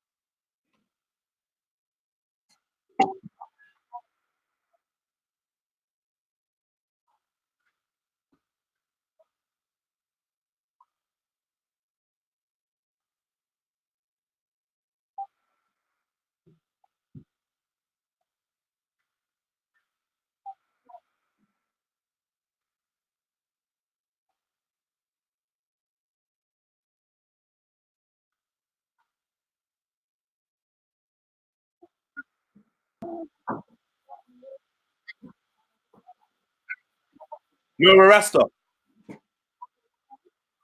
You're a Rasta. You're a Rasta, yeah?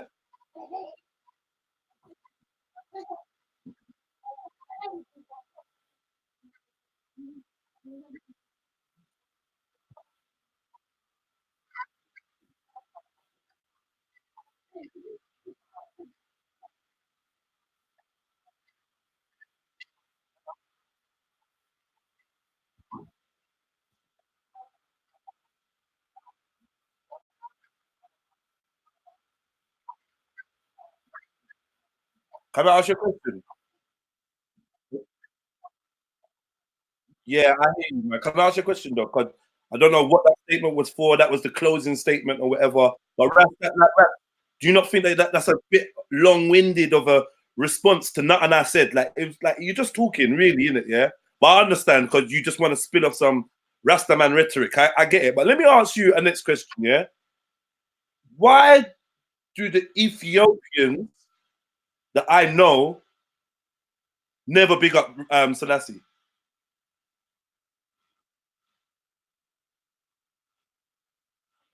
Can you ask me a question? Answer my question.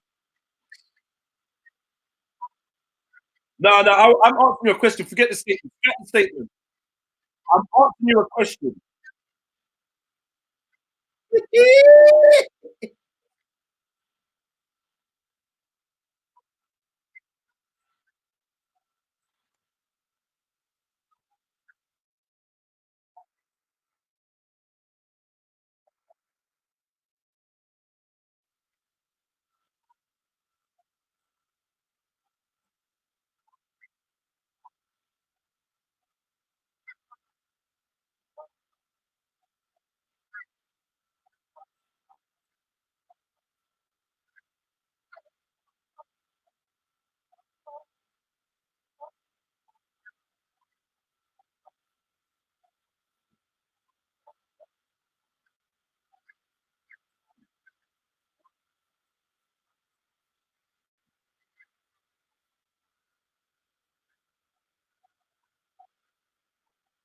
I'm gonna tell you this from now, yeah. I don't know no leader of any nation that is devoid of corruption, yeah. And yes, I do believe that Marcus Garvey, Haile Selassie, and half of your black leaders are Masons. Yes, I do believe that. I believe it has a relevance as to the allegiance that they hold. Because when I see man riding around with the Queen, yeah, I don't want to hear nothing about Bun Babylon or none of that. Yeah, when you ride around with the Queen, you're riding around with Babylon. When they bun Babylon, you should be in the car with it.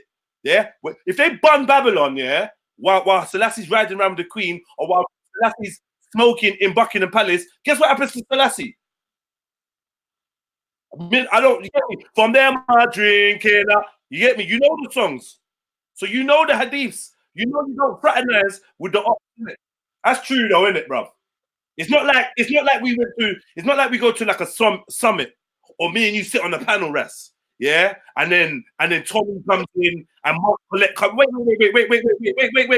Wait. It's not like me and you sit on the panel and then Tommy and Mark Collette come in and Mohammed Hijab come in and come sit and we have a panel question time. That's different. You can't mix up Akala and the politicians he was debating. You can't mix up Akala and Tommy Robinson because they were both on question time. So that would be a different thing. But if I see Akala rolling with Tommy Robinson in the car and I hear man bragging that, yeah, Akala bun weed in Tommy Robinson's house, yeah, I'm going to be like, why is he in the house? Why would he be in the house?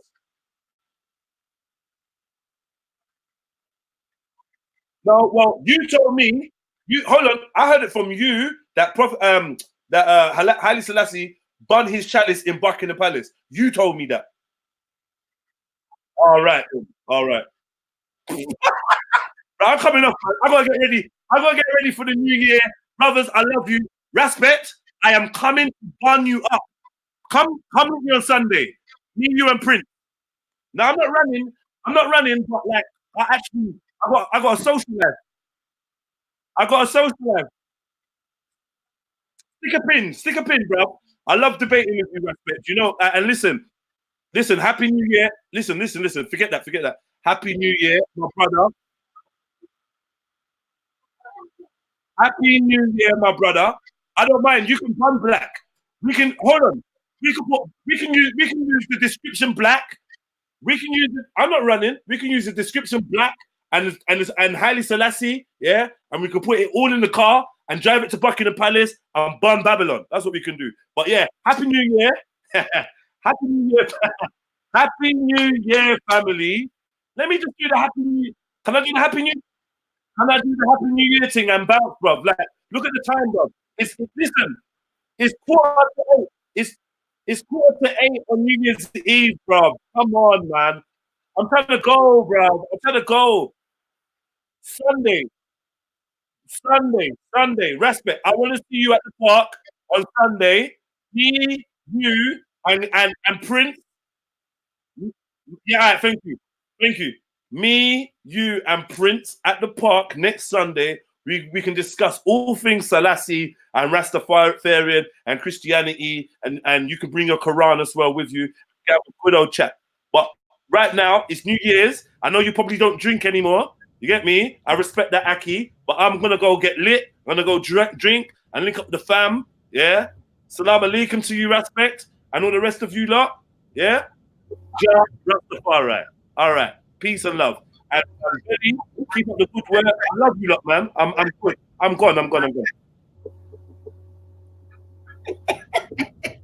Really? I know, I'm wicked. I know, I'm fucking. That is not the fucking end of year vibe, bro. Huh? That's not the end of year vibe, bro. Nah, you're not, bro. Listen, what? That's love between me and Respect, man. That's all good, man. I know it's that's not. like I'm just saying, like, really? That was good. We couldn't even. Yeah, but them man over there have been real. You know what I just done? I just made Respect have to speak about Rasta for the last fucking 20 minutes, half an hour. Yeah? Where he was there chatting about Sunni this and Sunni that and rare. His name not Sunni Spect. Yeah? His name is Respect. Yeah? So yeah, exactly. Yeah? So I done him a good favor. I done him a good favor, man. Yeah? Because you're not even ready to say, yo, I'm ready to take my Shahada and be a Muslim, which is what I would rate. You're not going to do that. You're going to straddle all the fences and do this and mix and match everyone's thing. And then like, I got Rastas. Rastas are saying, you ain't your Rasta. Rastas are saying, Rah, you don't know Rasta. What makes you Rasta, fam? You get me? Anyway, but yeah, man, I big up Respect because he's a good debater, good speaker, but I will bun him up and I'm going to bun him up. You get me? Just for sport. On Sunday, then. Yeah, just for sport. But now we can get back to talking about the end of the year. I'm sweating. I need to have a shower. I need to put my clothes on. I need to be out of my house. I don't want to look at a computer screen right now, man. It's making me sick. Like you ain't got all year to fucking 2020 to debate. Like you said. Huh? The man said that shit was off. I hope that's off in a good way. I don't know. You know me, I like to be cheeky to Respect, man. He's a cheeky guy, man. You know me? He's a cheeky guy. It's all love, though. And when you battling these man, remember, like these man are like, they got different chemicals and that going through their body and that. What the fuck is this? Media Popcorn Video Editor 174/MPVE 174. What the fuck is that? Cotton Socks, big up yourself. What are you doing tonight? Hope you got Boom, something boom, boom. nice. Raspet needs to do a show on Jedi tonight, says Ian Fenner. Yes, Marcus McCanda. Happy New Year. Online tonight. Surely. What about FJFK, someone who was actually Selassie's friend? What about him? You think the Kennedys were not part of the fucking 13 Illuminati bloodlines? What do you want me to say? You know about the Kennedys? What, they're the good guys, yeah? Oh, someone shot him in his head. He got shot in his head. He was trying to tell the people. He was trying to let the people know that, you know, he was trying to free them. You don't become president of the United Pussyclout States, yeah? And you're not part of the industry. You're not part of the system. I don't know what kind of fantasy you lot are living in, yeah? And someone probably did blow his head off. Doesn't mean nothing to me.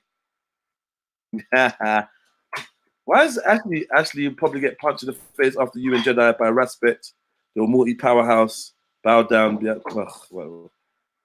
tell you, just looking, even Jedi is subject to the greatest of respect. Jedi is getting told off by the boss, man. Yeah, Jed's shut it down, fam. Something off. Bell darkly go up to the street. Take time to focus attention. Too many topics being covered too quickly. The danger is each topic may be as effective as you may desire it to be. May not be as okay. Big up Mohib. Mohib, I want to know if that's you just dropped a donation. I don't know if what you can do to fix it, because it seems to be not working. It seems to be saying that the money will come through in July 2020. So I don't know if you meant it to be pending till July 2020. But you might want to look at whatever you did on the PayPal thing, bro. But that don't make no sense to me. Yeah, man. I go push my little brother in the head and that. Get him in the head. Where are you going? Are you going raving? What are you doing? Cotton Socks. Sorry, Jed.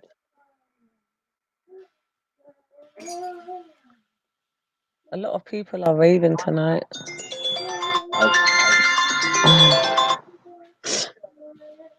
Yeah, man. I know. Can we? Hey, Boy Rich Club, man. It was just a vibe, man. Yeah.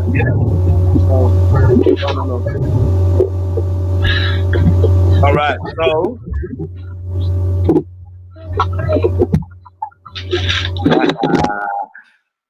All right, so yeah, man, I'm gonna go and get in the. Yeah, I think it's time to make that move, man. But look, you lot, this is your opportunity to say Happy New Year to me. It's my PayPal link. This is your opportunity to say Happy New Year. If you've enjoyed the year of live streams and the content that I've been putting up, and you want to show like your appreciation, you know, I don't do Christmas, and that's I won't accept no Christmas gifts, but I will take a New Year's gift for 2020. You know, a sentiment to show that you mean well and you want to see the best for this channel and for this content creator. So yeah, man, I'm looking for donations.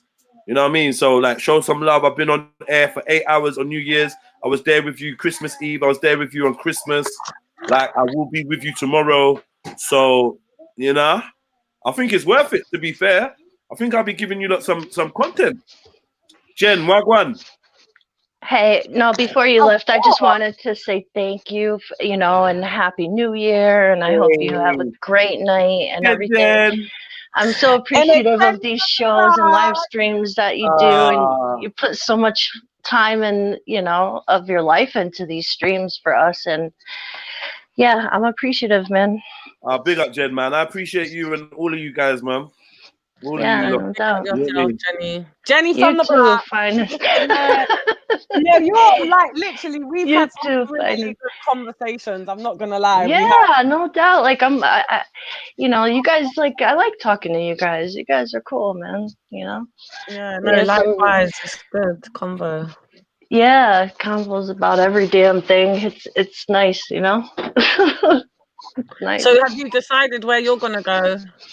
Man, I'm trying to go to New York. I want to go so bad. I'm just Oh, you looking might at. as well just go on your own. Be spontaneous. Yeah, Be that's like, what fuck I'm. everyone. It's Yeah, my I think I'm gonna 2020. just go. Start as you mean to go along. You've been talking about it for like the last couple of days. I want to go. I think I'm just go ahead and go, man. Yeah, I wanna you might meet some new friends. I don't care about all that. I just want to go. I don't care about all that. You just want to see the balls go to New York. I'm just gonna see the Times Square balls drop. Yeah, Oh, but if I do go, I'll stream some from Instagram. I'll go From live. Insta. So yeah, follow me on Insta. Oh, I'll have to see you on Insta. I didn't know you had Yeah, it. Times Square, mom. Yeah, it's almost Jen Wallace. My name on Insta is just altogether almost Jen Wallace, just like my YouTube, but almost. Okay, cool. Yeah, I'm just drawing on one of my eyebrows. Yeah, at the Jen moment. Gotti. Check out Jen Gotti. No, Nah, ban yourself with fuck that. Jennifer Gotti. Check out Jennifer Gotti. She's on You Instagram. can't get fun out with that one there still. How about Jed Scotty? What? Yeah. No. Hold on. Continue, Jedi. Yeah. When's the baby due? That shuts him up real quick. So miss me with that Gotti shit. For your tongue, Jen, mate. It's getting where it really hurts. Shit. Oh, good. What time are you looking to get to your destination for tonight, Jed? You know what? Soon, you know. I don't know. Yeah, soon. Just like soon. So I'm just trying to get off here, and then. Why are you cracking up like that? I just got my belly blown. You know when you go on the belly, I go. Oh dear. Again. One more time. One more. You so funny. Yes, it's going to be a good night, guys. Everyone needs to make sure they got options and they're safe options. Be safe, be positive, and start as you mean to go along, folks. Start as you mean to go along. Sorry, could you not on this side hear both sides of the conversation? No, we couldn't. That's what I was saying to you. We could only hear you. Are you serious? Yeah. Don't piss me off. Why? You couldn't hear us. It was just all muffly.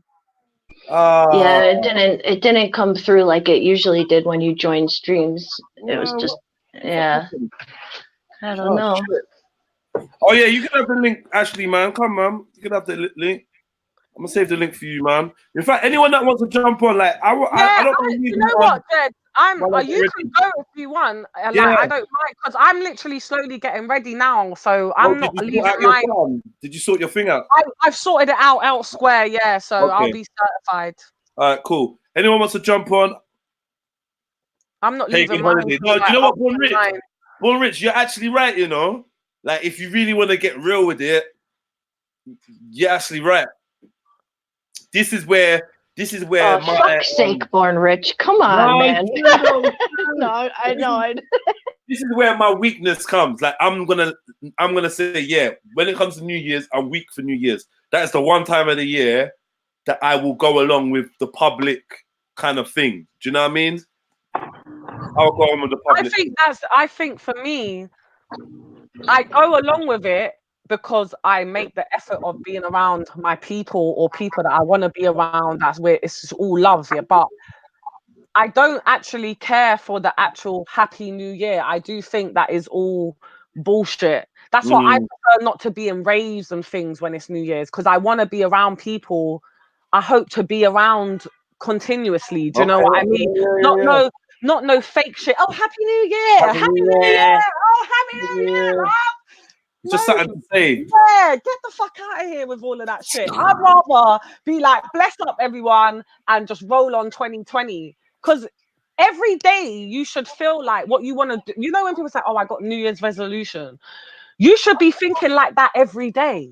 You should be trying to apply that every day. Yeah, people fall off. You have good days, bad times, good times.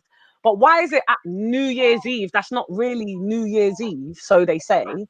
Everyone's got all these great plans for the next day. Like, it just doesn't really. Yeah, I'm not really digging it, to be fair. But I do give in, like Jed's, the same with Christmas. I give in because it's for me. I see it as a festive time to be around whoever I want to be around. Yeah, what up? That's good, y'all. Pick up yourselves, Ashley Cornwich. What's up, my fellow Americans? What's going on? I ain't even gonna lie to you. I'm gonna tell you like this. Shit, 2000 party over. Oops, out of time.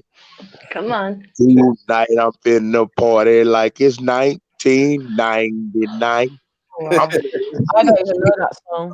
Remember the Y2K of 2000? Like the thing Y2K? Like that was crazy. The computer was like an gonna die. Yeah. Yeah. But look, this is what I don't understand about that. Niggas was people was buying water. If the world end, bitch, water is the least of your problem. So what? I couldn't understand that. I was just looking at people like, I'm like, what you going to buy? They were like, man, we getting water. Like they're gonna cut the sinks off or something. Bitch, the world from the end. Hurry up and buy. Yeah. That let you know that this that shit is in the system. They get money like that. Cause hey Ash, that's why I love black people. We didn't give a fuck, bro. We was at a party, everybody was still partying, like ain't nothing finna happen. Boy, I was drunk than a hoe. Yeah, me too. Oh fuck, I got another dilemma. I ain't finna lie to you. Shit. But nah, just what I was like about earlier, man, it was just, man, I don't know. I gotta disagree with you on that, Ashley. Man, I feel you, but I was just looking at shit. I don't know, bro. It's like he was. I don't know. It's like he crazy now. Nah, like this ain't crazy. That's my brother. He's staying on this square. And I feel him. I feel him. But sometimes you will push it so much it'll drive your fucking ass crazy. He was like all over the place. He was not in one place. Jez was picking him apart and wasn't even trying to. Because Rospect was opening himself up to like he was just all over the place. Like it wasn't. I'm not talking no shit, but bro, it's just something like I worry about the guy, and I've even told him himself, man. Rospect, I worry about the guy. I worry, but like I'm being for real. I worry about the guy, man. What do you think? Because it just, it's like his ferociousness and how he come. You know that you can't deny him. He'll shut your ass down if you ain't ready for it right there. Because Rospect gonna come at you ferociously. But what is some? This just me coming from my side. Some motherfucker that is not even on the level of Rospect and feel disrespected by his tone. Like I feel Rospect would be very vulnerable to something happening to him. That's just how I disagree, to be fair. I mean, I would hope not. I would hope not. But it's just me, and I was like, man, something just, I don't know, something just seemed off. Yeah, who's that? Oh, yeah, you're back. What's it? I don't know, man. Like I said, when you hit it, it's a typical like if you touch a nerve. So I can't say whether Jed's touched a nerve or not because I blatantly couldn't hear it, but he most probably did by the sound of things. And it's just like with everyone, when you touch a nerve, you're very passionate. And as we all know of Rospect, on certain topics, if you hit that nerve, whoever it is, it's just gonna be that. He's just gonna. Yeah, and I feel you, but it's almost erratic behavior. Yeah, but this like when Jed said this is how I was looking at it. Like as a like coming up and just listening when Jed said this when I was like, damn. When he was like, Rospect, don't forget who you talking to. You know what I mean? No matter where you going or what you do, you never forget your opponent. And that ain't even an opponent, that's a bro. So when Jed said that, I was like, damn, if it wasn't for the fact that he wouldn't have said that, that wasn't true. Like, he wouldn't have said that if you didn't need to know that, don't, hey, respect, remember who you talking to. So in that instance, you outside of a box. Like, that's why I was like, Jed, something off. If you got to tell him that, something's off. Yeah, but if you got to tell him that. Give me a minute. Yo, media pop. What's good? Media popcorn video editor. What's good? You're gonna have to speak, or I'm gonna have to take you off the show. Unfortunately, media popcorn. You gonna speak or what? What's going on? What are you looking for? You looking for some porn to show or something? What are you looking for, man? Media popcorn. Are you gonna speak or you're not gonna speak? Because I'm like, honestly, I ain't got time for this. 10, 9, 8, 7, 6. What book is it? Forever Hold Your Peace. Yeah, man, don't worry about it. Sorry, carry on. Speak now or forever hold your peace. Yeah, but no, that's all I was saying, bro. Just for you to have to tell, like I was really.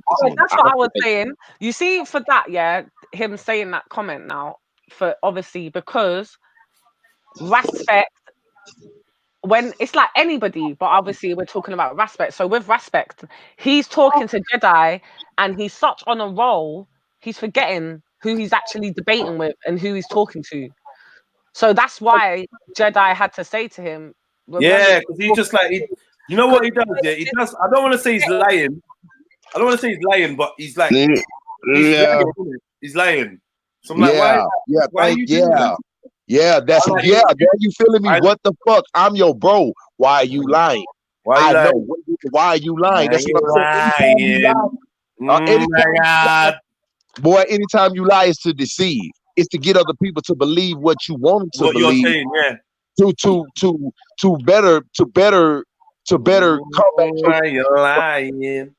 Like lying is a motherfucker, man. My God. Tell him that. Like, don't forget. I'm like, you go to shower, Jedi. Jedi's going to shower, guys. Yeah, it's true. Yeah. Sorry. In a bit.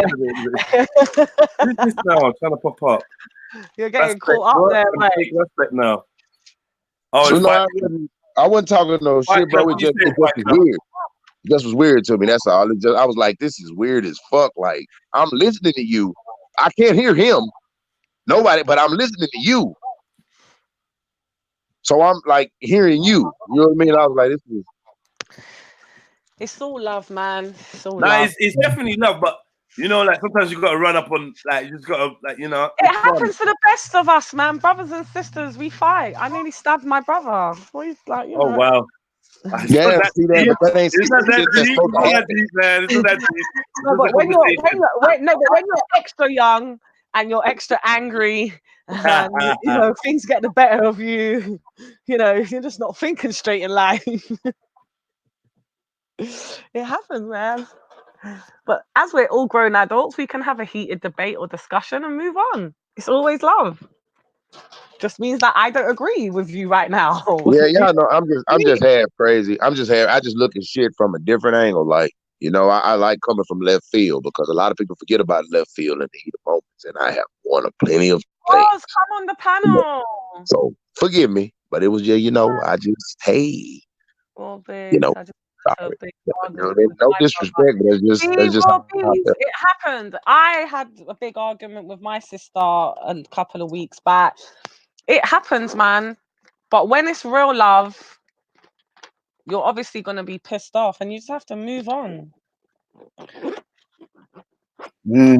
See, my thing is, people think that these people can't be criticized or approached or anything. Like people say Selassie is not a god, but then when you criticize him, everybody get all up in their feelings, man. Fuck that, man. If it's a false prophet, if he was doing some fuckeries, people need to bring it to the door. Period.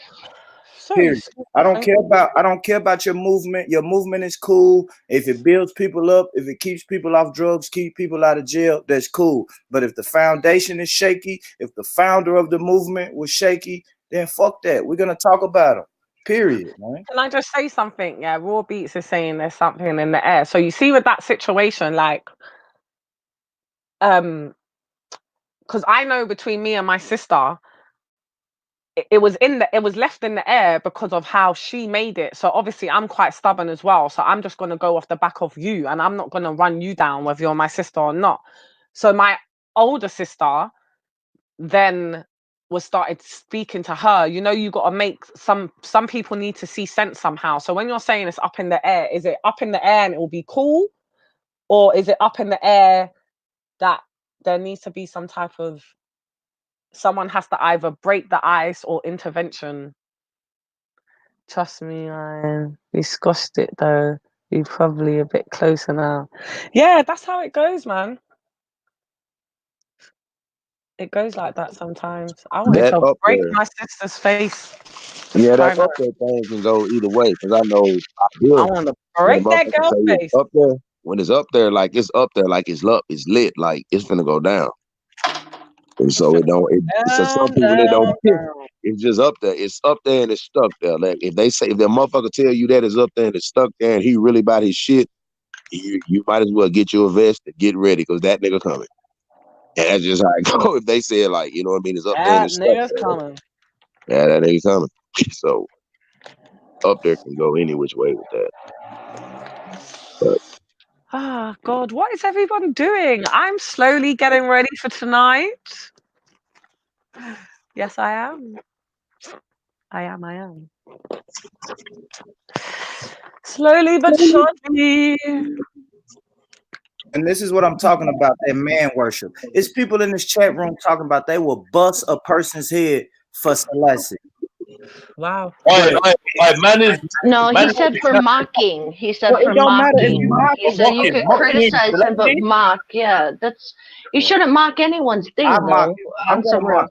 Why? Anytime But you're criticizing and mocking is a different thing. I'm gonna mock a man whose country is in famine and you're spending $35 million on your birthday party. Yes, I'm going to mock you for that.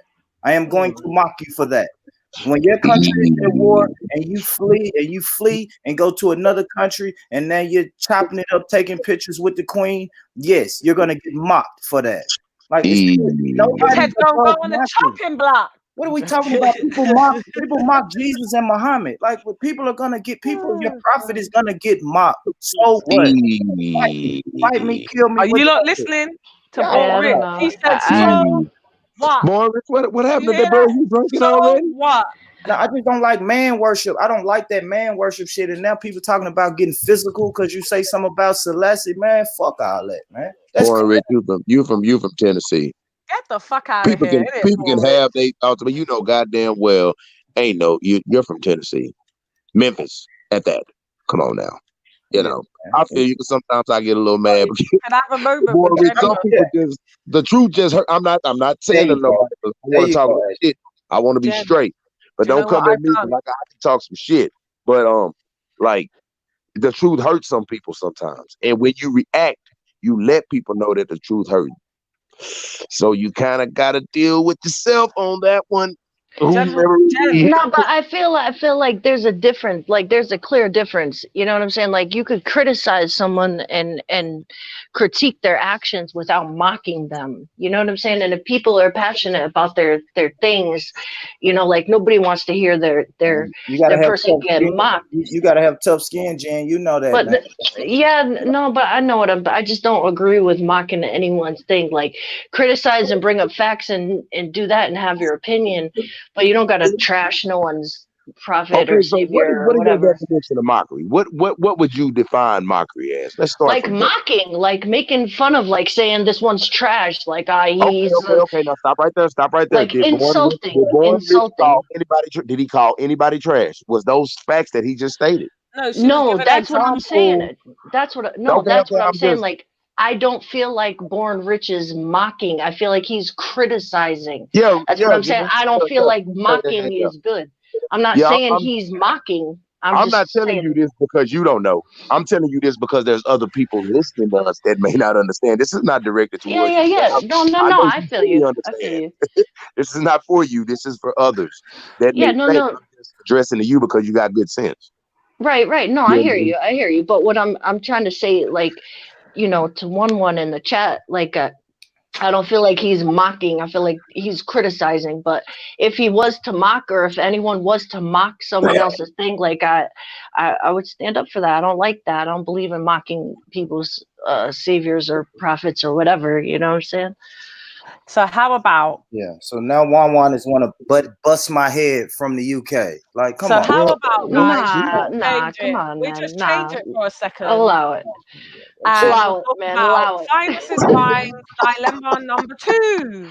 Well, this is dilemma number 3 actually for the day. The energies are fucking with me, people. But that man, look now y'all wasn't paying attention to me when I told y'all that prostate shit was off. I was telling, I wouldn't talk. Man, it was something. No, wait, I need to say my dilemma. Well, my bad dilemma. I'll say that. I've got no hair gel. I left it Go at to my the damn friend's house. store. No, the type of hair gel I use, there's only white people stores here, so it wouldn't be what I need. Well, I'm gonna tell you like they said on Friday. You better put some water on that damn shit. Water? I don't want my hair to go curly. I ain't trying to go out with a freaking curly fro. No, I'm just fucking with you because we just chopping it up. I got a dilemma again. Well, look. Okay, let's handle your dilemma. Do you want to go? Do you want to bring in this New Year's looking the best you can on fleek, doing what you need to be, like look at me. Is this what you want your 2020 to be? Well, I don't go out unless I'm fucking looking. Okay, well, take your ass somewhere and find that damn hair gel. If you don't go get that hair gel, 20 or not, it doesn't really matter. Okay then. Well, if you don't go get that hair gel, you're not gonna be on your best game. You better go get that goddamn hair gel. Mate, this is why this is a dilemma. Who wants to bring me some fucking hair gel? Y'all don't have like apps where you can like somebody can go to the store and shop for you and bring it to you. Yeah, they do. But like I said, the hair gel I need is from a black store. You need it from a black hair store. So they won't go to a black hair store? Yeah. I'm not. Well, I'm not going out crusty cottons. I'm not. You better get that damn hair gel, girl. You gonna be represented. I'm not dressing up where I'm going. I'm just getting decent. I'm just gonna look normal. That's it. But I still need a piece of hair gel, man, to add to the normalness. Well, I don't know what to tell you right now. I'm not fleeking up today. Today's not a fleeky day. It's just a normal day. Yeah, I'm bundling up, so it's funny. Like I'm probably gonna be wearing like a tracksuit, 3 pairs of pants, Yes, jacket. I got the hat with the face mask on it. Like I'm ready. It's gonna be cold out there. Your fro is gonna look amazing because you have it out already, or I don't know, but I'm just going by your picture. I ain't got my crusty fro. Will be very like. Did you just wake up and roll out? Did you even wash your underarms? Guys, Jedi's gone to get in the shower because it's 10 past 8 and it's 12 o'clock. It's New Year's Eve and no one ain't he's washing his ass. That's a lot of ass too. No one ain't gonna be sitting online in their house on their Jack Tiddly Jones on fucking StreamYard. That ain't gonna be happening tonight. So for those folks that thought they were tuning in, you better get a fucking magazine out. You better get a fucking jug of coffee. Go actually buy yourself a couple of beers or Prosecco. Go and get some Prosecco and strawberries. Yeah, I'll be leaving my house soon. What is wrong with you? I'm just literally trying to make. Do you know what I'm actually doing right now? I'm trying to deflect from the point that I ain't gonna be able to smoke a spliff until I get to where I'm going. That's pissed me off. And I've got no fucking hair gel because I didn't want to wear my hair down and out long. Well, you know what's crazy is like your night already started bad. An old school motherfucker would tell me, yeah, I told you the energies. Don't go out. Don't go out. Three things have happened to me today, and the first one was a big dilemma, but I've just overrid it because it's not going to stop my day. Don't go out. I'm telling you, stay your ass where you. No, I'll throw a hat on and get right. Listen, I'll roll out No. I'm a head tie woman. I'll be rolling out with my head tie and I'll make that There you shit go. What banging. do you think? But man, if my day start out bad like that, I done got to the point now I know But when I somebody. get a bit hot now and I need to rip it off, you know, sometimes you need your hair to breathe. Like I've had my head tie on for the majority of the day. I need to take it off. I've got no fucking hair gel. Who can bring me some hair gel from a black hair shop? Born Rich. By the time he gets here with the hair gel, it'll be like it will be past New Year's Day. It'll be Valentine's Day. I'll make it in time for Valentine's Day. It'll be my birthday. My birthday's in January. My birthday's in January, guys. I'll accept all donations, all presents. What day? That's what's up. The 18th. Hey, nice. The 18th. Hey, Born Rich. What up, Ash? Man, did you see that dude that went into a church in Texas and tried to shoot that bitch up and somebody popped him? Yeah, he killed the one black person. Yeah, he got somebody though, but yeah, He somebody. killed the only black person in the church. Yeah, the Wait, only what? black person in the church. Yeah. Yeah. When was that? Day before yesterday, somewhere in Sunday. It's been like 3-4 days within this span. But I looked at it for the work, and then it just came to my mind. But yeah, this motherfucker, he shot the only black person in the church. But somebody popped his ass. Damn. Allegedly. Yeah, shit crazy, man. Shit crazy in Texas, man. I'm trying to tell people, and they wonder why motherfuckers crazy. Like any type of big conspiracy theory, anything like that, boy, them motherfuckers doing shit in Texas. Believe you me, because Texas is the only state that can break away from the United States and hold its own shit. Oh my God. Yeah, I know when I saw that shit, I was like, man, that's crazy. That person went in there. And then when I heard the only black person in the church, I was like, damn, that's fucked up. Yeah. It's a trip. But hey. That's why I don't watch the news a lot, man. Fuck that. Shit is depressing. Yeah. I get all mine on social media now. Yeah. Watch the news. Yeah, man. Yeah, man. So, Jen, you said you're trying to make it to New York. Ashley, what you got planned? Shit, I'm thinking on it, but I don't know, man. I might just chill. But I don't know, man. You never know about old Ashley P. I might fuck around and be in China. Yeah, I think I'm gonna do one of Jedi moves, man. I'm gonna go get me a bottle, man, and just pull up at everybody's house. Hey, right? Hey, 2000 party over, oops, out of time. Shit. So tonight I'm gonna party like it's 1999. That's Prince, y'all that don't know. I don't know, Finest. Brush that shit in a ponytail, Finest, and get on out there. I am, but I'm gonna have wispy beard.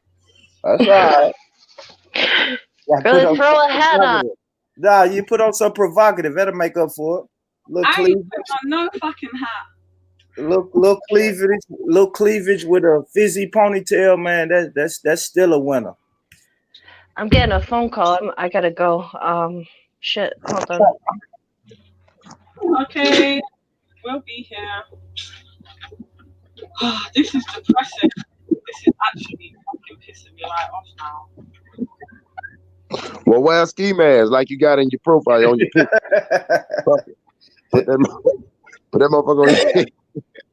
Going there. Oh, I won't get to my destination wearing one of those. That motherfucker strapped up. I need money now for hair gel. Now. I'm getting to where I need to be. I'll end up somewhere else.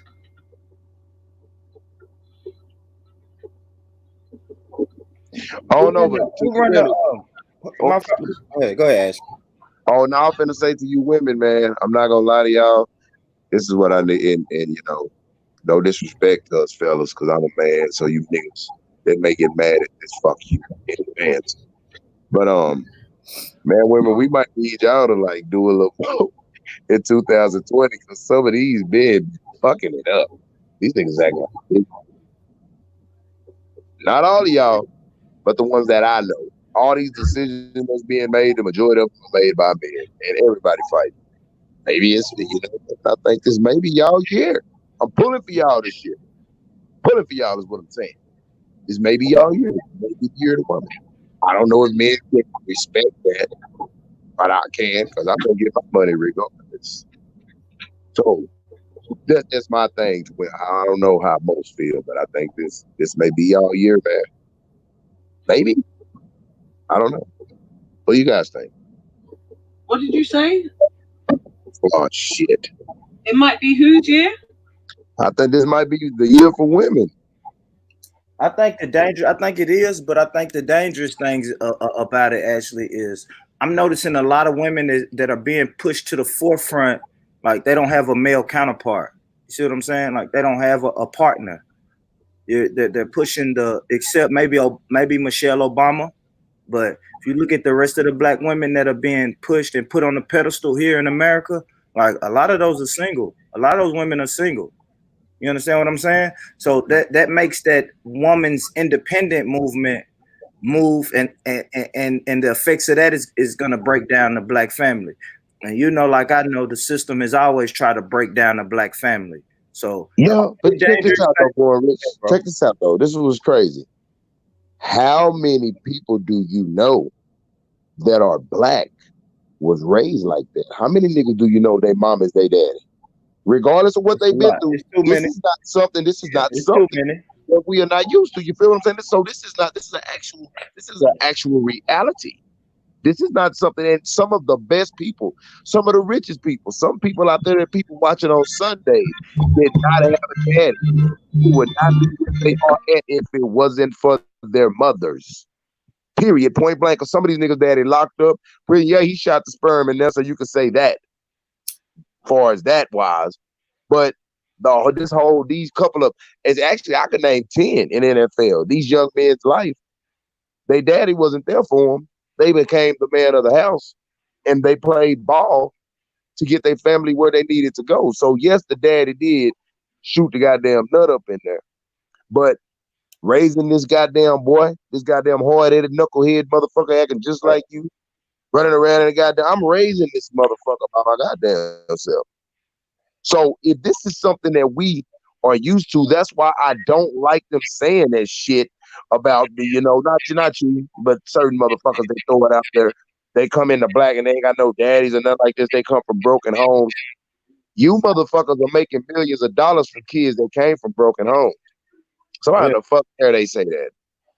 Yeah, that's a fact. That's just the risk. So they came from this. We have this. This is something that we have lived with all of our fucking life. It's not like this just some trend that started happening. This shit happened. And in some instances, it make you a better person because you do not want your kids or other kids that you may know to grow up like that fuck nigga that wasn't there for you. So it'll make you a better person if you let it. But if you go into that, man, I came from a broken home and fall into that shit, because a lot of people do, bro. Yeah. And that's what I believe shit is genetically, like, they fuck with people. Like I'm not gonna go there because niggas is tripping, but some people are affected by it, some aren't. It's a brain thing to me. I mean, for you, it's I guess it's just I guess you get hypnotized by constantly and repetitively just seeing it. Hypnotization, you getting hypnotized. You're really sitting there and it's repeating itself to where you start to believe this shit and they put it in your face enough for you to that goddamn TV. And that's why we got to be responsible for rebuilding the black family, so we can show our people that the black family can thrive, even if it may be your second wife, your third wife, or whatever. We just have to settle down and show people that we can thrive as a unit. Is you don't have to put the lady on top of the man on top of the lady. You don't have to do that because that causes competition, and that's what I'm seeing a lot. Is number one, I'm seeing the competition, and number two, I know that our young people are easily influenced. So when you just keep showing them powerful black women with no husband on their shoulders, that little 16, 17, 18-year-old girl, she's not interested in having a family because she has models that she can look up to and say, okay, this lady did all this with no husband. I can do the same thing.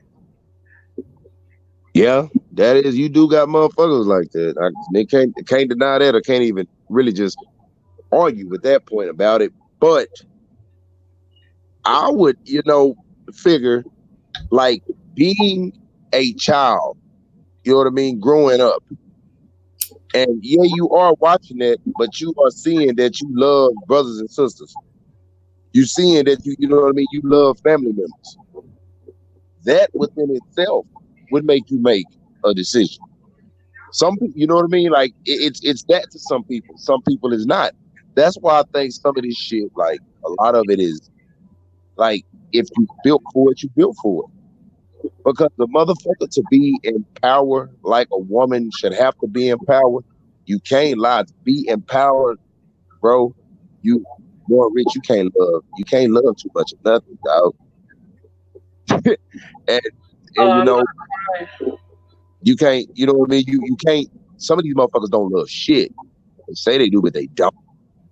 You know what I mean? So to be a woman in power like that, you know what I mean? To be that, I can understand it from that perspective. You know what I mean? Because you got lots of things, and these motherfuckers will get at you. You know what I mean? They'll get at you and hit what you love, or try to take something you love to make you do what they feel when you get to that level of shit.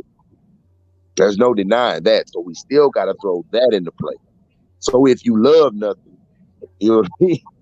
And it's some of these motherfuckers is just built for it. And that's why I don't think there's nothing we could do about what coming for as political figures. I already picked. That machine is just something to give motherfuckers maybe a hope. But to me, y'all, this is not something. This is just how I feel. That there is no, like, there's nothing we could do about it. There's nothing we can do. You know what I mean? So.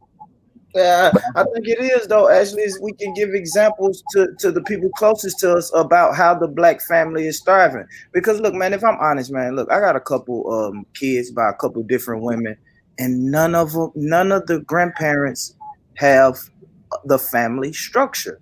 So now, like the women that I chose didn't come from a mother-father home. So in their mind, their child doesn't really need it. It's something that they want, but hey, when it doesn't work, it's not even worth fighting for it because they watch their mother do it by herself.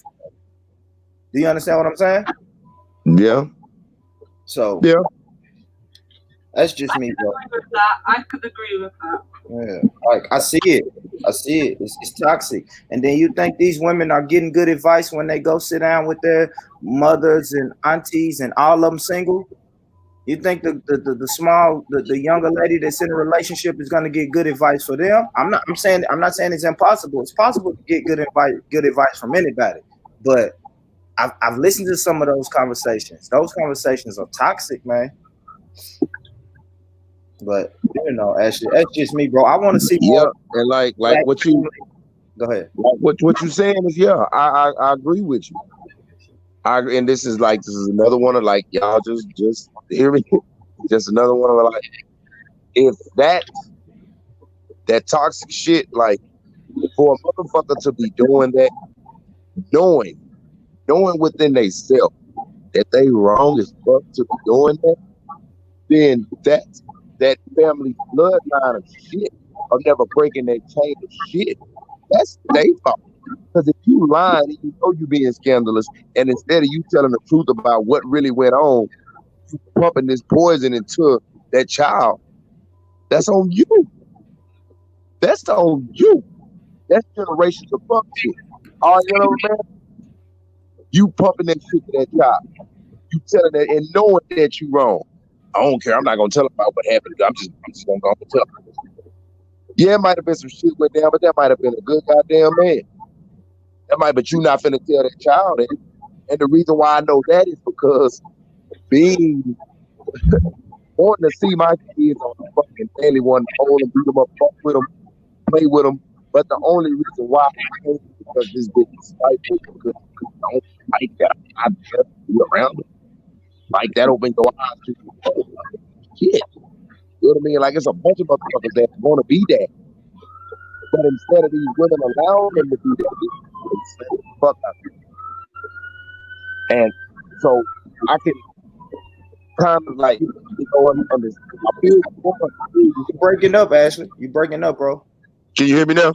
Yeah, a lot better. All right, I say I feel you, but man, like for a woman to repeatedly do that for to lie like you said, and you coming from single, you know what I mean? Then if that person, if they telling that child that, then shit, that child is gonna be that.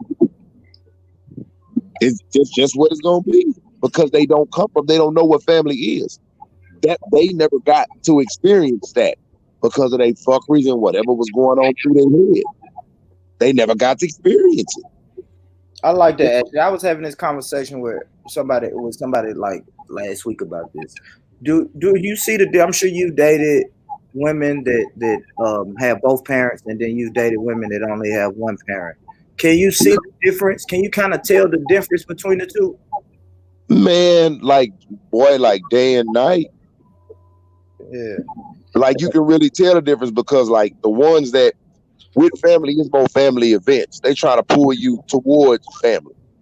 The ones without have friends that they consider family. And you meet them. You know what I mean? You don't meet the family. I don't talk to my sister. Me and her don't see eye to eye. But I know some motherfuckers that they done had knockdown, drag outs, all types of shit, and get into some shit that next night, and they family load up and drive 120 miles to go get. Yeah. That's my family. That's my family. Motherfucking miles to go get them. You feel me? Yeah, that's our family. We can fight like cats and dogs, but y'all can't nobody else touch them. You know how it is. Yeah. So that within is like that is like a major difference. You can tell the difference like that. You know what I mean? But like Boris, most don't like. Bro, I'm wild card like a motherfucker, bro. What up, Jed? Yo. What up? Is he saying something? He was. I can't hear him now. Yo. Yeah.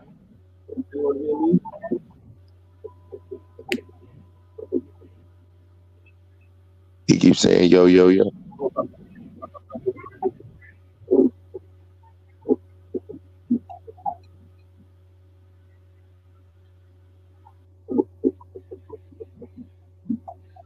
What the hell?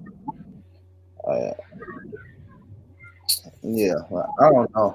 I know it's a difference. I can't quite put my finger on it, but it's a difference. Oh, that was the difference that I seen. That was the one that I could like, and like not all of them, but the majority of women that come from family, they are not. You get you might have that one on both sides, but they more likely wanna goddamn be somewhere. You know, the party environment is different. You know what I mean? It's restaurants and dinner, go to bed, have a nightcap, you know what I mean? Wake up in the morning, both y'all go to work, you know what I mean? That type of shit. That's what they lean more towards. You know what I mean? The ones with the broken, like no family. It's the goddamn, let's go to the club. How about until 2 o'clock, but you still get up in the morning and still go to work on Earth instead of getting that rest. Like I say, not all. That was kind of the thing that I said. You know, but we come from the streets, that's just that is. And the streets is part of the to me anyway. Yeah, I hear you, man. Shout out to the chat, to everybody in the chat. See what I'm saying? Salute. Salute. Yeah, it's getting later and later over there, man.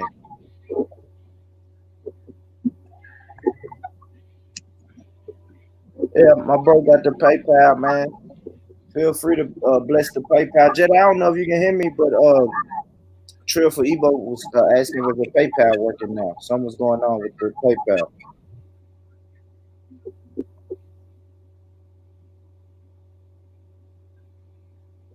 So salute to that. Ashley go get the bottle. What you drinking tonight, Ash?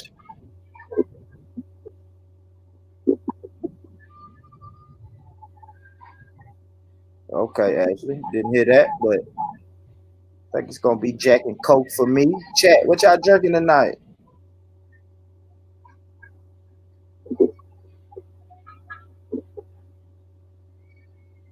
I'm fucking with the Jack and Coke, man. Put some grass in. Get some grass in me.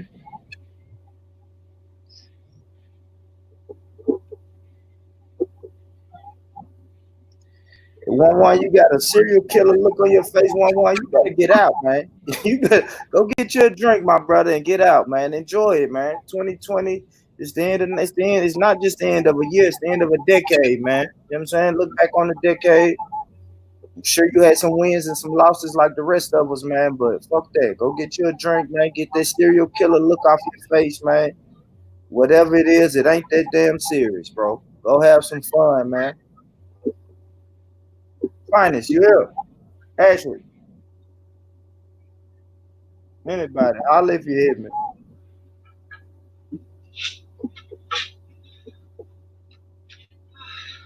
True for Ego. Sorry, just had to go to the shops, guys. Nah, it's all good. It's all good. So, Finest, do you believe in like the people that you spend your New Year's, do you bring in the New Year's with? Then you'll be with around them people for the whole year. Yeah, most definitely. Yeah. Most definitely. Mm. I'm big on that. Yeah, me too. I might be alright for now. I might have to top up later.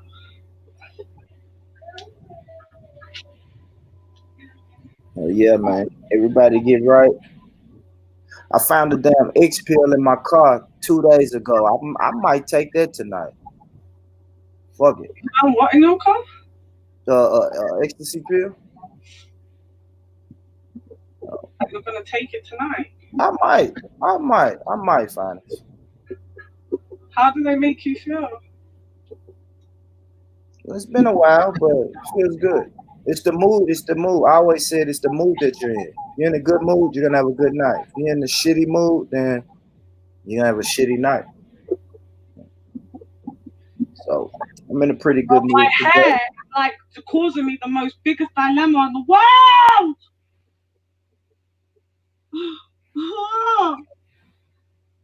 Fuck. Sorry, guys.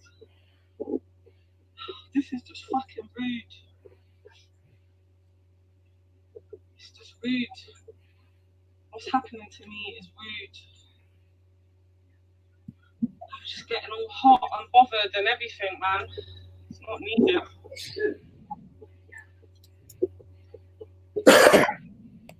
Yeah, man. Take a deep breath, man. Should be all right. I'll be back. I gotta make a run. I'll be back. Be back, niggas. Yeah, Jez, you better come save the show, my brother. I gotta make a run too. In the background, man. It's like 2:35 where I'm at. I need to get up, make a couple. Just stay on, man. I'll be back. Trust me. Stay on. But I'll be back. So if you want to shut it down, but just stay on. And I'll be back. If you want to. I'm having the most fucking craziest time right now, man. It's just fucking a joke. My hair. Said you never found E in my car. Nah, I put it in there last month. You right, I read. I remember it didn't just mysteriously appear in my car. I put it there last month. I just hadn't looked in that spot since. It's come back for y'all. It's like now or never, nigga. Yeah, last week I was looking for something and found it. Like, oh shit, somebody mama gonna get it tonight, man. That's the first thing, Rod. Get it tonight. Yeah, Rod. Before I even take it, I gotta make sure somebody getting it tonight. You better line that up. Get yourself prepared. Got to bring in the New Year's with her. Oh shit, what that mean, Finance? If I bring in the New Year's with her, she gonna be around all year. Bring in the new year. You gotta do it right, man. That's what they say. I think I asked y'all this last year. Y'all don't eat like I know in the South, like I was raised on, we would eat cabbage. Like you eat cabbage every New Year's Eve for money. Like black eyed peas was for luck and shit like that. Do y'all have like any traditional meals y'all eat on New Year's Eve? We just have a big family dinner. Not necessarily a traditional dish. Yeah. Just be a big family dinner. It's guaranteed wherever I go today, it's gonna be cabbage and black eyed peas. I know that for sure. Oh, right. And whatever meat of your choice, but cabbage is for the money, black eyed peas is for the luck, man. My hair is making me want to cry, but you know, because I'm not going out fancy, it gets a fly. But really, I need to try to fix it, but I just can't. Struggle with my hair another fucking time in a row. Like, I've redone my hair like 5 times. Fucking bastards, bro. There you go, Roz. Salute Roz, man. And ending the year with community and knowledge. I like that. Like that.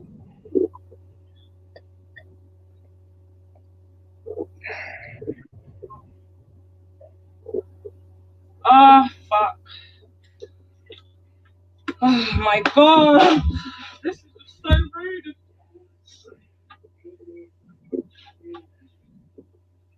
So fucking rude.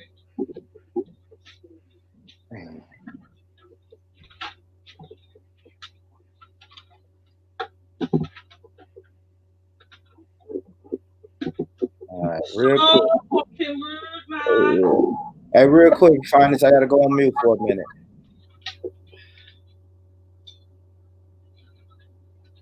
What did you say?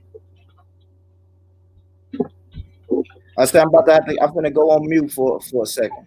Be right back. Oh, okay.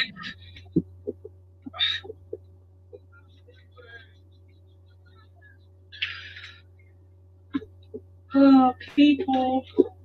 I've had such a dilemma today, guys. One after the bloody other. You wouldn't believe me if I even tried to tell the story. Just one after the bloody other.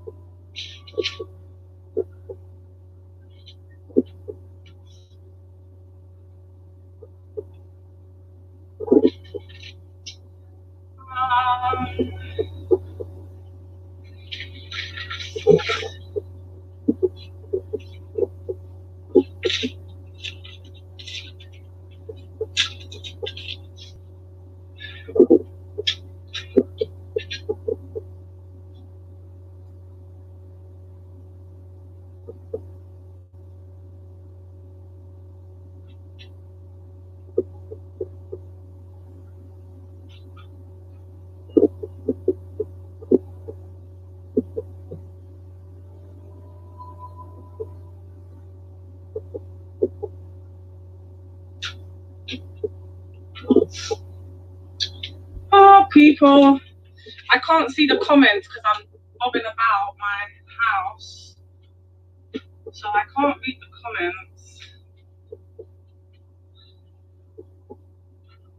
These.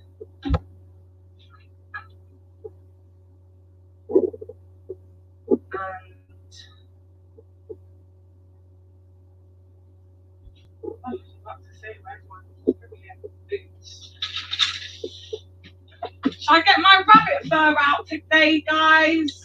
Shall I get some rabbit fur out for the New Year's Eve? Is it a rabbit fur day? I don't think it is, to be fair. If I'm being totally honest. No.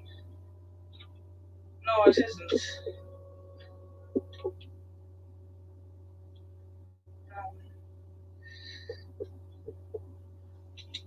I don't think those are going to come out.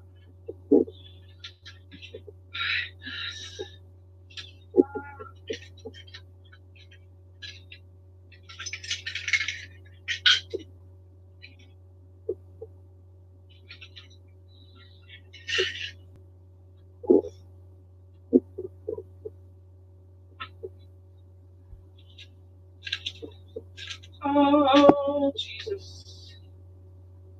Yeah.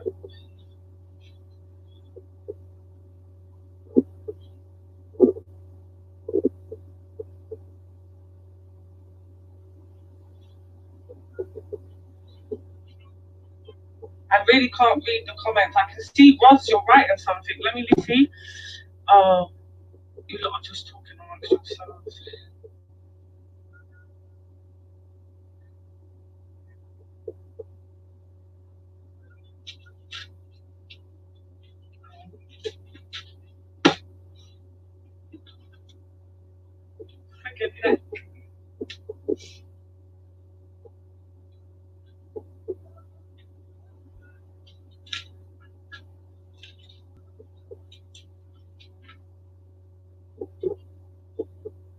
Yeah, I think I'm well coupled, you know.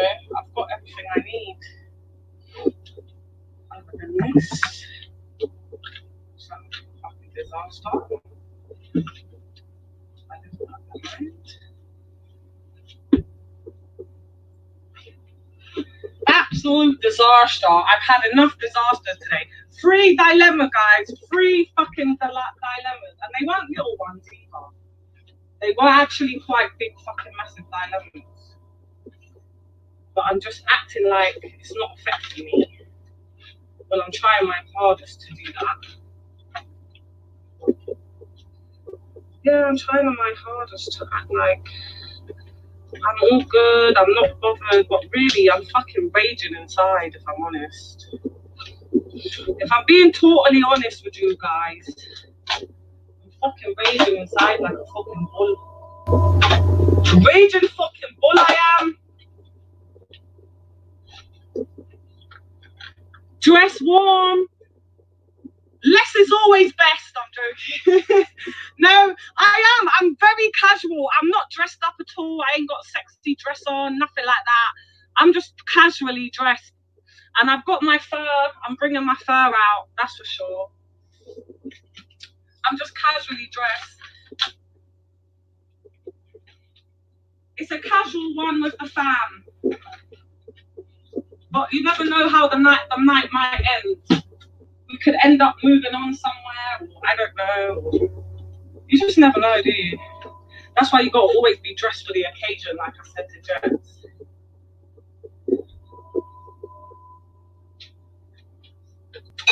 Hear that, guys? 2 bottles for tonight, straight out the fridge. Cling, cling, cling.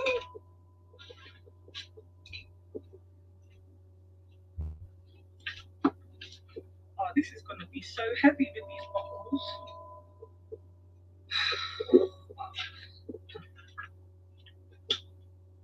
How am I doing for time? Those bottles are going to be the death. Dude,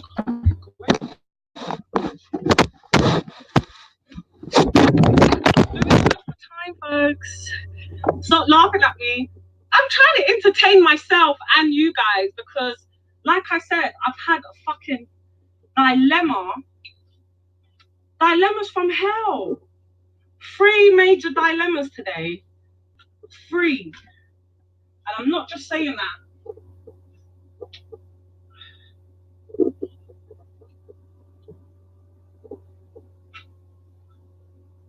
I actually had 3 dilemmas, no joke. Could have ruined my whole fucking evening, I'm not joking. That's how bad they were. But I'm like, no, I'm not letting the energies affect me. I can see what you're trying to do. I'm not going to work tonight.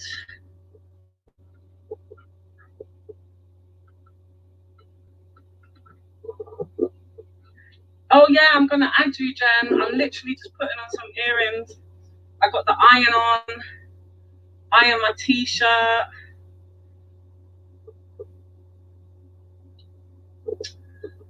I'm looking forward to tonight, guys. It's gonna be something different for me, but good at the same time. I'm actually looking forward to a nice evening.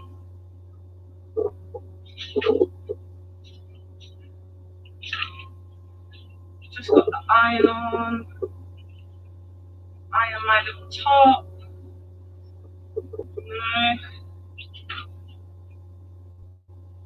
I hate people that go out without ironing their clothes. I'm just like, you dirty tramp. Why would you go out without fucking ironing your top or your jeans? They think, you know, that typical, oh, once you pull it on, it just crinkles out. No, it fucking doesn't. No, it fucking doesn't. Crinkles out my backside.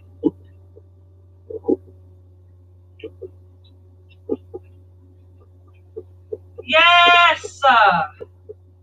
Guys, that time soon, folks. That time, folks. It's slowly but surely that time. Yeah, got to keep positive, man. 3 dilemmas today, guys.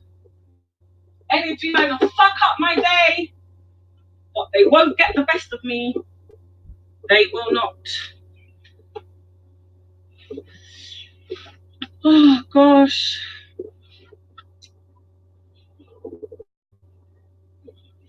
Really looking forward to this evening.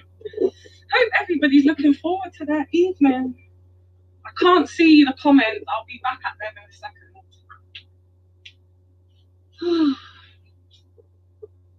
God motherfucking damn.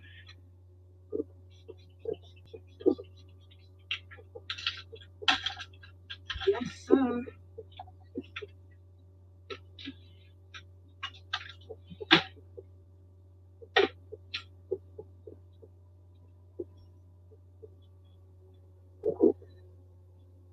What shoes?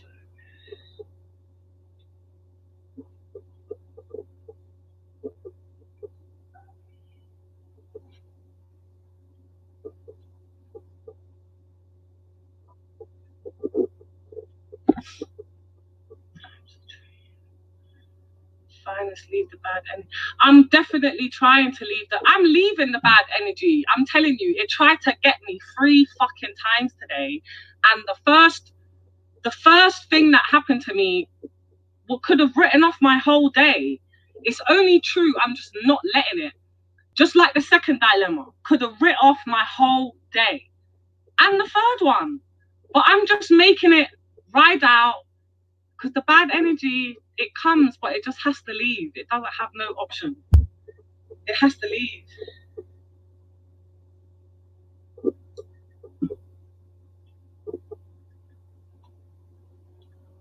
It has to leave me.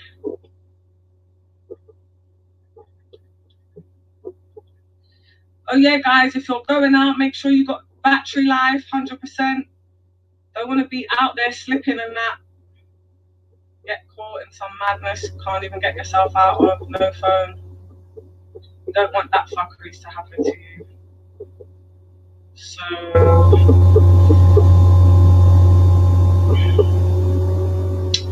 yeah, I think I'm leaving my house in a second.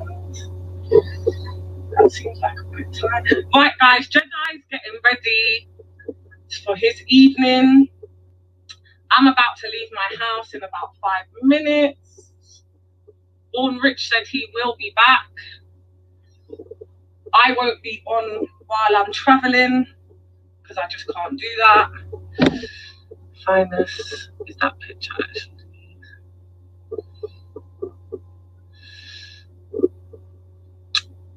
I'll just leave that to your imagination, Francis. Nicey don't get you nowhere. When you have nice pictures up, people take, you know, the piss. Not saying when you have a horrible picture up, they ain't gonna try and take the piss, but you know, in life, it ain't getting you anywhere. Oh, let me add Jen. She bloody said thing. Yes, Jen, and I hope you have a wicked time, honestly, babe.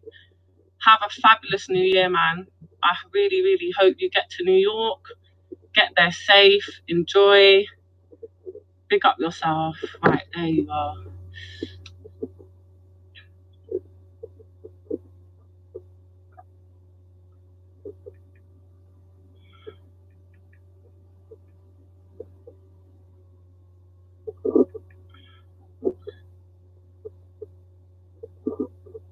Yes, Jen, that's me. That I've just requested you. My account's private, so yeah. Big up yourself. Big up, big up, big up. I'm leaving exactly on 9 o'clock, guys. I'll only be here for a few more minutes. 5 minutes exactly.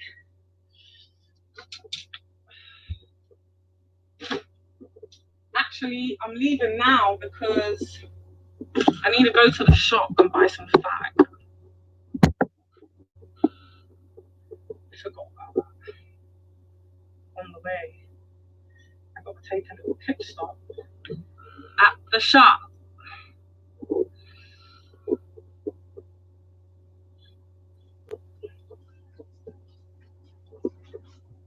Who's joined?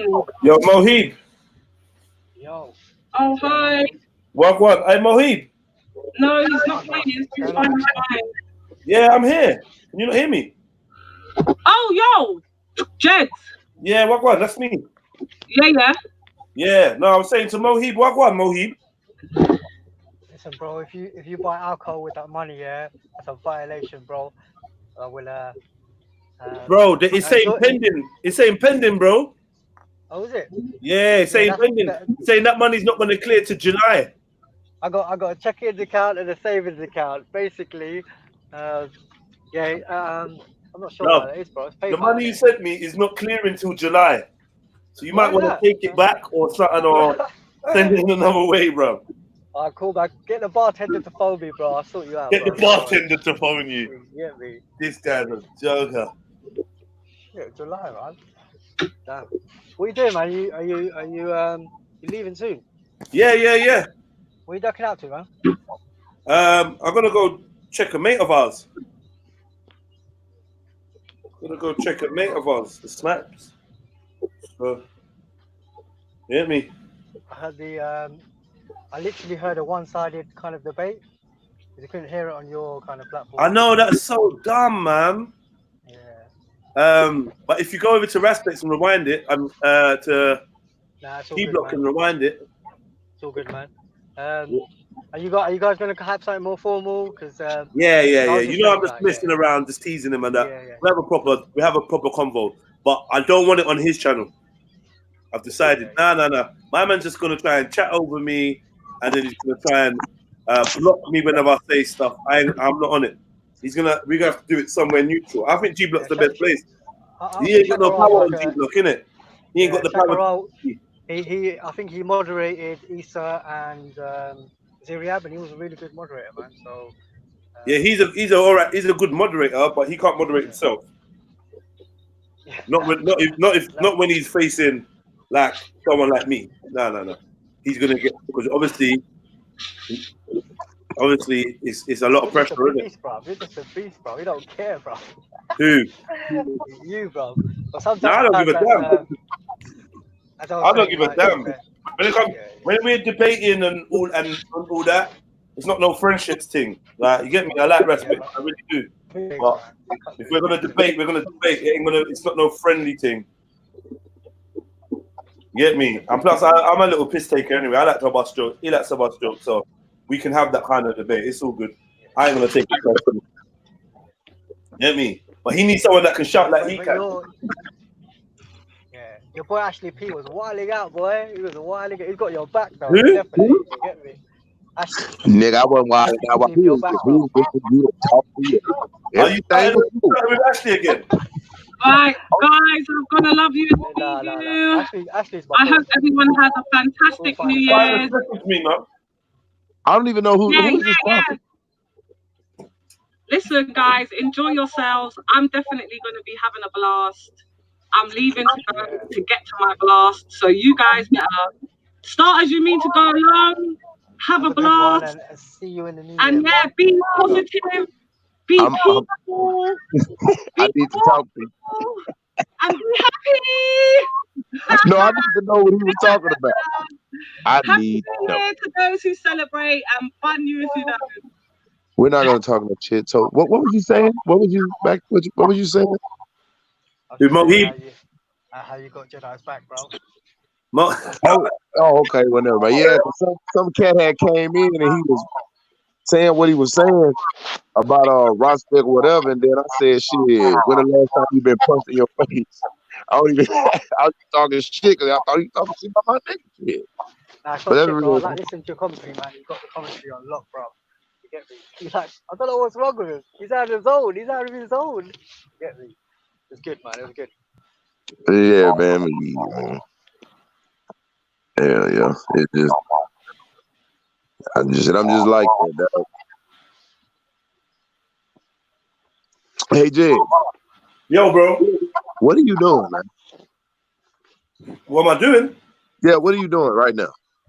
I'm on my phone, checking out my messages, listening to you talk to Mohib, about to leave the house. Hell yeah, me. I'm about to do something. I don't know. I think I might stay in. Though. I don't know. I be too lit. I want to make. You got too lit too quickly. No. I mean, it's like a lit. It's the New Year, man. You know what I mean? But Yeah, the Uber Lyft thing. The you got Lyft out there as well. Have you got Via Van? No, nigga, not lit. Like the whole everybody's lit right now. Oh, LIT. Like everybody's lit. Yeah, like it's crazy right now. Man, it's That's what I thought you said. So yeah, yeah, man. All right. Give me a minute. Who did I just say to message me? Finest one. Where was he? Finest one.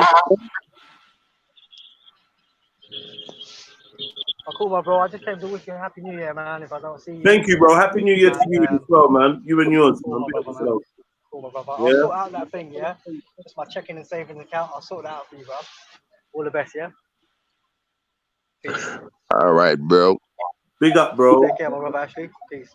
All right, for sure, man. Yeah, Jed. I knew I had something to say to you, chump. Yeah, Jed. Yeah, to you. You took a shot at me early. You think I ain't here?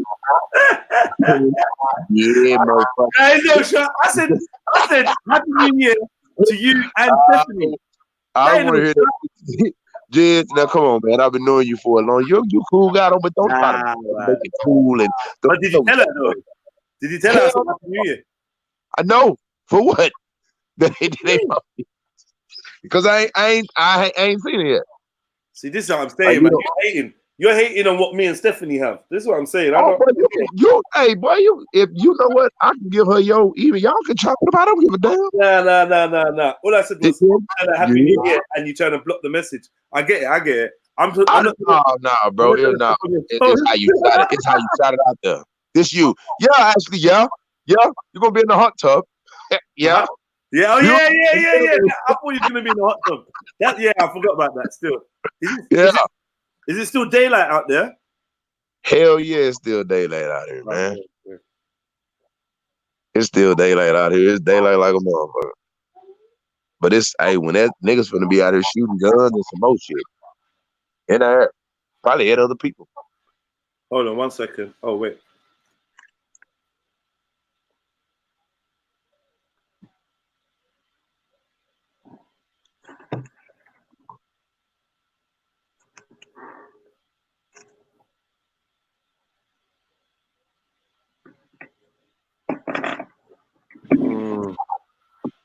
Hold on. 1 second.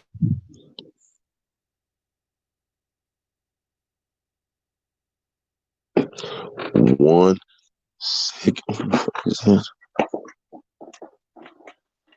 What the fuck did I do here? Okay, oh, there it is.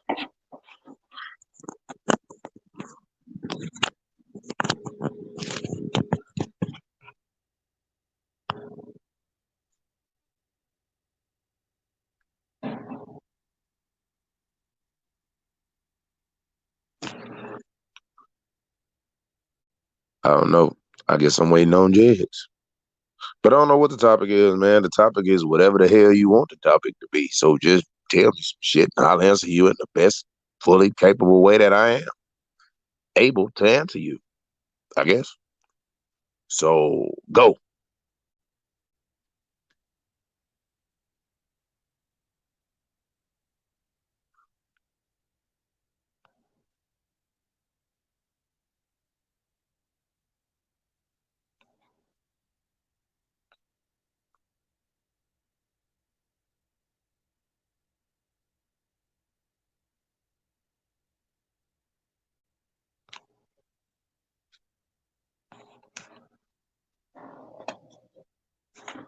Well, I guess don't nobody want to say that.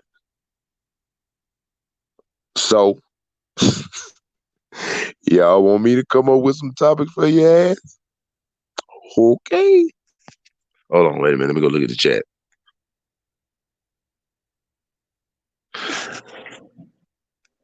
Everything. That's the topic. Everything.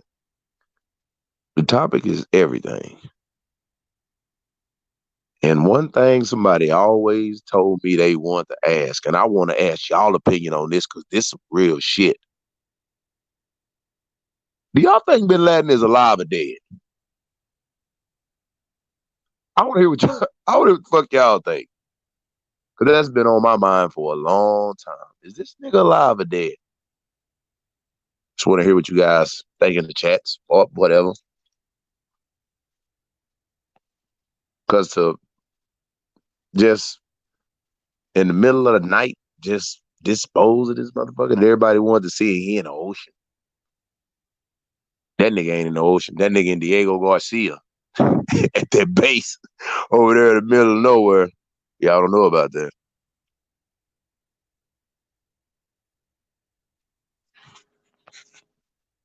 Hell yeah, Jen, I'm with you. That's some bitch alive. That motherfucker is alive and kicking. I think he in New York. That nigga in the Bronx, smoking pot, planning his next attack. I'm just bullshitting y'all. But first thing, if anybody, I'm not gonna I ain't gonna talk about no religion because some of you motherfuckers get sensitive as hell. So about the religion thing, I ain't gonna say nothing. So don't ask me no religious questions. Or if you want to ask me some religious questions and you want me to tell you the truth about what I think, I'll tell you the truth, but you can't get mad because you asked me. So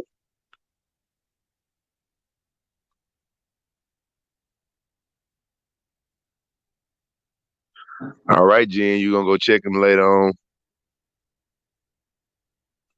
Next thing you know, your ass gonna be wearing a backpack. Standing in front of a hotel building, ready to do some shit. Jen.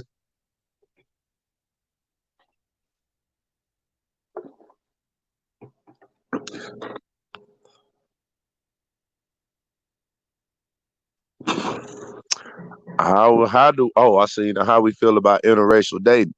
Man, I don't give a damn. My daughter's mixed. I really don't care at all. But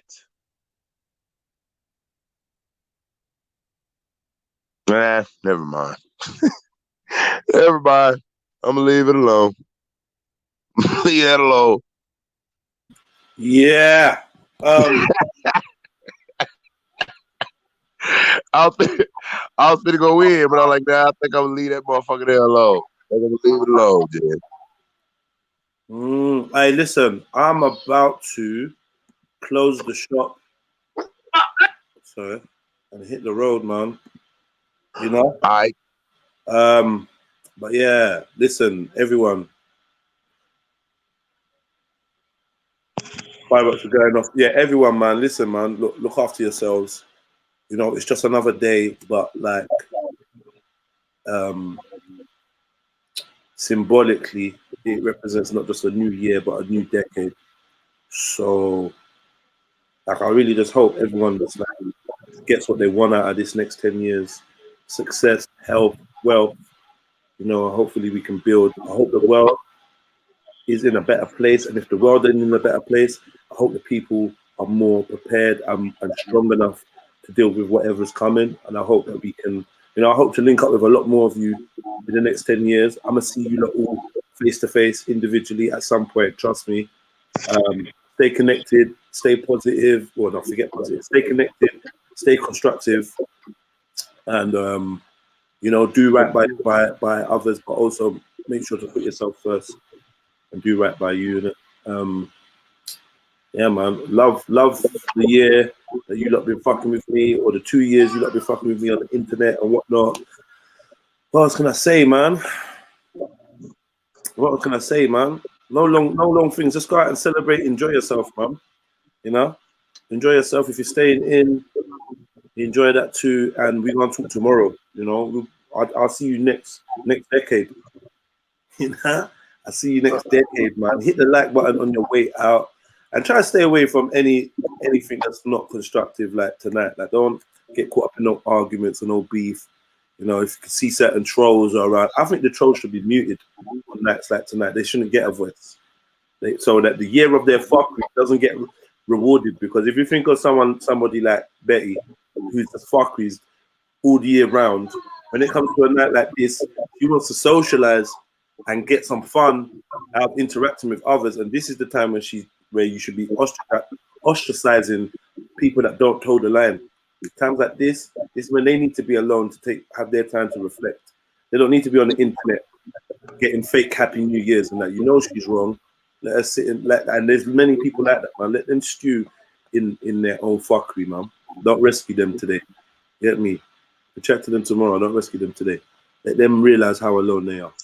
You get me? Maybe that will help change them. It's not even being spiteful. But yeah, big up yourself, Jen Mollis, Ace Marley, Roz, Cotton Socks. You'll be here in May, yeah? Say nothing, mum. I'll make sure there's a motive on for you, man. Let me know what kind of time, though. Sarah, man, big up yourself, my brother. Lipstick and Curls, shut up. Water Sniper, big up yourself.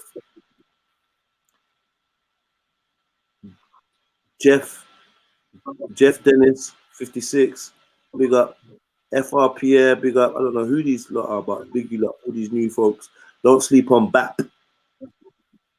Big up yourself. Someone put my thing in some kind of forum, I realized. Francis Taylor, all of you lot, hit that like button though, man, and hit the subscribe, and then you can like get tuned in with our regular live streams, hit the notification, and that it's a big international community. It ain't just people, it's not just people from London. You know, we got people from all over England, all over Britain, all over Europe, and all over the world, America. The only people we don't really have is like too many people from Africa. We don't have we like there's always a lack of Africans online, which I don't know why that is. I don't know. I know a lot of nations do have like, you know, they're on that their internet and stuff like that. So I'd like to like cover the continent a little bit more this year. More Australians, New Zealanders, you know, South Americans, and the Caribbean. Let's get the world involved in these conversations. You know what I mean? Because it's a powerful thing, and used by the right people, we can move mountains. Big up yourself, Ashley. One love, always. You know, if you're going out there, don't get too lit, bro. And watch out for them neighbors, man. They'll be trying to call the cops on you and shit. Yeah, the nigga named though. I said the other day. He just looked at me like he wanted to say you fucking nigga. Oh shit. He just looked at me. That's what it looked like he wanted to say. But I got a question, Jay, before you burn. Am I wrong for this? Borage is turning into beefy. Slowly, you know. Borage is turning into beefy, kind of empty. But man, look, man, am I wrong for saying that I would suck Betty's titties? Am I wrong for that, Jess? I don't know. I don't know. It makes me feel ill. I'm not really feeling it. Areolas, big black cookie size areolas. Yeah, I'm not a fan. Don't pay no I can send you a picture of them. What? I got a picture of them. They're not great. They're not great. They're not. They look like they smell. Fuck. Flapjacks. Fucking flapjacks. I hate pancakes. No. Hey man, be easy, bro. Be easy, my brother. We link up soon. Big up to everyone. Hit the like button. Yeah. And wherever you go, make sure it's somewhere that's good for you. Yeah. Make sure it's somewhere that's good for you wherever you go. Yeah. Don't forget, if you don't want to buy me the New Year's drinks, the link is in the description and in the chat. If you want to say Happy New Year to me in the right way, you know, hit me up. 9 hours and 44 minutes of streaming on New Year's Eve.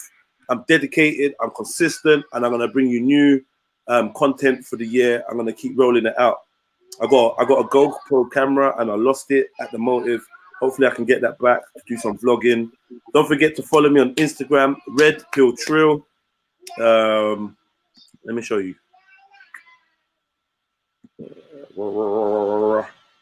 Yeah, don't forget to follow me on Instagram, Red Pill Trill, Twitter, Red Pill Trill, YouTube, Red Pill Trill. This, of course, is Trilluminati Live. Hit the subscribe button. Whether you're watching it now or in 5 years' time, hit that subscribe button. Yeah, hit up the link in the description for the PayPal if you want to support this content creator. And we're out, man. You know, take care of yourself and each other in the immortal worlds of Jerry Springer.